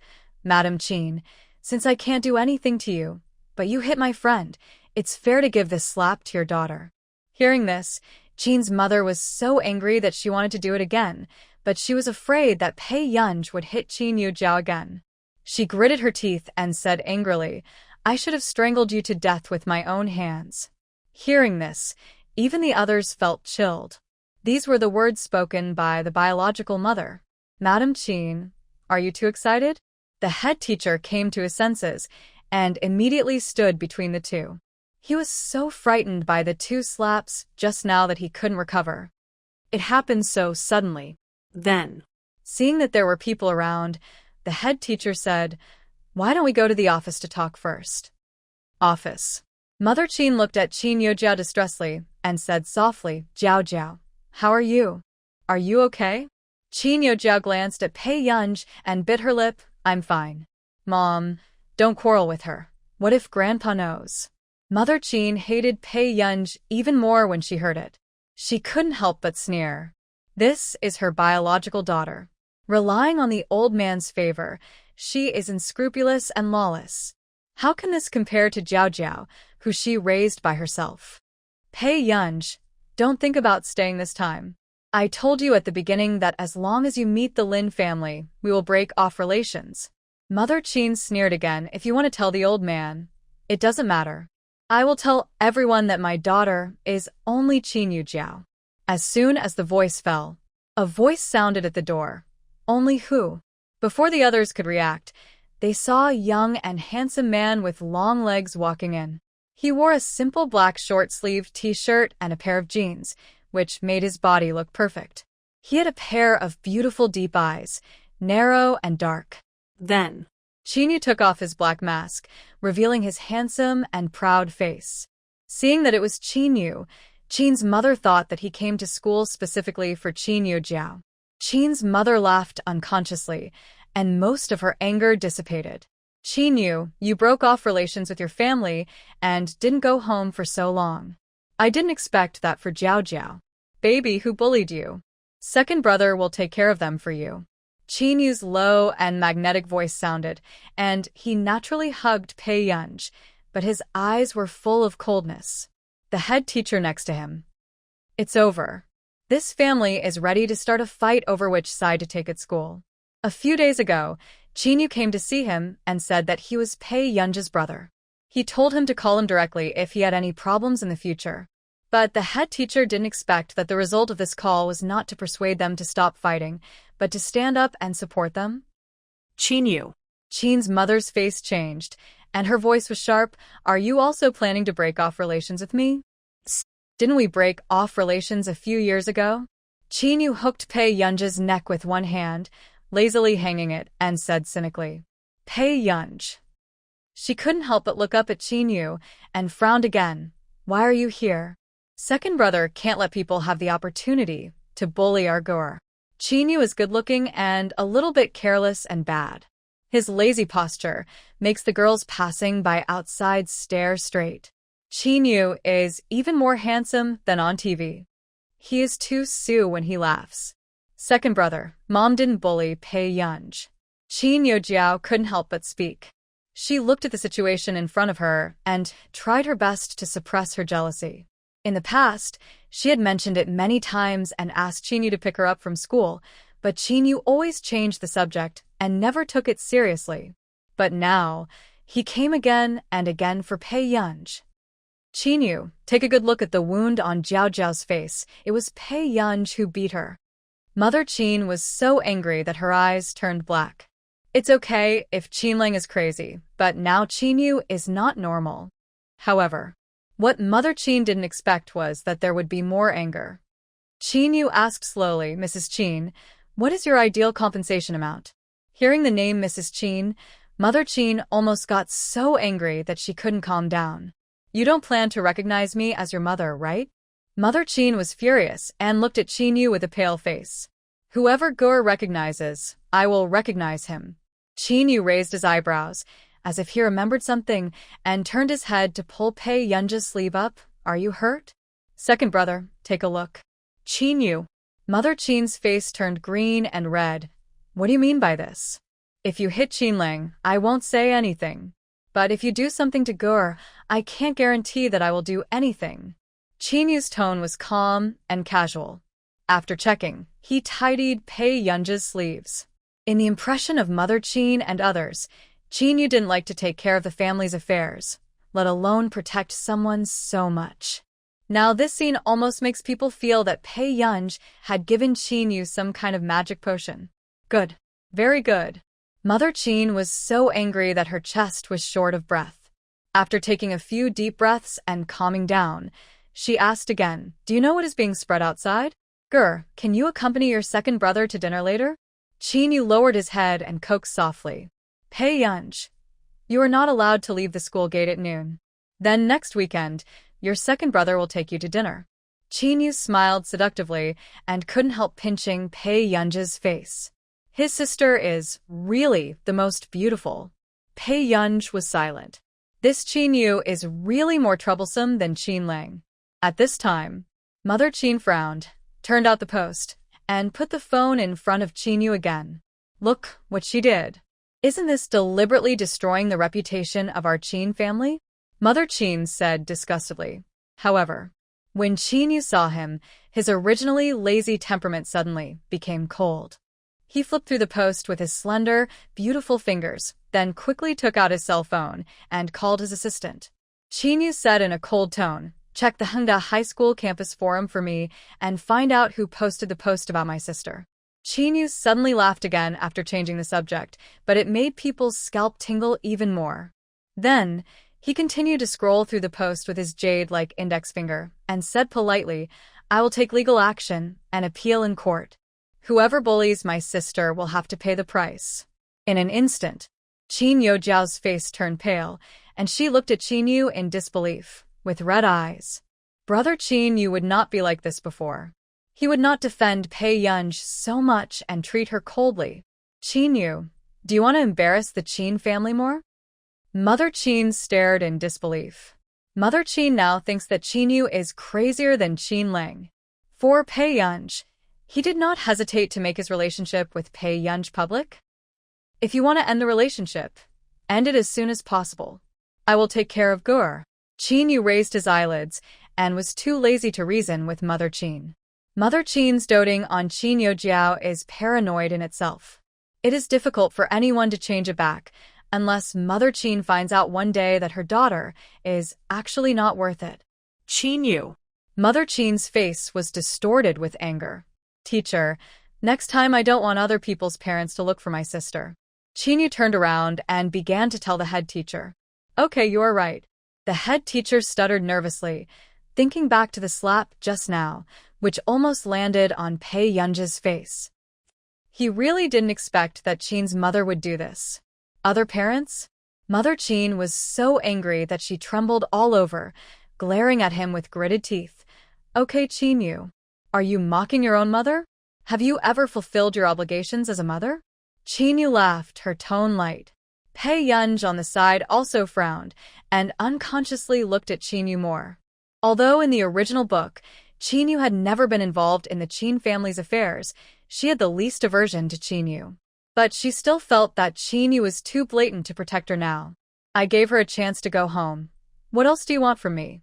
Mother Qin's eyes were red, and she became emotional. The head teacher next to her hurriedly tried to reconcile. Mrs. Qin, Mr. Qinyu, calm down and talk about it, if you have anything to say. Qinyu put the tip of his tongue against the side of his cheek and bit it lightly. Thinking of the fact that Mother Qin did not believe that Qin Yujiao betrayed the Qin family until she died in the previous life, he could not help but close his eyes. He really didn't know why. The three brothers together couldn't match the weight of Qin Yujiao in Qin's mother's heart. Qinyu opened his eyes again, looking at Qin Yujiao with a cold and intimidating gaze. He pulled his thin lips. I will investigate the matter of the campus forum this time. I will not let anyone who hurt Gur go easily. As soon as the voice fell. Sure enough, Qin Yujiao's face turned pale, her legs became weak, and she staggered again. This is obviously not a big deal. At most, Pei Yunji would be scolded a few times. Why does the second brother want to investigate it? Could it be? The second brother is suspecting her? Impossible. The second brother grew up with her, and Pei Yunji had only met him a few times. Second brother. These are all classmates. Maybe it's just a joke. I don't like Pei Gyar. Goer will definitely not mind. Qin Yujiao's face was full of smiles, and she said far-fetchedly, I can't stand it. I want to see who is so capable that he can't stand my Goer. Qinyu sneered, and the coldness in his eyes did not diminish. However, Qin Yujiao panicked when she heard it. Second brother. Qin Yujiao was incoherent and finally asked for help to hold Qin's mother's hand, begging in a low voice, Mom, can you ask second brother to stop investigating? Qin's mother was subconsciously stunned, looking at the daughter she had loved since she was a child. After coming back to her senses, Qin's mother suppressed the doubts in her heart and frowned. Qinyu, this kind of thing. Sorry, Mrs. Qin, you defend your daughter, and I have to protect my sister. After Qinyu finished speaking, Qin's mother had no time to get angry, and another voice suddenly sounded at the door. Teacher Wen, don't you care about the forums in your school? Do you know what my sister was said about? Qin Lang's angry voice reached everyone's ears. As the head teacher, Teacher Wen's eyelids twitched and suddenly felt powerless. This is really one wave after another. It's like this, I've just contacted Qin Yuxian. Qin Lang asked in a bad tone before the head teacher finished explaining. Qinyu, what are you doing here? I am Yere's guardian. Qinyu glanced at Qin Lang and slowly put his arm around Pei Yunji's shoulder. You haven't even graduated from college yet. What qualifications do you have to be Ger's parent? Inexplicably, everyone felt that the gunpowder smell between the two brothers was getting stronger. Wait, who said that Pei Yunji was not favored in the Qin family? What's wrong with these two? Qin Lang sneered. You have only seen Gur 3 or 4 times, so are you more qualified than me? At this time, the people who were passing by at the door were unbelievable. It was also the first time they saw the famous scene of the popular male god in the esports circle and the three-dimensional actor in the entertainment circle tearing each other apart. It was too exciting. If this could be secretly photographed, it would definitely be on the top of the headlines. But what kind of winner in life is Pei Yunji? The male gods in other people's minds have to be jealous in front of her. Qin Yujiao's whole body was trembling. She pulled Qin's mother's sleeve and cried a little, Mom.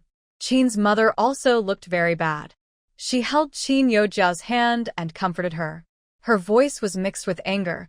Are you going to lose the face of the Qin family? I'm talking about you, Qin Lang. Qinyu looked natural. Without waiting for Qin Lang to retort, he said leisurely, I have severed ties with the Qin family a long time ago. Qin Lang.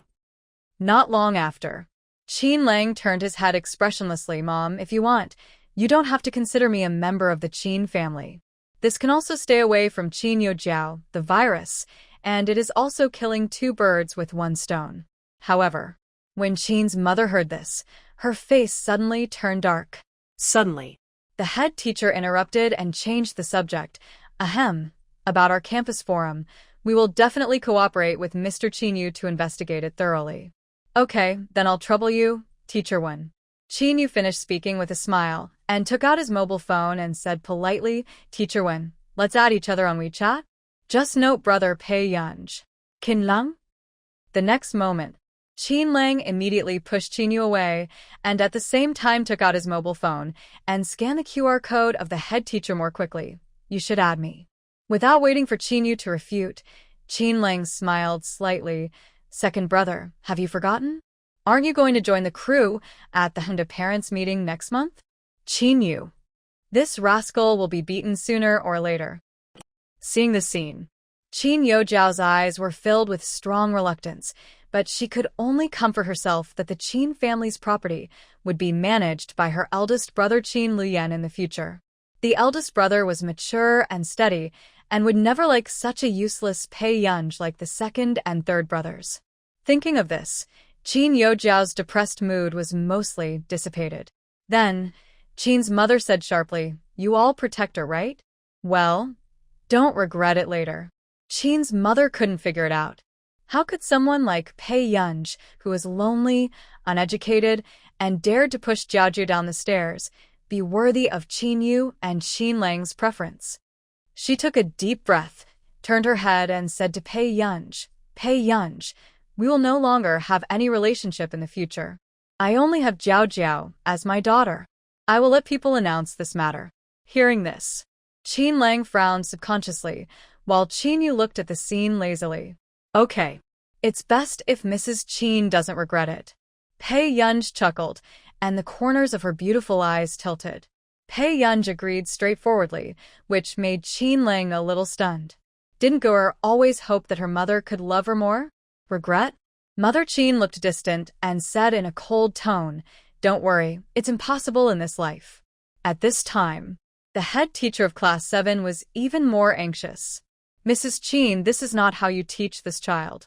If you break off relations because of some trivial matters, you will have to wait for a number in the orphanage in Yunqing. The head teacher advised, Pei Yunj is actually a very kind child. You should care about her more and more. Jiao, after school, Mom will take you to meet your friends. Mother Qin turned her head and touched Qin Yojiao's head lovingly. Qin Yojiao saw that Mother Qin's attitude towards her was still the same as before, which was also a little comforting. She smiled sweetly and said obediently, Okay, I will listen to my mother. The head teacher. He understood that the Qin family was really standing in line. Mrs. Qin regarded Qin Yojiao as her favorite, and the two brothers regarded Pei Yunj as a treasure. The rich family is really messy. The head teacher took a deep breath, patted Pei Yunj on the shoulder, and said gently, Study hard. The teacher knows you are a good child. If you need any help from the teacher will help you. Thank you, teacher. Pei Yunj smiled. Until Qin's mother and Qin Yojiao left. When are you leaving? Pei Yunj's tone was calm, and there was no ups and downs. Qin Lang became nervous and couldn't help but say, Gur, don't take the Tieba matter to heart. I will take care of it. Fortunately, he has been paying attention to Hengda's affairs, otherwise, he doesn't know what grievances his Gur has suffered. Pei Yunj raised her eyes and looked at them. After a while, she said, Today, I actually want more than just to break off relations with her. Qin Lang and Qinyu both paused. Dear. Qin Lang's voice was hoarse and his eyes dimmed. Do you really not want the third brother? Pei Yunj wanted to say something for a long time. Just as she was about to blurt it out, her heart suddenly ached. Her beautiful face suddenly turned pale, and a thin layer of sweat appeared on her forehead. In a hurry, Pei Yunj supported herself on the table with one hand and adjusted her breathing. Dear. What's wrong with you? Qin Yu noticed Pei Yun's abnormality and hurriedly supported her. Pei Yun gradually came back to her senses, and her eyes became clear. During this period, she had been repeating the original owner's dream. She could even clearly sense the original owner's emotions. She dreamed that the Qin family went bankrupt after offending someone. The eldest brother had his leg broken, the second brother was disfigured, and the third brother had a problem with his hand and could no longer continue the competition. In order to save Qin's mother and save up the huge medical expenses, the original owner worked 3 jobs alone, and even Qin Lang and Qin Yu worked as temporary workers. Such days were hard and tiring, but for the original owner, it was the most tender time for her. Every night, when the original owner came back, she would get snacks bought by her brothers on the way. The brothers would secretly go to see her work and secretly put some change in her pocket. They were afraid that she would be too hard. At the same time, they felt guilty for not giving their own sister the best life when their living environment was the best. But even so, the original owner was very satisfied. But contrary to her wishes, as time went on, the original owner found that she also had a stubborn disease. When the 3 brothers knew about this, they did not sleep all night. Finally, Qin Lang secretly returned to the training base. The people at the training base asked Qin Lang to come back many times, but they asked Qin Lang to be the coach of his former mortal enemy. Qin Lang, who had lost his ability to compete, had long become a laughingstock for everyone. At the training base, he only received cold eyes and humiliation. But for the original owner's hospitalization fee, Qin Lang still secretly returned to the base. However, Qin Lang had just returned to the base for only 3 days when the original owner discovered the scars on Qin Lang's body. After learning that it was Qin Lang who returned to the club and was beaten, the original owner decisively broke off relations with the 3 brothers. Even in order to make the 3 brothers give up, the original owner also said decisive and in different words, "I don't want to be brothers and sisters with you in the next life." This made the 3 brothers feel that the original owner blamed them. At the same time, this sentence also became a hurdle in Qin Lang's heart that he couldn't get over. But in fact, it was because the original owner knew that his illness could only be delayed by medication and could not be cured. Therefore, he didn't want to be a burden to them. Pei Yun took a deep breath and looked at Qin Yu and Qin Lang again. She really didn't like these 2 people. But they are the ones that the original owner is willing to give up his life to protect. "I'm going to class." Pei Yun left the sentence and turned away. On the corridor, Pei Yun integrated his emotions and touched her heart. He was a little confused whether the original owner's emotions were still lingering in her body. "Forget it. Just meet less in the future." Pei Yun frowned and returned to the class. "How is it? I heard that you and Madam Qin had a quarrel?" Lu Yuanci asked. "Not really." Hearing this, Lu Yuanci didn't have time to breathe a sigh of relief and heard her continue. "Just broke off the relationship." "Lu Yuanci, what's the situation?" Lu Yuanci's eyelids jumped. Pei Yun had finally returned to the Qin family. Now that the relationship was severed, what should he do in the future? "We don't like each other." Pei Yun glanced at him and said nothing more. But Lu Yuanci felt that the look in his eyes was clearly saying, "Why do you have so many things to do?" Lu Yuanci shut up.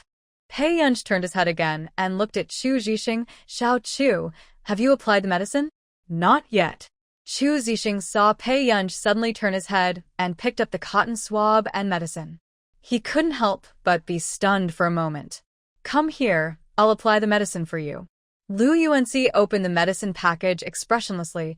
Men and women should not touch each other.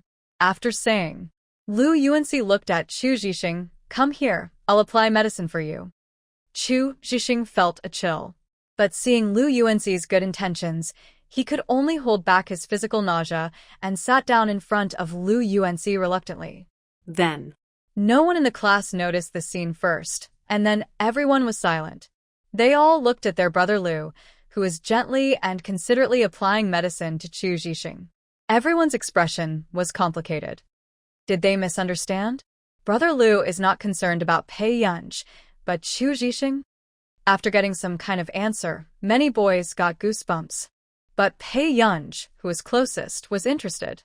Lu Yuanci, do you feel that our little Chu is quite good-looking? When he loses weight, he will probably look better than you. Impossible. Lu Yuanci smiled at Pei Yunj. No one can be more handsome than me. Pei Yunj hadn't spoken yet.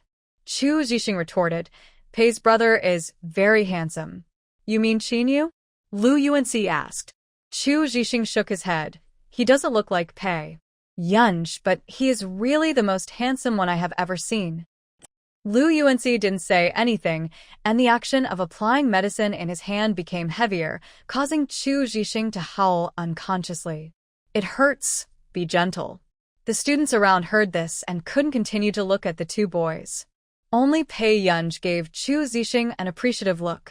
Pei Yunj held her cheek with one hand and smiled. After school. In the car, Qin Yujiao hugged her mother's arm and acted coquettishly. Mom, can you ask my second brother not to pursue that post? What's wrong? Qin's mother felt that Qin Yujiao cared a lot about the post bar in the morning. That post was posted by my friend. She probably just wanted to vent my anger and didn't think too much about it. Qin Yujiao looked sad, with red eyes. Mom, I don't want my friend to be sued by my second brother, and I don't want the people I care about to get hurt. Hearing this, Qin's mother softened her heart, patted Qin Yujiao on the back lovingly, and comforted her. Mom knows that Jiao Jiao is the kindest and most filial. Mom will think of a way to deal with this matter. She paused. In the future, don't let your friend have anything to do with Pei Yunj. Qin Yujiao subconsciously clenched her fists. Mom, are you feeling sorry for her? After all, she is my biological daughter, and I am sorry for her. She took a deep breath and said calmly, but in my heart, Jiao Jiao is still the most important. 2 years ago, when Pei Yunj returned to the Qin family and old man Qin was planning to send Qin Yujiao away, Mother Qin already knew that she couldn't treat Pei Yunj as her own daughter. In fact, because of Qin Yujiao, Qin's mother became more disgusted and hostile towards Pei Yunj. If even she doesn't protect Jiao Jiao, then will Jiao Jiao still have a place in the Qin family? As long as Mom always likes Jiao Jiao the most in her heart, Jiao Jiao doesn't care about anyone else. Qin Yujiao hugged Qin's mother and said in a muffled voice. Qin's mother smiled helplessly. How can Mom not like you? You are the child I have loved for 19 years. At 6:30 in the afternoon, there was a heated discussion on the internet. The cause was that Mrs. Qin of the Qin Group announced a statement to sever the mother-daughter relationship. Mrs. Qin, recently, thank you for your concern. Today I also have something to announce. From now on, I, Tang Yueying, sever the mother-daughter relationship with Pei Yunj. As soon as this statement was issued, everyone exploded. Really sever the relationship? The gossip turned out to be true. I didn't expect that Pei Yunj was Mrs. Qin's biological daughter. But it's a pity that they actually severed the relationship. Pei Yunj must be very regretful. Now, the Qin family has only one daughter, who is loved by thousands. To be honest, Qin Yujiao is more like a noble lady. How can someone compare to her? Mrs. Qin did nothing wrong. Mrs. Qin is not sad. We still have Jiao Jiao cute. What kind of worldview is this? Don't even kiss your own daughter, but someone else is licking her? Among them, there are also comments with a unique style. These 3 words can actually be used. And they haven't been blocked. Wow, it really works. I'm going to output like crazy. Pei Yunj, Pei Yunj, Pei Yunj, Pei Yunj, Pei Yunj. It seems that the last account ban was not the work of the Qin family. Then Pei Yunj is the real chosen girl. Why was Pei Yunj cut off? I'll make a conspiracy theory. Did Pei Yunj do something shameful? The Jiao fans upstairs, why don't you make a conspiracy theory about you, Jiao? Pei Yunj and Qin Yujiao are from the same school. Why do everyone think Pei Yunj is an illegitimate daughter? Take my Jiao away. Please don't throw all the dirty water on my Jiao. Smile. Gradually, the comment area has begun to curse.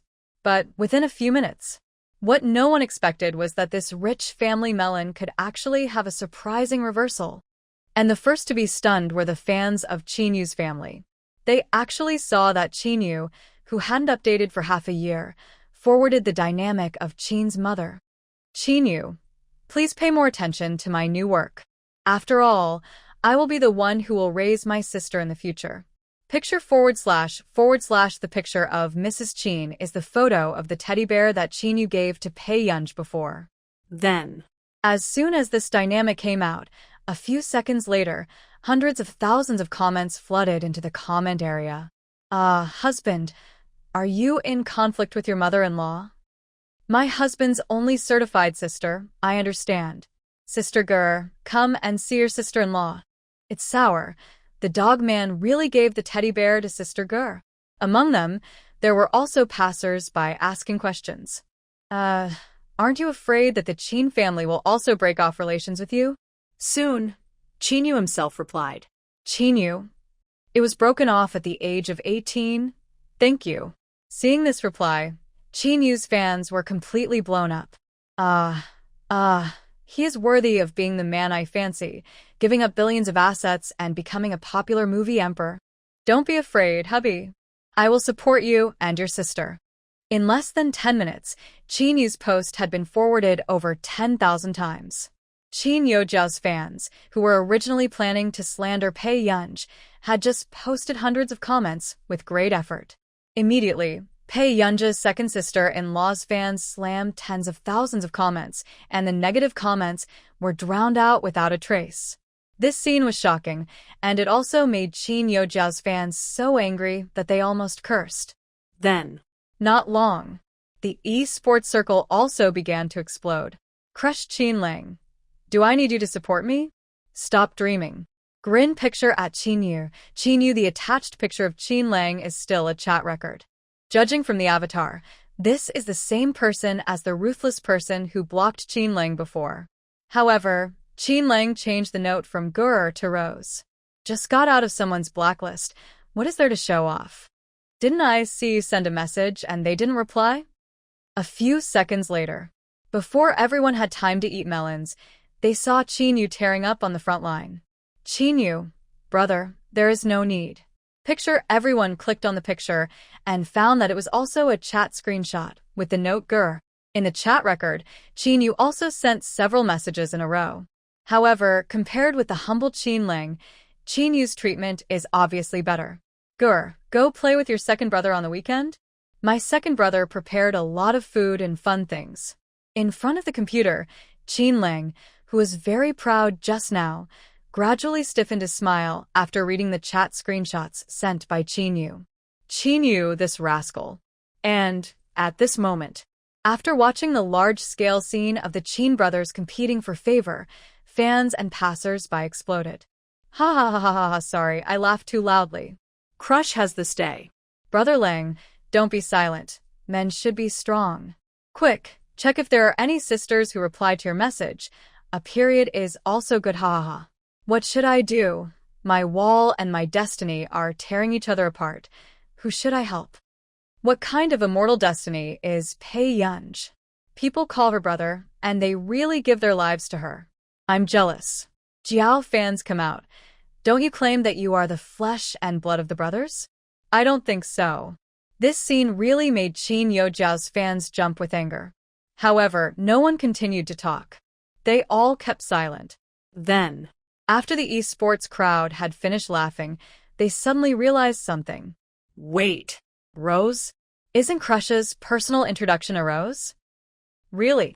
All of Brother Lang's personal introductions have been changed to a rose. So, the real meaning is Love Rose. He is worthy of being a man in our esports circle, full of dirty talk.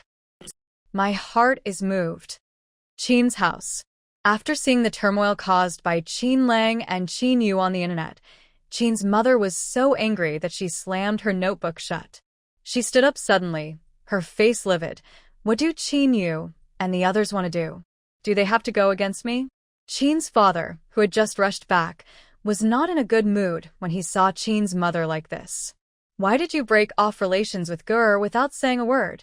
Mother Chin raised her head abruptly and said excitedly, just because I gave birth to the child, do I have to recognize him? When Father Chin heard this, he pressed his brows tiredly. Inger, no matter what Gur did wrong, she is our child. You can favor Jiao Jiao, and I can't treat Jiao Jiao and Gur equally. But don't you think that you are too extreme? Gur has spent 17 years in the orphanage. In fact, we should compensate her. In fact, Father Qin knew very well that they owed their biological daughter. But as long as he saw Qin Youjiao's dim and hurt eyes, he had no way to compensate Pei Yunj and treat the two daughters equally. I have done it, and I will not regret it. If you really care about this biological daughter, you can contact her. Mother Qin said expressionlessly. Father Qin glanced at Mother Qin, took off his coat, and said, I'll call Gur. You. Mother Qin widened her eyes. Then, Father Qin said calmly, if Dad knew, it might be you and me who would be cut off. Mother Qin also calmed down after hearing this. If the old man knew, it would be possible for her to divorce Father Qin. Inger, think about it. Does Gur really make you hate her so much? I don't hate her. Mother Qin frowned. Father Qin was silent for a while, then took his phone and walked out. Outside the door, Father Qin made 3 or 4 calls before Pei Yunj answered. What's up? The girl's voice was still cold. Father Qin suddenly remembered that time when Pei Yunj watched Mother Qin and Qin Youjiao playing the piano together, and his throat was inexplicably unable to make a sound. His voice was a little hoarse and unnatural. How have you been recently? Very good. Is there something wrong with Mr. Qin? Pei Yunj frowned slightly. Unexpectedly, Qin's father would call her at this time. Qin's father was silent for a moment. Gur, I am your father. Hearing this, Pei Yunj paused in the bedroom and laughed lazily. Mr. Qin, you don't want to have a daughter like me, do you? Dad, no. Qin's father couldn't help explaining. Just treat it as if I have never been back to the Qin family. We are on the road to the sky, and it's good to go our separate ways. Pei Yunj said indifferently. Qin's father suddenly realized that Pei Yunj really didn't care about the Qin family. Gur, it's your mother's fault. I'll ask her to apologize to you, okay? Qin's father felt an inexplicable pain in his heart, and the picture in his mind gradually became clear. He recalled that Pei Yunj's expression in the Qin family changed from disappointment and bitterness to sarcasm and ridicule. Pei Yunj raised her red lips and said in a calm tone, Mr. Qin, your concern is 2 years late. Yeah. Qin's father choked in his throat, and before he could say anything more, he hung up the phone. This made Qin's father stand there stiffly, holding the phone in his hand.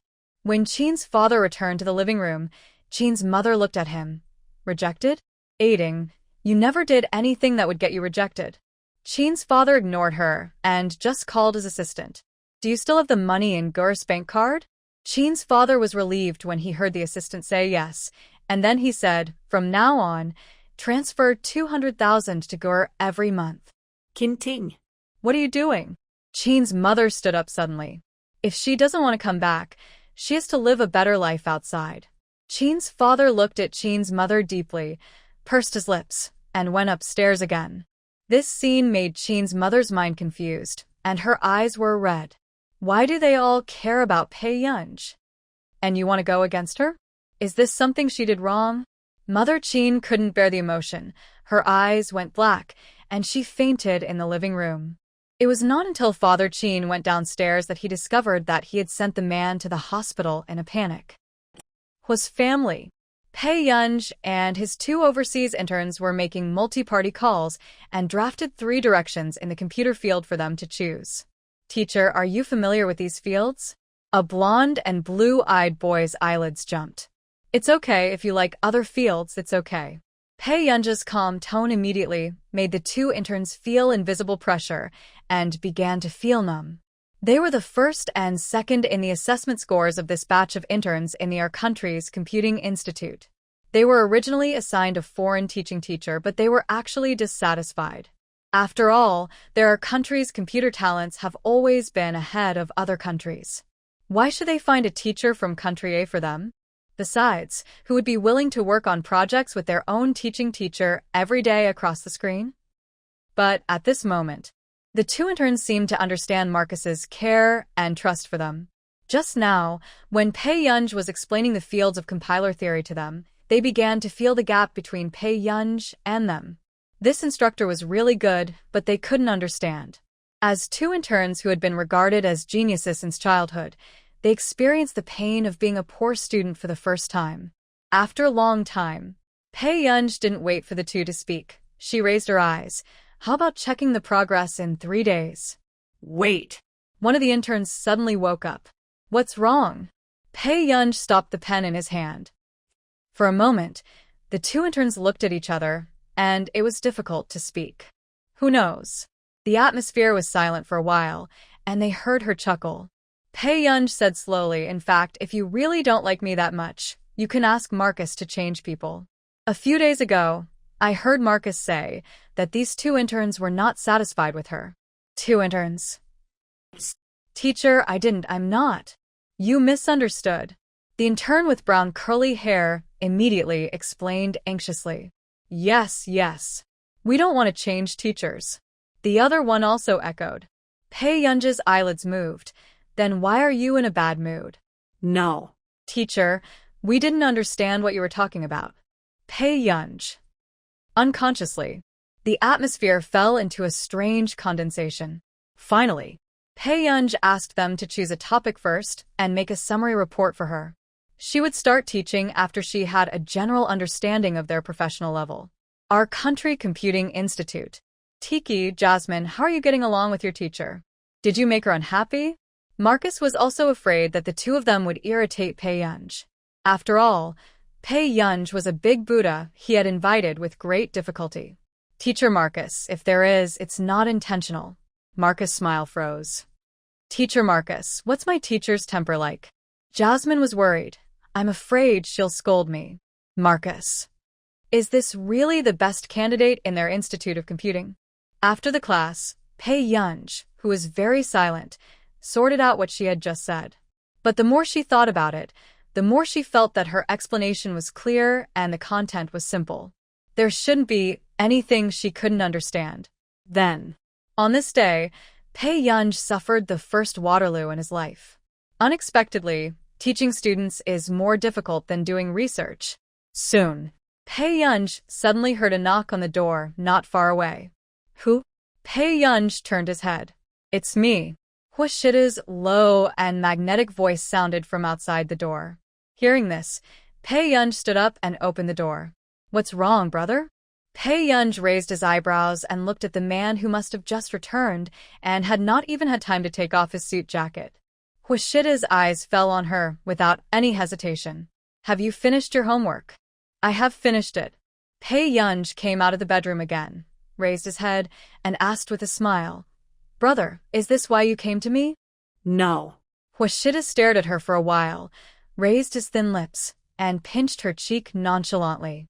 His expression was indifferent, but it made people's legs weak. Brother came here to ask Yunyun if she wanted to go home with brother. Pei Yunj was stunned for a moment and subconsciously looked into the man's light and seductive gaze. 10 minutes later, inside the car, Huashida looked at Pei Yunj, who was carrying a bag, and suddenly remembered that the little guy couldn't sleep without a little bit of a scent. Will you be unable to sleep if you go back to the old house with your brother? When Pei Yunj heard this, the corners of his lips curled up unconsciously. She leaned one hand on the car door, holding her chin and turning her head to look at him. Her overly beautiful eyes were clear and bright. Yes. Hearing this. Then brother will coax Yunyun to sleep, and then go back to sleep. Pei Yunj smiled slightly. Thank you, brother. With a face of a gentleman. Did he let him go back to sleep? Huashidu, who was in the driver's seat, looked at the perfunctory look of the little girl who kept smiling and teased her unconsciously. He asked lightly, Yunyun, why is your attitude towards brother so bad? Pei Yunj didn't expect Huashida's insight to be so sharp. It's really different from Lu Yuanxi, the steel straight man in school. But the next moment, Pei Yunj only heard the man educate her lazily and frivolously. Next time, be polite to brother. Pei Yunj. He really treated her like a child. After getting off the car, Pei Yunj walked into the old house of the Hur family, and then he felt how profound the heritage of the century-old family was. The Qin family can also be regarded as a famous and wealthy family in Yunqing, but it is indeed a lot worse than the Hur family. Master Du, the old lady, is already waiting in the hall.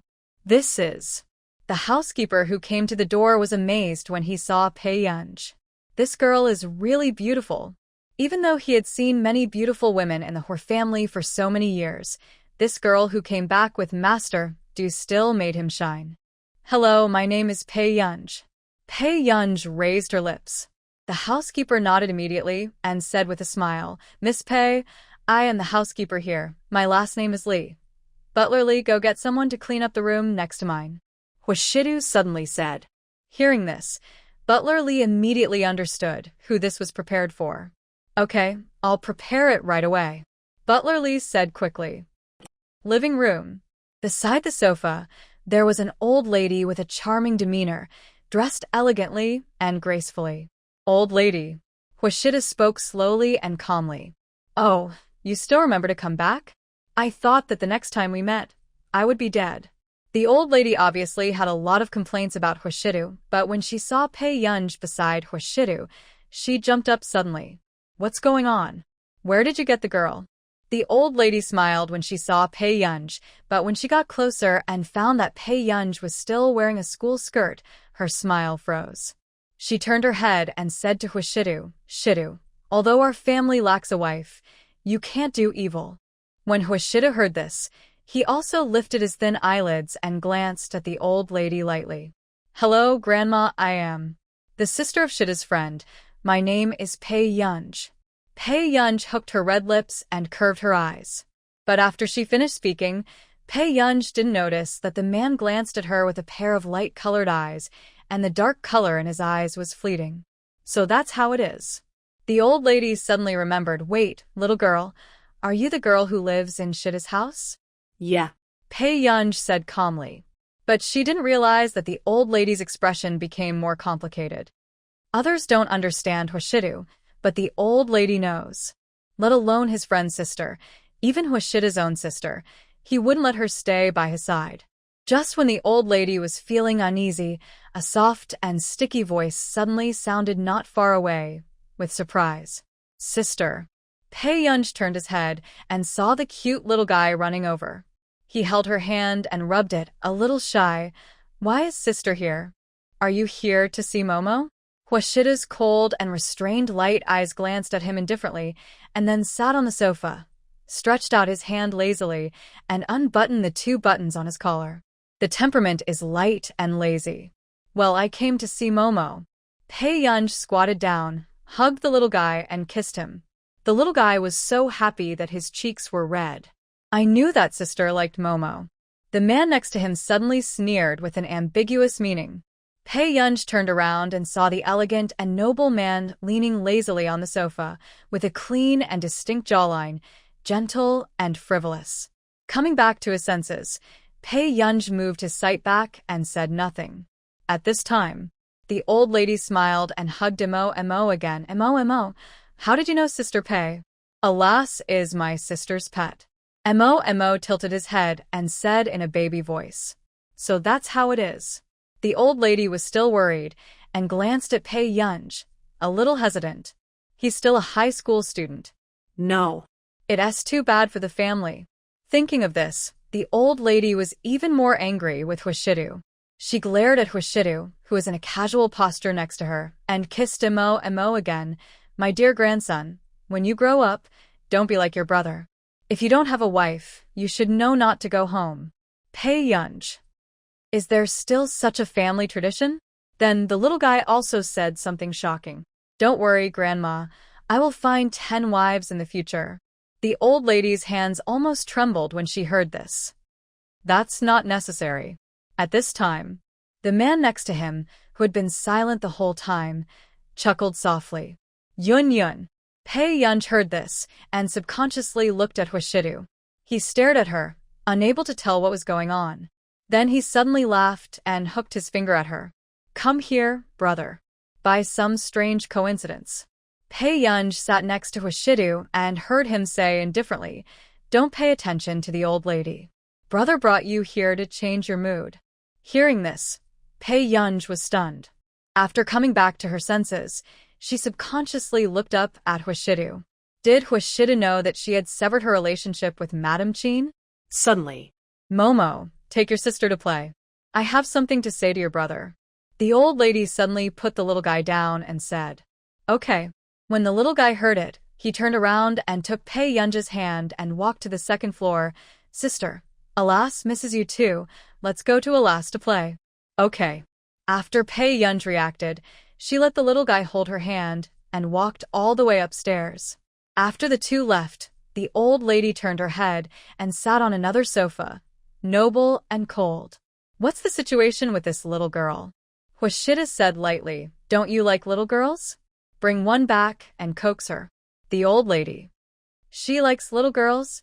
She likes her granddaughter-in-law. What nonsense are you talking about? You'd better tell me honestly today. What's going on between you and this little girl? The man couldn't help but laugh and casually pushed aside the cigarette box, leaning lazily on the sofa.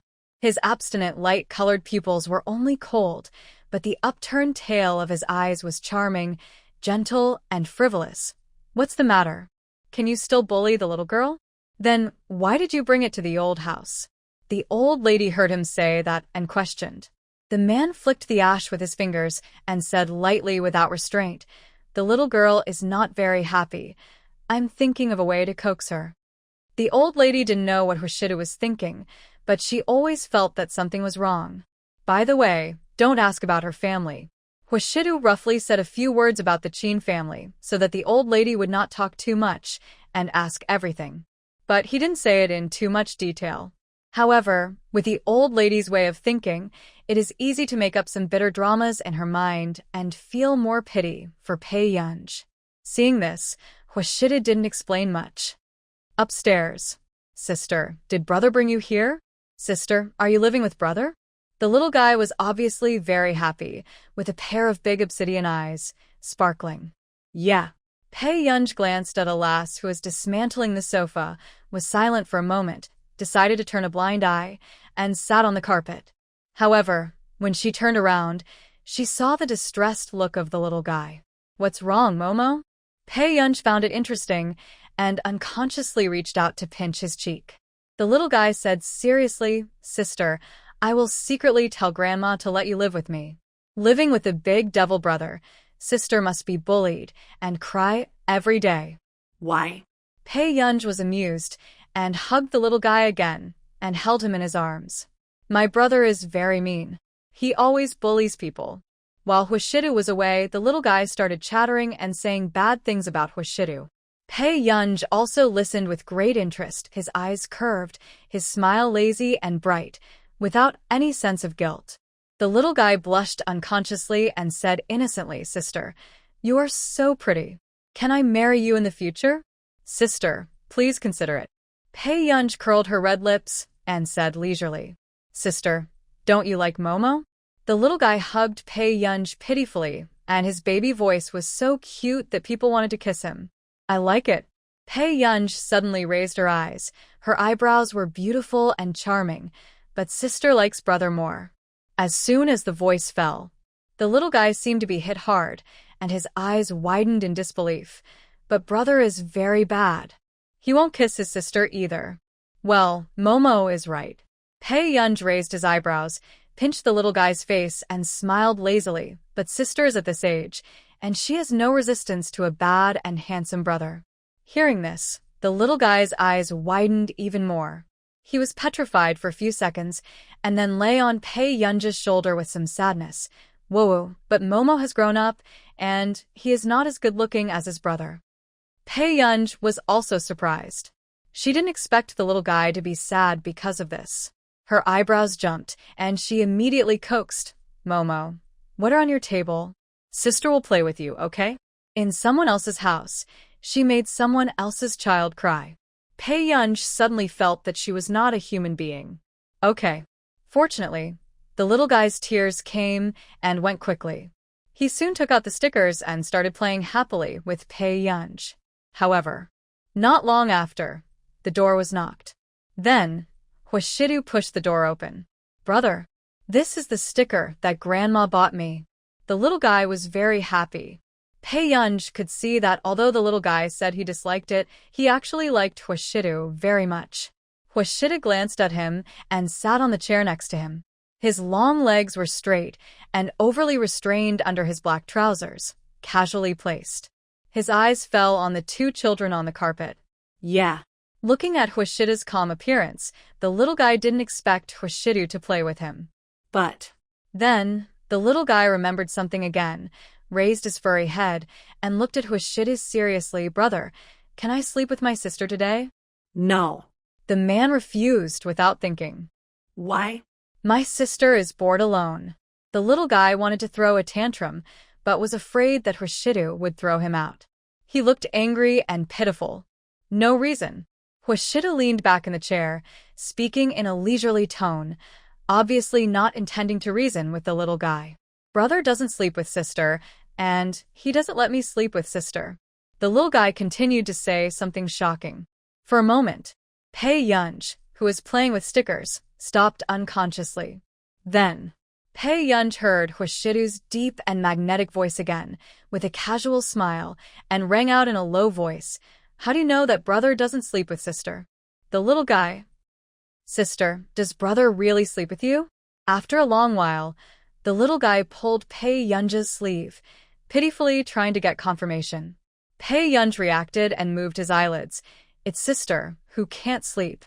Brother means to coax sister to sleep. So that's how it is. The little guy also breathed a sigh of relief, looking like a worried little adult. Why can't sister sleep? I slept too much before. After a moment of silence, Pei Yunj raised her lips and pinched his cheeks. But Momo also sleeps a lot. Will he often not sleep in the future? No, Momo is growing up, so he sleeps a lot. Pei Yunj said with a smile. But she didn't notice that Hoshidu next to her looked at her, and his light-colored pupils turned dark, hiding all the light. After a while, the subject changed. However, Hoshidu also obviously felt that the child was particularly sticky to Pei Yunj today. There was an inexplicable provocation in the look in his eyes. It looked stupid and childish. Hoshidu glanced at the little guy who was holding Pei Yunj and acting coquettishly. Sister lost. You have to kiss Mo. Pei Yunj had already deliberately lost 3 or 4 games to the little guy. Okay. Pei Yunj laughed and kissed the little guy on the cheek again. Sister, don't lose again next time. The little guy has pink cheeks and sparkling eyes and looks particularly attractive. Momo is so amazing. I'll try to get him. Pei Yunj supported his chin with one hand. His eyes curled up, and he continued to play with the little guy with his lips hooked. Then this time, Momo will give in to his sister. After the little guy finished speaking, a cunning look flashed across his eyes, and he said mysteriously, "Sister, come over here. I'll tell you secretly how to win." Pei Yunj heard this and leaned over. Who knew? The next moment, the little guy gently kissed Pei Yunj's cheek. This time, Pei Yunj didn't expect that he would be kissed by a little guy. But the little guy tilted his head and said cutely and seriously, "Sister, remember next time. Pretty girls can't trust others so much." Hearing this, even Pei Yunj couldn't help but chuckle. Beautiful and eye-catching eyebrows, lazy and bright, make people's hearts flutter. You are so young, and you can make girls happy? Pei Yunj rubbed the little guy's head and smiled. Boys are responsible for making girls happy. After the little guy finished speaking, he smiled at Hoshidu again. Brother, right?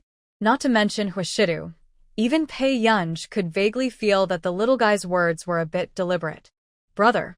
Pei Yunj suddenly interrupted the communication between the two. Come and help me distribute stickers? Hearing this, Hoshidu finally stood up and walked over. He bent one knee slightly and half crouched in front of Pei Yunj. How to sort? Hoshidu picked up the cartoon stickers on the table with his slender hands. He lowered his eyes, his pupils were light, and his upturned eyes were charming. Just sort them by color, Pei Yunj said, and then he started playing with the little guy next to him again. But then, when Pei Yunj put the stickers on, took the cards, and got close to Hoshidu, she saw the stickers in his hand, and she couldn't help but curl her lips. Brother, don't you know how to do it? Look at mine, isn't it cute? After the words fell, Hoshidu didn't say anything, and Pei Yunj thought that Hoshidu was not very happy. Then, just when Pei Yunj was thinking about how to speak, Hoshidu raised his eyes again, and his eyes became darker and darker, and it was difficult to distinguish. "Brother, you." Pei Yunj was stunned for a moment and was about to say something. Suddenly, Huashida casually stretched out his hand and gently pressed his cool fingertips against her cheek. He deliberately rubbed her face with his fingertips, which made her feel itchy and numb, and quickly raised the temperature on her face. Huashidu smiled lazily at the end of the tone, with a low voice that made people blush and heartbeat, ostentatious and ambiguous. "Well, it's very cute." Then, a little heart was pasted on Pei Yunj's face. In an instant, Pei Yunj froze. Just now she was asking if the card she posted was cute. But the man looked at her straight, obviously not talking about the card. "What's wrong with this man?" Pei Yunj said a few words casually, then left the bedroom and went downstairs to drink water. At this time, the little guy looked at Huashidu and just reacted. "Brother, you are cheating." Ha! Seeing the girls escape just now, Huashidu was in a good mood, and his lips were hooked when he looked at the little guy. "Brother, you dot sistered she." The little guy was so angry that he was incoherent. His chubby face was puffed up, and he finally asked the question in full. "Brother, what were you doing just now? Isn't it just imitating you to make your sister happy?" The elegant and noble man said with a casual posture and a tone that was blatantly teasing. He didn't blush or feel nervous. The little guy hesitated to say. He just kissed someone secretly, so compared to this, it seemed that his brother didn't do anything. But he clearly felt that his sister's attitude towards him was different. "What should I do to make my sister like me the most?" The little guy looked worried. "Child." Huashidu suddenly spoke. When the little guy heard it, he looked up at him. "Who knows?" Huashidu walked in front of him, squatted lazily on one knee, and looked at the little guy at eye level. He slowly picked up the wet towel on the table and wiped the pen marks on the little guy's arm. "You're not as good-looking as your brother. She won't like you. So, be good. Sister won't care about you, understand?" Suddenly, the little guy with delicate and cute eyebrows and eyes widened his eyes, and soon, tears slowly accumulated again. "Whoa, brother, you lied." The little guy cried very sadly, but the handsome and noble man with eyebrows and eyes did not have any sense of shame. "Okay, don't cry." He took a few more pieces of paper from the table and slowly wiped the little guy's tears. "This is uglier." As soon as the voice fell, the little guy cried even more heartbreakingly. Even the old lady downstairs thought something had happened and hurried downstairs. Just met Pei Yunj, who was about to open the door. Then, as soon as Pei Yunj opened the door, they both saw that the little guy beside him was crying miserably and pitifully. "Brother, what's going on?" Pei Yunj didn't expect that she would see this scene just after she came over after drinking water. "It's okay, the old lady will coax him. Let's go, brother will take you to see the room." Huashidu left with a clear conscience. When Pei Yunj thought about how miserable the little guy was crying just now, he still couldn't come back to his senses. Suddenly, the man in front stopped, and Pei Yunj bumped into him without coming back to his senses. Pei Yunj was hit so hard that it hurt, but fortunately the man in front protected the back of her head with one hand and didn't let her fall back. But then, Pei Yunj heard the man's magnetic voice with a smile, which sounded low above her head, as if deliberately teasing her eardrums. "Yunyun, brother can't stand you throwing yourself into his arms like this. Brother, I seem to have a nosebleed. Yunyun, be obedient and look up." Pei Yunj sat on the chair, tilted his head back, and let the man treat the wound, but he still heard the low smile that could not be suppressed in the man's deep and magnetic voice. "This man, why is his chest so hard? Made of stone?" Fortunately, Huashidu just turned around and supported her, otherwise she might have fallen and injured herself. "What are you looking at your brother like this, Yunyun?" The man's bony and slender fingers replaced the blood-stained cotton ball. "Does it still hurt?" Pei Yunj looked at the man's upturned eyes, which were all lazy and seductive smiles, and his eyelids moved unconsciously. "Brother, is it funny?" "Huh. You're always laughing." Pei Yunj stated the facts lightly. "No, brother feels sorry for Yunyun." After Huashidu treated Pei Yunj's injuries, He looked at the girl sitting obediently on the chair with an expressionless face, and couldn't help turning his face away, with the corners of his lips curled up. The little girl is really cute. However, Pei Yunj, who saw this scene, didn't think so. Pei Yunj. Sure enough, this man's words can't be trusted. You go out first. Pei Yunj's nose hurt when he looked at Huashidu. Don't you want your brother to coax you to sleep? Huashidu thought that the little girl's self-esteem was hurt, and he frowned and said patiently, Are you angry? My brother didn't laugh at Yun Yun. He just thought Yun Yun was cute. Huashidu's long legs were straight and restrained, and he squatted lightly with his legs half folded. His light-colored eyes were cold, but the corners of his eyes were seductive. This gentle and frivolous look seemed to have a bit of indulgence. It made people feel confused. No. I can sleep, and I don't need my brother to coax me. After Pei Yunj finished speaking, Huashidu remembered the gift Qin Yu gave him. He glanced at the backpack that Pei Yunj brought, and the smile at the corners of his eyes was still nonchalant. Well, brother knows. Huashidu glanced at the little girl with a red nose, and suddenly lowered his voice and smiled, with a long-tail tone. That's good. Brother, go back first. Otherwise, if the old lady sees you late at night, you can't explain it clearly. If you don't know, you might think that your brother is deliberately seducing the little girl.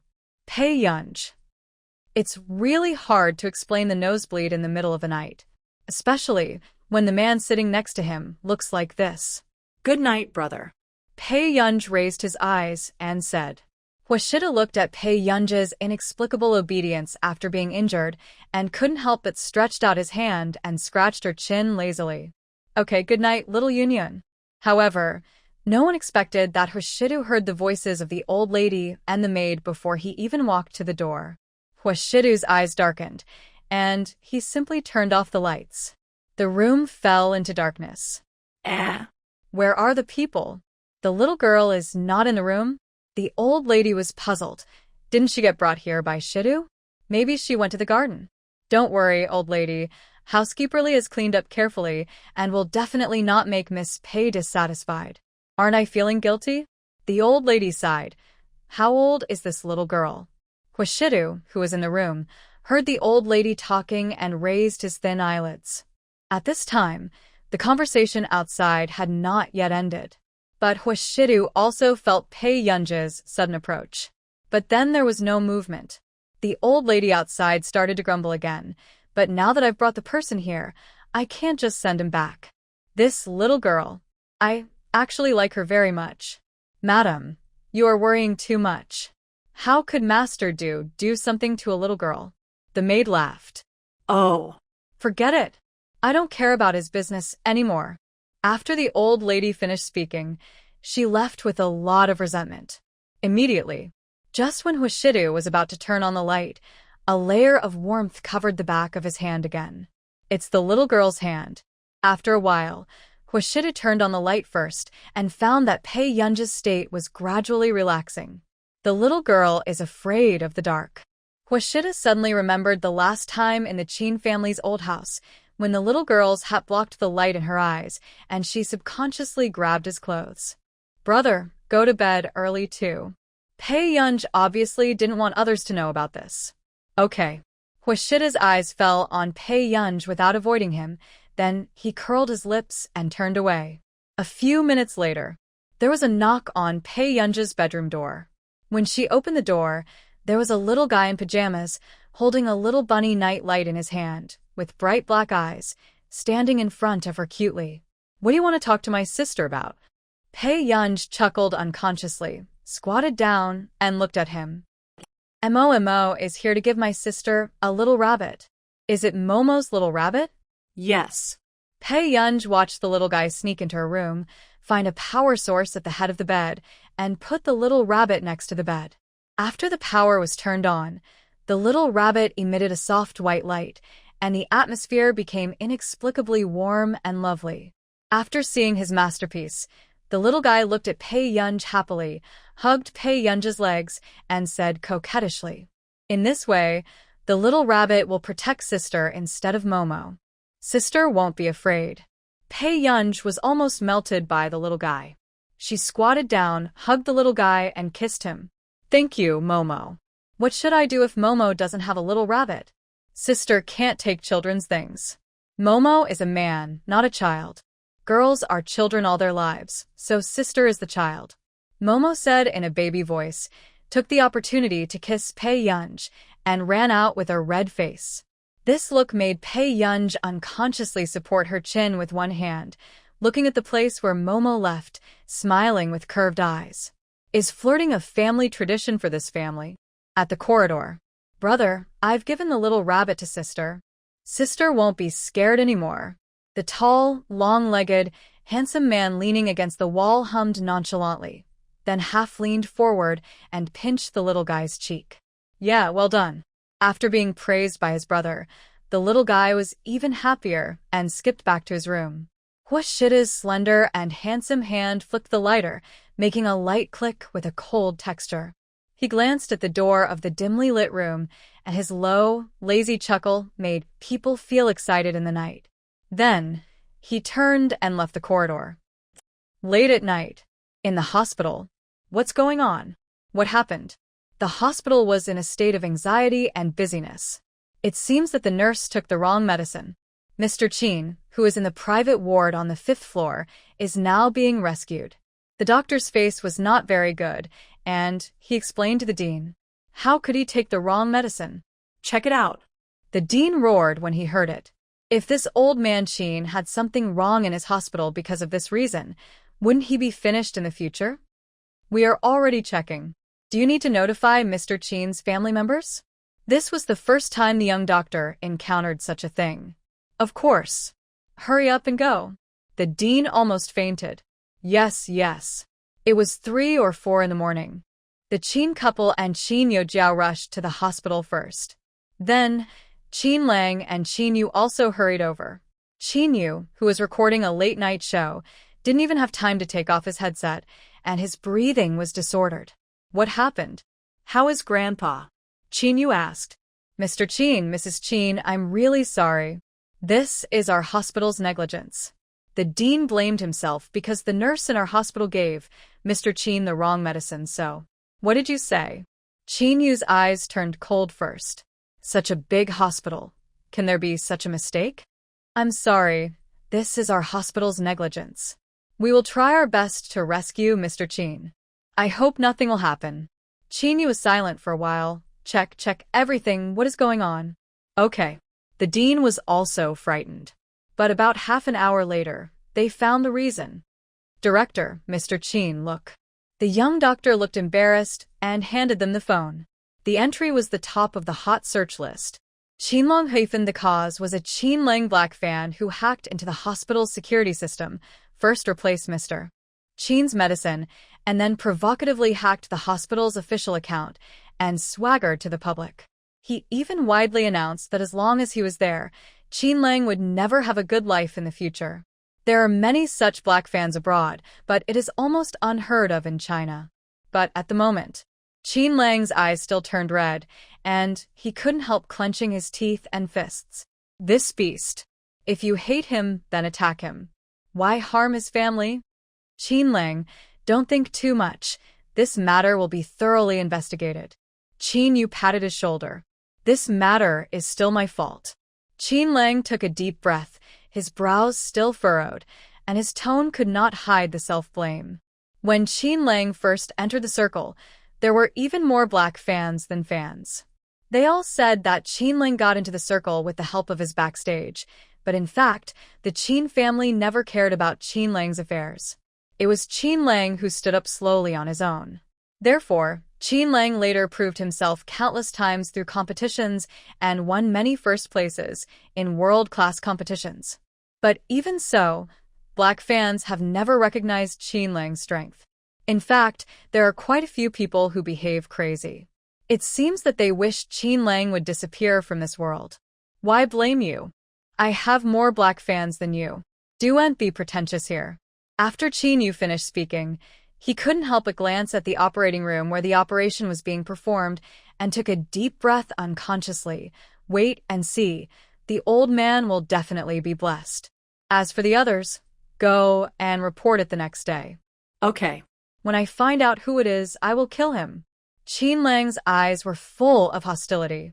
But Qin Yujiao, who had been silent, felt relieved and even strangely happy. Pei Yunj was in the Qin family, and no one could touch her.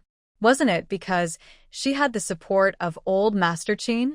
If old Master Qin had an accident this time, what qualifications would Pei Yunj have to show off to her in the Qin family? Soon, Qin Yujiao realized how terrible her idea was. But then, when she remembered how old Master Qin spoiled Pei Yunj, the resentment in her heart rose again. If old Master Qin had treated everyone equally, she would not have to hide in a hotel every time she returned to the old house. She was even worried that others would know that she was not the biological daughter of the Qin family. Qin Yujiao took a deep breath. Her eyes were cold, and then she looked at her mother and said gently and obediently, "Mom, that person doesn't seem to intend to let my third brother go. Do you want to find someone to watch over Grandpa? That's a hacker." "It's useless to watch over Grandpa."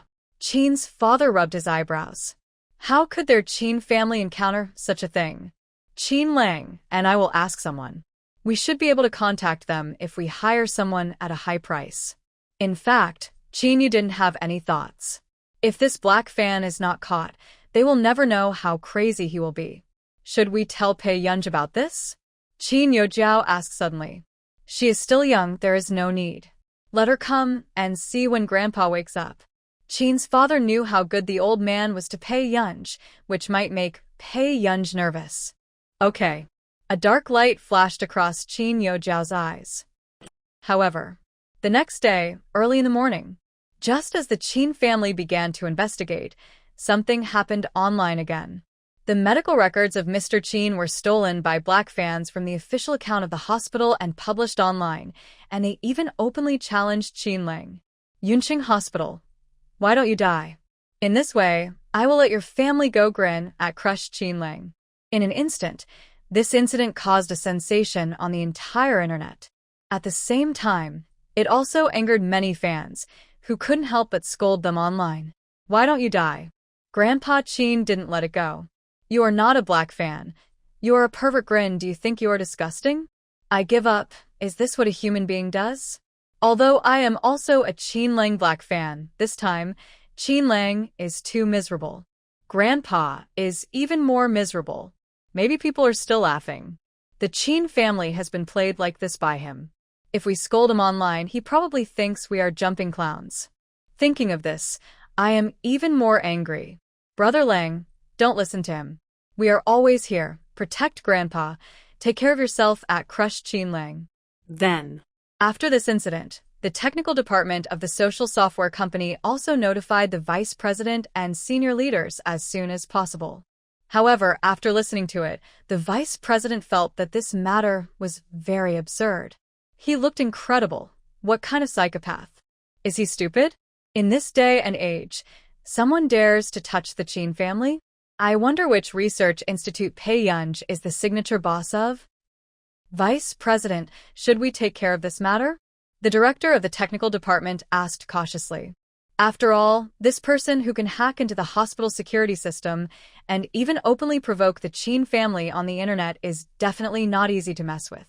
If they help the Qin family, this person will turn his spearhead towards them, which is also a fire for them.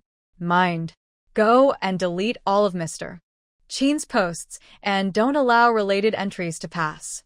The vice president cursed again. Dog media, dare to eat human blood steamed buns. The director of the technical department. You have the nerve to say that about others? Vice President, do you know Pei Yunj? The director of the technical department immediately remembered that the vice president asked them to deal with Pei Yunj's black posts. "How can I have such a good life?" the vice president said faintly. The living room of the old house. The atmosphere was silent. After a long time, Qin Lang couldn't help but bow his head and burst out a swear word. His 10 fingers scratched his silver-gray short hair impatiently, gnashing his teeth. "This beast hates me so much. Why doesn't he come out and stab me?" Qin Lang calmed down. "Grandpa is out of danger now, and he'll be fine." Seeing that Qin Lang's eyes were faintly bruised, Qin Yu also reached out and patted his back, frowning and comforting him. But this beast has no intention of letting Grandpa go. Qinling couldn't help it in the early morning and publicly talked to the Black fans online, asking them to come to him if they have any problems and not to attack his family. But the person who did this obviously hated Qinling to the core.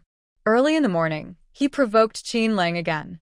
Strange, Grandpa's information post. I just posted a lawyer's letter, and only then were a few marketing accounts willing to delete it. Now, why are all gone? Qinyu was a little surprised. But Qinling didn't ask more when he heard this, and he still couldn't cheer up. Suddenly, Qinyu Jiao said, I just sent a message to a friend of mine. His father is the vice president of the platform. Maybe he helped to delete it. Hearing this, Qin's mother couldn't help but hold Qinyu Jiao's hand. You are my good daughter. Only you can help me at this time. Mother Qin was very moved. Even Father Qin, who had been deliberately alienating Qinyu Jiao recently, flashed his eyes and looked at Qinyu Jiao with a gentle look. Thank you for your hard work, Jiao Jiao. Qinyu Jiao smiled and glanced at Qinyu and Qinling beside her. There is no need to talk about thanking or not among family members. However, if you want to thank me, just wait for my friend to come over later and thank him in person. You are a clever child. Mother Qin couldn't help but smile and stretched out her hand to pinch her upturned nose. But fortunately, you are here this time. Qinyu Jiao smiled, and a strange light and pride flashed across her eyes. Pei Yunj returned to the Qin family, so what? Isn't everything better than her? As long as the brothers and parents find out that she is the most useful daughter, Pei Yunj will still be abandoned. Soon. A voice suddenly sounded at the door. Is Yojiao here? Qin Yojiao heard the familiar voice and a smile immediately appeared on her face. She immediately walked to the door and smiled at the handsome boy. Lin Jun, you are here. My parents just want to thank you. Come in quickly. Lin Jun felt a sense of ecstasy when his goddess said this, but then doubts soon arose. Wait. Thank him for what? Without waiting for Lin Jun to ask clearly, Qin Yojiao enthusiastically pulled the person and walked in front of Qin's mother and father. Mom and Dad, this is Lin Jun, the son of Vice President Lin. Qin Yojiao's attitude towards Lin Jun was also very intimate. She knew that Lin Jun liked her. But if it wasn't because this matter happened to be able to use him, she would not pay attention to Lin Jun's student Lin. Thank you very much this time. You have helped our Qin family a lot. Qin's mother smiled gently and dignifiedly. You can continue. Lin Jun, who was nervous just now, suddenly sobered up after hearing what Qin's mother said. Wait, Aunt Qin, what do you mean? How did I help you? Don't pretend I know you did it. If you hadn't asked Vice President Lin for help, how could my grandfather's posts be deleted? Qin Yojiao said with a smile. Who knows? When Lin Jun heard this, he took a step back and immediately explained, how can I control this? If my dad had listened to me, I wouldn't have had my pocket money deducted for 3 months. As soon as he finished speaking, the atmosphere in the living room fell into a strange silence. Then what's going on? Qin's father spoke first. Could it be that someone is secretly helping them? What's going on? Isn't there someone in your Qin family who is very powerful? Even my dad warned me to offend your family less and not to mess with people I shouldn't mess with. Lin Jun was confused. This family doesn't know that there is a big boss in their family? Who are you talking about? Qin Yu suddenly asked. Lin Jun, I don't know. My dad refused to tell me, so he told me to be smart and not get into trouble all day long. Now, everyone in the Qin family was silent. Qin Yojiao's face turned red and blue, and she clenched her fists. She didn't expect that this matter had nothing to do with Lin Jun. Oh, Yojiao, you don't have to ask me for help. The big man in your family can definitely be more useful than me if he says anything to my dad. Lin Jun said straightforwardly. But after hearing this, the Qin family was even more confused. Where did the big man in their family come from? AM Computing Institute. Old man, you must be so happy now. The young man ran to Zhong Shenlin excitedly. You are the one who died.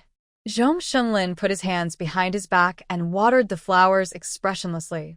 Something happened to the Qin family. Didn't you always want to know about the big boss of the Marcus Computing Institute? This time I don't believe that he won't come out. After the young man finished speaking, he told Zhong Shunlin about what happened in the Qin family. Unexpectedly, Zhong Shunlin slapped him on the back of his head immediately after listening. Are you stupid? At this time, Mr. Qin is still in the hospital bed, and you are talking nonsense to me? The young man was a little confused by the beating, and then said aggrievedly, Isn't there that big boss here? What if last time it was just to help out when he saw injustice? Go contact Pei Yunj and ask her if she needs help. Zhong Shunlin took a deep breath and really felt that if there were a few more members like this, he would be so angry that he would have epilepsy. Okay.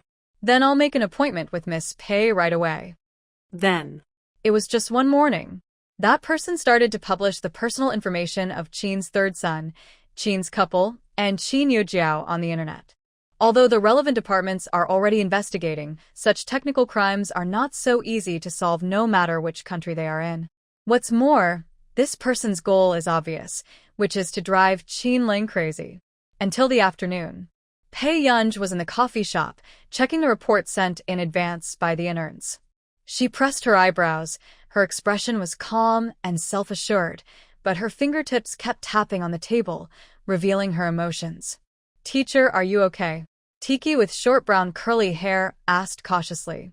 Yeah. Teacher, what do you think of our performance? Jasmine asked excitedly. Pei Yunj's eyelids twitched, and after thinking for a moment he discussed, Do you want to redo it? Tiki, Jasmine. Whether in the previous life or this life, Pei Yunj had indeed only come into contact with the top figures in the computer industry. This level of report was obviously the first time Pei Yunj had encountered such a level of report. But Pei Yunj didn't say much, but continued, I'll sort out your thoughts first. Tiki and Jasmine breathed a sigh of relief when they heard it. Fortunately, this didn't ask them to change their teaching teacher. Otherwise, it would be too embarrassing. But then, unexpectedly, Pei Yunj found someone trying to hack into her computer halfway through her speech. Seeing this, Pei Yunj raised her eyebrows, and a hint of interest flashed across her eyes. Wait a minute. Pei Yunj finished speaking and didn't hang up the conference call. Teacher, what happened? Jasmine was worried. It's okay. Someone is trying to touch my personal information. Pei Yunj said slowly, and his slender fingers also jumped on the computer, so fast that people couldn't see clearly. Tiki, Jasmine. Who is so ignorant that he is making trouble for his ancestors? Teacher, do you want me to get him for you? Dare to provoke our teacher. I guarantee that he will cry until his life ends. Jasmine asked with a smile. Okay, ignore it and continue with the class. Pei Yunj was not in the mood to pay attention today. After dealing with the person who hacked her computer in a few moves, she was ready to continue the class. And at this moment, after watching Pei Yunj's operation in less than a minute, Jasmine and Tiki felt their scalps tingling. In the past, when they were teenagers, they also liked to hack into other people's computers everywhere to get satisfaction. But it was the first time they saw someone solve the problem so easily. Suddenly, Tiki and the others remembered that Marcus was proud to say last time that Pei Yunj deliberately hacked their website in order to join their computing institute. If it were someone else, Marcus would probably twist his head off. Sure enough, big guys always have special treatment wherever they go. Soon, Tiki and Jasmine put away their thoughts and tried to keep up with Pei Yunj's teaching ideas. At this time, a certain young man who thought he had successfully hacked into Pei Yunj's computer raised a proud arc at the corner of his mouth. There is nothing worth looking forward to in this Qin family. It's too easy to do. Suddenly, the young man didn't have time to be proud for long.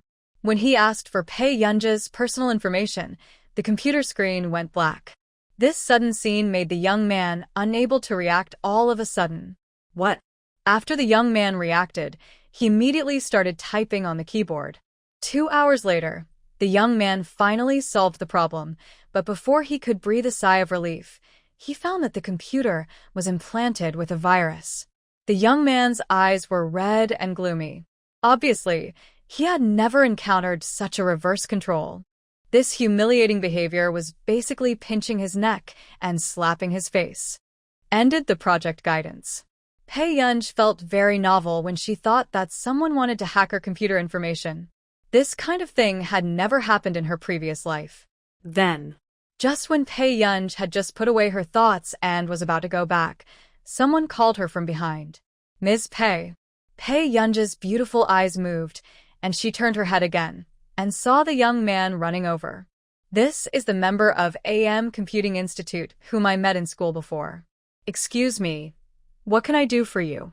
Pei Yunj's tone was leisurely, which made the young man stunned. Miss Pei looks very calm.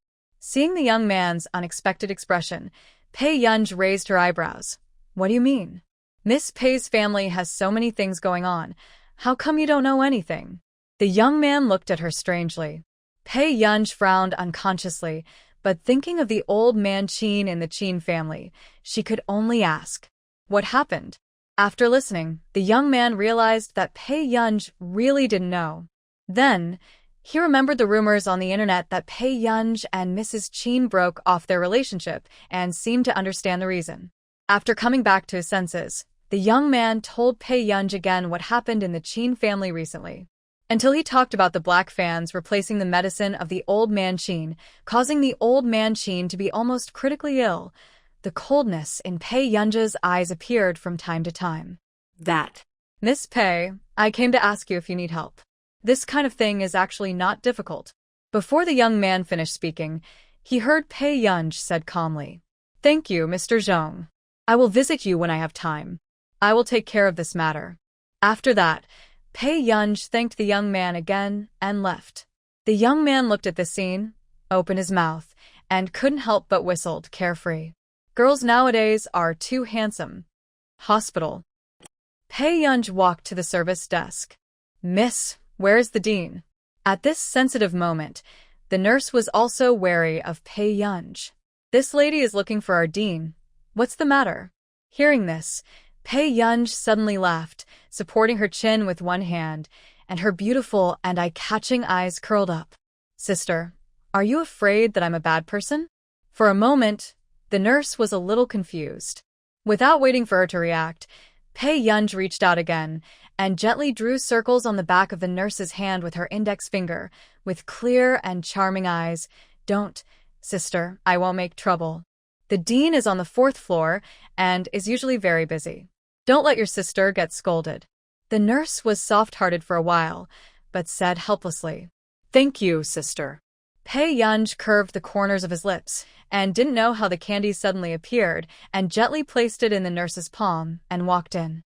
Dean's office. Pei Yunj knocked on the door and came in directly. Who are you? The dean looked up and found that it was not a medical staff and couldn't help frowning. Mr. Qin, that's my grandfather. Pei Yunj said slowly. After listening, the dean's brows relaxed and his tone became much gentler. Little girl, your grandfather, our hospital will do its best to take care of him. Don't worry first. I want to see your security system. Pei Yunj interrupted. Suddenly, the dean was stunned. Soon, Pei Yunj was already sitting in front of the computer in the control room. The technician next to him couldn't help but look at the dean with a complicated expression, as if he felt it was absurd. The man who hacked their hospital was obviously an expert in the computer field. What was the dean thinking, bringing an 18 or 19-year-old girl here? The technician frowned. Miss Pei, what are you doing? I don't necessarily have to help you change it. Pei Yunj said lazily, without any emotional ups and downs. Even if she doesn't enter their system, she can still protect Mr. Qin. Hearing this, he subconsciously shut up and quietly watched Pei Yunj modify it for about 10 minutes. Okay. The system will notify you next time there is an intruder, Pei Yunj said, and walked to the door. Hearing this, the technician's expression changed, and he immediately sat in front of the computer and turned on the system. In the previous life, many companies were even willing to spend tens of millions to ask Pei Yunj to maintain the security of their systems. At the door of the ward, before Pei Yunj approached, he saw the figures of Qin Youjiao and Cheng Zihuai hugging each other. The ghost lingered. Pei Yunj raised his thin eyelids and was about to bypass the two people and push open the ward. But suddenly, he heard Qin Youjiao shouting, Pei Yunj, how do you know that something happened to the Qin family? This automatically classified Pei Yunj outside the Qin family. Pei Yunj sneered lazily, pressed the handle directly, and pushed the door in. From beginning to end, he ignored Qin Yojiao. This made Qin Yojiao's face change again and again. Pei Yunj chi. Qin Yojiao gritted her teeth. If Cheng Zihuai hadn't been there, she would never have let Pei Yunj go. This is the first time I've met someone like her who is uneducated and arrogant, Cheng Zihuai said coldly with disdain. But when she thought of Hui Shidu, who helped Pei Yunj last time, she felt even more unbalanced. Her self-esteem was slightly frustrated. How did she hook up with a man like that? Zihuai, why did my parents and I get pranked by black fans, but Pei Yunj was fine? Qin Yojiao asked again. Could this matter be related to Pei Yunj? How is it possible?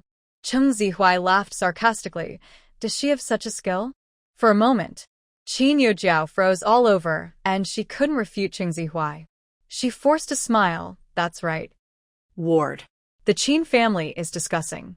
That person said that he will come to visit Grandpa again at 10 o'clock. Qin Yu's eyes darkened, and his arrogant and handsome eyebrows revealed a hint of coldness. What good things can this visit bring? Isn't it just to attack Grandpa Qin again? This time, I'm really afraid that Grandpa will get into trouble. Second brother, have you contacted anyone? Qin Lang looked at Grandpa Qin, who was unconscious not far away, and his hands were shaking faintly. Last time, Grandpa was already in a dangerous state. I don't know what else this beast will do. No one is willing to take it. But these few days, Grandpa's medicine has been prepared by the doctor himself, so he shouldn't be in trouble. Qin Yu pursed his lips. His face looked a little bad. After all, this is a matter of life and death. Although many people want to take the huge reward from the Qin family, they're also afraid that if something really happens to Grandpa Qin, not only will their reputation be ruined, but they will also be held accountable by the Qin family. After all, this matter has become so big. Who doesn't know how powerful this black fan is? If it doesn't work, I'll go and issue a statement to quit the circle now. In fact, I should have quit a long time ago. Qin Lang raised a sneer at the corner of his mouth, picked up his phone again, and prepared to publicly quit the circle to the public.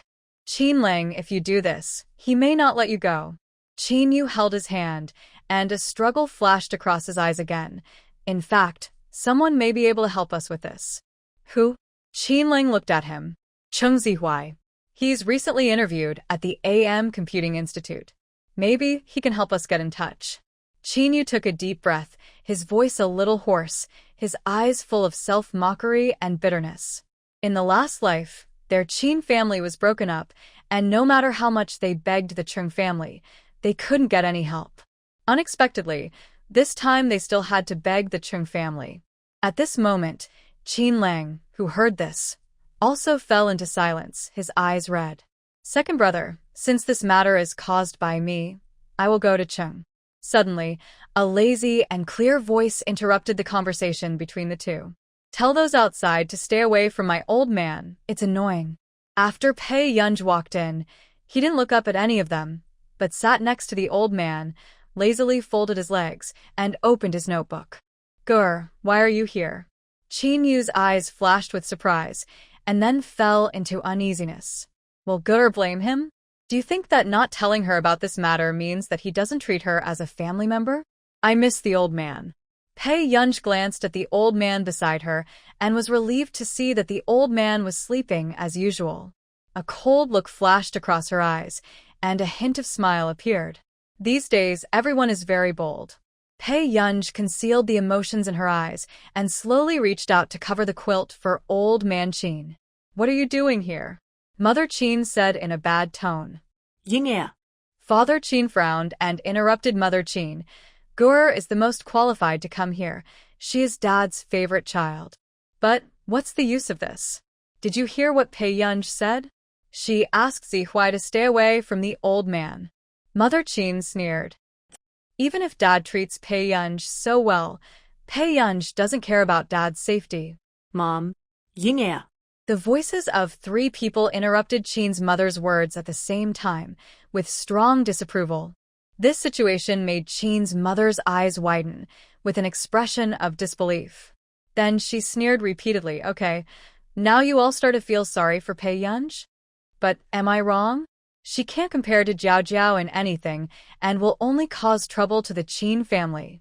As soon as the voice fell, Pei Yunj's lips did not change, and he was still in a lazy posture. But at this moment, no one expected that a weak voice sounded beside the bed. Nonsense, my guru is better than anyone else. At the same time, even Pei Yunj paused.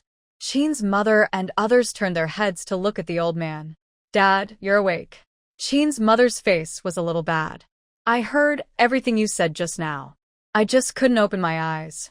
The old man's tone was still weak, his face was pale, but his expression was cold. You go out. I have something to say to Gur. Dad. Mother Qin was a little unwilling. Qin Ting, if you can't manage your wife, take her with you. The old man looked at Father Qin, obviously angry. This time, Mother Qin accused Pei Yunj in front of the old man, which obviously violated the old man's taboo. Mother Qin's face was pale, and she was finally taken away by Father Qin. Qin Yu and Qin Ling also left consciously. Gur, it's Grandpa's fault for not taking good care of you. The old man stretched out his hand tremblingly, held the back of Pei Yunj's hand, and patted it gently. Why are you saying these? Pei Yunj laughed dumbly. I don't care about your parents. The old man's eyes were red, and he murmured to himself, Grandpa, I have never done anything bad in my life, and I don't know why my Gur has to suffer this kind of grievance. Grandpa, it's not wronged. Pei Yunj noticed the old man's emotional fluctuations and immediately comforted him. Grandpa has signed the agreement. When Grandpa is gone, except for the company left to your eldest brother, my Gur will take 2/3 of the rest of the family property, and the rest will be divided by those 3 brats. Grandpa is worried about them being nice to you. Grandpa doesn't trust them. He only trusts Gur. Now, Pei Yunj understood that the old man was secretly leaving her an inheritance. Grandpa. Pei Yunj suddenly asked, What's wrong? I'll make you some porridge. Are you hungry? The old man. What porridge? I'm telling you something serious. Then you go to sleep for a while. I'll go peel an apple. Pei Yunj nodded obediently. The old man took a deep breath. If his grandson had to be beaten, he was the most painful granddaughter. Sudden. Pei Yunj was peeling an apple when the phone rang. Brother? When will you be back? Huashida's low and magnetic voice sounded. At 10:30 at the latest. Just leave the door open for me. Pei Yunj simply put it aside and turned on the hands-free function and continued to peel the apple. But she didn't notice that the old man was staring at her. Where is she now? The man asked, with my grandfather accompanying him. Hearing Pei Yunj say this, Huashidu, who was in the office, half raised his pale eyes. What happened to Grandpa? Pei Yunj heard this and happened to catch a glimpse of the old man beside him. Suddenly she smiled and said, It's okay. I'm just in a bad mood and don't want to drink the porridge. Old man. This was completely treating him like a child. You don't want to drink the porridge? Hearing this, Huashida's thin red lips also curled up. At this moment, the old man who fell into silence felt that his dignity was lost because of his granddaughter. Yeah. Brother, I'll coax her first. Let's talk when we get back. Call brother when you're almost back. Huashida glanced at the remaining documents. After processing them, he could just pick up the little girl and go home. Okay. After hanging up the phone, Pei Yunj took a bite of the apple and felt the old man's resentful eyes again. Gur, do you like Mr. Hu very much? Yeah, I like it very much. Pei Yunj said without thinking, continued to bite the apple, and open the notebook. This time, the old man didn't know where he got the strength and suddenly got up and closed her computer. Pei Yunj. Gur, you are still young, you don't need to think about these now. When the old man mentioned his grandson-in-law, he suddenly became energetic. Grandpa, I'm afraid of you. Lie down quickly. Pei Yunj's beautiful eyes moved, laughed again, and helped the man lie down again. I like Brother Shida just like I like Grandpa. Pei Yunj smiled and laughed. Before the old man could relax, he heard her say, But I do think my brother is very good. For a moment, the old man found it difficult to refute. He said that he could meet someone better in the future, but he didn't have the confidence to find someone better than Hoshiru. But he didn't agree to let his grandson be abducted by others now. Control room. The technician looked at the time. It was only 8:30. He was just about to catch up with a drama, but he didn't expect that the security system would automatically pop up a reminder. The alarm sounded. Here we go again? The technician's face turned pale. After coming to his senses, he realized that the system that the girl had just modified would really detect the intruder. No, I'm going to ask the dean to find her. The technician muttered and ran away from the control room. He had no way of dealing with this intruder, so he could only quickly find the girl and let her handle it. However, what the technician didn't expect was that the intruder's mentality collapsed at this moment. In the internet cafe, in front of the computer screen, a face that was pale and somewhat sickly, almost distorted. How can I not find it? His computer was infected with a virus and he still hasn't been able to fix it, so he had no choice but to come to the internet cafe and attack the hospital system again. But the information that I could easily find last time, now I can't find a single word. Who did it? The young man gnashed his teeth and soon sneered again. Oh, do you think I can do nothing about this? You underestimate me too much. Today, he must send Mr. Chin to his death. Thinking of this, the young man's heart suddenly surged with pleasure and excitement. His expression was faintly excited, and his fingers kept tapping the keyboard. But at this moment, in the ward, lines of code appeared on Pei Yunja's computer screen. Seeing this, Pei Yunj sneered, and her eyes became more and more careless. She knew that this person might not keep his word. But very good. We can settle the previous accounts together. Grandpa, watch TV for a while. Pei Yunj sat by the window, with bright and unruly eyebrows, while operating the computer. The young man originally wanted to use the equipment in the hospital ward to hinder the treatment and monitoring of Mr. Chin. But the more he invaded, the more strange it felt. What's going on? Although he changed the system to invade. But it's not that he can do it unimpeded. No. This situation is too smooth. Immediately, the young man inexplicably recalled that he invaded Pei Yunja's computer in the afternoon, and his scalp tingled. Impossible. Illusion. How capable can a daughter, who has not been valued for more than 10 years be? The young man comforted himself. It was because he was careless that people had the opportunity to get the virus into his computer. How old is the daughter of the Chin family who is treated as a joke? She may not have graduated from high school. How could she have done it? The young man was relieved when he thought about it, but he didn't expect that his hideous face and words were completely presented on Pei Yunja's screen. After Pei Yunj turned on the screen recording, he adjusted the headset again and heard him cursing Chin Lang constantly, and everyone in the Chin family was cursed. A bunch of trash and brainless fans. You really think you can do anything to me? The young man kept sneering. His tone was disdainful. I'll see. When this old man dies, how can Chin Lang still have the face to appear in the esports circle? In addition to Chin Lang, it can be felt from his words that the person he hates the most is Pei Yunj. Pei Yunj?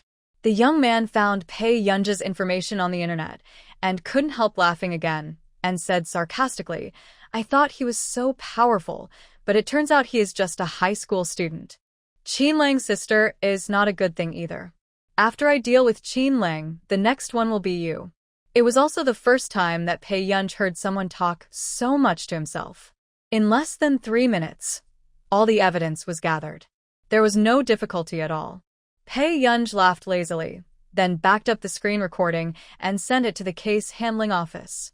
Then, she adjusted her headset and turned on the voice chat, her tone lazy and unbridled. Have you scolded enough? Then it's my turn to settle the score. The young man suddenly heard an unfamiliar female voice in the headset, and his whole body froze. After coming to his senses, he immediately asked, Who are you? Why are you asking so many questions? Pei Yunj smiled indifferently and said slowly, I will meet many new friends in prison in the future. Hearing this, the young man's face turned green and red, and he sneered again. Heh, you think you can catch me if you can talk to me? What a wishful thinking. After the words fell, he leaned back in the chair casually, without any intention of escaping, and his appearance was even more arrogant. It seemed that no one could find out his whereabouts. Are you also a brainless fan of Qin Lang? Obviously, your strength is average, and you just make a living by your face. His grandfather is like this, you have to blame himself.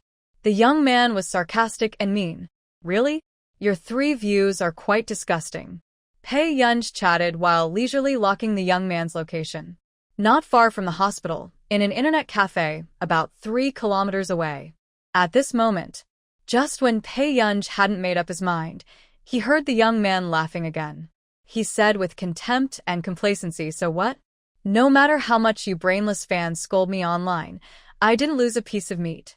On the contrary, Qin Lang and that old guy had a hard time in the hospital last night, right? Pei Yunj licked his lips and laughed. You're right. Pei Yunj's lazy eyebrows were bright and high-spirited. But I'm not a fan of Qin Lang. Immediately, before the young man could react, he heard her slow laugh again. So, they can't let you lose a piece of meat, but I can.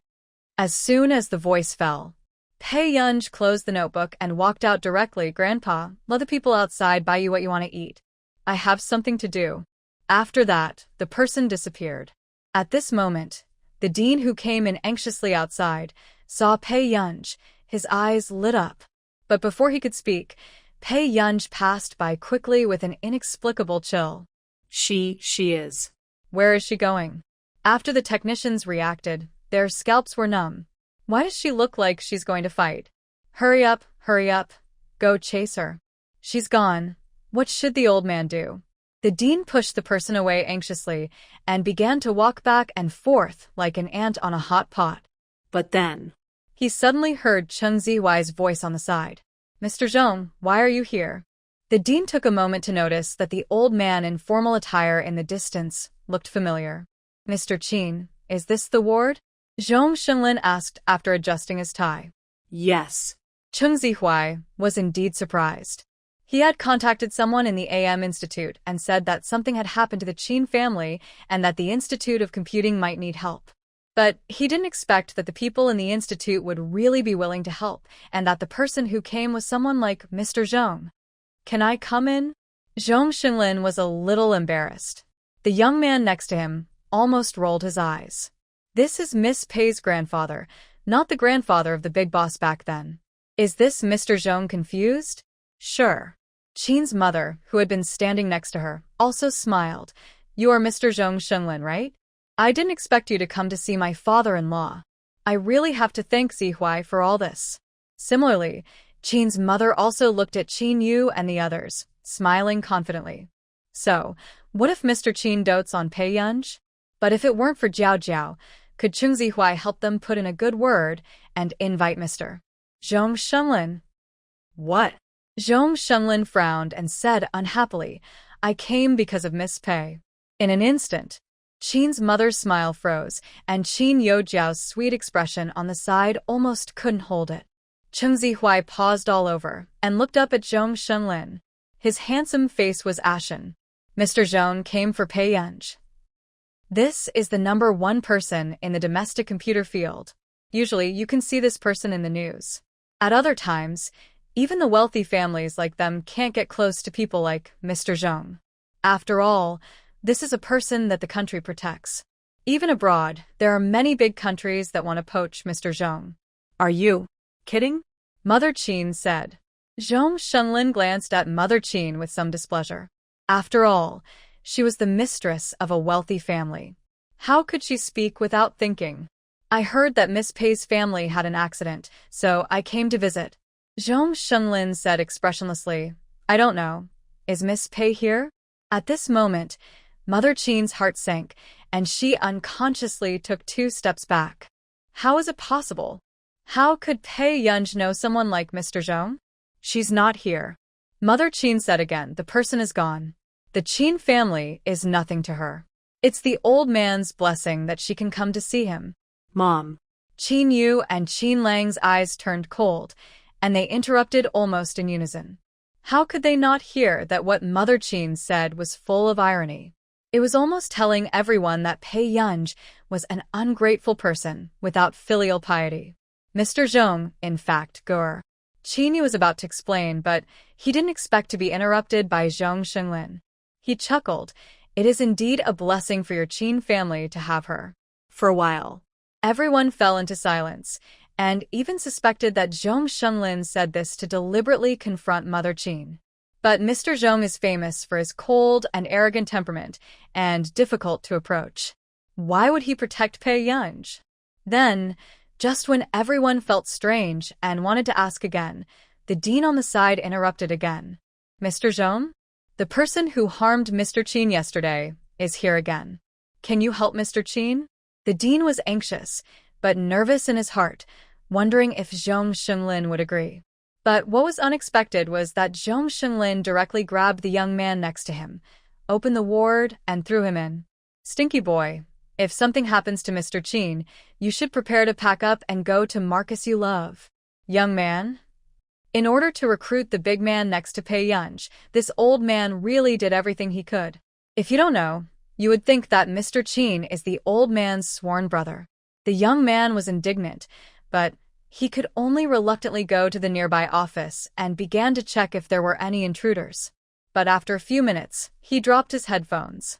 Let me see who can invade in. The young man couldn't help his temper. With this system, you dare to come out and play sympathy? What did you say? Zhong Xinlin was stunned for a moment, but soon thought of the person who helped Pei Yunj. It's him again. A dark gleam flashed across Zhong Xinglin's eyes, and the urge to steal her away became stronger. How could such a talent be given to that old man Marcus? Too cruel. The young man couldn't help but sigh. Moreover, if there is an intrusion, it can be locked in all directions. What kind of godlike boss did this? With such a security level, many listed companies spend tens of millions every year, but they can't ask for it. How could this happen? Who would help our Qin family do such a thing? Qin's mother murmured. Listening to the young man's words, it can be seen that this person's level is not lower than that of the AM Computing Institute. But where does their Qin family know such a person? However, at this time, the dean suddenly remembered Pei Yunj in the control room, casually modifying the scene for more than 10 minutes. Actually, she is. After the dean came to his senses, he was about to say it, but he stopped talking in the end. He suddenly remembered that Pei Yunj broke off relations with Qin's mother and had a bad relationship with the Qin family. If he said too much, would Pei Yunj cause trouble for him? The dean suddenly felt cold on his back again, and he didn't dare to provoke such a big man in the computer field. Talk less and keep safe. Who is it? However, at this time, Zhong Xinlin had already seen something wrong. Actually, it doesn't matter who she is. The dean pretended not to see Zhong Xinlin's eyes and smiled. A few seconds later, Zhong Xinlin smiled as expected, but it made people feel uneasy. Yes, you made a system worth more than tens of millions, and you got nothing. I didn't get anything. The dean almost lost his legs when he heard it. Young man. He started again. At this moment, he really suspected that when Zhong Xinlin found that big boss, he might be willing to sell AM Computing Institute to support that big boss. Then, just when the atmosphere was the most stalemate, Zhong Xinlin suddenly laughed again. But I seem to know who this person will be. At this point, Zhong Xinlin glanced at the Qin family meaningfully again, and finally his eyes stopped on Qin's mother, and then moved away. Some blessings are indeed gifts from God. But there are always people who don't know how to appreciate their blessings and dare to push everything away. After saying that, Zhong Xinlin sneered and was too lazy to say more. Whether the Qin family has the fate to rise to the top overnight depends on whether they have brains. After all, this matter is Pei Yunj's family affair, and Zhong Xinlin is also sensible and knows that he should not intervene at this time.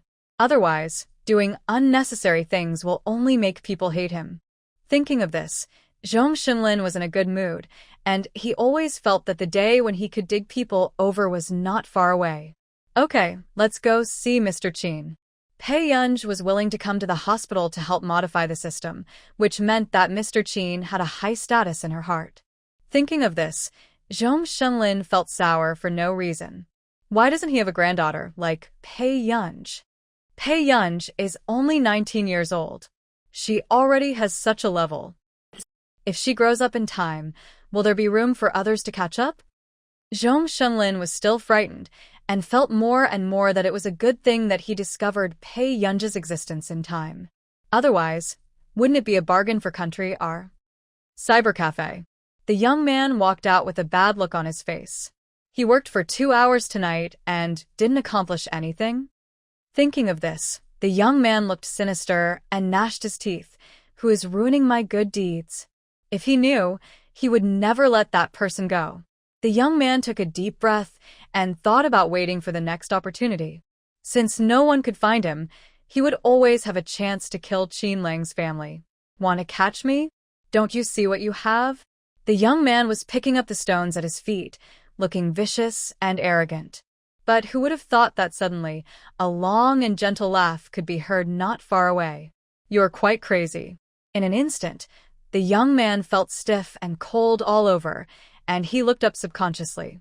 All he saw was a girl with lazy and bright eyes leaning lazily under the streetlight, with a wanton and playful look in her eyes. Who are you? The young man felt that she looked familiar, but he couldn't remember where. But soon, Pei Yunj reminded him of it. She took a few steps forward, and without waiting for the young man to react, she suddenly grabbed his collar and pulled it hard. He had no choice but to bend his waist and look into the pair of beautiful, yet cold eyes in front of him. I really can't bear to send you in like this. She reached out again and gently patted his face, but the chill rose from his tailbone to the back of his head. So, isn't this just to settle a score with you first? Suddenly, the young man recognized this familiar voice and face. How could it be her? All the rationality in the young man's mind exploded. It was Pei Yunj. The person who just talked to him was Pei Yunj. Pei Yunj, what do you want to do? The young man woke up suddenly and asked calmly. But what responded to him was Pei Yunj's light laugh. She looked unconcerned, but her thin white hand suddenly grabbed the young man's collar and dragged him to the alley on one side. The young man, whose face was red from being strangled, staggered, but couldn't break free at all. After his scalp was numb, a layer of fear surged in front of his eyes. Pei Yunj. Pei suddenly. Before the young man finished speaking, the girl used her kneecap to hit his abdomen fiercely. The young man howled miserably, and his whole body was trembling with his waist bent. The unbearable pain made him cover his abdomen, and his legs softened, and he knelt on the ground. Pei Yunj let go of his hand, with a pair of beautiful eyes hanging down, standing in front of him condescendingly. Does it hurt? My old man is in the operating room, and it hurts too. She reached out again, lifted his jaw, and slowly scanned his expression of fear and pain. Her lips curved, but her tone made people's backs cold. So, you have to endure the pain now. As soon as the voice fell, the young man was thrown against the wall on the right again. The pain in his internal organs made the veins on his forehead burst. The whole person fell to the ground unsteadily. The young man's eyes were a little blurry, but when he saw Pei Yunj approaching him again, he was only afraid in his heart and spoke incoherently. Pei Yunj, don't. I didn't mean to target you. It was Qin Lang's fault. If it wasn't him, how could I be right? You want to reason with me at this time? Pei Yunj moved his wrist and sneered again, but his eyes were cold. If something really happened to the old man last night, she couldn't guarantee that this person would still be alive and well enough to report to the police. Pei Yunj glanced at the young man lying on the ground, looked at the time again, and chuckled lazily. There is more than half an hour left. Let's continue to settle our accounts. Pei Yunj, I was wrong. I know I was wrong. You let me go. A sharp and tragic howl made people's scalps numb at night. Half an hour later, deep in the alley, the people lying on the ground were almost unrecognizable and looked dying. The dirty blood on the ground was flowing, making people want to scream in fear at the sight. But at this moment, the first person who accidentally bumped into it saw this scene. Yu Manran was wearing a mask and sunglasses. She couldn't help but walk over when she heard the screams, but she didn't expect that she would meet Pei Yunj here. Ms. Pei? Yu Manran's mobile phone almost fell to the ground. The idea of calling the police disappeared instantly. However, when Pei Yunj turned around and looked at her, Yu Manran realized how cold Pei Yunj's eyes were. Even his usual laziness was gone. Ms. Pei, how could you? Yu Manran was about to ask, but she heard the sound of a police car, and her heart was suddenly in turmoil. She turned her head and explained to Pei Yunj anxiously, Ms. Pei, it wasn't me who called the police. You have to believe me. I know. Pei Yunj wiped the blood off his hands slowly. I reported it. This made Yu Manran stunned, and then the first thought that flashed through her mind was that Pei Yunj was crazy, and he called the police to arrest himself. However, then, even Yu Manran herself didn't expect that her first reaction would be to rush up and grab Pei Yunj's hand and run out directly. Before Pei Yunj came to his senses, he was dragged by Yu Manran and ran half a street. Finally, the two entered a bar with many people and eyes. After feeling safe around, Yu Manran let go of Pei Yunj's hand and began to breathe heavily. Okay, it's okay. Why are you here? This was the first time Pei Yunj took the initiative to ask her about something. My family introduced me to a blind date. But who would have thought that people on the internet, just seeing a vague figure of Pei Yunj, were already at ING her, asking her if Pei Yunj could debut together. Even after just 1 hour of being exposed, her number of fans suddenly increased by several million. If it were someone else, they would not even dare to think about it. However, later Yu Manran asked someone to delete the news. She didn't want to affect Pei Yunj's normal life. It's not good for female artists to come to the bar. Pei Yunj said calmly. Yu Manran couldn't help laughing. Do you also think that female artists have to accept those rules and regulations? Look at how many people are staring at you. Pei Yunj's words were also correct. An artist's appearance was almost the most conspicuous in a bar. If it was a bar full of people of all kinds, someone with more guts might do something stupid if they saw Yu Manran didn't bring a bodyguard. Then you have a lot of people. Yu Manran was halfway through her words when she suddenly remembered what Pei Yunj had just done in the alley. It seemed that there was no danger to Pei Yunj. You can come, but drink less. After Pei Yunj finished speaking, he felt the phone in his pocket vibrate. She glanced at the note and subconsciously took it, but then she suddenly remembered that she was in a bar. Before that, she told Huishidu that she was in the hospital. Pei Yunj. Soon. The next moment, Pei Yunj clearly heard the man's low and magnetic voice in the noisy and impetuous atmosphere around him, which made him feel at ease. Where are you? Pei Yunj was about to leave when she caught a glimpse of many people around her looking at her and Yu Manran. Immediately, she took Yu Manran's hand and walked out of the bar. She also gave Huishidu the address of the street corner. After hanging up the phone, Zhengsu, who was driving, felt the strange silence in the atmosphere and couldn't help laughing dryly. Maybe Miss Pei was listening to people singing on the street. This street art lover. Huishidu just gave Zhengsu a casual look, and he shut up. Miss Pei is already 19 years old. Isn't it normal to go to a bar? Zhengsu didn't dare to say this. After feeling the atmosphere around him getting colder, Zhengsu dared to minimize his presence. Would Master Du go over and teach people a lesson? Zhengsu silently worried about Pei Yunj. At this time, Pei Yunj asked Yu Manran to call the agent.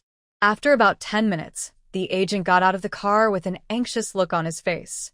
My ancestor, can you be more quiet? Why did you suddenly come to such a place? After saying that, the agent noticed Pei Yunj next to him. Then, before Yu Manran introduced him, the agent's eyes suddenly lit up again. You are Man's rumored boyfriend? Posted. Man's rumored boyfriend. This is too good-looking, right? If she is put in the entertainment industry, how can she be so popular? Pei Yunj glanced at the agent, then looked at Yu Manran. Yunj, it was that time when our bar was photographed and the paparazzi posted it online. However, I suppressed the news that day. Yu Manran explained, fearing that Pei Yunj would misunderstand. Well, you go. Pei Yunj nodded, but didn't care too much.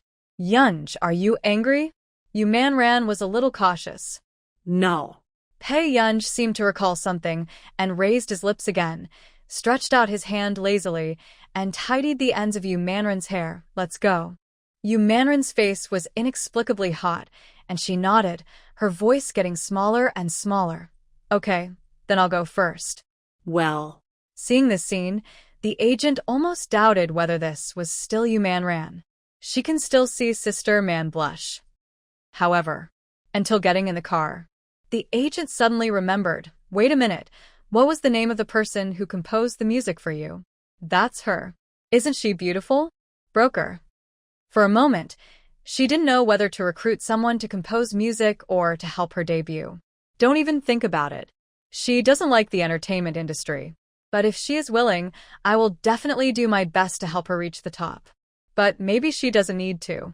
Yu Manran looked like a fangirl, which made her agent's eyelids jump. She is at least a popular second-tier star. Has she lost her pride as a female star? Street. It was quiet all around. Pei Yunj leaned against the lamppost and opened the headlines, which was rare. Sure enough, he saw the entry Qin Lang's anti-fan arrested. The comment section was also abuzz with discussion. These criminals who use technology to their full potential should spend more years in jail. Grinning although. But I heard that this man was almost beaten to death when he was caught. The first thing the investigators did was not to take him back to the institute, but to send him to the hospital. Ha ha ha, who did it? So cruel. However, this man probably never thought that he had blackmailed the hospital, and now he has to go to the hospital again.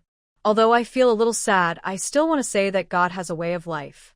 If Grandpa Qin hadn't been lucky, he might not be here. Smile, it's good to catch him. I hope to take him to the psychiatric department, by the way. Maybe it was because the black fans were caught too quickly. Many people on the internet couldn't help but sigh that the efficiency of the case handling office was amazing. But in fact, they were also checking who sent them anonymous messages. They gave them all the evidence and location. Such a person, if not the ones from the AM Computing Institute, could be some hidden boss. However, at this time, Pei Yunj, who was being looked for by many people, also encountered troubles. When she called just now, in the noisy atmosphere of the bar, Pei Yunj didn't think Hoshidu might not hear it. She suddenly felt like she was caught for doing something wrong for the first time. Pei Yunj's eyebrows moved, and suddenly she heard another meow.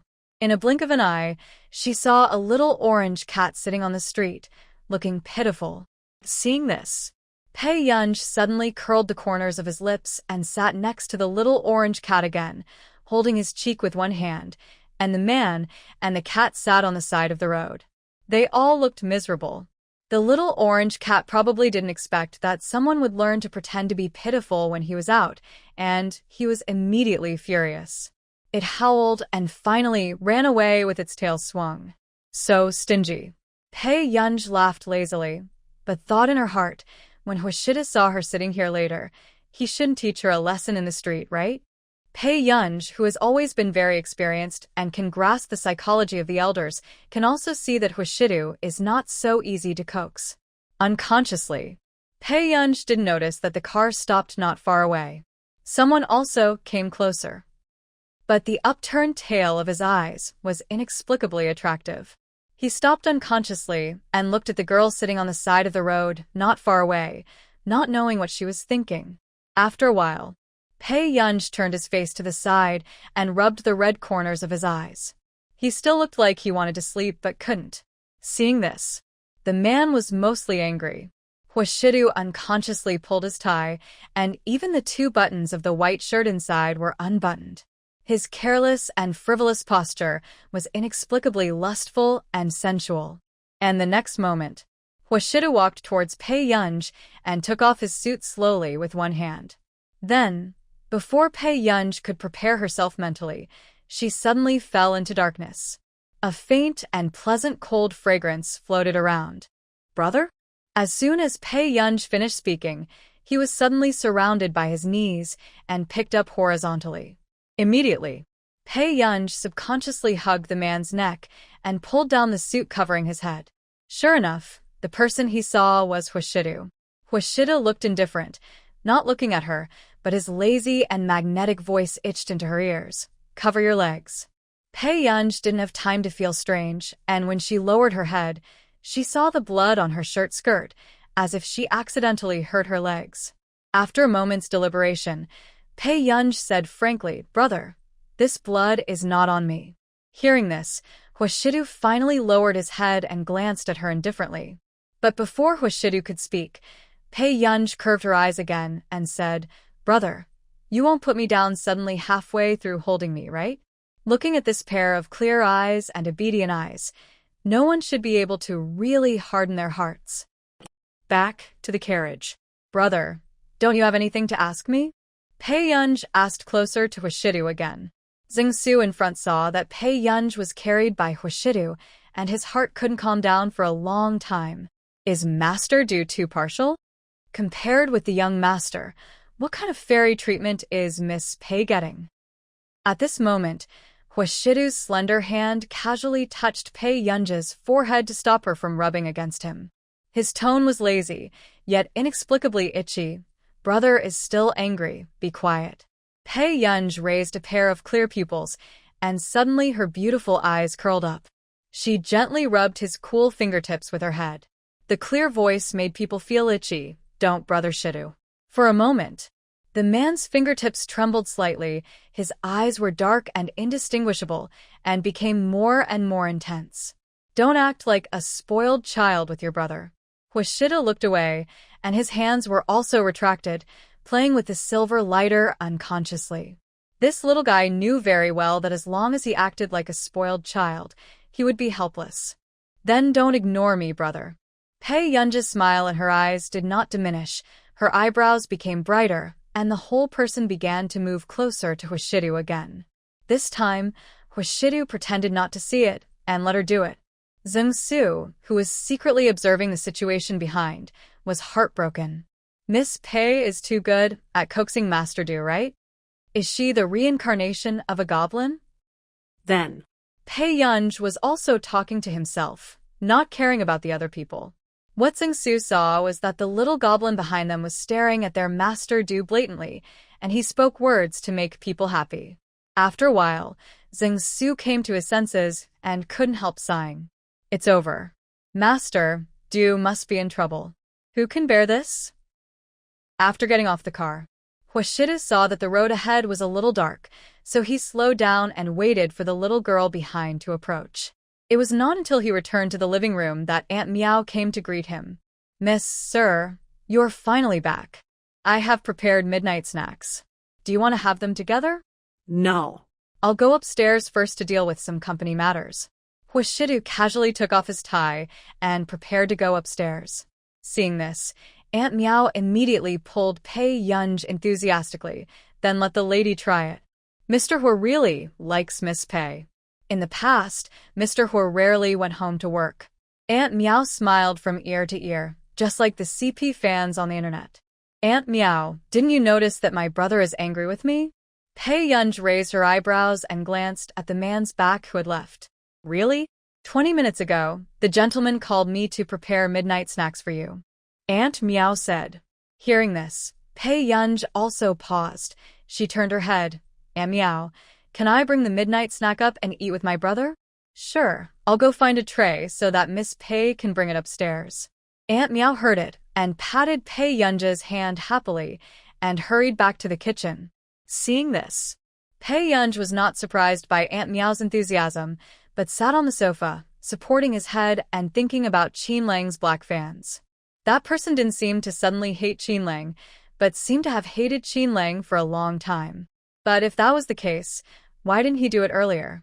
Pei Yunj's fingers kept tapping on the table, his eyes were quiet, and the corners of his lips gradually curled up. Who was that controlling the situation from behind? Not long after, Pei Yunj dragged the tray in one hand and knocked on the door of the study.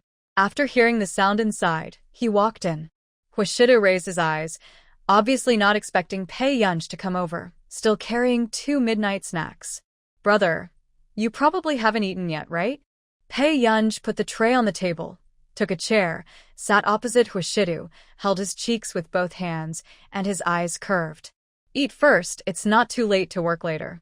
Huishidu didn't expect that Pei Yunj came up to persuade him to have dinner. The little girl still has a conscience. Huishidu put down his pen and looked at Pei Yunj. Is the bar fun? Huishidu asked in a light tone. Not really. Pei Yunj was halfway through her midnight snack and almost choked when she heard this question. Seeing this, Huishidu retracted his eyes and smiled silently. 20 minutes later, the two of them finished their midnight snack quietly. Soon, there was a knock at the door. After Aunt Meow opened the door, she smiled meaningfully at the two of them. Sir, miss, I'll take the tableware away first. Yeah. Huishidu responded indifferently until Aunt Meow left.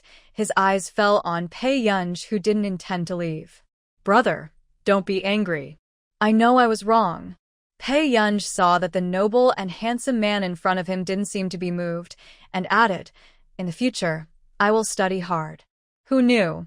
The man's thin red lips hooked, and a voice that seemed to be smiling but not smiling sounded low. Really? Really? Pei Yunj didn't even blink. But the next moment, Huishidu suddenly stood up, and his long legs, which were too abstinent under his black trousers, walked straight towards the door. It just so happens that Assistant Zeng bought you a stack of college entrance examination exercises last time. Brother will go and get it for you.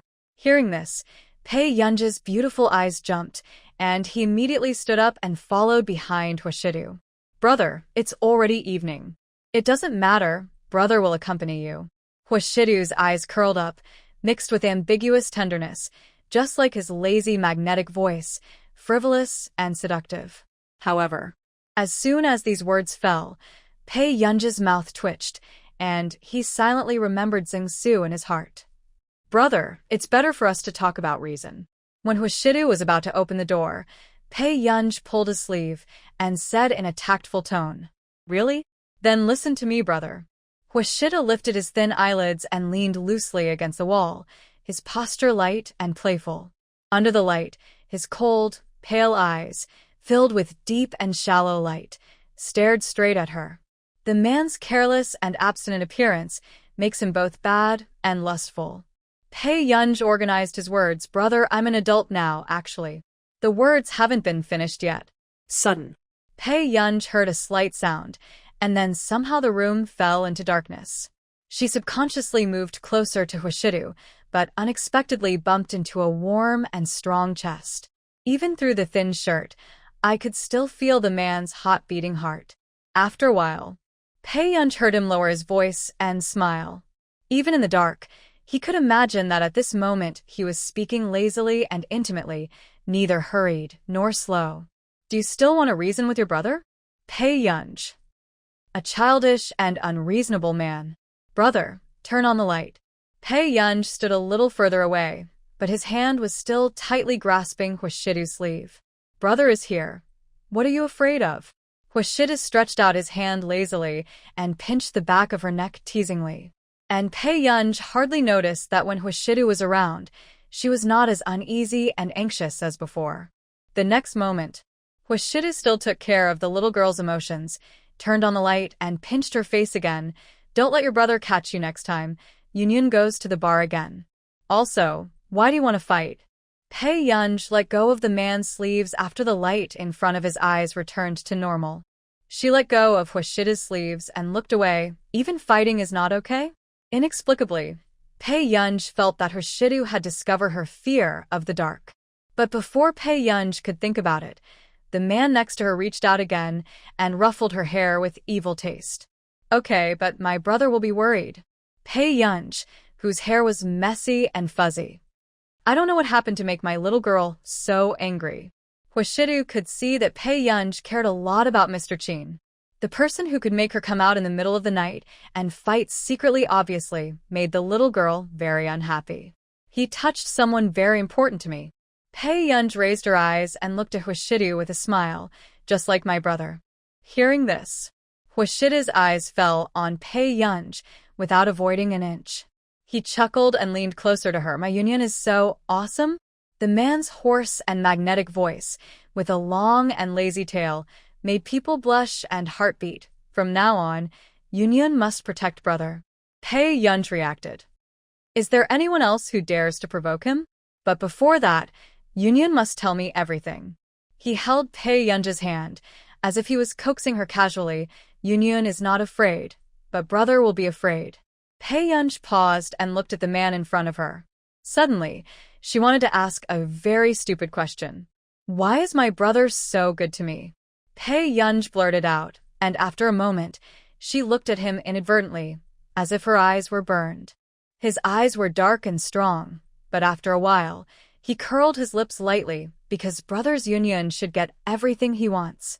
The next day, Pei Yun had just received a phone call from his class teacher to express his condolences. After asking for leave, he drove to the hospital again. Unexpectedly, as soon as I opened the door, I saw Zhong Shenglin chatting with the old man. Yeah? Why are you here so early? The old man's eyes sparkled, and his tone became gentler. Pei Yun nodded and put the prepared porridge on the table. Grandpa, have you eaten? Not yet. The old man said happily, and Zhong Shenglin silently glanced at the porridge box thrown away by the old man in the trash can. Then Grandpa, try it. This porridge tastes good. Pei Yun opened the porridge box for the old man and handed him the chopsticks. Then he looked at Zhong Shenglin. Mr. Zhong, why are you here? I've been here for a long time. Zhong Shenglin looked resentful. It has to be said that Zhong Shenglin still felt sad. If he had such a granddaughter, he would praise her to the sky. How could he bear to ask her to buy him food? I have something to talk to Miss Pei alone. Zhong Shenglin said again. Hearing this, Pei Yun paused, then said casually, okay. The garden downstairs. Miss Pei's qualifications are amazing. Before, I really didn't expect that the headline list would be related to Miss Pei. I think Mr. Zhong should know that I have signed a contract with Marcus. Pei Yun didn't think twice. When Zhong Shenglin heard Pei Yun admitted himself, his heart was still in turmoil. He was only 19 years old. Marcus said that this year's key project of their Institute of Computing was mainly Pei Yun, and others were supplementary. The meaning is obvious. It is aimed at the Busako Award next year. After Zhong Shenglin came back to his senses, he soon laughed again. Obviously, he was well prepared this time. Miss Pei, don't you like the research institutes in your country? Zhong Shenglin asked with a smile. The spirit of contract. Pei Yun curled her lips, turned her head and looked at him, her eyebrows and eyes bright. Indiana fact. I also considered the AM Computing Institute at the beginning, but I don't meet the conditions of your institute. Hearing this, Zhong Shenglin was stunned for a moment and soon remembered their AM's recruitment requirements. The first one is that only undergraduates and above are recruited. But no one thought that a high school student could have such a great ability.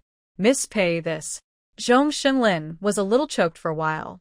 Pei Yun couldn't help laughing and said it's quite normal. Domestic computing institutes are like this. Zhong Shenglin heard this and breathed a sigh of relief. Fortunately, Pei Yun was not angry about this. In fact, Pei Yun also understood that if it weren't for Pei's mother in the previous life, she wouldn't be able to be listed in the research institute at the age of 12. That's not right. Zhong Shenglin suddenly realized Marcus's institute also only recruits undergraduates and above. Why did you hack into their institute and not ours? They pay higher salaries. Pei Yun said frankly. Zhong Shenglin. That's right. All the members of the Marcus Computing Institute who have been employed for more than 2 years can apply for a sea view villa in Country R. However, Marcus boasted in the group last time that Pei Yun is already teaching interns. By this calculation, Pei Yun is already eligible to apply. No. Pei Yun must not be allowed to have the idea of immigration. But Miss Pei is in China and has to complete her studies. She should not plan to go abroad in the next few years, right? Zhong Shenglin smiled and said, if that's the case, it's actually not convenient for Miss Pei to sign with Marcus's firm. Pei Yun raised his eyebrows at this. What does Mr. Zhong mean? Why not BRAM's foreign aid? Zhong Shenglin smiled. Since it's not easy to poach people directly, he will wait for the opportunity to get along well with Pei Yun first. Foreign aid? Pei Yun asked. Miss Pei doesn't need to sign a contract with our AM, but she can enter and exit our firm at will and use any of our facilities. Zhong Shunlin chuckled. Miss Pei, you probably don't like others disturbing you, right? But this, Mr. Zhong, there is no benefit in telling you. Who said that? Zhong Shunlin laughed loudly. Miss Pei shouldn't have signed a long-term contract with Marcus, right?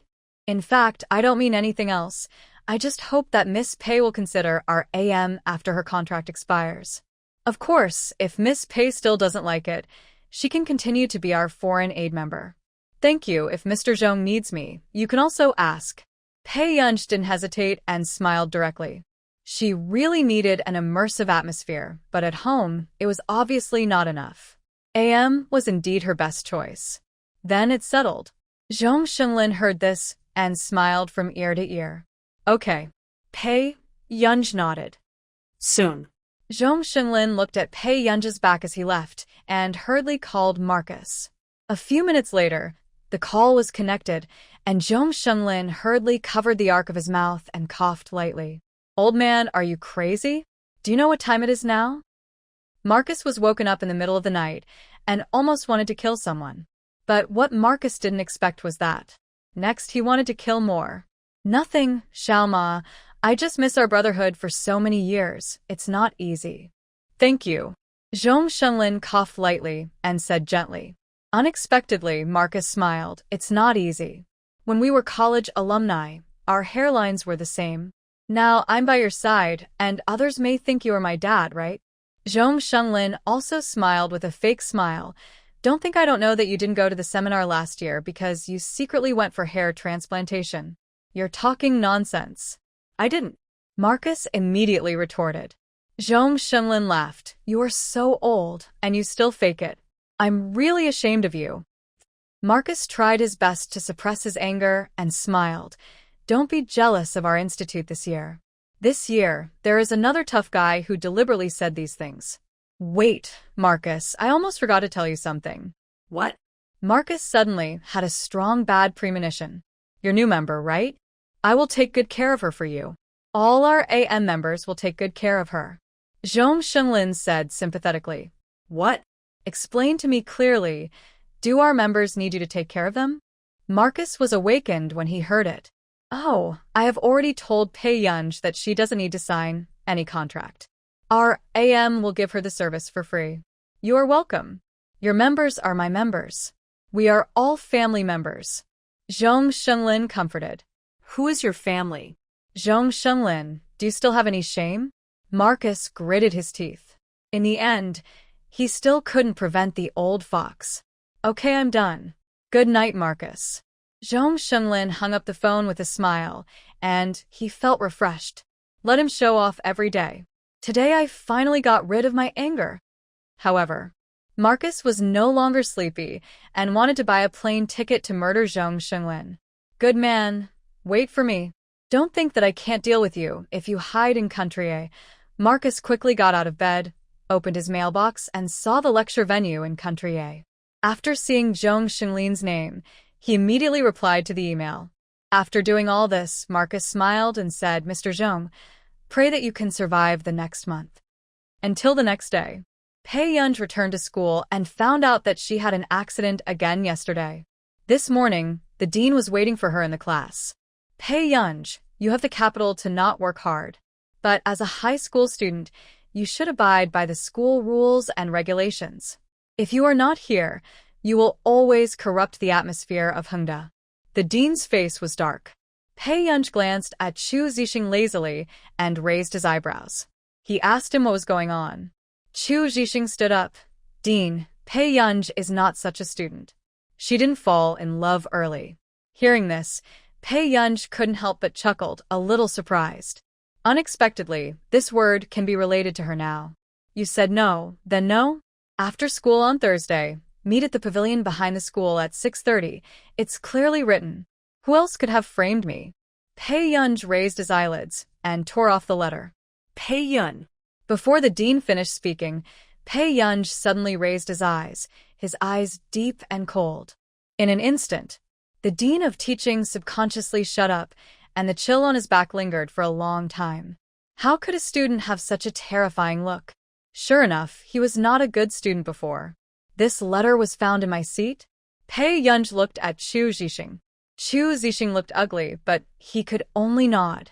Yesterday at noon, the Dean of Teaching seemed to have received an anonymous report that someone in their Class 7 was in premature love.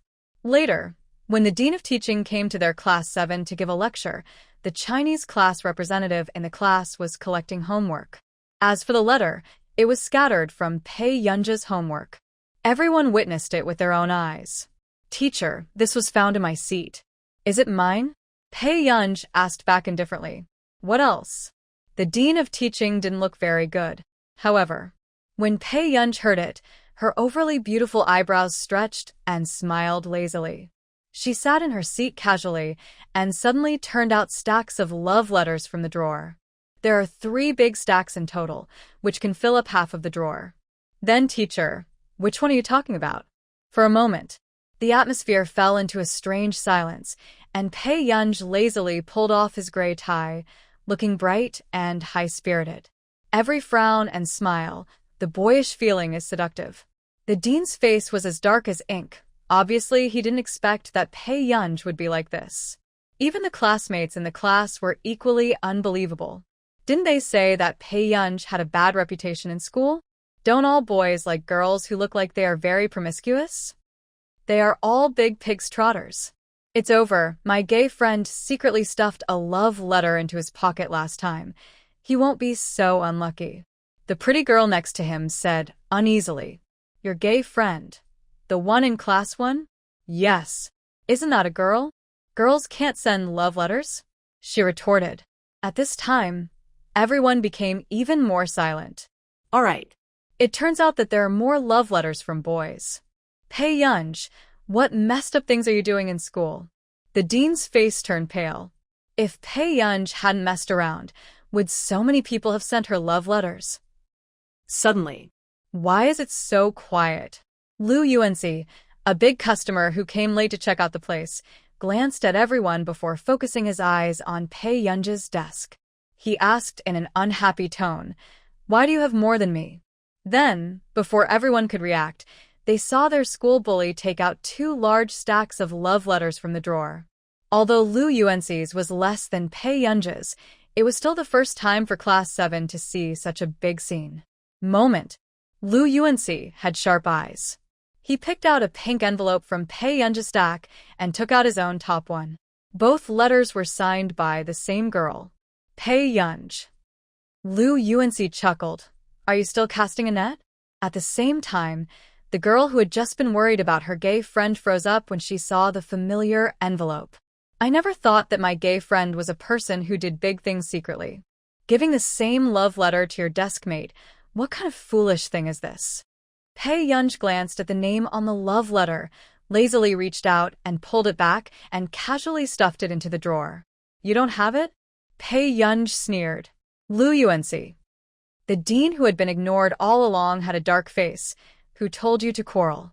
Director, will I be punished for receiving a love letter? Lu Yuanxi's voice was full of the unique magnetism of a teenager, and he chuckled long and softly. Then can I graduate in this life? Hearing this, the people in the class did not dare to laugh too loudly, but the dean's face was mixed with blue and red. He glanced at Pei Yunj and Lu Yuanxi solemnly.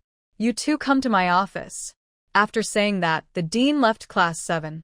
But if it were in the past, Lu Yuanxi would not have been able to go there. But now he saw Pei Yunj walking out, so he had to follow her. Pei Yunj. Lu Yuanxi shouted from behind on the corridor.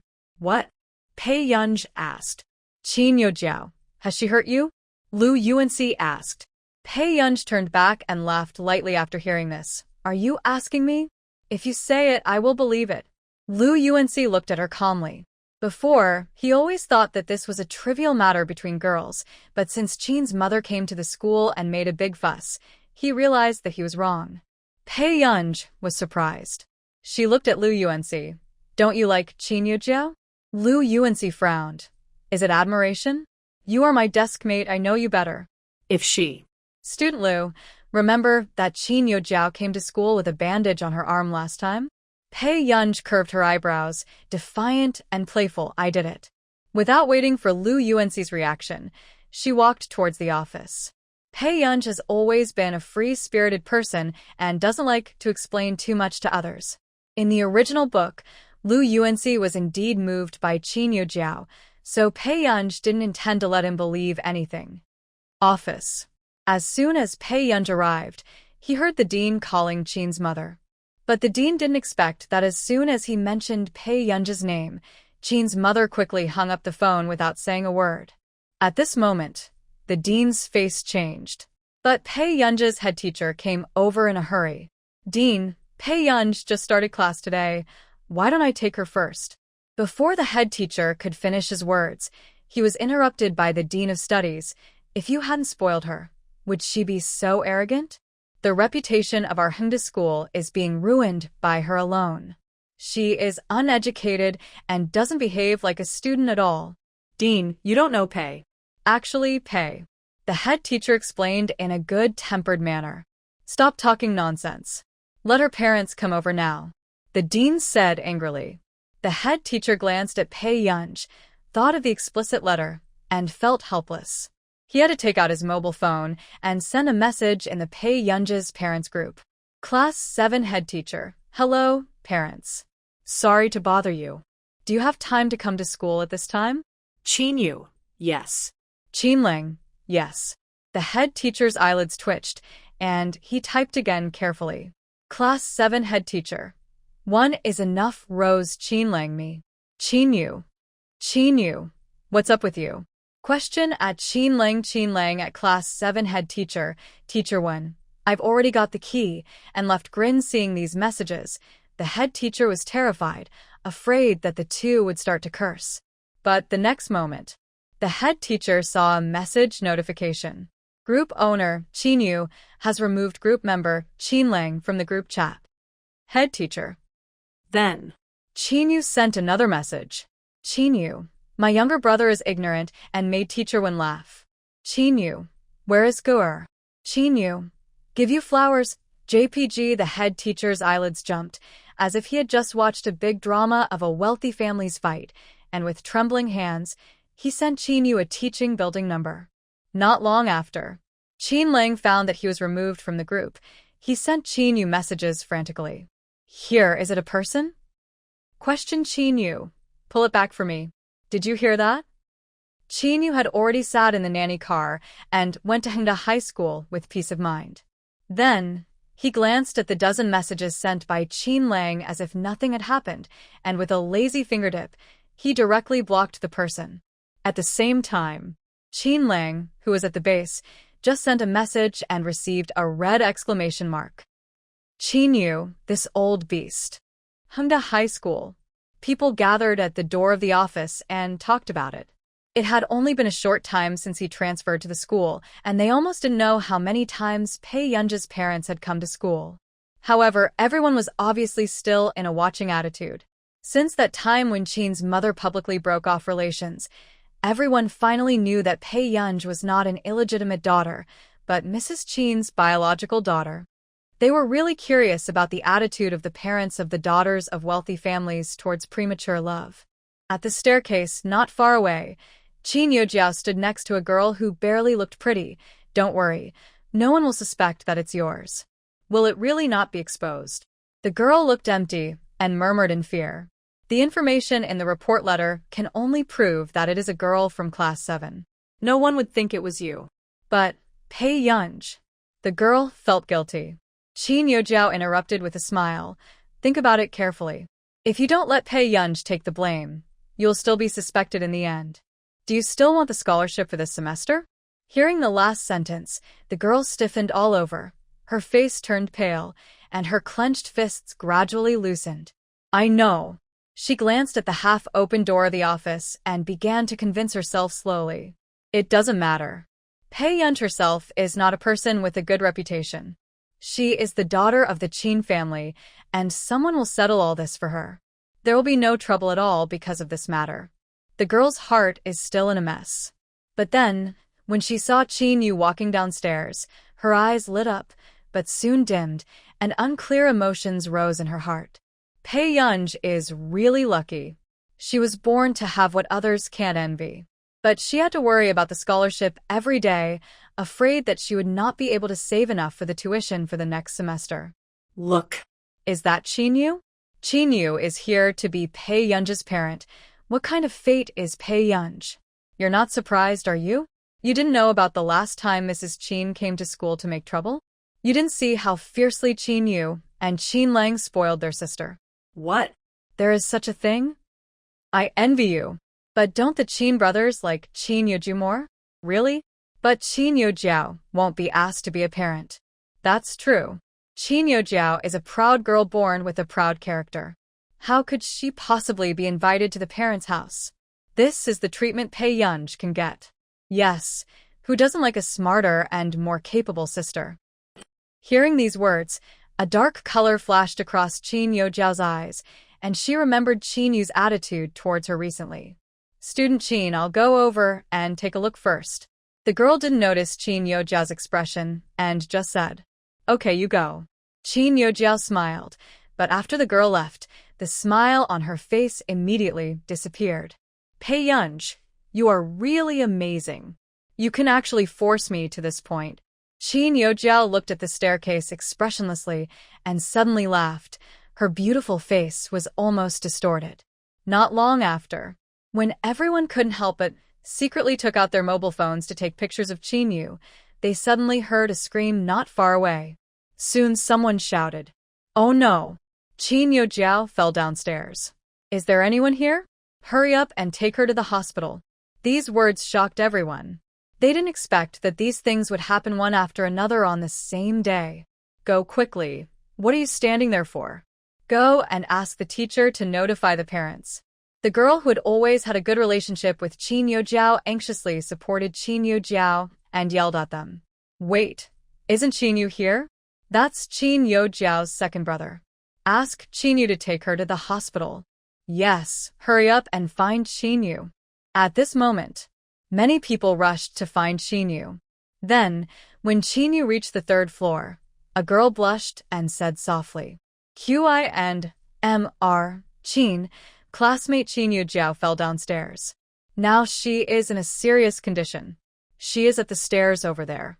Do you want to? Hearing this, Qinyu slowly raised his eyes. His features were still handsome and proud, making people lose their minds.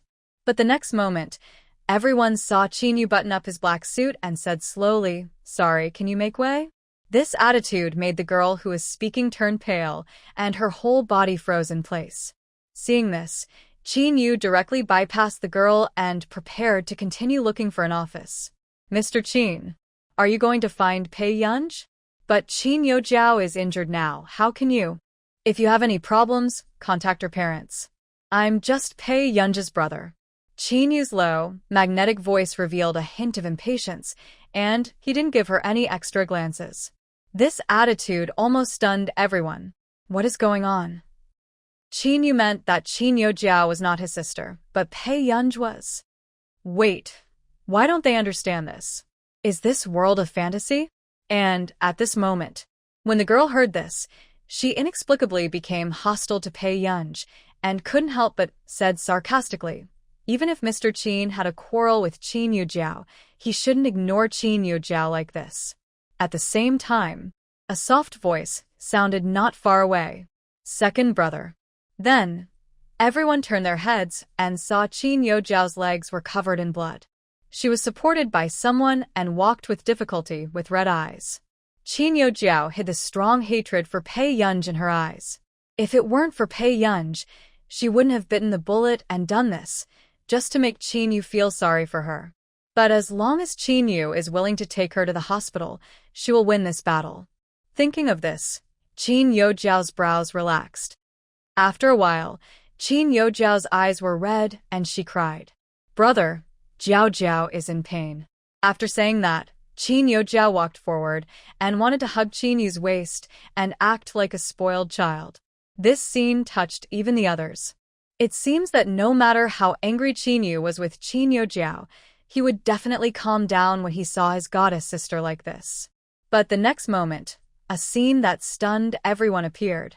When Qinyu saw Qin Yujiao rushing towards him, He had a layer of automatic defense all over his body, as if he was approached by germs. Then, before Qin Yujiao could hug Qin Yu moved to the side and avoided Qin Yujiao's contact.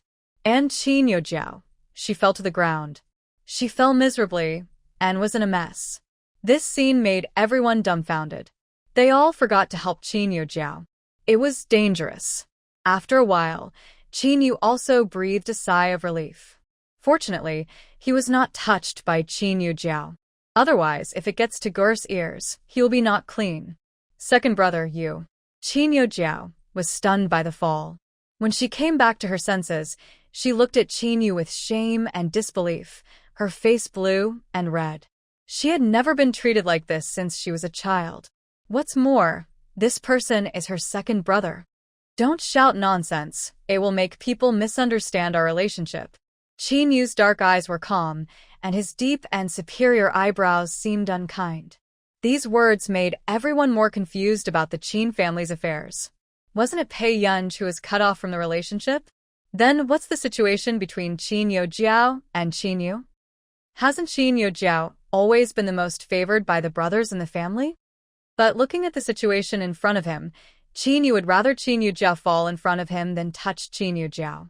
Those who didn't know would think that Qin Yujiao had some infectious disease.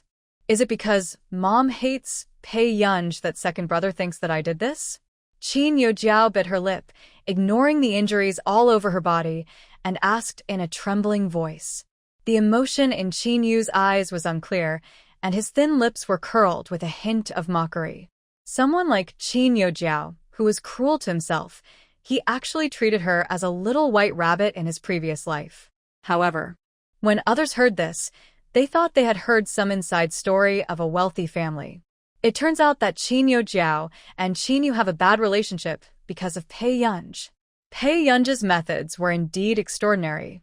First, he gained the Qin family's recognition, and now even Qin Yu is coaxed into submission. But it's no wonder, after all, Qin Yu is not at home all year round and doesn't know anything. It's already this time, and you still want to drag Gur into this? Qin Yu's question made Qin Yujiao's whole body stiffen. Soon tears welled up in her eyes again. She said aggrievedly, "Second brother, I didn't." Suddenly, the door of the office next door was pushed open, and the teacher was shocked to see Qin Yujiao falling to the ground, covered in blood. What is going on? Everyone was silent. After all, it cannot be said that Qin Yujiao fell down by herself, and then she wanted to hug Qin Yu, but was avoided. So it caused secondary damage, right? Ridiculous. Why don't you help him up? What are you all watching? After the teacher finished speaking, he suddenly paused and realized that Qin Yu was also among the people watching the fun. Qin Yu looked at Qin Yujiao with a calm look. He sneered and curled his lips. "Qin Yujiao, do you think everything will be fine if someone at home protects you?" The emotion in Qin Yu's eyes was so cold that it made people feel cold. "Next time, if you cause trouble to Gur again, I won't give you face." I didn't. Qin Yujiao widened her eyes, but there was fear in her heart. Qin Yu sneered. "Isn't it clear whether you did what happened in the forum?" Hearing this, Qin Yujiao felt as if she was splashed with ice water, and the chill penetrated her bones. But soon, the teacher helped her up, interrupting everyone's thoughts. "What are you looking at? Is there anyone who can help, and send her to the hospital first?"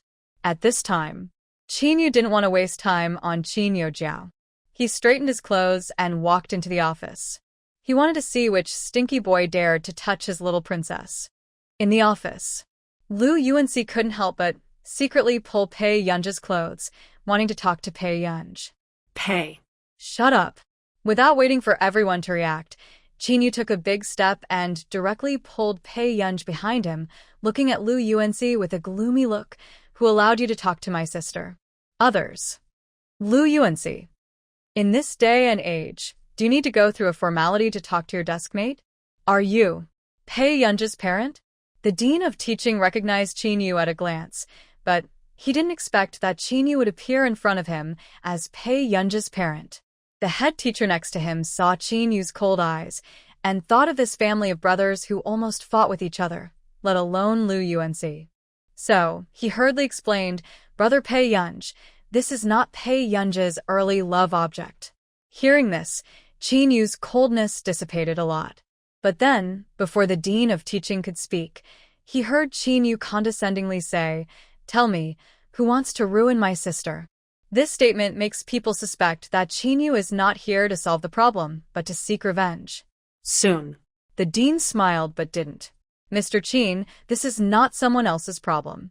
We received a report that someone in Class 7 is in early love. And coincidentally, we found a letter of dating between Pei Yunj and that boy yesterday." "You mean it's my sister's problem?" Qin Yu laughed out loud, his eyes like ink, revealing a hint of coldness. "This." The dean looked embarrassed. He didn't expect that the young masters of the Qin family were all like possessed, thinking that Pei Yunj was innocent. He had a forced smile on his face and said weakly, "This is the fact." "Dean of Education, right?" Qin Yu's eyes were full of mockery, and he took Pei Yunj into his arms again. "Did you see my sister's face clearly? This look is early love, and she can only be seduced." Pei Yunj. Lu Yuanxi, head teacher. Are the brothers of the Qin family so obsessed with their sisters that they have lost their minds? The dean didn't expect that asking Pei Yunj's parents to come over would end up like this. He looked embarrassed and finally took a deep breath and could only hand the letter to Qin Yu. This letter fell out of Pei Yunj's homework book. Apart from Pei Yunj, no one else in Class 7 has transferred to another school. Qin Yu took the letter and read it. One of the sentences read, "Thank you for showing up. Since you transferred to Class 7, I can't take my eyes off you. See you at the school pavilion at 6:30 on Thursday." After reading it, Qin Yu felt a chill around him. Can't let go? Is this rascal too stubborn? His sister, Qin Yu, dares to covet her? Qin Yujun's face was gloomy, and at this moment, Pei Yunj happened to glance at the girl who had just chatted with Qin Yu Jiao. This seemed to be the Chinese class representative of their class. Pei Yunj's eyebrows moved slightly, and he noticed that the girl was sorting out her exercise books while looking at them from time to time with a flickering look. Seeing this, Pei Yunj's lips rose. Suddenly, everyone heard Pei Yunj said slowly, "Teacher Wen, am I the only girl who transferred to our class?" As soon as the voice fell, Pei Yunj's peripheral vision saw that the girl's whole body was frozen, and she dared not breathe again. "Yes." The head teacher took a deep breath and nodded again. Then, Pei Yunj's eyes slightly raised. "Where are the people who change classes?" In an instant, the girl who was able to calm down just now, the exercise books in her hands fell directly to the ground. Similarly, her inappropriate behavior attracted everyone's attention. "I remember. Xie transferred from Class 1 to Class 7 in the first year of high school."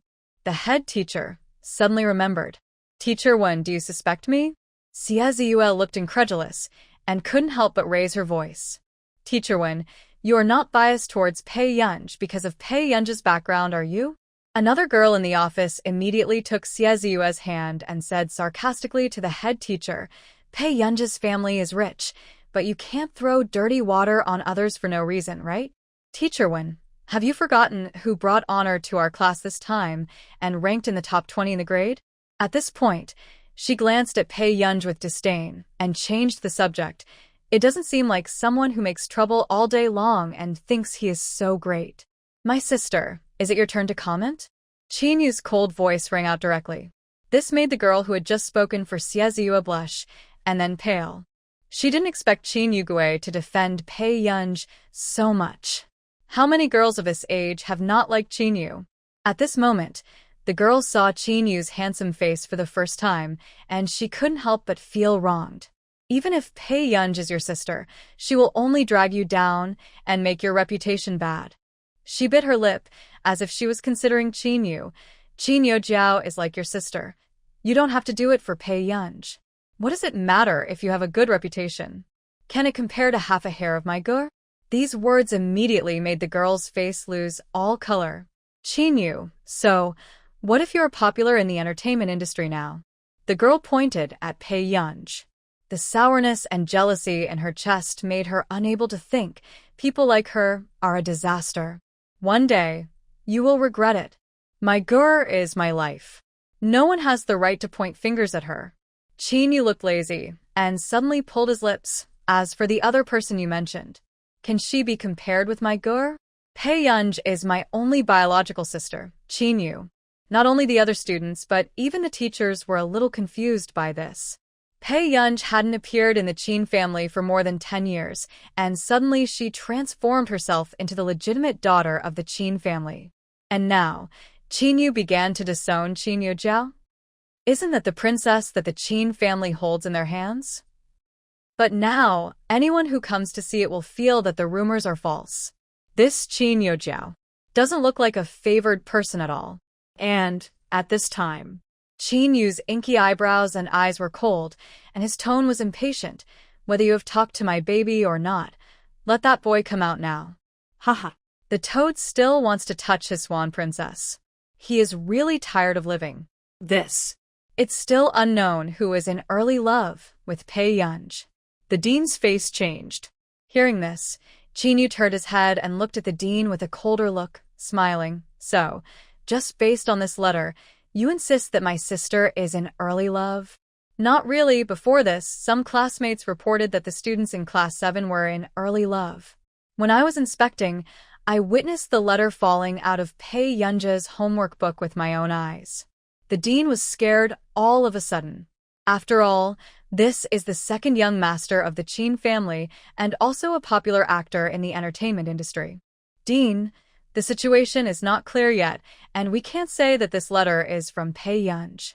The head teacher couldn't help but say, Teacher Wen, do you mean that I am the one who has fallen in love prematurely? Xie suddenly became emotional, covering her lips with both hands, her shoulders trembling slightly, as if she had suffered a great injustice. The head teacher, was speechless. Teacher Wen, we teachers need to be fair. The dean of studies suddenly said in a deep voice. In his opinion, Pei Yunj was unlearned and could only cause trouble. But Xie was different. She received the scholarship every year, and she was also the deputy monitor of Class 7, a typical 3-good student. Among these two people, if one had to be said to have fallen in love prematurely, it would only be Pei Yunj. The head teacher moved his lips, and finally could only say, The dean is right. Pei Yunj, aren't you unwilling to admit it? Then explain it, and let us believe you. The dean of teaching said sternly. I don't admit it, and it doesn't matter whether I need to explain or not. She chuckled lazily. Also, Dean, do I need to hide my premature love? Pei Yunj stated the facts as if it was a calm and carefree statement, and for a moment, it was difficult for people to refute it. Then, she sneered, tapping the table with her fingertips unruly. If that's the case, he has to look much taller to embarrass me. How can he be so unpresentable? This unique Pei language made Lu Yuanxi, who was next to him, couldn't help but laugh. After laughing, he felt the faint gaze of Qin Yu on the side. Lu Yuanxi. As expected, he is his brother, with a strong sense of danger. The dean of teaching was angry. Pei Yunj, don't make excuses. Why is the dean of Hengda so capable? Qin Yu's chilly tone sounded slowly. Suddenly, the dean's face changed. No. Mr. Qin, you misunderstood. My Qin family has invested a lot in Hengda this year, and we are more than capable of changing the dean of teaching for the 2nd grade. Qin Yu's words immediately made the dean's face pale. Others did not expect that Qin Yu would threaten people in public for Pei Yunj. Pei Yunj's thin eyelids moved, and after glancing at Qin Yu, he said nothing. Suddenly, Xie spoke. I remember that before. Ren Pengfei often came to our class. She gritted her teeth. Now, only by letting Pei Yunj take the blame can she get the scholarship. However, when Xie's friend heard what she said, she froze. Ren Pengfei often comes to Class 7. Isn't he here to find Xie? The girl stared at Xie with wide eyes, and suddenly remembered the ambiguity between Ren Pengfei and Xie. So, this letter is really not from Pei Yunj, but from Xie? But then, after the girl recovered, she looked at Xie with complicated eyes, but finally lowered her head and chose to remain silent. She couldn't come out to testify against her good friend because of Pei Yunj. Ren Pengfei. The head teacher still had some impression of this student. He seemed to be a student in the same class. Moreover, he transferred to Hongda from the same school as Pei Yunj. However, one transferred here in the second semester of senior high school. The other transferred here this semester. Yes, Ren Pengfei said it himself before that Pei Yunj had pursued him. Xie Ziyue turned her head to look at her friend. Aya told me about this. Isn't it, Aya? Aya froze, then nodded yes. Hearing this, the atmosphere became even colder. Even the head teacher felt that in this situation, it was very difficult for Pei Yunj to clear his suspicion. Ren Pengfei, do you know him? Lu Yuanxi asked Pei Yunj in a low voice. Pei Yunj was silent for a while, and her rosy lips twitched, and her tone was cold. I know him. Strictly speaking, the original owner knew Ren Pengfei. He was a boy from the next class whom the original owner knew when she was in the original high school. He was also one of the perpetrators who bullied the original owner. At first, the original owner did not suffer too much malice when she was in the original high school. But inexplicably, one day, Ren Pengfei began to pester the original owner. This made the original owner looked down upon by the girls in the class. They thought that the original owner had deliberately hooked up with her, otherwise how could Ren Pengfei like her?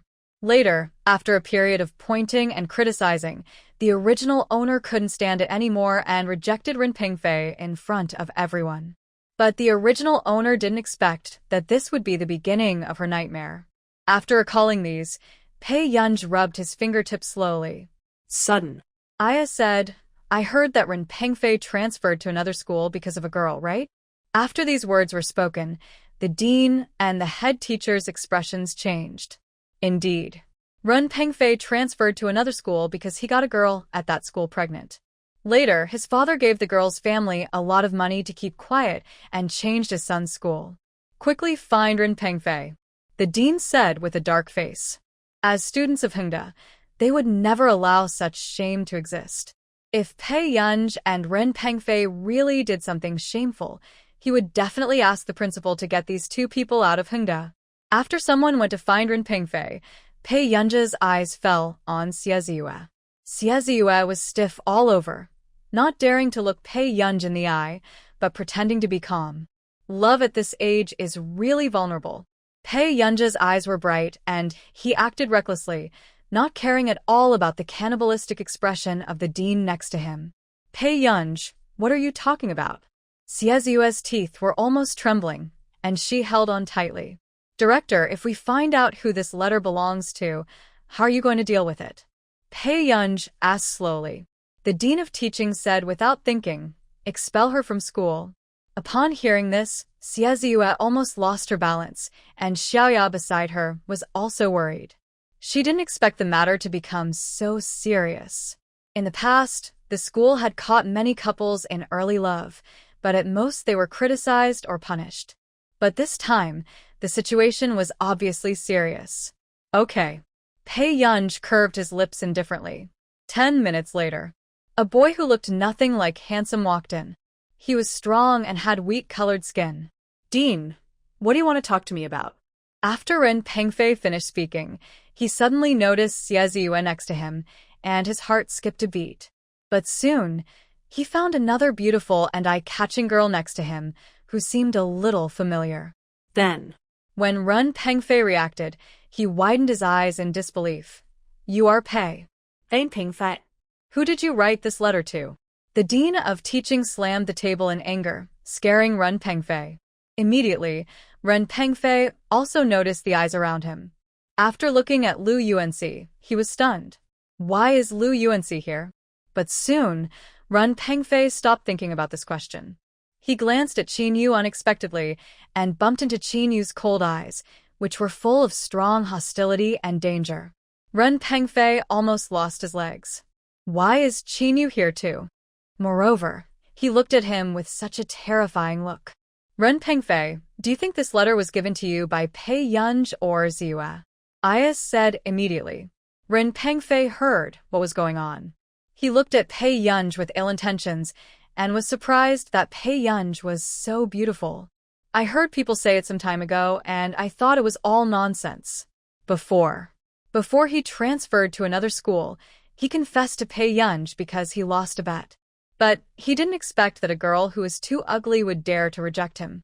So, he taught Pei Yunj a lot of lessons. But he didn't expect that they could meet again now. It was really fate. Pei Yunj. Ren Pingfei. The head teacher interrupted harshly. He was afraid of Qin Yu's eyes now. After being yelled at, Ren Pengfei had to suppress it, but his heart was itchy, and his eyes drifted to Pei Yunj. He cleared his throat and finally rolled his eyes and laughed. Director, if you want to blame me. Don't blame Pei Yunj. After the words fell, Xie Ziyue and Aya were relieved immediately. And Ren Pengfei looked at Pei Yunj staring at him with a smile, looking bright and seductive, and his heart softened. If this matter is too big, I am willing to take responsibility. Before the voice was broken, Qin Yu had already stepped forward, grabbed Ren Pengfei's collar, and punched him hard. In an instant, screams rang out. I think you are tired of living. His tone was cold. Qin Yu was drenched in a dangerous aura.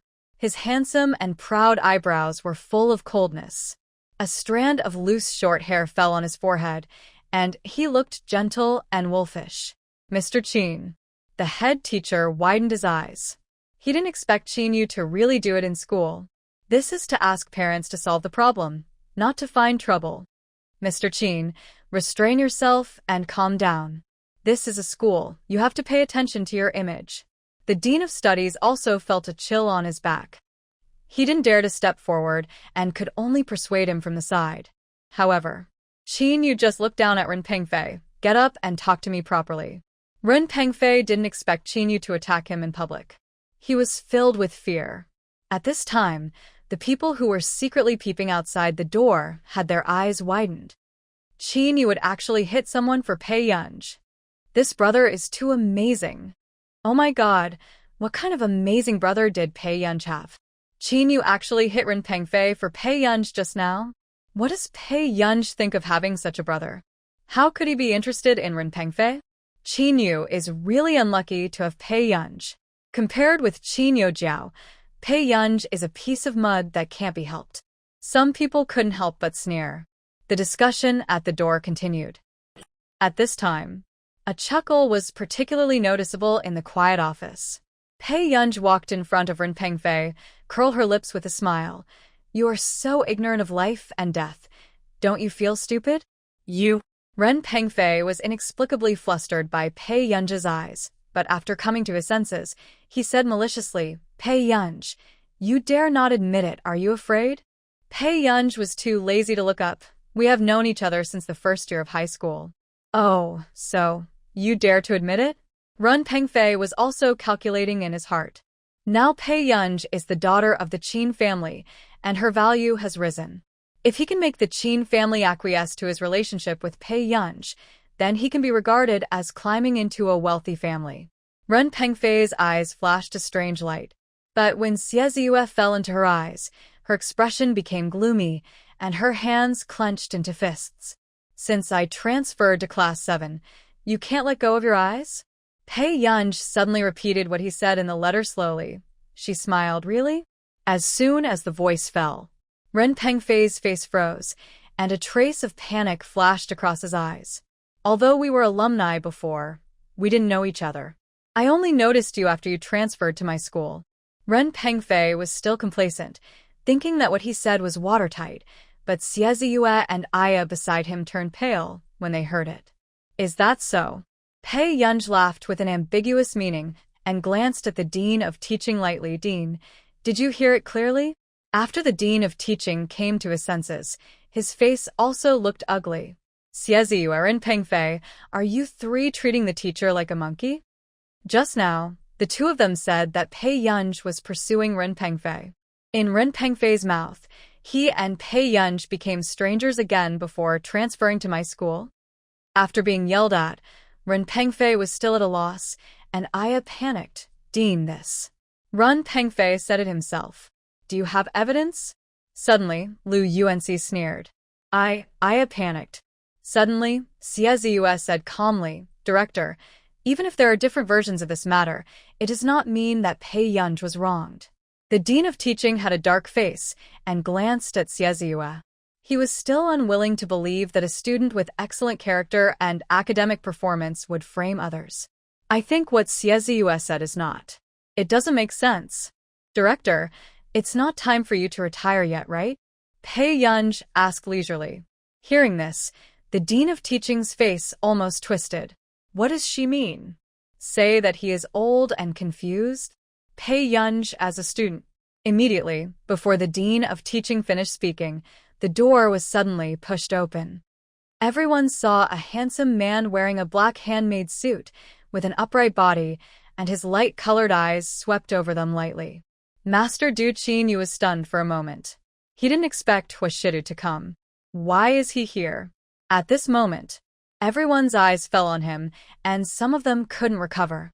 Looking at the handsome and superior face of the man, a well-cut suit, a light gaze, with an inexplicable aggressiveness, the sense of oppression was born. Come here. Huashida's low and pleasant voice sounded carelessly. Then, when everyone was at a loss, Pei Yunj stepped forward and took the hand of the cold and noble man in front of him. Her eyebrows curved. Why is my brother here? The words fell. Suddenly, Qinyu paused, and suddenly realized that Gur seemed to have not called him second brother for a long time. Huashidu's thin eyelids lifted, and his eyes fell on her lightly. He stretched out his hand lazily and pinched her cheek as a punishment. Are you making trouble again? Obviously, the man's voice was lazy and indifferent, but it made people hear the indulgence and casualness in it inexplicably. I don't have one. Pei Yunj finished speaking, and the Dean of Teaching asked cautiously, is the teacher also from the Qin family? My last name is Hua. Huashida spoke slowly and coldly, which made people more nervous. But it happened. At the same time, he let the little girl next to him lower her head and let her play with his slender jade-like hands. The overly abrupt feeling of pampering made people feel that the air in the office had become sweet. Is this still a student's parent? If you don't know, you might think it's the student's early love object. At this time, Lu Yuanxi also stared at the man not far away and felt annoyed. He had met this man once. So, he also knew the gap between him and this man. Mr. Hua. Although the dean didn't know the identity of the person in front of him, based on Qinyu's attitude towards Huashidu just now, it was enough to tell that he was either rich or noble. He took a deep breath and smiled again. This matter is mainly because of Pei Yunj. Then, before the dean finished speaking, the girl who had her head lowered suddenly raised the corner of her lips. The next moment, Pei Yunj turned around, slipped under the man's waist, and hid behind him. Then, she was seen holding Huashida's hand with one hand and holding the waist of his suit with the other hand, and poking her head out from the inside of her bent arm. She tilted her head back. Her beautiful eyes were clear and harmless. Brother, this has nothing to do with me. Seeing Pei Yunj pretending to be a good boy, everyone's eyelids twitched. Do you dare to act so arrogantly again? However, although the man glanced at Pei Yunj casually, he didn't say much. His casual tone was somewhat intimidating, but it was obvious that he was indulging Pei Yunj. If my daughter does something in school, as a parent, I will take her back and educate her. But the main reason I came here this time is because I don't want to see my daughter being wronged. As soon as the words fell, the dean's face turned pale, and even Ren Pengfei and 3 of his students turned pale. Qinyu was the one who listened to explanations just now. But now, as soon as this person came in, it was clear that he wanted to be explained. This is naturally not to let students suffer injustice. The Dean of Teaching could only smile. He also clearly felt that Huashidu was more difficult to mess with than Qinyu. Brother, it's not a big deal. Pei Yunj, who started to act like a demon, never let people down. He was like a disaster that was spoiled by a tyrant and became lawless. It's mainly because the director insisted that I was in love early. Right, director? Dean of Education. Premature love? Huashidu raised his eyes. Pei Yunj looked at Ren Pengfei, talking and laughing, Ren classmate. At this moment, when Ren Pengfei heard Pei Yunj calling him, his back suddenly felt cold. Is it you? The man's eyes were deep and cold, and the oppressive feeling that was pressing on his heart fell on Ren Pengfei. making him dare not breathe twice. Ren Pengfei's legs had long been weak in the face of such a powerful and dangerous man. But it happened. Then, Ren Pengfei's parents came. "Pengfei, what's wrong with your face? It's too much. Who dares to touch you? Mom must make him pay the price." Ren's mother came and hugged Ren Pengfei distressfully, with a sharp and angry tone. "Who knows?" Then, Qin Yu's voice rang slowly. Me. Ren's mother felt a sense of familiarity when she heard the words.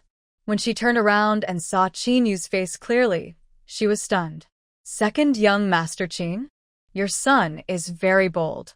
He even dares to covet my sister." Qin Yu's tone was cold and indifferent. Hearing this, the Ren family couple finally understood what was going on. But then, Ren's mother smiled again. "How can you blame my son for this? Why didn't my son mess around with others, but had to be with your family?"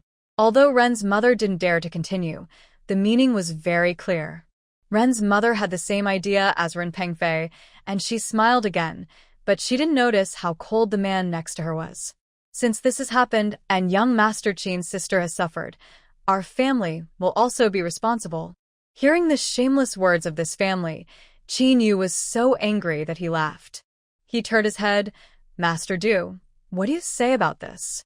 Hearing this, the Ren family couple turned their heads and saw a handsome and noble man who was leisurely turning the silver lighter in his hand. The crisp sound was cold. His expression was so dark that it was hard to tell, but he sneered faintly. "We have to be responsible." Master. Master Du? Not long after, Ren's father, who had always been indifferent, suddenly felt that this name was very familiar. The next moment, Zheng Su walked from the door and smiled respectfully. "Master Du, the partners of the Ren family in recent years have been counted. Does the Hu family need to release the news to those partners now?" Hu family. Ren's father was startled and reacted immediately, and cold sweat began to break out on his back. "It's the Hu group. How could it be the Hu family? Didn't Feier only offend the Qin family?" Originally, along the way, he thought that maybe he could release the news to the outside world, letting the outside world know that the daughter of the Qin family had an irrefutable relationship with the heir of their own family. In this way, a bad thing becomes a good thing, and it also helps the Ren family to move up. It also makes the Qin family suffer in silence. But now, why did the Hu family appear? Who has the courage to let the Hu family suffer in silence? "Master Du, the child is ignorant." Don't get angry about this. Father Ren's scalp tingled when he thought of the Hu family's methods. Immediately, Father Ren couldn't help but get angry, and he turned his head and slapped Ren Pengfei. "Beast.